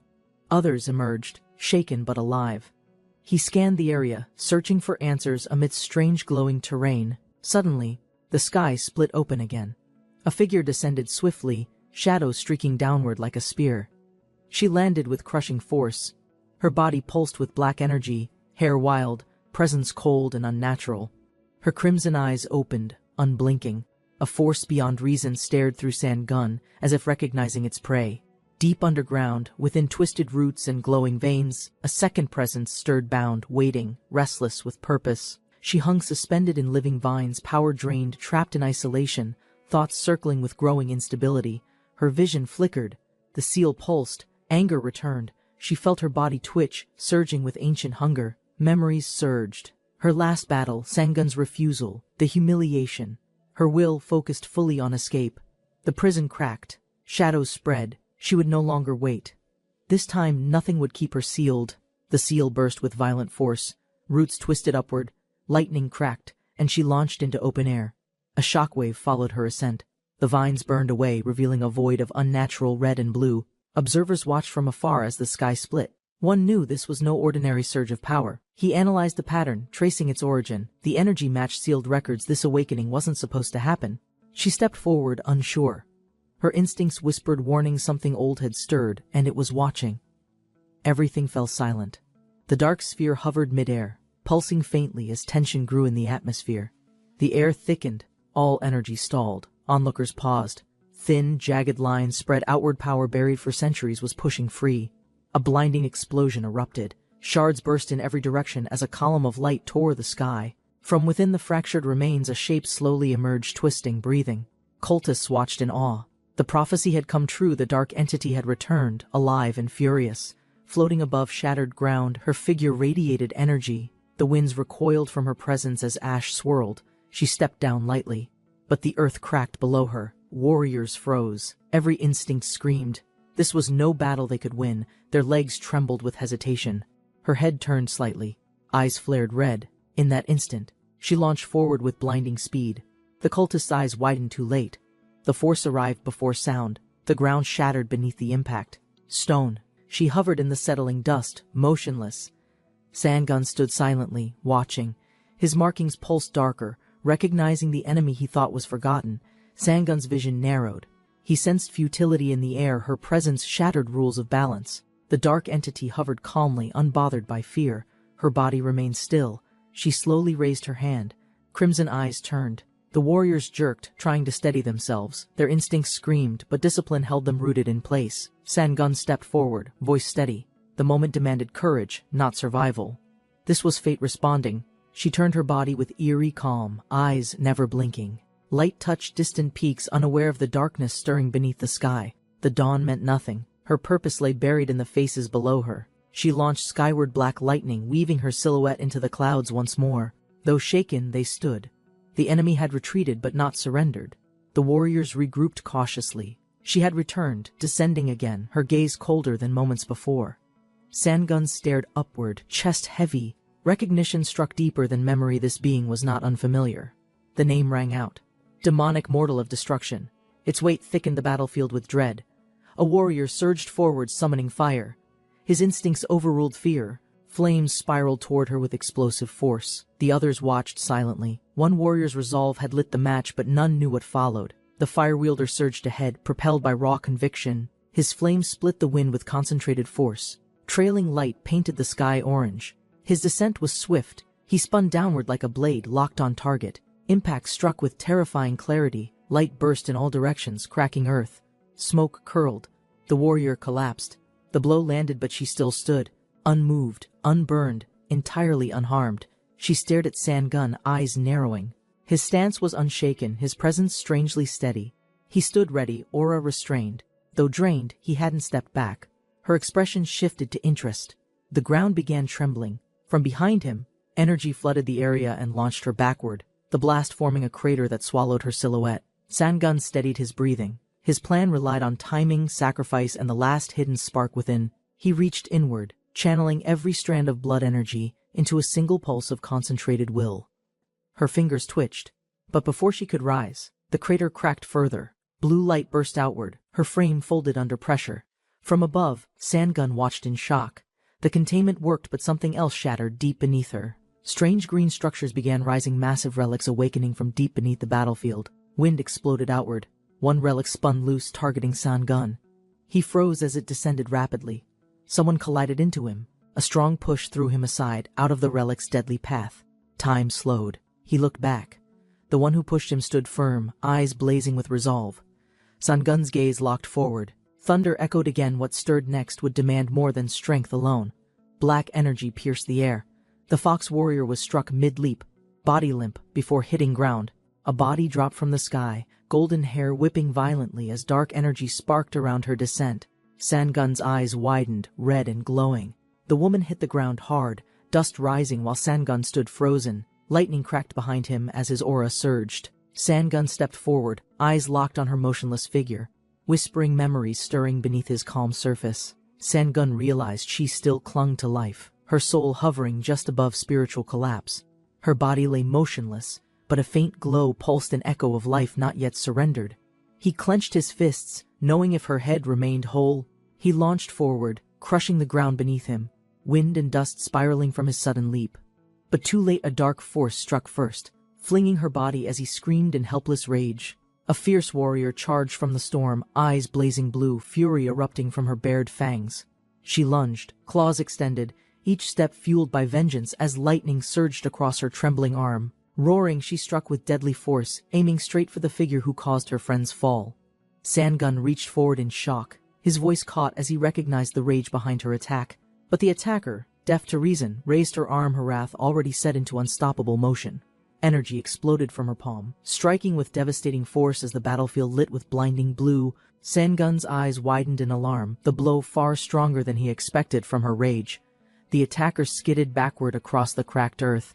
She knelt momentarily, regaining balance, breathing heavy. Sangun stepped forward, calm but focused, shadows dancing beneath. Sangun lowered his gaze, shoulders heavy with silence as regret welled beneath his calm face. Before him stood the shadowed warrior, hair flowing wildly. Her hand fell slowly, power humming around her. Sangun met her eyes, voice firm and low, remorse flickering behind his glowing crimson stare. Lightning tore upward between them, splitting the sky. The masked warrior hovered in silence, suspended by energy. A burst of energy erupted downward, shaking earth and air as her body vanished from sight. Sangun stood alone, transformed and focused, his aura flaring as spiritual force surged through him. Power pulsed within him, his spirit ascending beyond mortal bounds into the realm of awakened will. Far away, observers watched his rise, realizing his next step would change everything they once knew. Sangun remembered the battle clearly, how power surged unexpectedly, forcing his body into near collapse. Amid the chaos, he had awakened new strength, unaware it belonged to a forbidden control technique. Now, with clearer knowledge and guidance, he held the crystallized technique gifted after forming his spiritual bond. Grateful yet cautious, he studied the orb, reminded of the power and risk it carried equally. He stepped forward as the truth settled. Great strength came with fragile balance, and choices shaped everything. Sangun stood firm, his power stabilized, ready to wield what once nearly destroyed his body. Energy burst upward from his core, threads of lightning tightening as spiritual force surged into form. With one motion, he launched the sphere, striking the enemy. The blast created shockwaves, bright, loud, fierce, his opponent flung across the battlefield. But another force awakened, golden divine spiritual life energy erupting wildly. Sangun charged through the golden blaze, eyes fixed forward, lightning streaming around him as he pierced the sky and darkened the clouds. The clash struck deep, crystal terrain cracked open beneath them. From the smoke, only lightning remained, swirling above two figures locked in silence. One enemy gasped midair, overwhelmed, while below, Sangun clenched his jaw. Sandgun struck downward with force, black ribbons of energy trailing behind him like streaking war banners. His opponent landed hard, fingers clawed, darkness surging as power rooted itself beneath their crouched stance. The battlefield roared again, clouds ripped apart as Sandgun followed up with relentless. Amid the smoke, the warrior stumbled, barely holding ground. Breathing heavy, they stared ahead, shocked. Sandgun's strength still rose, even beyond spiritual life's natural limit. A voice echoed gently, soft yet firm, urging him not to fight for power but for survival. Sandgun lowered his head, remembering the promise he'd made beneath a dark and broken sky. But now, with crimson eyes blazing, he chose to fight, ready to pay any price required. Energy circled his body, 6 spiritual cores activated. Lightning cracked open the sky, revealing his form glowing fiercely as the enemy turned. His body surged again, reaching a new level, power compressed tightly. Now airborne, Sandgun's aura swelled outward. Sandgun stood below the falling light, his body tense as black roots slithered across scorched earth. The sky rumbled while corrupted shadows twisted upward. With precise strength he pushed from the cracked ground. Lightning crashed behind him as he pierced through the dark mist. Energy exploded on contact. Sandgun's strike sent shockwaves across the air. The shadowed figure descended rapidly, her eyes glowing pink with hatred. Sandgun steadied himself mid-air, channeling aura through his hand, confident the sealed force now awakened within. Surging forward, Sandgun aimed with purpose, his motion sharp, cutting through spiraling darkness and violent wind. His blade carved a blazing arc of blue fire, splitting the space with devastating precision and force. Yet the enemy stood unfazed, stepping from smoke and flame. She faltered briefly, one eye dimming, a shadow of confusion crossing her face through the swirling heat. Sandgun's blue flames spiraled violently as he charged again, tracing arcs of power through the storm. They clashed mid-air, weapons colliding in blur after blur, each blow shaking the air like distant thunder. His expression twisted in anger, he struck with pain, the blade grazing her as silence filled the void. The air cracked with flame as Sandgun's aura exploded, demanding the answer he never wanted to need. The ground shook beneath Sandgun as his aura ignited. Their blades locked again, but this time she flinched. Her lips curled into a wild smile, eyes blazing red. Sandgun stared into the chaos within her, horror flickering beneath rage as recognition tightened across his chest. Before he could act, she crashed down, releasing black thunder. The impact tore through the stone floor, craters forming instantly as Sandgun steadied himself amid falling debris. Glowing spheres spun erratically, spiritual cores trembling under unseen strain from within. Cracks deepened without warning, one core split apart entirely. He narrowed his gaze, counting orbs. 9 had begun, but 2 were gone, shattered from overload and clash. Above, dark roots thickened again, pulsing with stormlight as the land itself reacted to his weakening force. The shadow's grin widened, crimson eyes seething with chaos. He clenched his fist, gaze fixed on the enemy. His own hesitation might do more than himself. Summoning deeper flame, Sandgun roared silently inside. He launched upward, pushing past pain, spiritual cores spinning furiously as blue flame swallowed the sky around him. A towering blast erupted from below, engulfing everything in radiant heat as his aura surged toward final release. The shadow surged forward, wielding red flame and speed, chasing Sandgun's rising energy through the fractured sky. He turned sharply, reversing his ascent, blade first, streaking downward like a comet burning through the storm. She braced herself below, smirking with a twisted calm. Sandgun yelled silently, not with rage but with everything he had refused to lose ever again. They collided violently, lightning and limbs struck, slamming ground and sky alike, shattering roots in a crushing storm. Another spiritual core shattered inside him, energy leaking into his limbs as pain flared like broken glass. He gritted his teeth, barely processing her next strike. She attacked like her body wasn't breaking apart. Even worse, she was accelerating each move, cleaner, sharper, as if growing stronger from every sustained wound. Sandgun's thoughts spiraled. She was approaching the speed of his earth distortion technique. She vanished into a cyclone of wind and rubble. Sandgun paused, his senses jolting. Something shifted in the air. She stood far across the battlefield, blood trailing, arm raised.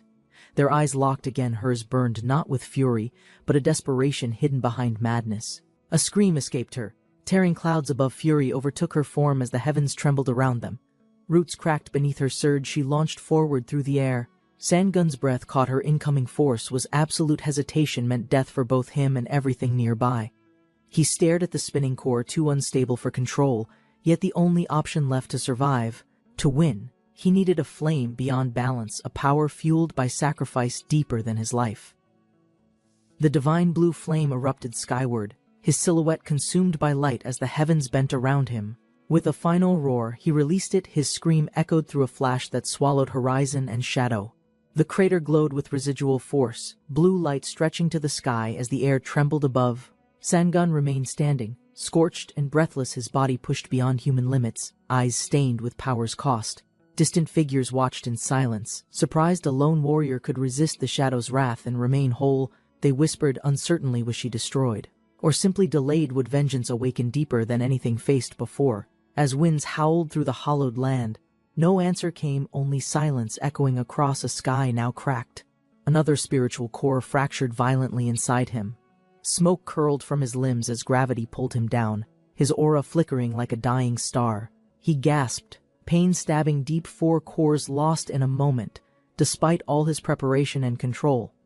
Even with the Divine Seal's protection, Sangun knew survival had relied on more than strength alone.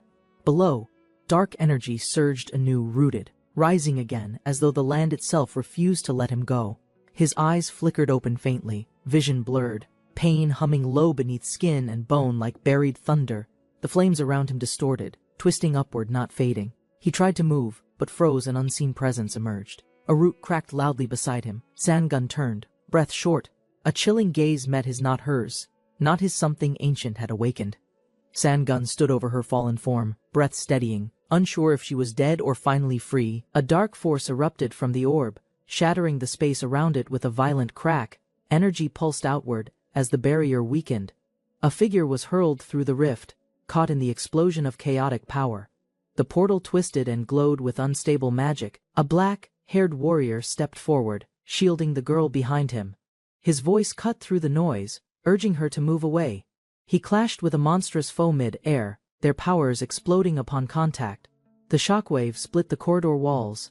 The girl was thrown back as destructive energy surged across the floor. She landed with a hard thud, barely conscious.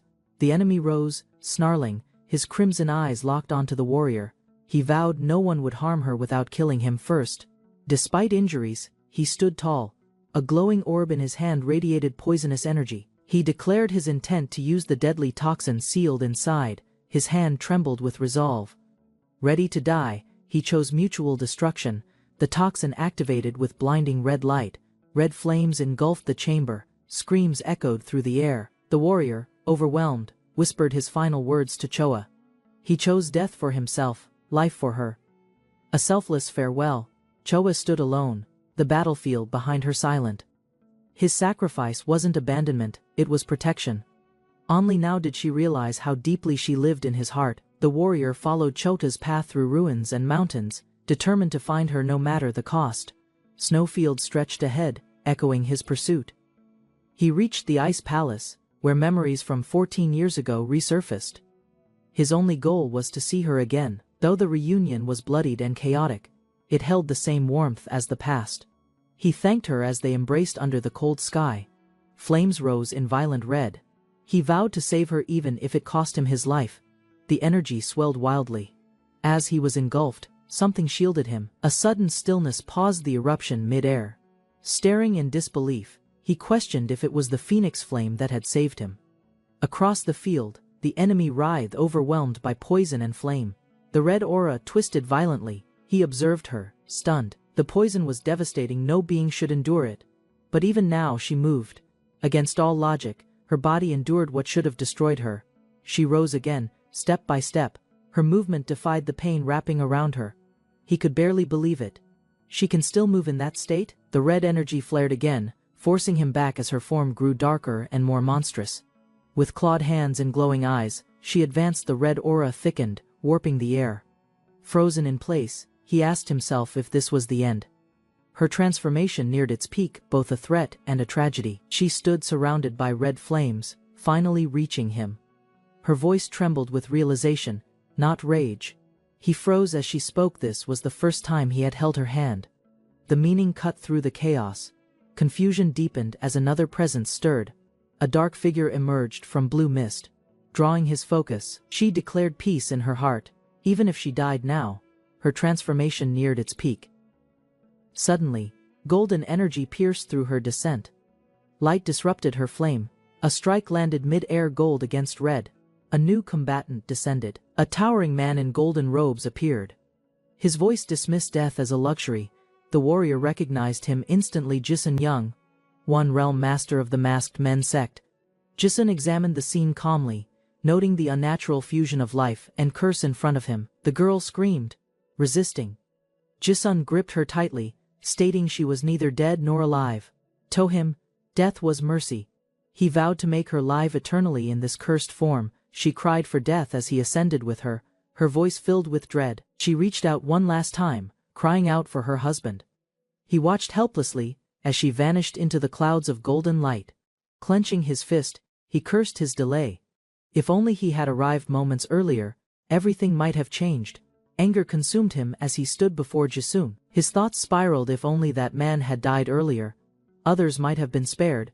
Jisun, hovering in golden energy, called him a spiritual monster imitating a human.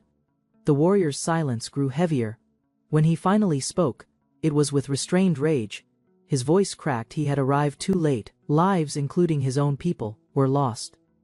Jisun fell silent, acknowledging the warrior's grief. He admitted he had monitored the warrior's path from afar, wary of his disruption. Though he viewed him as a village destroyer, Jisun also recognized the value of his actions in stopping the monstrous threat. In light of that, he offered freedom but warned it came with strict conditions, ensuring accountability and restraint. The first condition: find and reseal the forbidden poison that had once been lost. The second: never step foot on Gosen land again, a ban marked with finality.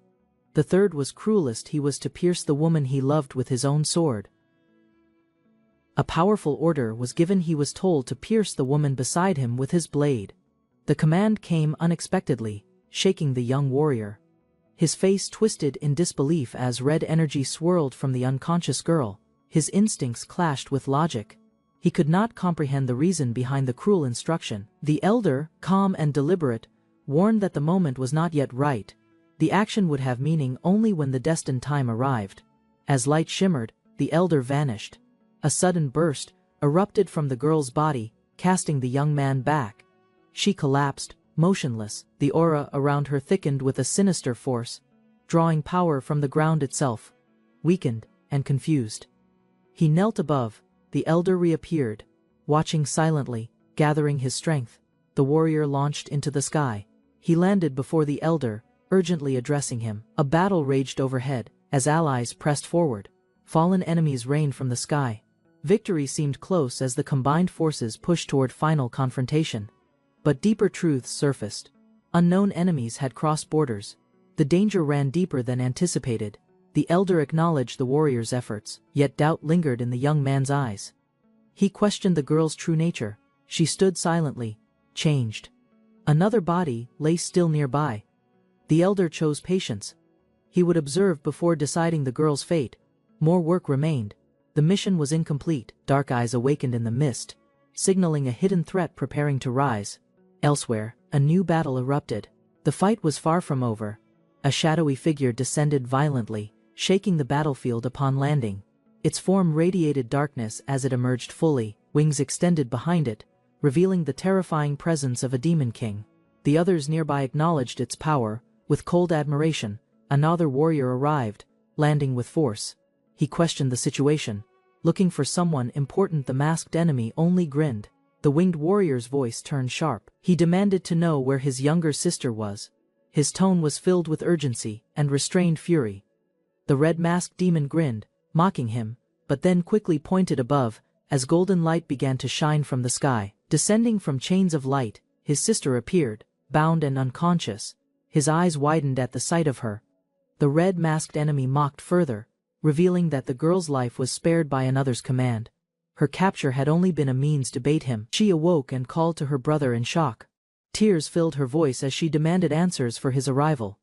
Wings spread behind him. He confessed everything was gone: his clan, his place, and his pride.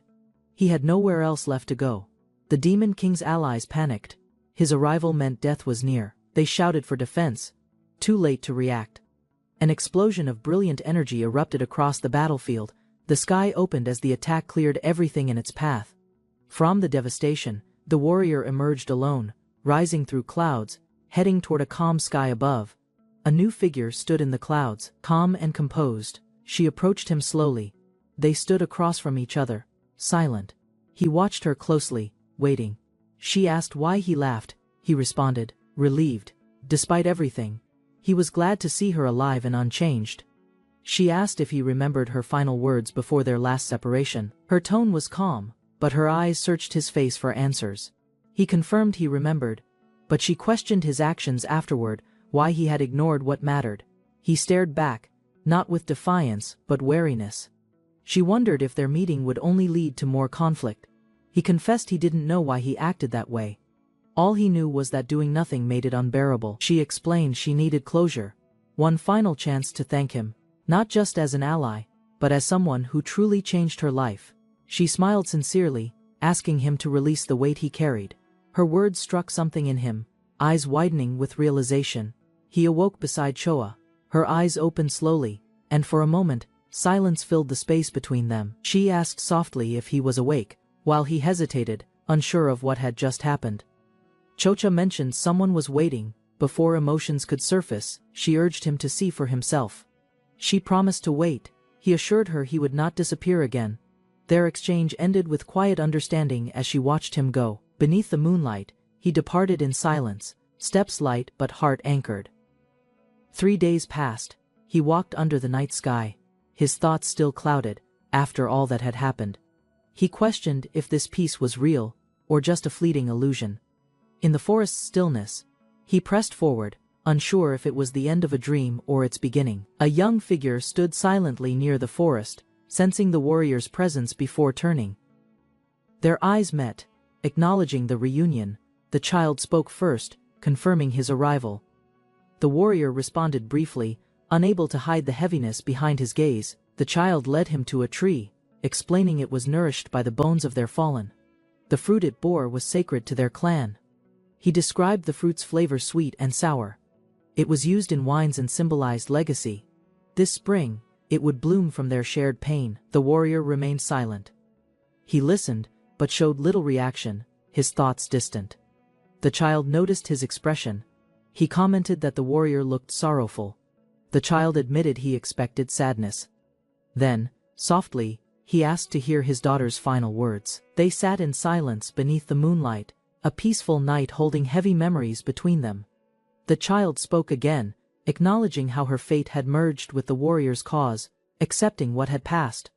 The warrior placed a small bottle on the table, one of the sacred wines. His steps were steady, but reluctant.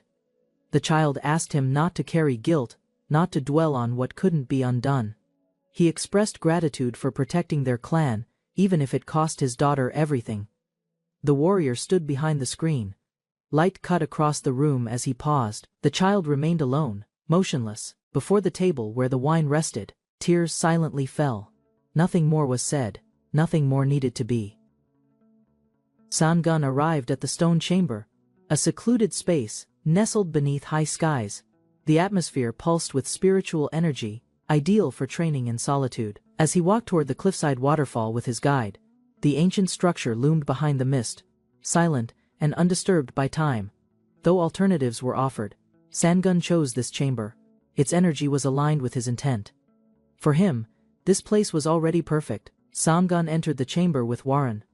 The vast interior was dimly lit, echoing only their footsteps as they moved forward. A sudden flash of light revealed a descending spirit. The small green creature twirled through the air, awakening the dormant space. Other spirits appeared beside it. They greeted Sangun warmly, recognizing his aura and remembering his past presence. The golden spirits spoke among themselves, surprised at his growth. They welcomed him back with reverence, calling him by name. Sangun declared his goal, to enter the Yongyang eternal realm.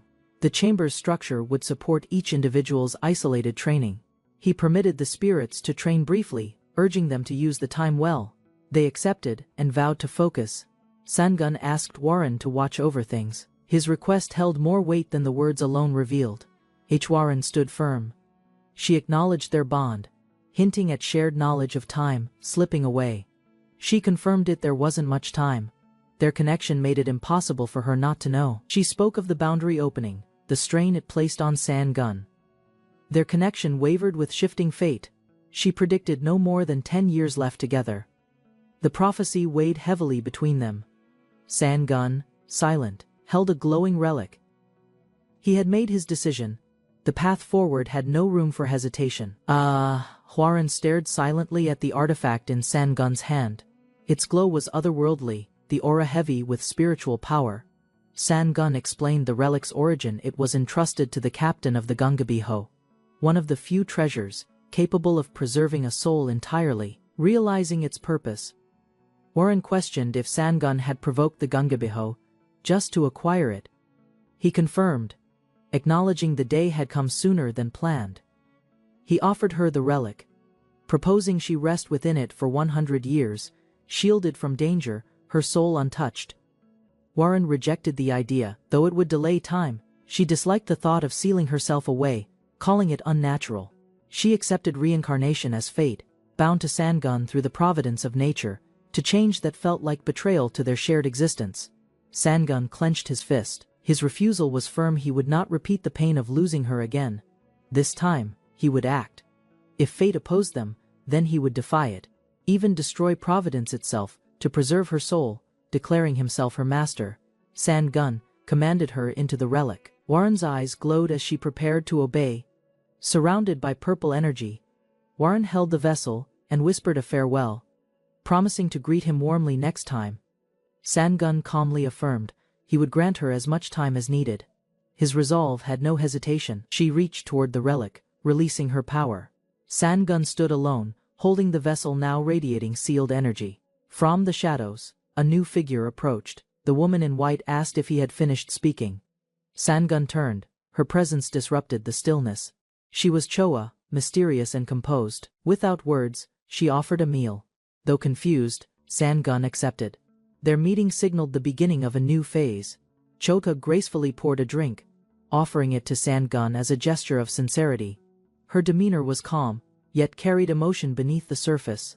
He accepted with hesitation. As the liquid filled the cup, a moment of silence passed between them, filled with meaning. San-gun raised the drink slowly, and Choa revealed her intention. It was something she simply wanted to do for him. She began to speak about her past. Back then, she had misunderstood, believing her husband had died. She recalled her feelings of regret and resentment, having received so much from him yet giving nothing in return. Now, her burden lifted. Seeing him again filled her with joy. She smiled softly, grateful for the reunion. San-gun realized she had seen the moment of his transformation, the tiger drenched in blood among flower petals. Choa questioned why he saved her and kept silent, confused by his decision to remain distant all this time. She revealed the depth of her resentment and confusion, confronting him directly. He had no clear response. She explained she believed he was already dead, and wanted him to rest peacefully in her memory. Despite that, she admitted how deeply that short time they shared meant everything to her. San-gun asked quietly how long could she live into the future. The question lingered with weight. Choa replied that her lifespan could stretch beyond 500 years. She seemed hopeful yet uncertain. San-gun declared his goal, to surpass human limits, rise to Yongyang eternal realm, and extend his life alongside hers. He warned of the risks. While Huang beings thrive, humans at that level face danger with every breath, even risking instant death. Choa questioned San-gun's urgency. He explained that his path was set long before they met, and he had goals he couldn't delay. He warned her that walking beside him would not be easy. The road ahead was uncertain and likely filled with hardship. Choa's gaze was firm. To her, the time without him had felt lifeless. She declared she had lived with only revenge guiding her. She described herself as a living corpse during his absence, sustained only by sorrow and regret.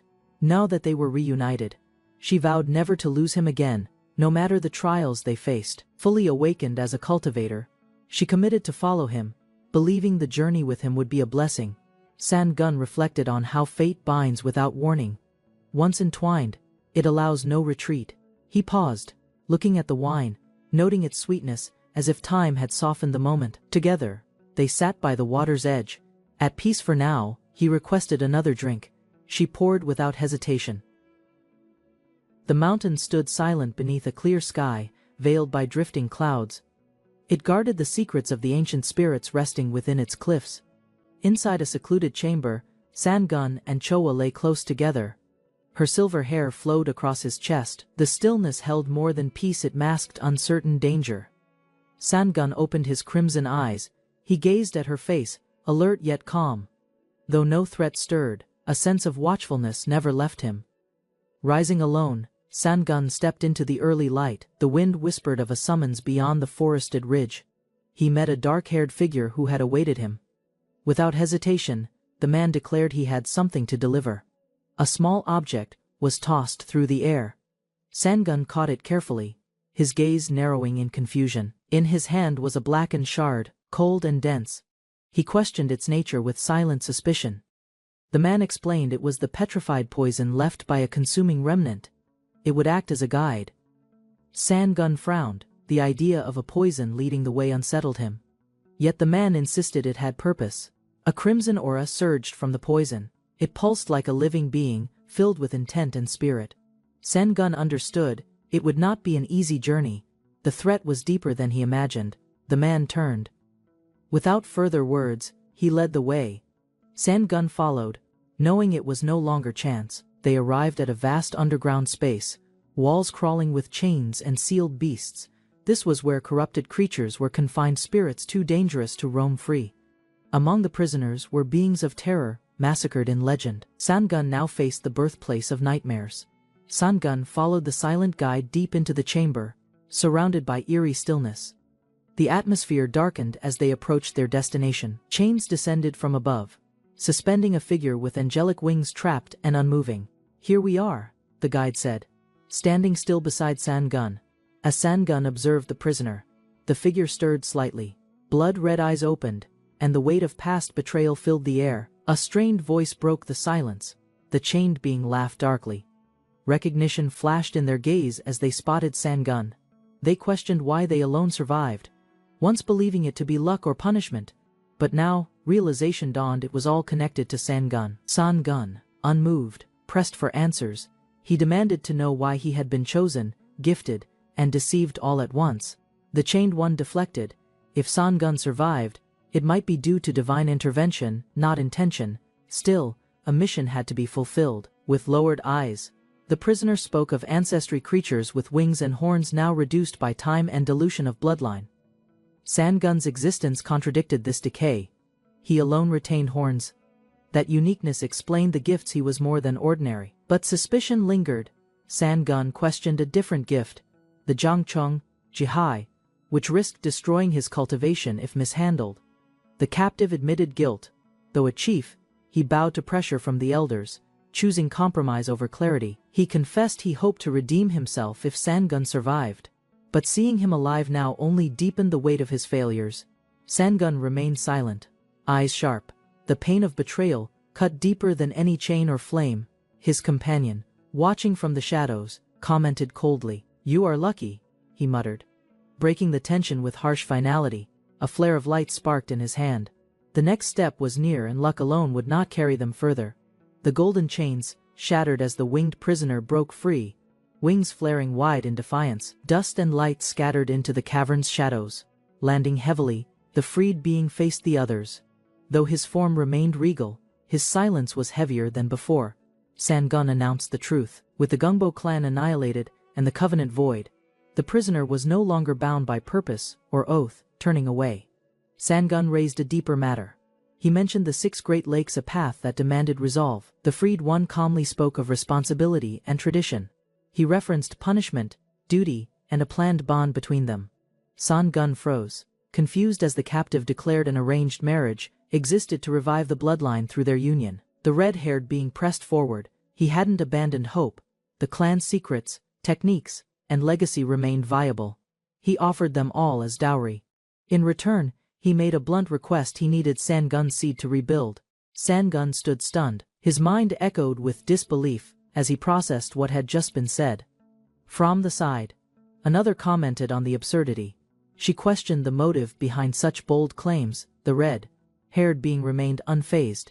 If Sangun already had a wife, then he could become a concubine instead. Choa erupted, shouting in shock. She rejected the idea. declaring it unnatural for humans. Even if beasts accepted it, Choa trembled in frustration. She vowed to enforce human values on spiritual customs if necessary. Meanwhile, San-gun stood dazed, muttering to himself, unable to grasp how quickly the situation had turned chaotic. Far away, another girl spoke in the night. Though left behind, she accepted it and resolved to move on again. A girl warned that opening the Sangok Munjin gate would force one into a century-long slumber. The mental realm would trap them in a cycle of illusions. Despite the risk, the fox-eared girl noted Sangun's obsession with training. She believed he might already be preparing for another breakthrough. She accepted this reality, then asked her companion to return to their original form. In response, a mighty beast emerged, golden-eyed and roaring. The transformation startled her. She ordered a return to the true form, insisting she had already seen it once. The beast hesitated, eyes wide, but the demand left no room for denial. Fire engulfed the illusion, revealing a small fiery creature. She asked if this secret would be hidden from San-gun. The answer was a quiet refusal. It would bring no benefit if revealed. The ritual began. The two figures stood apart as the magical circle activated beneath them with growing energy. A memory of a woman surfaced. Her parting words echoed a promise to wait, no matter how long it took. The small creature reassured her in return. As the light ascended, the sky swirled with energy, signaling the next stage had begun. Mist covers the mountains as the white-haired woman gazes ahead, silently mourning. The place feels distant yet familiar, a sight tied to parting. She admits this may be the final time she could meet him, but instead of going, she chooses not to. She doesn't want to burden his heart with sorrow. Her love, she believes, is better left unspoken. The red-haired woman reveals he asked her to stay behind, not beside him, but with his wife. She was tasked to offer comfort until the wife's unease passed. That alone justifies her presence.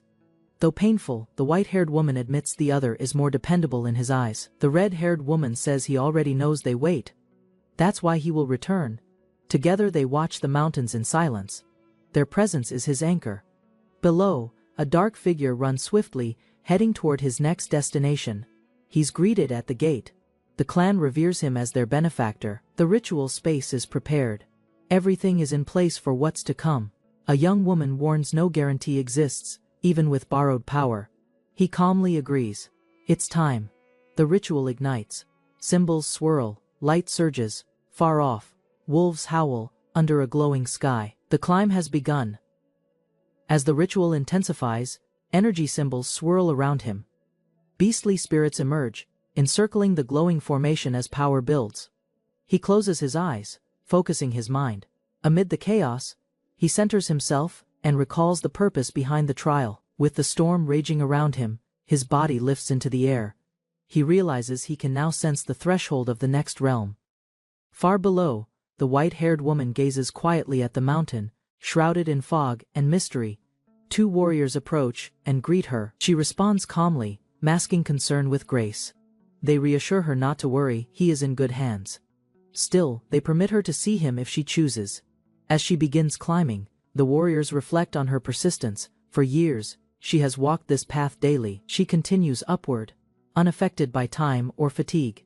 Her steps are steady, her gaze fixed ahead. At the summit, the glowing figure floats, locked in ritual. She watches from below in solemn silence. Her eyes meet his suspended form. His expression remains focused. Unaware of her presence, the red-haired woman joins her together. They stand beneath the towering gate. The ritual light swirls around him as they quietly witness the process unfold. Time passes. The mountain stands unchanged as she returns again, season after season. Suddenly, a beam of blue light bursts skyward. Her heart races at the sight. Realization hits. This is where her husband vanished. And now, something is awakening. A burst of realization strikes her as light shoots skyward. Her eyes widen. Could it be her husband finally returning? The mountain trembles from the radiance. A form descends rapidly. She begins running, without hesitation. Her heart pounds as she cries out. The red-haired woman, now winged, flies to her aid and reaches out. Without speaking, she grips the offered hand. Together, they rise, soaring into the light. They fly swiftly toward the summit. The ritual platform awaits below, surrounded by glowing energy, Feet land softly on sacred ground. The air feels different, charged with presence. Her breath catches as she sees him again standing ahead, shrouded in spiritual power. His gaze lifts, red eyes glowing. Their long separation closes in this silent moment. He calls her name with warmth, yet notices her weakened appearance after years of waiting. Tears build in her eyes. She steps forward, but her knees give out, overwhelmed. He catches her in his arms. The years of pain and longing collapse between them. Far below, the world remains calm. Life continues, even as destiny stirs in the heavens. Elsewhere, in a quiet village, evening falls. A messenger arrives at a branch stronghold. He alerts the master of a visitor from the main sect. Urgent news awaits. Within the hall, a shadowed figure kneels.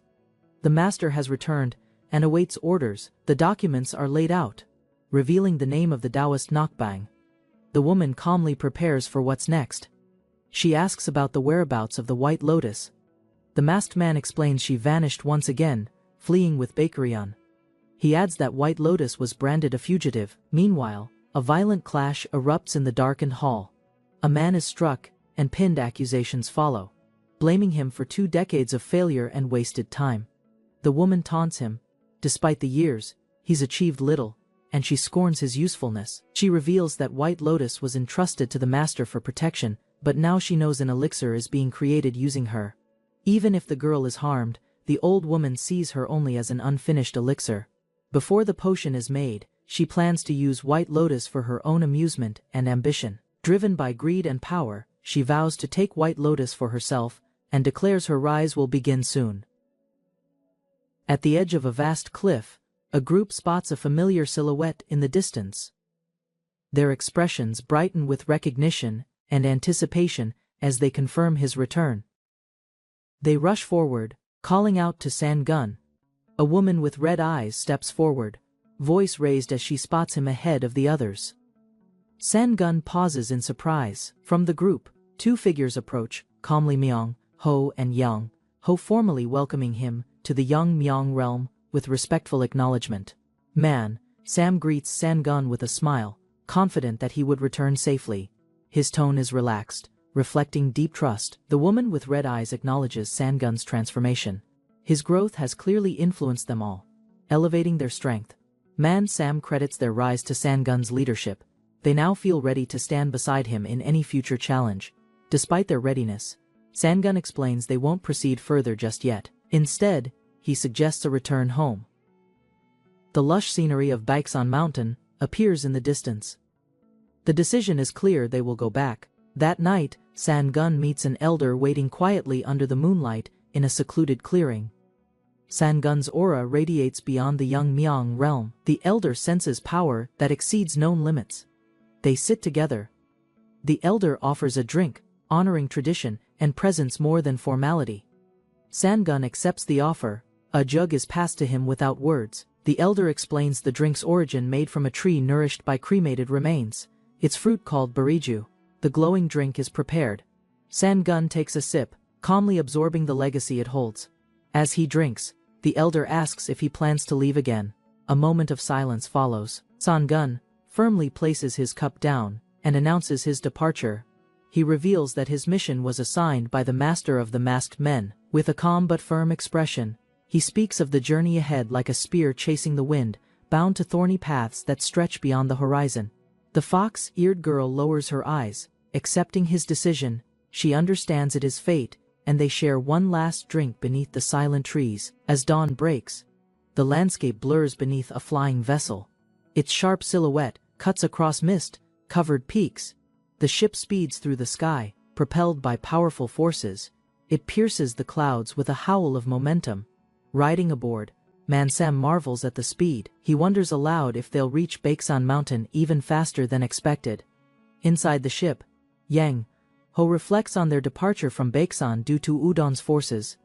He never imagined returning after 40 years. Sangun confirms the time passed, but questions rise.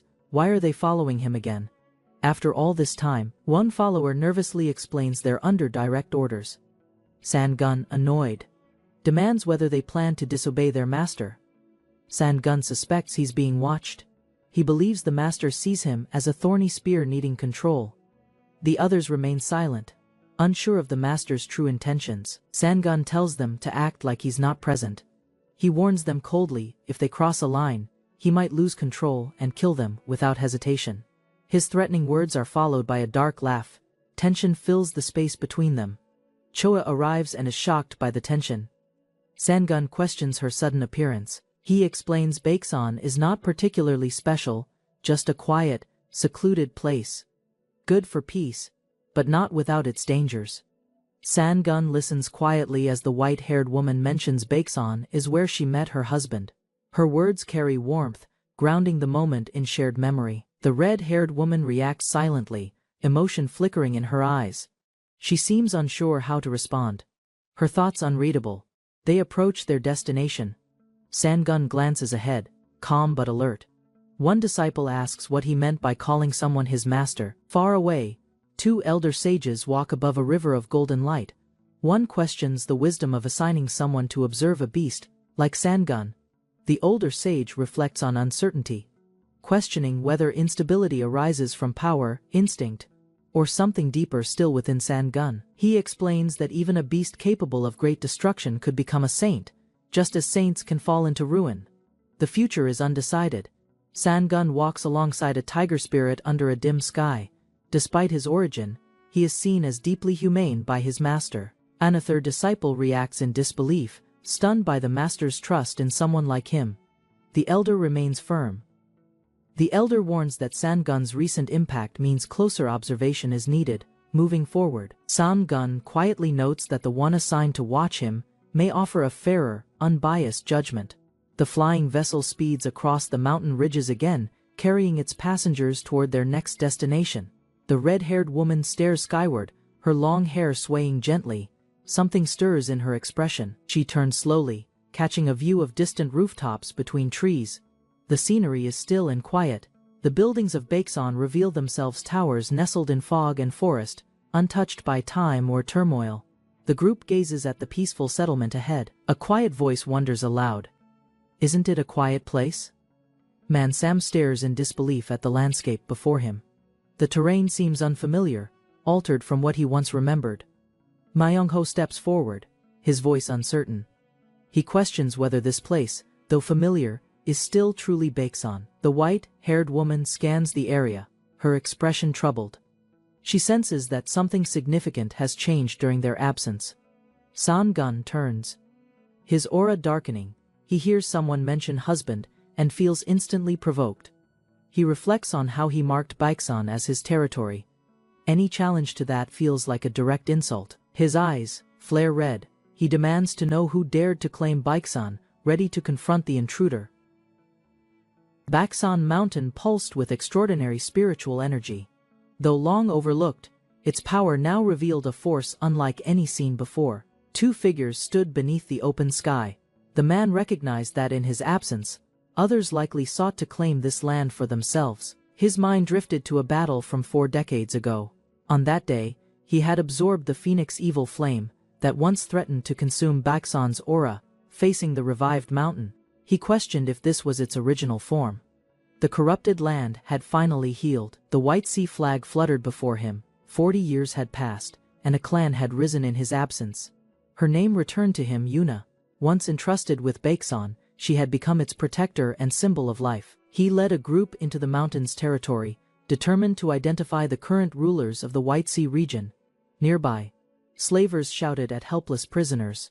The scene exposed cruelty hidden beneath the mountain's peace. Observers confirmed the worst: the clan's leaders were not men but beasts wearing human form. He watched silently, his gaze hardening as he realized humans were enslaved beneath the mountain's shadow. One beast barked orders near the docks. In an instant, the man attacked, vanishing into motion. A devastating blow landed. The enemy fell, stunned by the overwhelming spiritual pressure. Suspended midair, he demanded Yuna's whereabouts. His voice firm and final, the beast, seized in fear, pleaded ignorance. It had arrived recently, unaware of her fate. With no answers and rage rising, the man unleashed a powerful strike, obliterating the structure below. A shockwave surged from the mountain's center, shaking the land. Beams of spiritual force exploded upward, catching the attention of nearby workers. Bathing slaves looked up in alarm. The sky had split open, and the land beneath their feet trembled violently.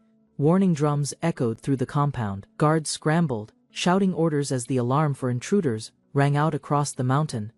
Beast soldiers poured into the courtyard, weapons raised. The ground thundered with their charge toward the source of disturbance. One of the beasts paused, confused at the sight of the intruders. He hadn't expected only a few to cause such chaos. But the man stood firm, flanked by companions. His red eyes locked on the enemy, promising no mercy for any who resisted. He raised his voice, asking only once, "Did anyone know a girl named Yuna?" Mockery followed. The beasts dismissed him, mocking his demand as foolish, and declared all of them would be enslaved.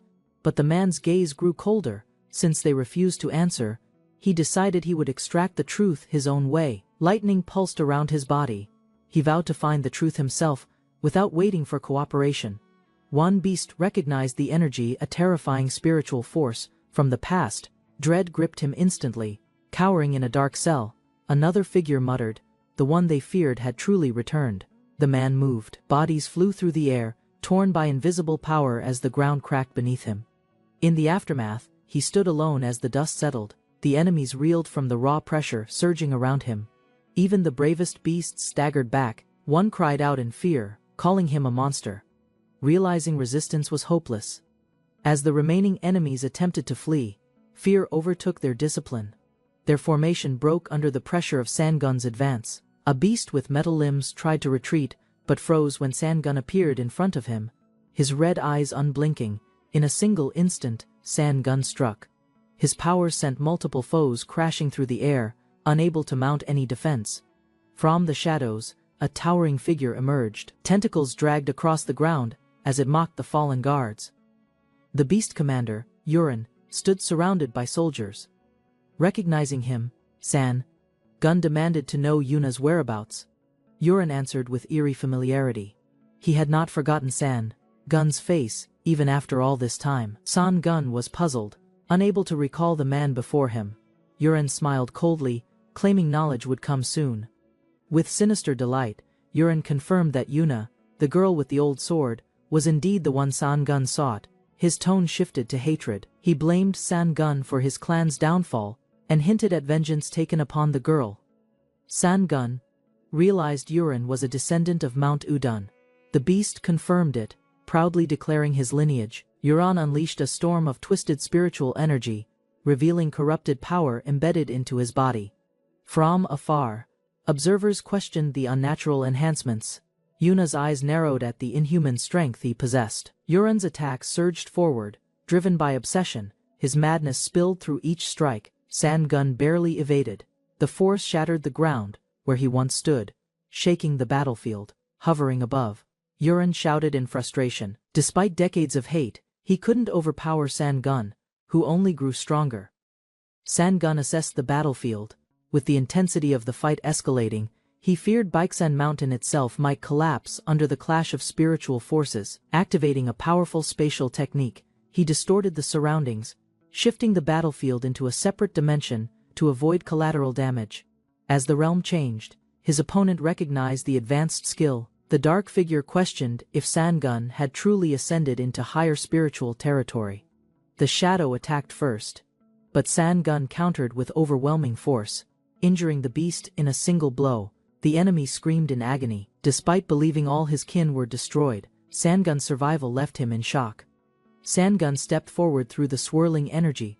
Without hesitation, he demanded the answer again, the location of Yuna. Sangun's crimson eyes glowed fiercely, his presence demanding answers hidden beneath the dark veil. From the shadows emerged a grotesque, its twisted body radiating corruption and ancient malice. The creature boasted of treasures within, mocking Sangun while hinting Yuna's fragile survival. Its laughter echoed as it spread claws wide, taunting him to uncover her hidden location. Sangun's resolve sharpened, lightning flickering around him, prepared to unleash fury upon this abomination's deceit. Sangun advanced with unwavering steps, vowing to force the monster to reveal Yuna's location. The creature recoiled suddenly. Realization struck as the beast snarled, recognizing Sangun's projection as nothing more than illusion. Its fury erupted violently, multiple eyes blazing as it lunged, desperate to reclaim dominance. Sangun's hidden form emerged behind, crimson aura flaring. Flames roared upward as Sangun's power surged. The beast shrieked defiantly, its corrupted body resisting while Sangun's relentless aura pressed harder. Dark energy flared violently, yet the monster's illusions faltered beneath Sangun's unwavering spiritual strength. With force unmatched, Sangun pierced downward. The creature convulsed in agony as Sangun's blade cleaved through corruption. Unraveling its twisted form, Sangun's strike landed true, forcing the monster back. The corrupted being snarled defiantly, swearing vengeance even as its strength faltered against Sangun's dominance. Calm yet unyielding, Sangun's words cut deeper than blades, branding the creature's existence utterly pathetic. Raising his hand, Sangun summoned boundless energy, piercing the abomination's chest with merciless precision. The monster shrieked violently, its grotesque body writhing uncontrollably as destruction consumed it from within. Monster staggered, bleeding heavily, yet still clinging desperately to fragments of corrupted strength. Hatred burned in its single eye, vowing to curse Sangun with endless suffering. Sangun's aura erupted brighter, thunder and lightning, crackling as he stood unyielding against darkness. A massive vortex spiraled skyward, swallowing shadows. From the settling storm, Yuna appeared, her gaze steady. The white-haired woman reassured calmly, trusting Sangun's strength to overcome any lurking threat. Yet doubt lingered, acknowledging implanted treasures granted their enemy unnatural resilience and dangerous might. The red-haired woman countered firmly, declaring Sangun's spirit far beyond ordinary beings or beasts. A sudden thought unsettled her, crimson eyes narrowing as unease began stirring within her. She admitted silently that even formidable lords like her might struggle against such a foe. Sangun's eyes darkened, his presence terrifying as whispers labeled him nothing short of monstrous. The beast writhed helplessly. Sangun's strike had torn away implanted relics, stripping its body of unnatural strength completely, weakened and trembling. The monster stood pitifully, unable to resist Sangun's cold, merciless dominance. He condemned its obsession, revealing reliance on treasures, left it powerless against true strength. Sangun stood firm, lightning surrounding him as he demanded Yuna's location once more. The weakened monster hesitated, its dark gaze trembling before Sangun's unyielding, merciless aura. Meanwhile, allies gathered outside, their eyes widening upon sensing Sangun's overwhelming power surging within. A woman among them confirmed proudly, recognizing Sangun as the savior foretold by Yuna. Hope ignited among the crowd, cheering as they believed rescue had finally reached them. The woman urgently asked the crowd about Yuna's fate, desperate for any surviving clue. Survivors revealed Yuna sacrificed herself, entrusting hope that Sangun would eventually come to save them. Sangun's eyes blazed crimson, vowing silently to rescue Yuna from the monster's vile grasp. The beast sneered wickedly, revealing Yuna bound within its body as a cursed treasure. Yuna's faint spirit glimmered defiantly, declaring she would not perish alone, despite overwhelming darkness. The monster taunted coldly, questioning Sangun's pain of losing someone precious, beyond saving. Sangun's crimson gaze burned hotter, fury rising. Dark energy surged violently, the creature attempting to crush Yuna's spirit sealed within its body. With a thunderous roar, Sangun unleashed speed and power shock spread across the monster's face as Sangun's attack pierced through. The beast trembled in disbelief, unable to comprehend the sudden stillness halting all movement. Realization struck time itself had been stopped, Sangun wielding impossible control over reality's flow. Cloaked in radiant energy, Sangun invoked devastating arts, channeling power with calm, merciless focus. The monster panicked, recognizing forbidden techniques only transcendent beings should ever command with authority. Fear consumed its gaze as Sangun advanced. The enemy recalled past battles, bleeding heavily while acknowledging scars that still tormented his people. Sangun's presence loomed unshaken, his energy contrasting the despair echoing from the creature's bitter words. He declared firmly that stolen days and endless suffering would no longer repeat again. Crimson eyes blazed, vowing that only the enemy's death would seal this tragedy. Terrified, the monster attempted escape, but Sangun's unleashed force dragged it into consuming annihilation. The monster wailed in disbelief, its body dragged helplessly into Sangun's consuming vortex. With a thunderous impact, Sangun shattered the battlefield. His body descended slowly, exhaustion evident, though his resolve remained. Sangun admitted the imitation drained his spirit, nearly tearing apart his core completely. Yet relief filled his eyes, gratitude directed toward the ally who steadied his spirit.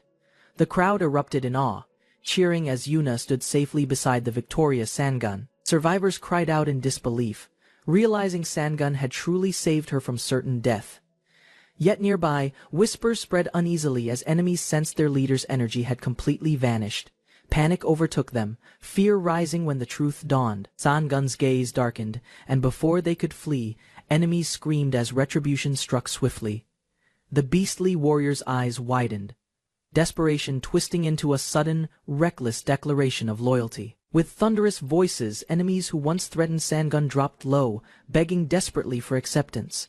Standing beside Yuna, Sangun's aura softened slightly. He stared silently, bewildered by their plea, uncertain whether surrender or trickery fueled their actions. Kneeling beasts bowed deeply, their eyes filled with desperation, begging for mercy and belonging together. Sangun, startled by their sudden plea, narrowed his red eyes, questioning their unexpected approach carefully. A nearby woman scolded them harshly, reminding of betrayal and pain caused long before. Another man roared angrily, accusing them of cowardice, blaming them for abandoning honor and loyalty earlier. The desperate beasts insisted, claiming survival for submission, pleading acceptance after losing clans and families forever. Accusations filled the air, their desperate lies crumbling against the authority of the mountain ruler. Trembling, the beasts knelt lower, swearing loyalty, promising never to betray trust or honor again. Sangun's voice thundered with fury, commanding them to leave his sacred mountain immediately. His rejection echoed through the valley. Later, silence returned. Sangun wandered alone, reflecting on burdens of leadership and power's heavy cost. The silver-haired woman observed the ruins, admitting countless survivors remained scattered across broken lands. Memories resurfaced of bygone battles, when devotion and betrayal carved scars upon hearts and families. Lightning roared above, as Sangun's strength once again reminded all of his unshakable dominion. Time flowed swiftly, and whispers spread that Sangun's era of challenges had only begun. Villagers gathered desperately, kneeling before him, pleading acceptance after wandering hopelessly with no refuge. The woman lowered her gaze, carrying the burden of responsibility, uncertain of her next decision. A great creature stood calmly beside the girl, their unlikely bond forming through survival and trust. Fingers reached out hesitantly, bridging fear and hope, forging fragile connections across species and hearts. Three figures guided the beast carefully, their movements cautious, ensuring harmony within fragile newfound peace. Beneath the ocean, vibrant life shimmered, golden plants swaying as nature reclaimed its quiet dominion. A luminous tree blossomed brilliantly, symbolizing resilience, its radiant glow nurturing hope for futures ahead. From a high cliff, Sangun gazed silently across endless valleys. His crimson eyes softened, reflecting quiet memories as he stood alone amidst the windswept mountain air. A companion approached cautiously, sensing his heavy silence, asking what weighed within his restless heart. Sangun recalled a forgotten day, when a wandering girl's sudden presence disrupted his solitude. Because of her, fate entwined, leading them together into destiny neither had chosen yet embraced. Sangun's crimson eyes met hers, her gentle gaze softened, reflecting trust and quiet strength. Together, they stood overlooking the village. Birds fluttered in nearby branches, their presence amplifying peace as fleeting moments slipped away. Sangun admitted departure was near, duty calling him elsewhere. Despite bonds that anchored his heart, Sangun stood beside her, his departure looming, silence heavy with decisions yet unspoken. The silver-haired woman teased lightly, but her words pressed, reminding him of promises long delayed. Her eyes hardened with truth, urging him to consider the heart waiting faithfully for decades. She admitted pain quietly, knowing pretending strength would only conceal wounds etched deep within. With earnest resolve, she begged acceptance, warning that those without paths lived as hollow shadows. Beneath the mountain's shadow, a plea was spoken, asking Sangun to guide another's path.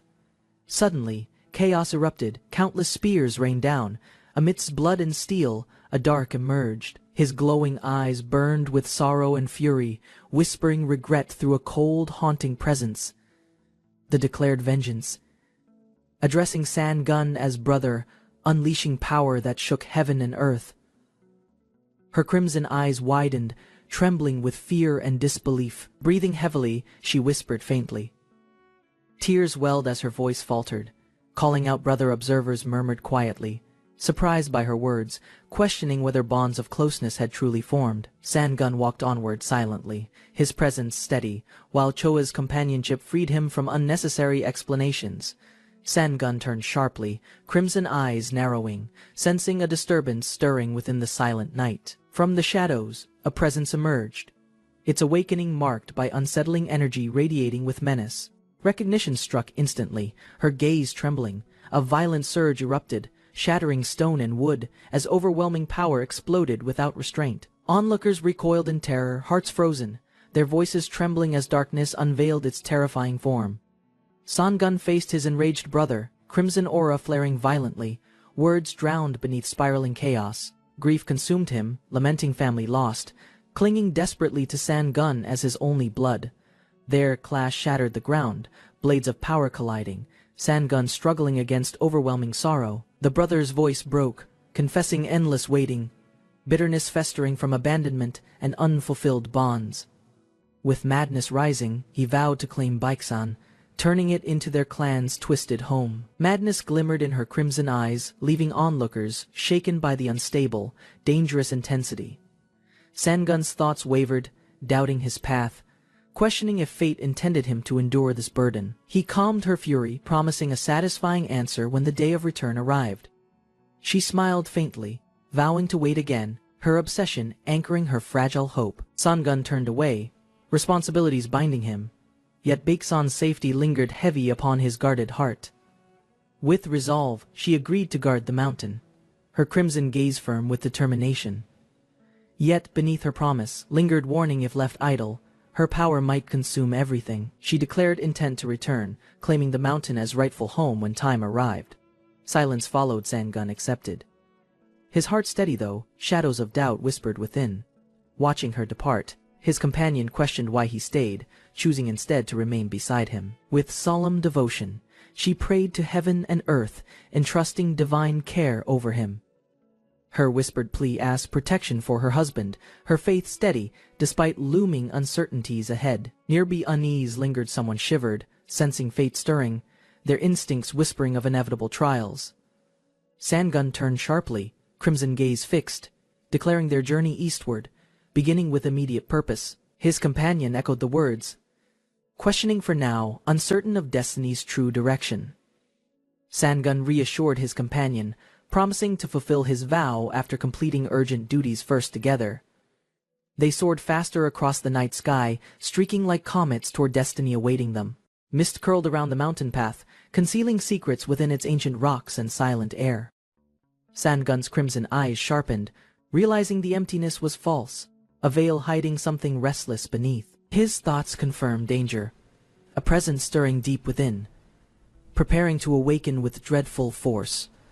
Darkness tore open, revealing a monstrous dragon, its power warping the sky in suffocating waves. San-gun steadied himself, facing the threat with unyielding resolve, determined to confront whatever emerged next. San-gun lifted his head, sensing vibrations in the air. A sudden surge of light erupted. Energy exploded outward, shaking the ground violently. Dust and force spiraled upward, revealing movement that dwarfed everything. The colossal dragon's body coiled endlessly, its emergence blotting out sky and consuming all horizons. Purple light surged from the mountain's peak, scattering across the sky like summoned spectral flames. Shapes formed within the glow, countless silhouettes rising ominously, heralding unnatural power awakening together. San-gun steadied himself, studying the strange forms, uncertain of their intent, yet sensing imminent danger. Mist thickened around the valley, shrouding the ground as oppressive silence pressed against every breath. The mountain stirred with voices of the past, whispers of elders foretelling calamities soon arriving. Laughter echoed across the cliffs as a group advanced, their confidence hiding dangerous hidden intentions. Stories of ancient death lingered, whispered that even decay could not erase the buried secret. Their path led deeper, drawn toward a mysterious site said to conceal unfathomable forgotten remains. A stranger's presence disrupted their march, an unfamiliar silhouette standing apart from their gathering. Whispers of hidden plans grew louder, alliances shifting as ambitions converged upon the mountain's core. Discussions grew tense, ambitions sharpening as leaders debated the rumored treasure hidden within mountains. Concerns about rival sects spread, fear of exposure clashing with hunger for promised rewards. Greed persisted, focus shifting toward remnants claimed to belong to ancient ancestors of renown. Agreements solidified among them, determination rising despite uncertainty, each driven by desire for glory. Shadows advanced together, united in purpose, prepared to challenge beasts and uncover long-buried legendary treasures. A sudden snap resonated, summoning a swirling vortex that tore open with violent force. Darkness bled outward, twisting air and stone, as a passage formed into unknown depths, vanishing inside the glowing rift carved from shadow and energy. Observers realized a spell had opened the entrance, unveiling hidden paths toward coveted treasures. Sangun prepared himself, understanding rivals sought the same prize, yet his resolve remained unbroken. Sangun's gaze hardened, silently vowing neutrality, refusing entanglement with greed consuming surrounding factions. He judged them all equally, seekers blinded by promises of power hidden beneath ancient grounds. His discipline anchored him, resisting temptation, embodying restraint demanded by his training and spiritual path. Orders bound him firmly, duty narrowing his role to observation, not interference with outcomes. Yet doubt flickered within crimson eyes, questioning whether restraint alone could withstand mounting chaos. The world brimmed with rivalry, power-hungry factions blinded by ambition, chasing illusions of dominance. A gateway pulsed ominously, purple light spilling forth. Creatures emerged, their presence suffocating, wings blotting light, overwhelming intruders with oppressive, unrelenting dread. Tension crackled between contenders, resolve hardening, each unwilling to surrender opportunities promised within darkness. Flames erupted at command, scorching air itself. A blinding pillar of light erupted skyward. Energy surged violently, raw power breaking stone, overwhelming everything caught within its destructive path. Explosions resounded endlessly, the cavern trembling as warriors braced against waves of unrelenting devastation. Chaos swallowed the battlefield creatures. Survivors regrouped cautiously, realizing treasures lured not only rivals, but deadly forces beyond imagination. Laughter echoed through the cavern, opportunist content to exploit paths carved by reckless rivals. Dark energy surged as monstrous appendages unfurled, responding hungrily to commands woven with intent. A creature emerged from shadows, hunger burning in its eyes, awaiting orders to devour. Permission granted, it lunged forward, devouring all within reach, feeding on chaos without restraint. Sangun's eyes glimmered crimson, recalling whispers of forbidden treasures tied to ancient soul remnants.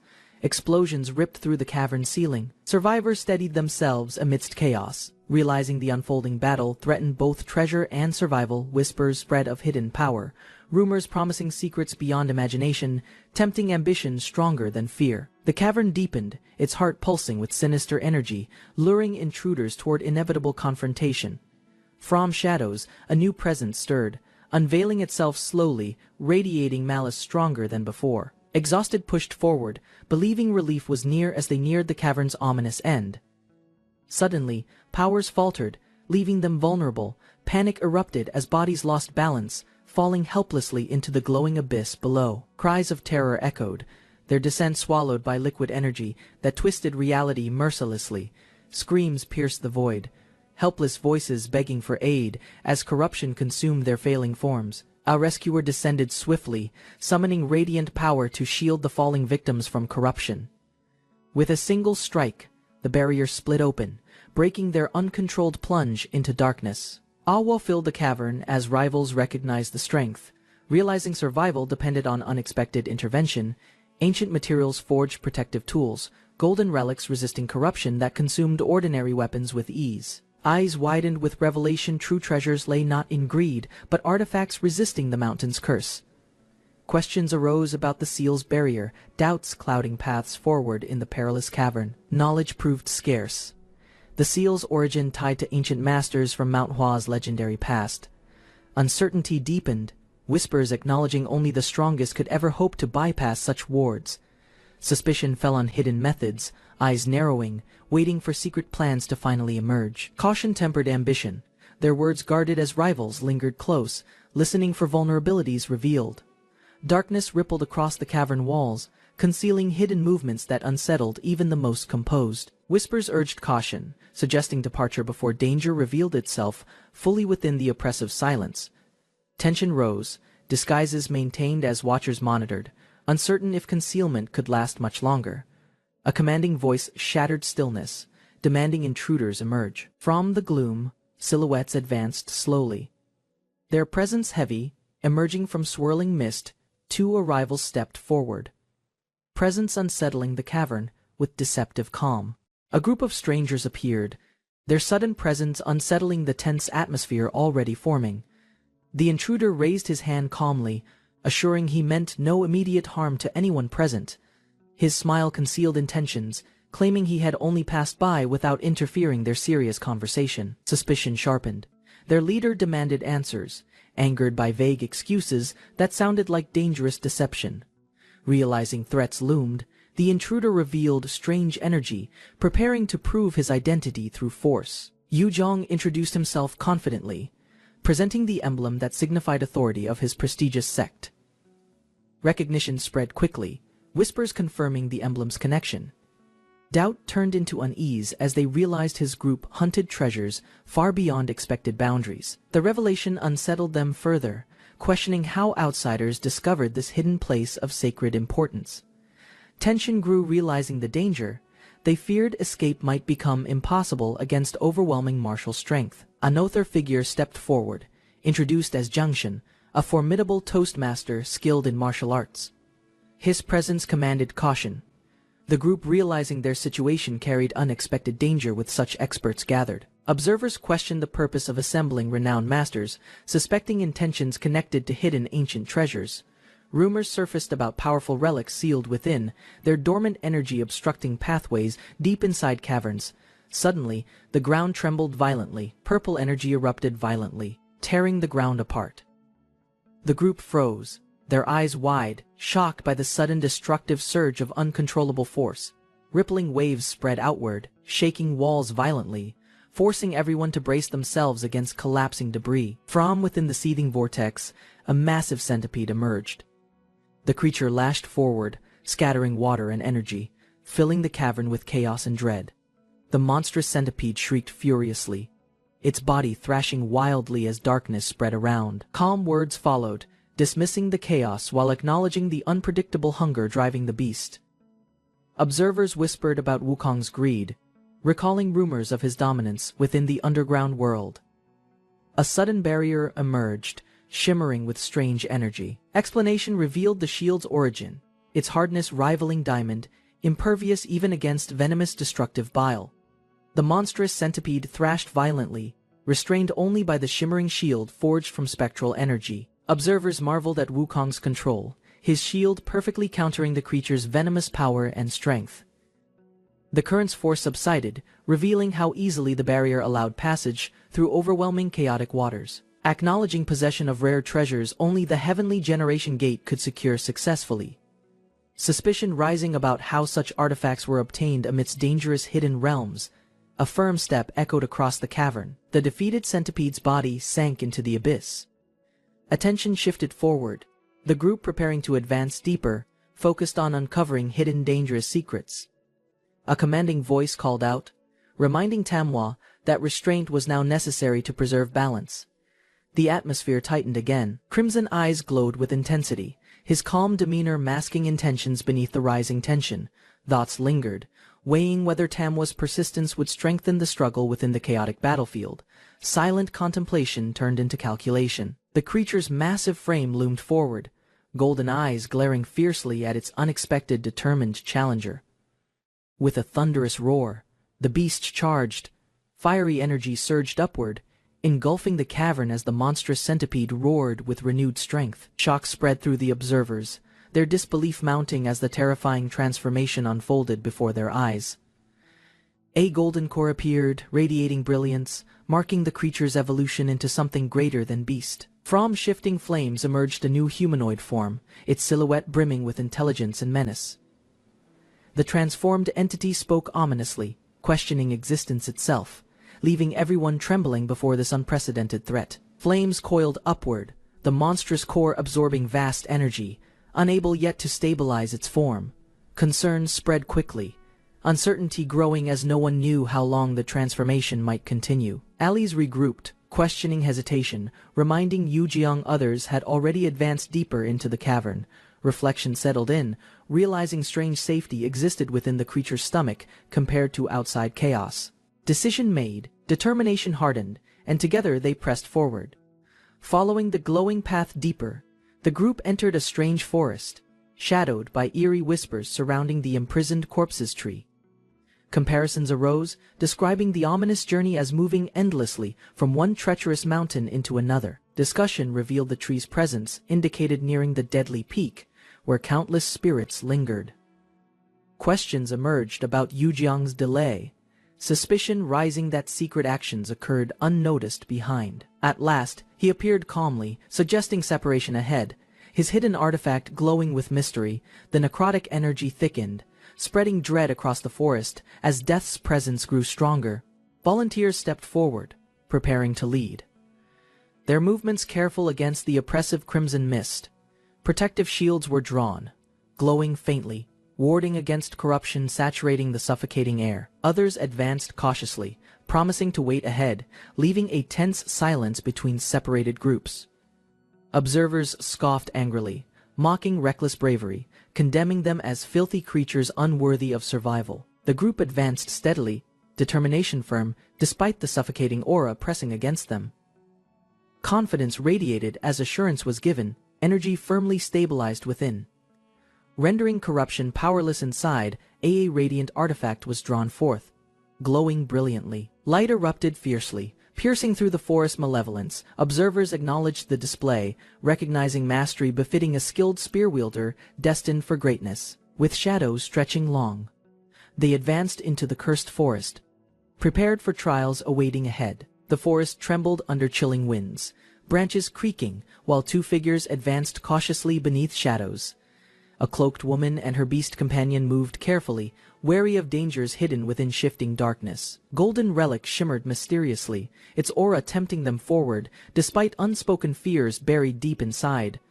The beast resolved inwardly, realizing true strength demanded sacrifice, unity, and unwavering determination against looming trials. Suddenly, monstrous jaws erupted from darkness, threatening to consume them both with overwhelming malevolent force.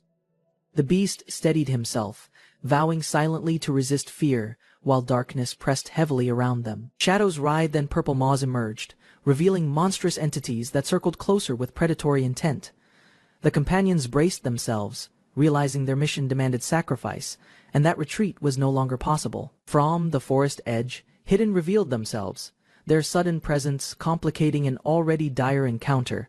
Overwhelming threats closed in, twisting nightmarish forms, preparing to strike, leaving destiny hanging on fragile resolve. The group shifted focus, realizing survival mattered more than those already scattered in treacherous woods. Sangun unsheathed his colossal blade, his presence radiating dominance. With a single strike, the earth split open. Darkness embraced Sangun, his spirit intertwining with corruption, forging strength born from desperation and resolve. Watching from nearby, an ally stiffened. Sangun unleashed devastating energy, his figure engulfed in violet lightning, shaking the heavens with terrifying force. His silhouette descended rapidly, momentum building. The monstrous shades recoiled. The battlefield erupted violently, thunderous shock waves tearing through shadowy. Silence followed briefly, fractured earth steaming.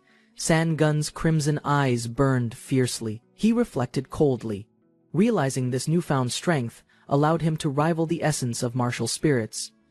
The promise of consuming scattered treasures tempted him further, whispering stronger power lay within his grasp. His presence intensified, emerald energy erupting violently. Standing before him, the horned emerged silently.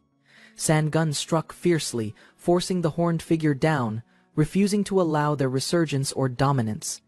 Energy clashed violently, the battlefield trembling as both combatants released power that scarred the surrounding earth. Rage filled the horned figure, their voice echoing with fury, declaring ownership over Sangun's will. Defiance sparked within them, monstrous strength rising as hatred twisted into a desperate fight for control. Sangun's grip tightened on his blade, his resolve burning unshaken, prepared to crush rebellion completely. Sangun's eyes narrowed, blade glowing ominously. His taunting gesture revealed power's allure, forcing submission through control and the promise of destruction. The horned figure's gaze widened in fear and reluctant acknowledgement. Body trembling, they faltered helplessly. Sangun commanded coldly, ensuring obedience, leaving no doubt of his absolute authority over their fate. Restrained beneath Sangun's oppressive power, their defiance weakening with exhaustion, Sangun observed quietly, acknowledging their resilience, a rare quality even among creatures bred from darkness.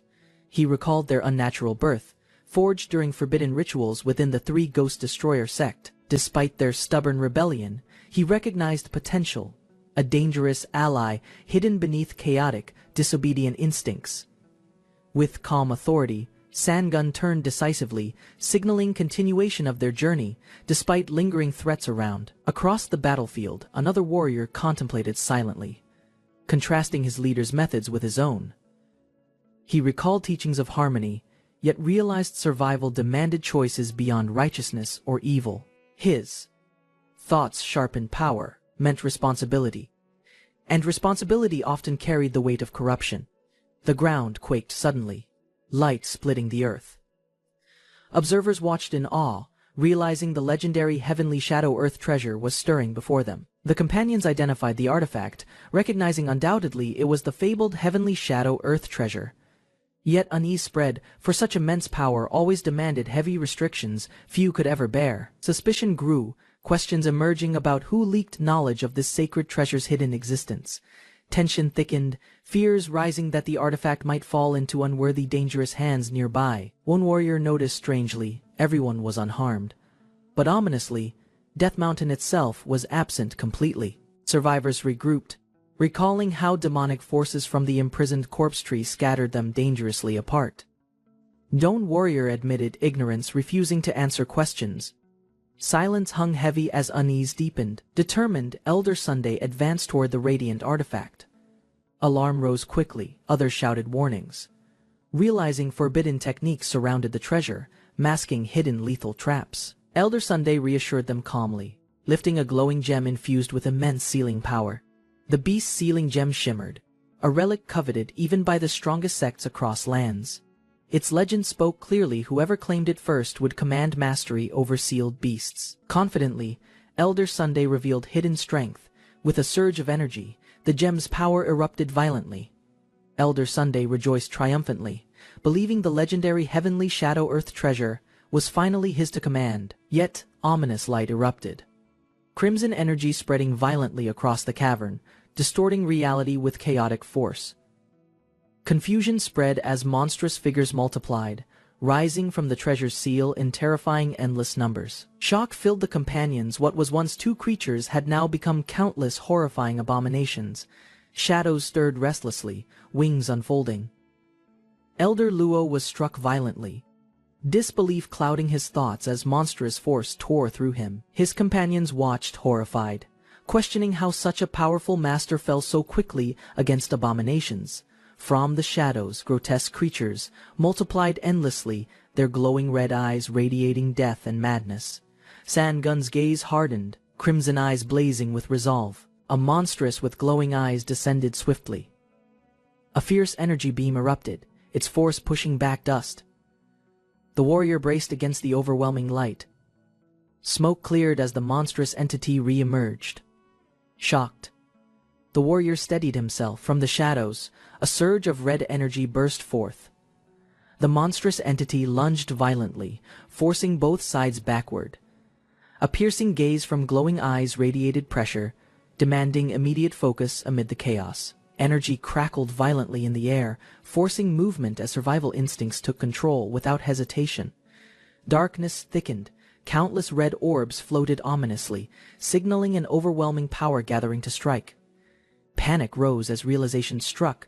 The dangerous environment was far beyond their current strength. Escape felt like the only chance for survival against overwhelming odds. A piercing scream echoed through the chamber, drowning beneath crashing waves of oppressive red energy. Eyes widened in horror, witnessing the overwhelming force descending, threatening to erase every trace. A massive shadowed fist formed, crashing downward, standing tall amid rubble. Determination radiated. A sudden realization widened bright eyes. Shadows surged violently, revealing countless red orbs with forceful resistance. Energy clashed against darkness. A desperate declaration resounded. Acknowledging survival meant strategy, as entrusted power demanded unwavering resolve. Urgency rose as allies questioned the plan.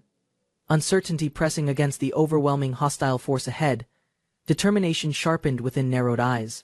Confidence masking fear, while resolve formed beneath the chaos surrounding. A blinding surge of energy erupted, illuminating the battlefield. Darkened tendrils thickened around countless crimson orbs. Shock erupted as the risky strategy became clear, disbelief echoing against the backdrop of destruction. Crimson eyes glowed with unwavering resolve. A radiant green crystal was revealed, glowing fiercely, carrying power capable of shifting the battle. With confidence, the declaration was repeated, determination unshaken while surrounding shards amplified their growing strength. Blue crystals launched forward, piercing through the suffocating darkness. A violent explosion erupted, lightning crackling outward. Explosions thundered across the battlefield. Amid devastation, disbelief filled the air, yet determination gleamed within focused eyes against mounting chaos. Towering energy erupted upward, piercing the darkness. A hand grasped tightly onto a glowing weapon, its surface radiating fiery, ancient strength. Declaring the decisive moment, the legendary weapon was raised high, destined to end the conflict. Frustration lingered, a sharp sound cutting the silence, revealing tension still heavy in the air.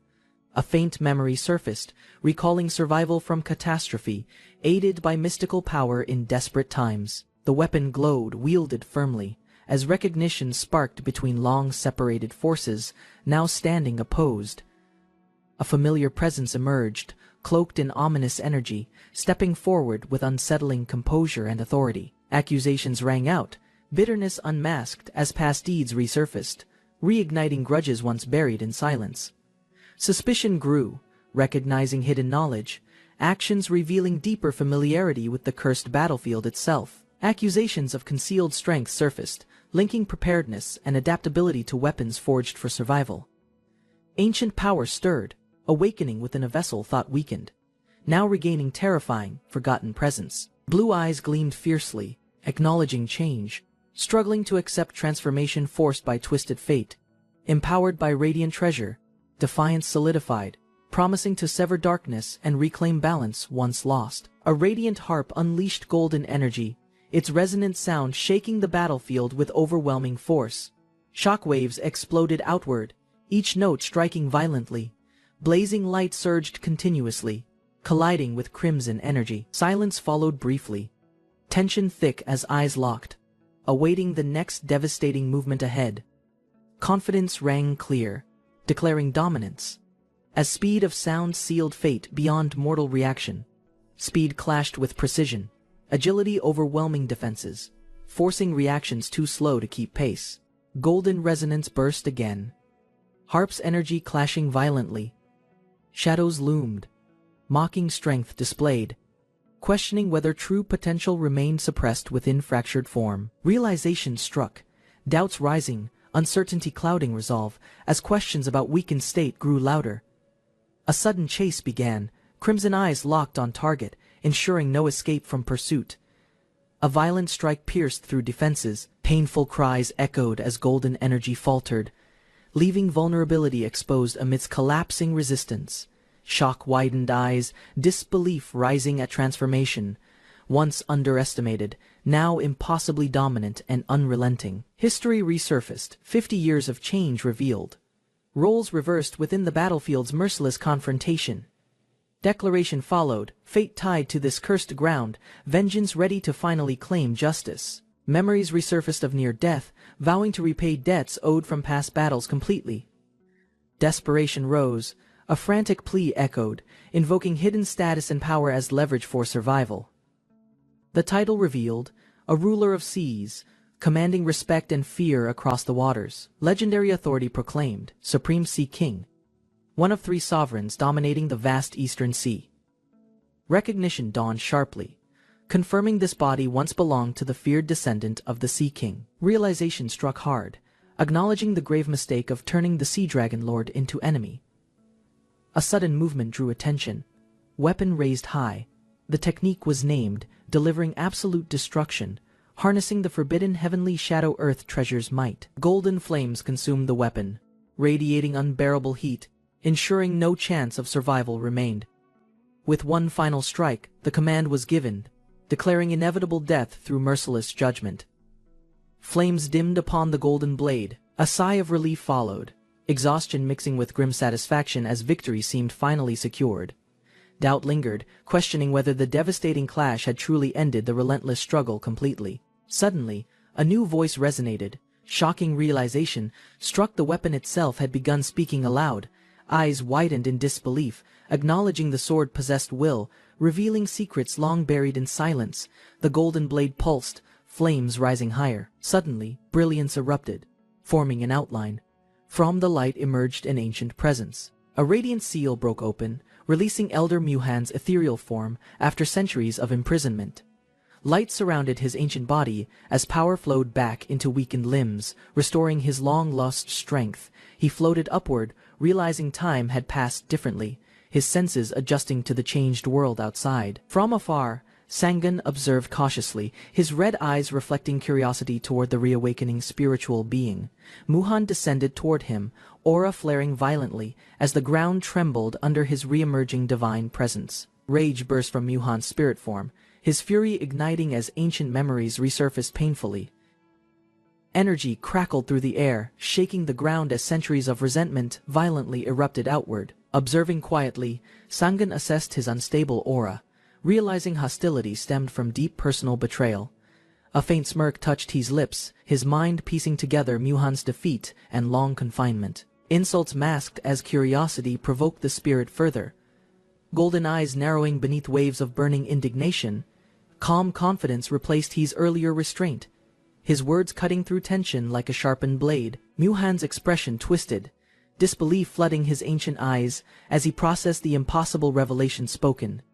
Curiosity replaced anger for a fleeting moment, uncertainty flickering beneath his overwhelming spiritual power's glow. Laughter echoed through the cavern, both bitter and relieved, realizing an old rival finally perished. His gaze hardened, tone unwavering as he declared that Sam Gui's downfall erased his corrupted legacy. Crimson energy rippled across the cavern floor, stones vibrating as a deep rumble echoed ominously. Faint tremors intensified, sending cracks through the ground while distorted energy surged from below. Both he and Muhan halted, their eyes narrowing as ancient pressure rose from the depths. Unease crept through his tone, his instincts warning of something dreadful awakening once again.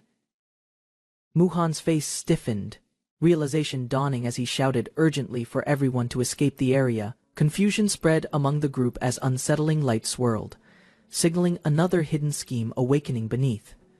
Muhan's expression darkened, recalling Sam Gui's cruel foresight and the trap forged before his downfall. A violent surge erupted, purple energy tearing through the cavern as corrupted forms emerged violently. Silhouettes of twisted figures appeared through the haze, their presence radiating malice and unnatural vitality. Horror struck Muhan as he recognized his own former body among them, desecrated and enslaved. The corrupted vessel's markings glowed fiercely, radiating energy that surpassed even the highest spiritual realm. A pulse of violet light filled the cavern, distorting space and cracking the surrounding barriers.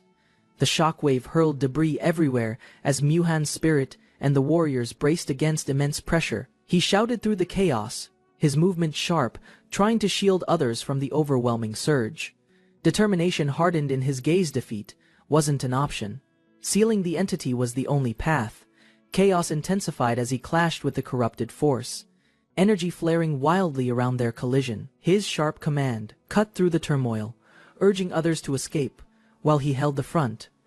A wounded cultivator fell, paralyzed by spreading corruption that devoured strength and shattered spiritual control. Recognition flickered in his eyes, an ally from Death Mountain now consumed by malevolent energy.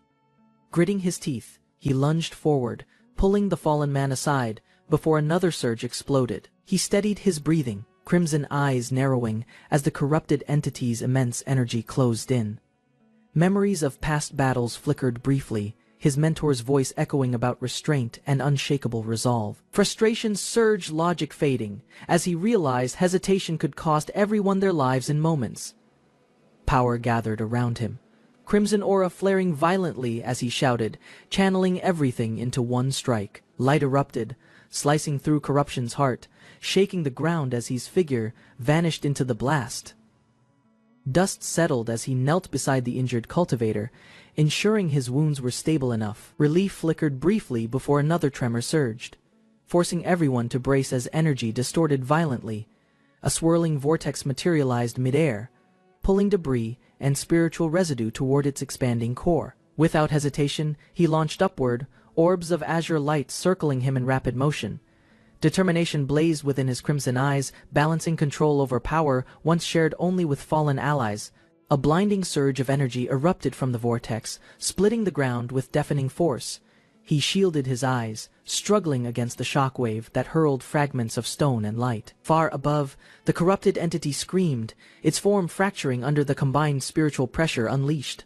Mountains trembled across the horizon, dark clouds twisting as energy rippled through every corner of existence. Two figures landed heavily, gripping their weapons tightly, astonished by the sheer magnitude of unleashed power. His sharp command broke through the confusion, urging his allies to act before danger struck again. Responding swiftly, spiritual energy surged as protective barriers rose, holding back the remnants of corruption. Shadows reformed within the chaos, a towering figure emerging, radiating an aura of twisted divinity. The ground cracked beneath its steps, power pulsing with ancient malice and controlled fury combined. He steadied his stance, sensing the creature's strength, realizing escape alone would no longer guarantee survival. Amid the chaos, Muhan spoke calmly, explaining his former strength during the ancient stellar alignment. His words drew frustration from he, who questioned the timing amid the spiraling battlefield's collapse. Their tense exchange paused briefly as a new voice joined, revealing allegiance to Death Mountain. Recognition flickered across Muhan's spirit, memories resurfacing of a disciple once lost to forgotten wars. A sudden chill swept through the air, dark mist, revealing the corrupted forest awakening beneath them. He called out urgently to Daiho, watching his companion descend amidst swirling corrupted energy below. A pulse of light followed, marking Daiho's controlled landing as shadows recoiled from his aura. His tone hardened, asking if Daiho intended to fight instead of retreating like before. Determination replaced hesitation, his crimson gaze locked ahead, aware there was no more room for escape. Confusion spread when Muhan sensed multiple presences. The forest concealed 4 masters instead of 3. Energy erupted violently as a purple beam pierced the forest, shaking ancient trees to splinters. Daiho reacted instantly, his warning echoing through the chaos as distorted shadows lunged toward them. Blinding light consumed the battlefield, forcing everyone to brace as spiritual pressure compressed the surroundings. When silence broke, his calm voice followed, correcting the count. There weren't 3, but 4 enemies. The ground split open, revealing the final illusionary master rising, cloaked in pulsating violet corruption. The 4 illusionary masters emerged together, their corrupted energy merging into one dense, oppressive aura. He and his allies stood firm, sensing the imminent clash that would decide the forest's fate. Descending through the mist, Sangan and his comrades spotted their enemies assembling with grim determination. Before striking, he commanded the group to split, ensuring balance against the advancing hostile force. Muhan, the calm strategist, stepped forward, preparing to confront 2 foes with unwavering composure and strength. Energy burst violently as Muhan's spear met their blades, creating waves that shattered the forest's silence. Amid the fading light emerged through smoke and dust, eyes glowing, ready for the next battle. Blinding light erupted as Sangan shouted his command, summoning radiant wings that tore through darkness. Energy streaked across the battlefield, cutting toward Muhan, who steadied himself against the violent gale. With a furious swing, his spear met divine power, shaking air and bending surrounding space. Sparks dimmed as Sangan's mask glowed faintly, a motionless gaze fixed upon the collapsing ground below. Dust settled while fragments of broken weapons scattered, leaving silence heavy between two exhausted warriors. Shadows materialized around Muhan, twisting into monstrous forms that echoed Sangun's dark spiritual power. Without hesitation, he charged forward, deflecting claws and spectral strikes with precise, unbroken movements. Purple lightning surged upward, propelling his body skyward as energy rippled through the entire forest. Watching in silence, Sangun's masked expression flickered briefly, revealing uncertainty beneath his calm demeanor. A deep breath steadied his stance, preparing for the inevitable retaliation that would decide everything. He dashed through the swirling darkness, his body leaving streaks of violet energy across the battlefield. Corruption spread from his form, shadows thickening until even moonlight struggled to pierce the suffocating gloom. He advanced steadily, power condensing around his spear, determined to end the fight in one strike. Muhan's eyes flared crimson, sensing the shift, his aura rising to counter the incoming assault. When their weapons met, an explosion of light erupted, tearing apart the ground beneath their feet. A massive energy wave tore through the ground, scattering debris and twisting the forest's air. Muhan steadied himself amid the shockwave, eyes widening as unfamiliar pressure surged toward his position. A faint glow illuminated his gaze, realizing the immense force gathering from his weapon ahead. Shadows coiled around, his body, his stance unwavering, aura pulsing like a storm ready to burst. Amid tension and silence, Muhan assessed his foe's strength, realizing this battle exceeded every past confrontation. Muhan analyzed his shifting stance, recognizing the pattern behind his powerful long-range spear technique. Calculations filled his mind. Evasion seemed impossible as energy, compressed into a piercing golden projectile. He ascended, wings of radiant light expanding outward, preparing a strike meant to end everything. Frustration flashed across Muhan's face. Despite his strength, each attempt to counter failed under immense pressure. Realization struck him as he appeared before him instantly. Power overwhelming, signaling an unavoidable critical blow. Darkness erupted from his form, violent energy twisting upward, swallowing light and shaking the ground. Witnessing the surge, Muhan instinctively stepped back, sensing danger that surpassed all his previous encounters. Above them, the storm pulsed violently as ancient martial energy awakened, echoing memories of forbidden arts. His aura stabilized, his body regaining strength, while Muhan braced himself for whatever would follow next, exhausted yet respectful. Muhan bowed slightly, acknowledging the unexpected aid that had just saved his life. A strange mark ignited across his chest, its glow pulsing with unstable, corrupting energy. The air thickened as his power surged uncontrollably, shadows bending around his transforming silhouette. Crimson eyes widened, revealing a feral grin as his humanity began fading into something monstrous. Dark aura expanded violently, tearing through the forest floor, while energy spirals wrapped around his weapon. Observing quietly, Muhan sensed the change, realizing his opponent's strength was no longer bound by reason, carved deep scars into the ground through the turbulence. Twin blades of blue light sliced forward, cutting through his surrounding darkness. Sparks of crimson flared as Muhan's aura expanded, merging with the rhythm of his dual strikes. Impact followed instantly, an explosion of power that split the terrain, echoing like a roaring storm. From the dust, a fiery weapon shimmered, its curved edge alive with energy. The twin dragon swords. He swung his blade fiercely, dark energy bursting around his movement. Lightning surged upward, forming a massive vortex that swallowed surrounding light. Muhan raised his weapon, eyes widening as power distorted the air. Within the chaos, he steadied himself, channeling destructive force into a single strike.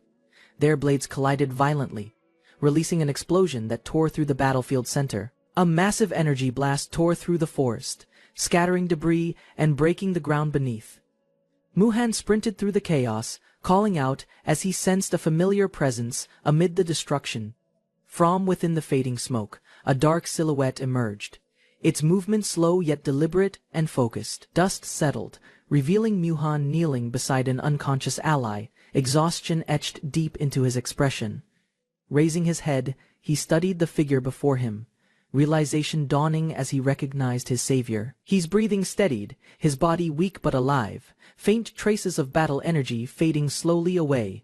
Words of reflection left his lips, acknowledging deceit's prevalence over honor in this cruel world. Carefully, he moved the unconscious warrior to safety, ensuring their rest amid the still, cracked ground. A powerful strike suddenly descended, forcing he to defend with all remaining strength and precision. Sparks flared upon impact. Muhan's sword remained unbroken, his resolve shining fiercely through the darkness. He blocked the incoming strike, the impact shaking the ground and echoing through the forest. Dark energy coiled around Muhan's body, merging fury and desperation into one overwhelming aura. Determined to end the fight, he gathered every fragment of strength within his trembling hands. Shadows spiraled upward, forming symbols of ancient power that radiated both chaos and divine might. As dawn's light broke the horizon, both warriors unleashed their final attacks, deciding everything in silence. From the aftermath of the battle, faint golden sparks gathered, pulsing rhythmically within the shattered ground. Darkness shifted as two fierce eyes emerged, radiating power that silenced the surrounding chaos completely. A massive figure awakened, golden gaze piercing forward, signaling the return of an ancient and unstoppable force. Dark energy surged across the battlefield as shadows consumed the forest. Muhan, the sorceress of dusk, opened her eyes, power awakening violently. Sangun, the horned warrior, emerged from the void, gaze sharp and unwavering.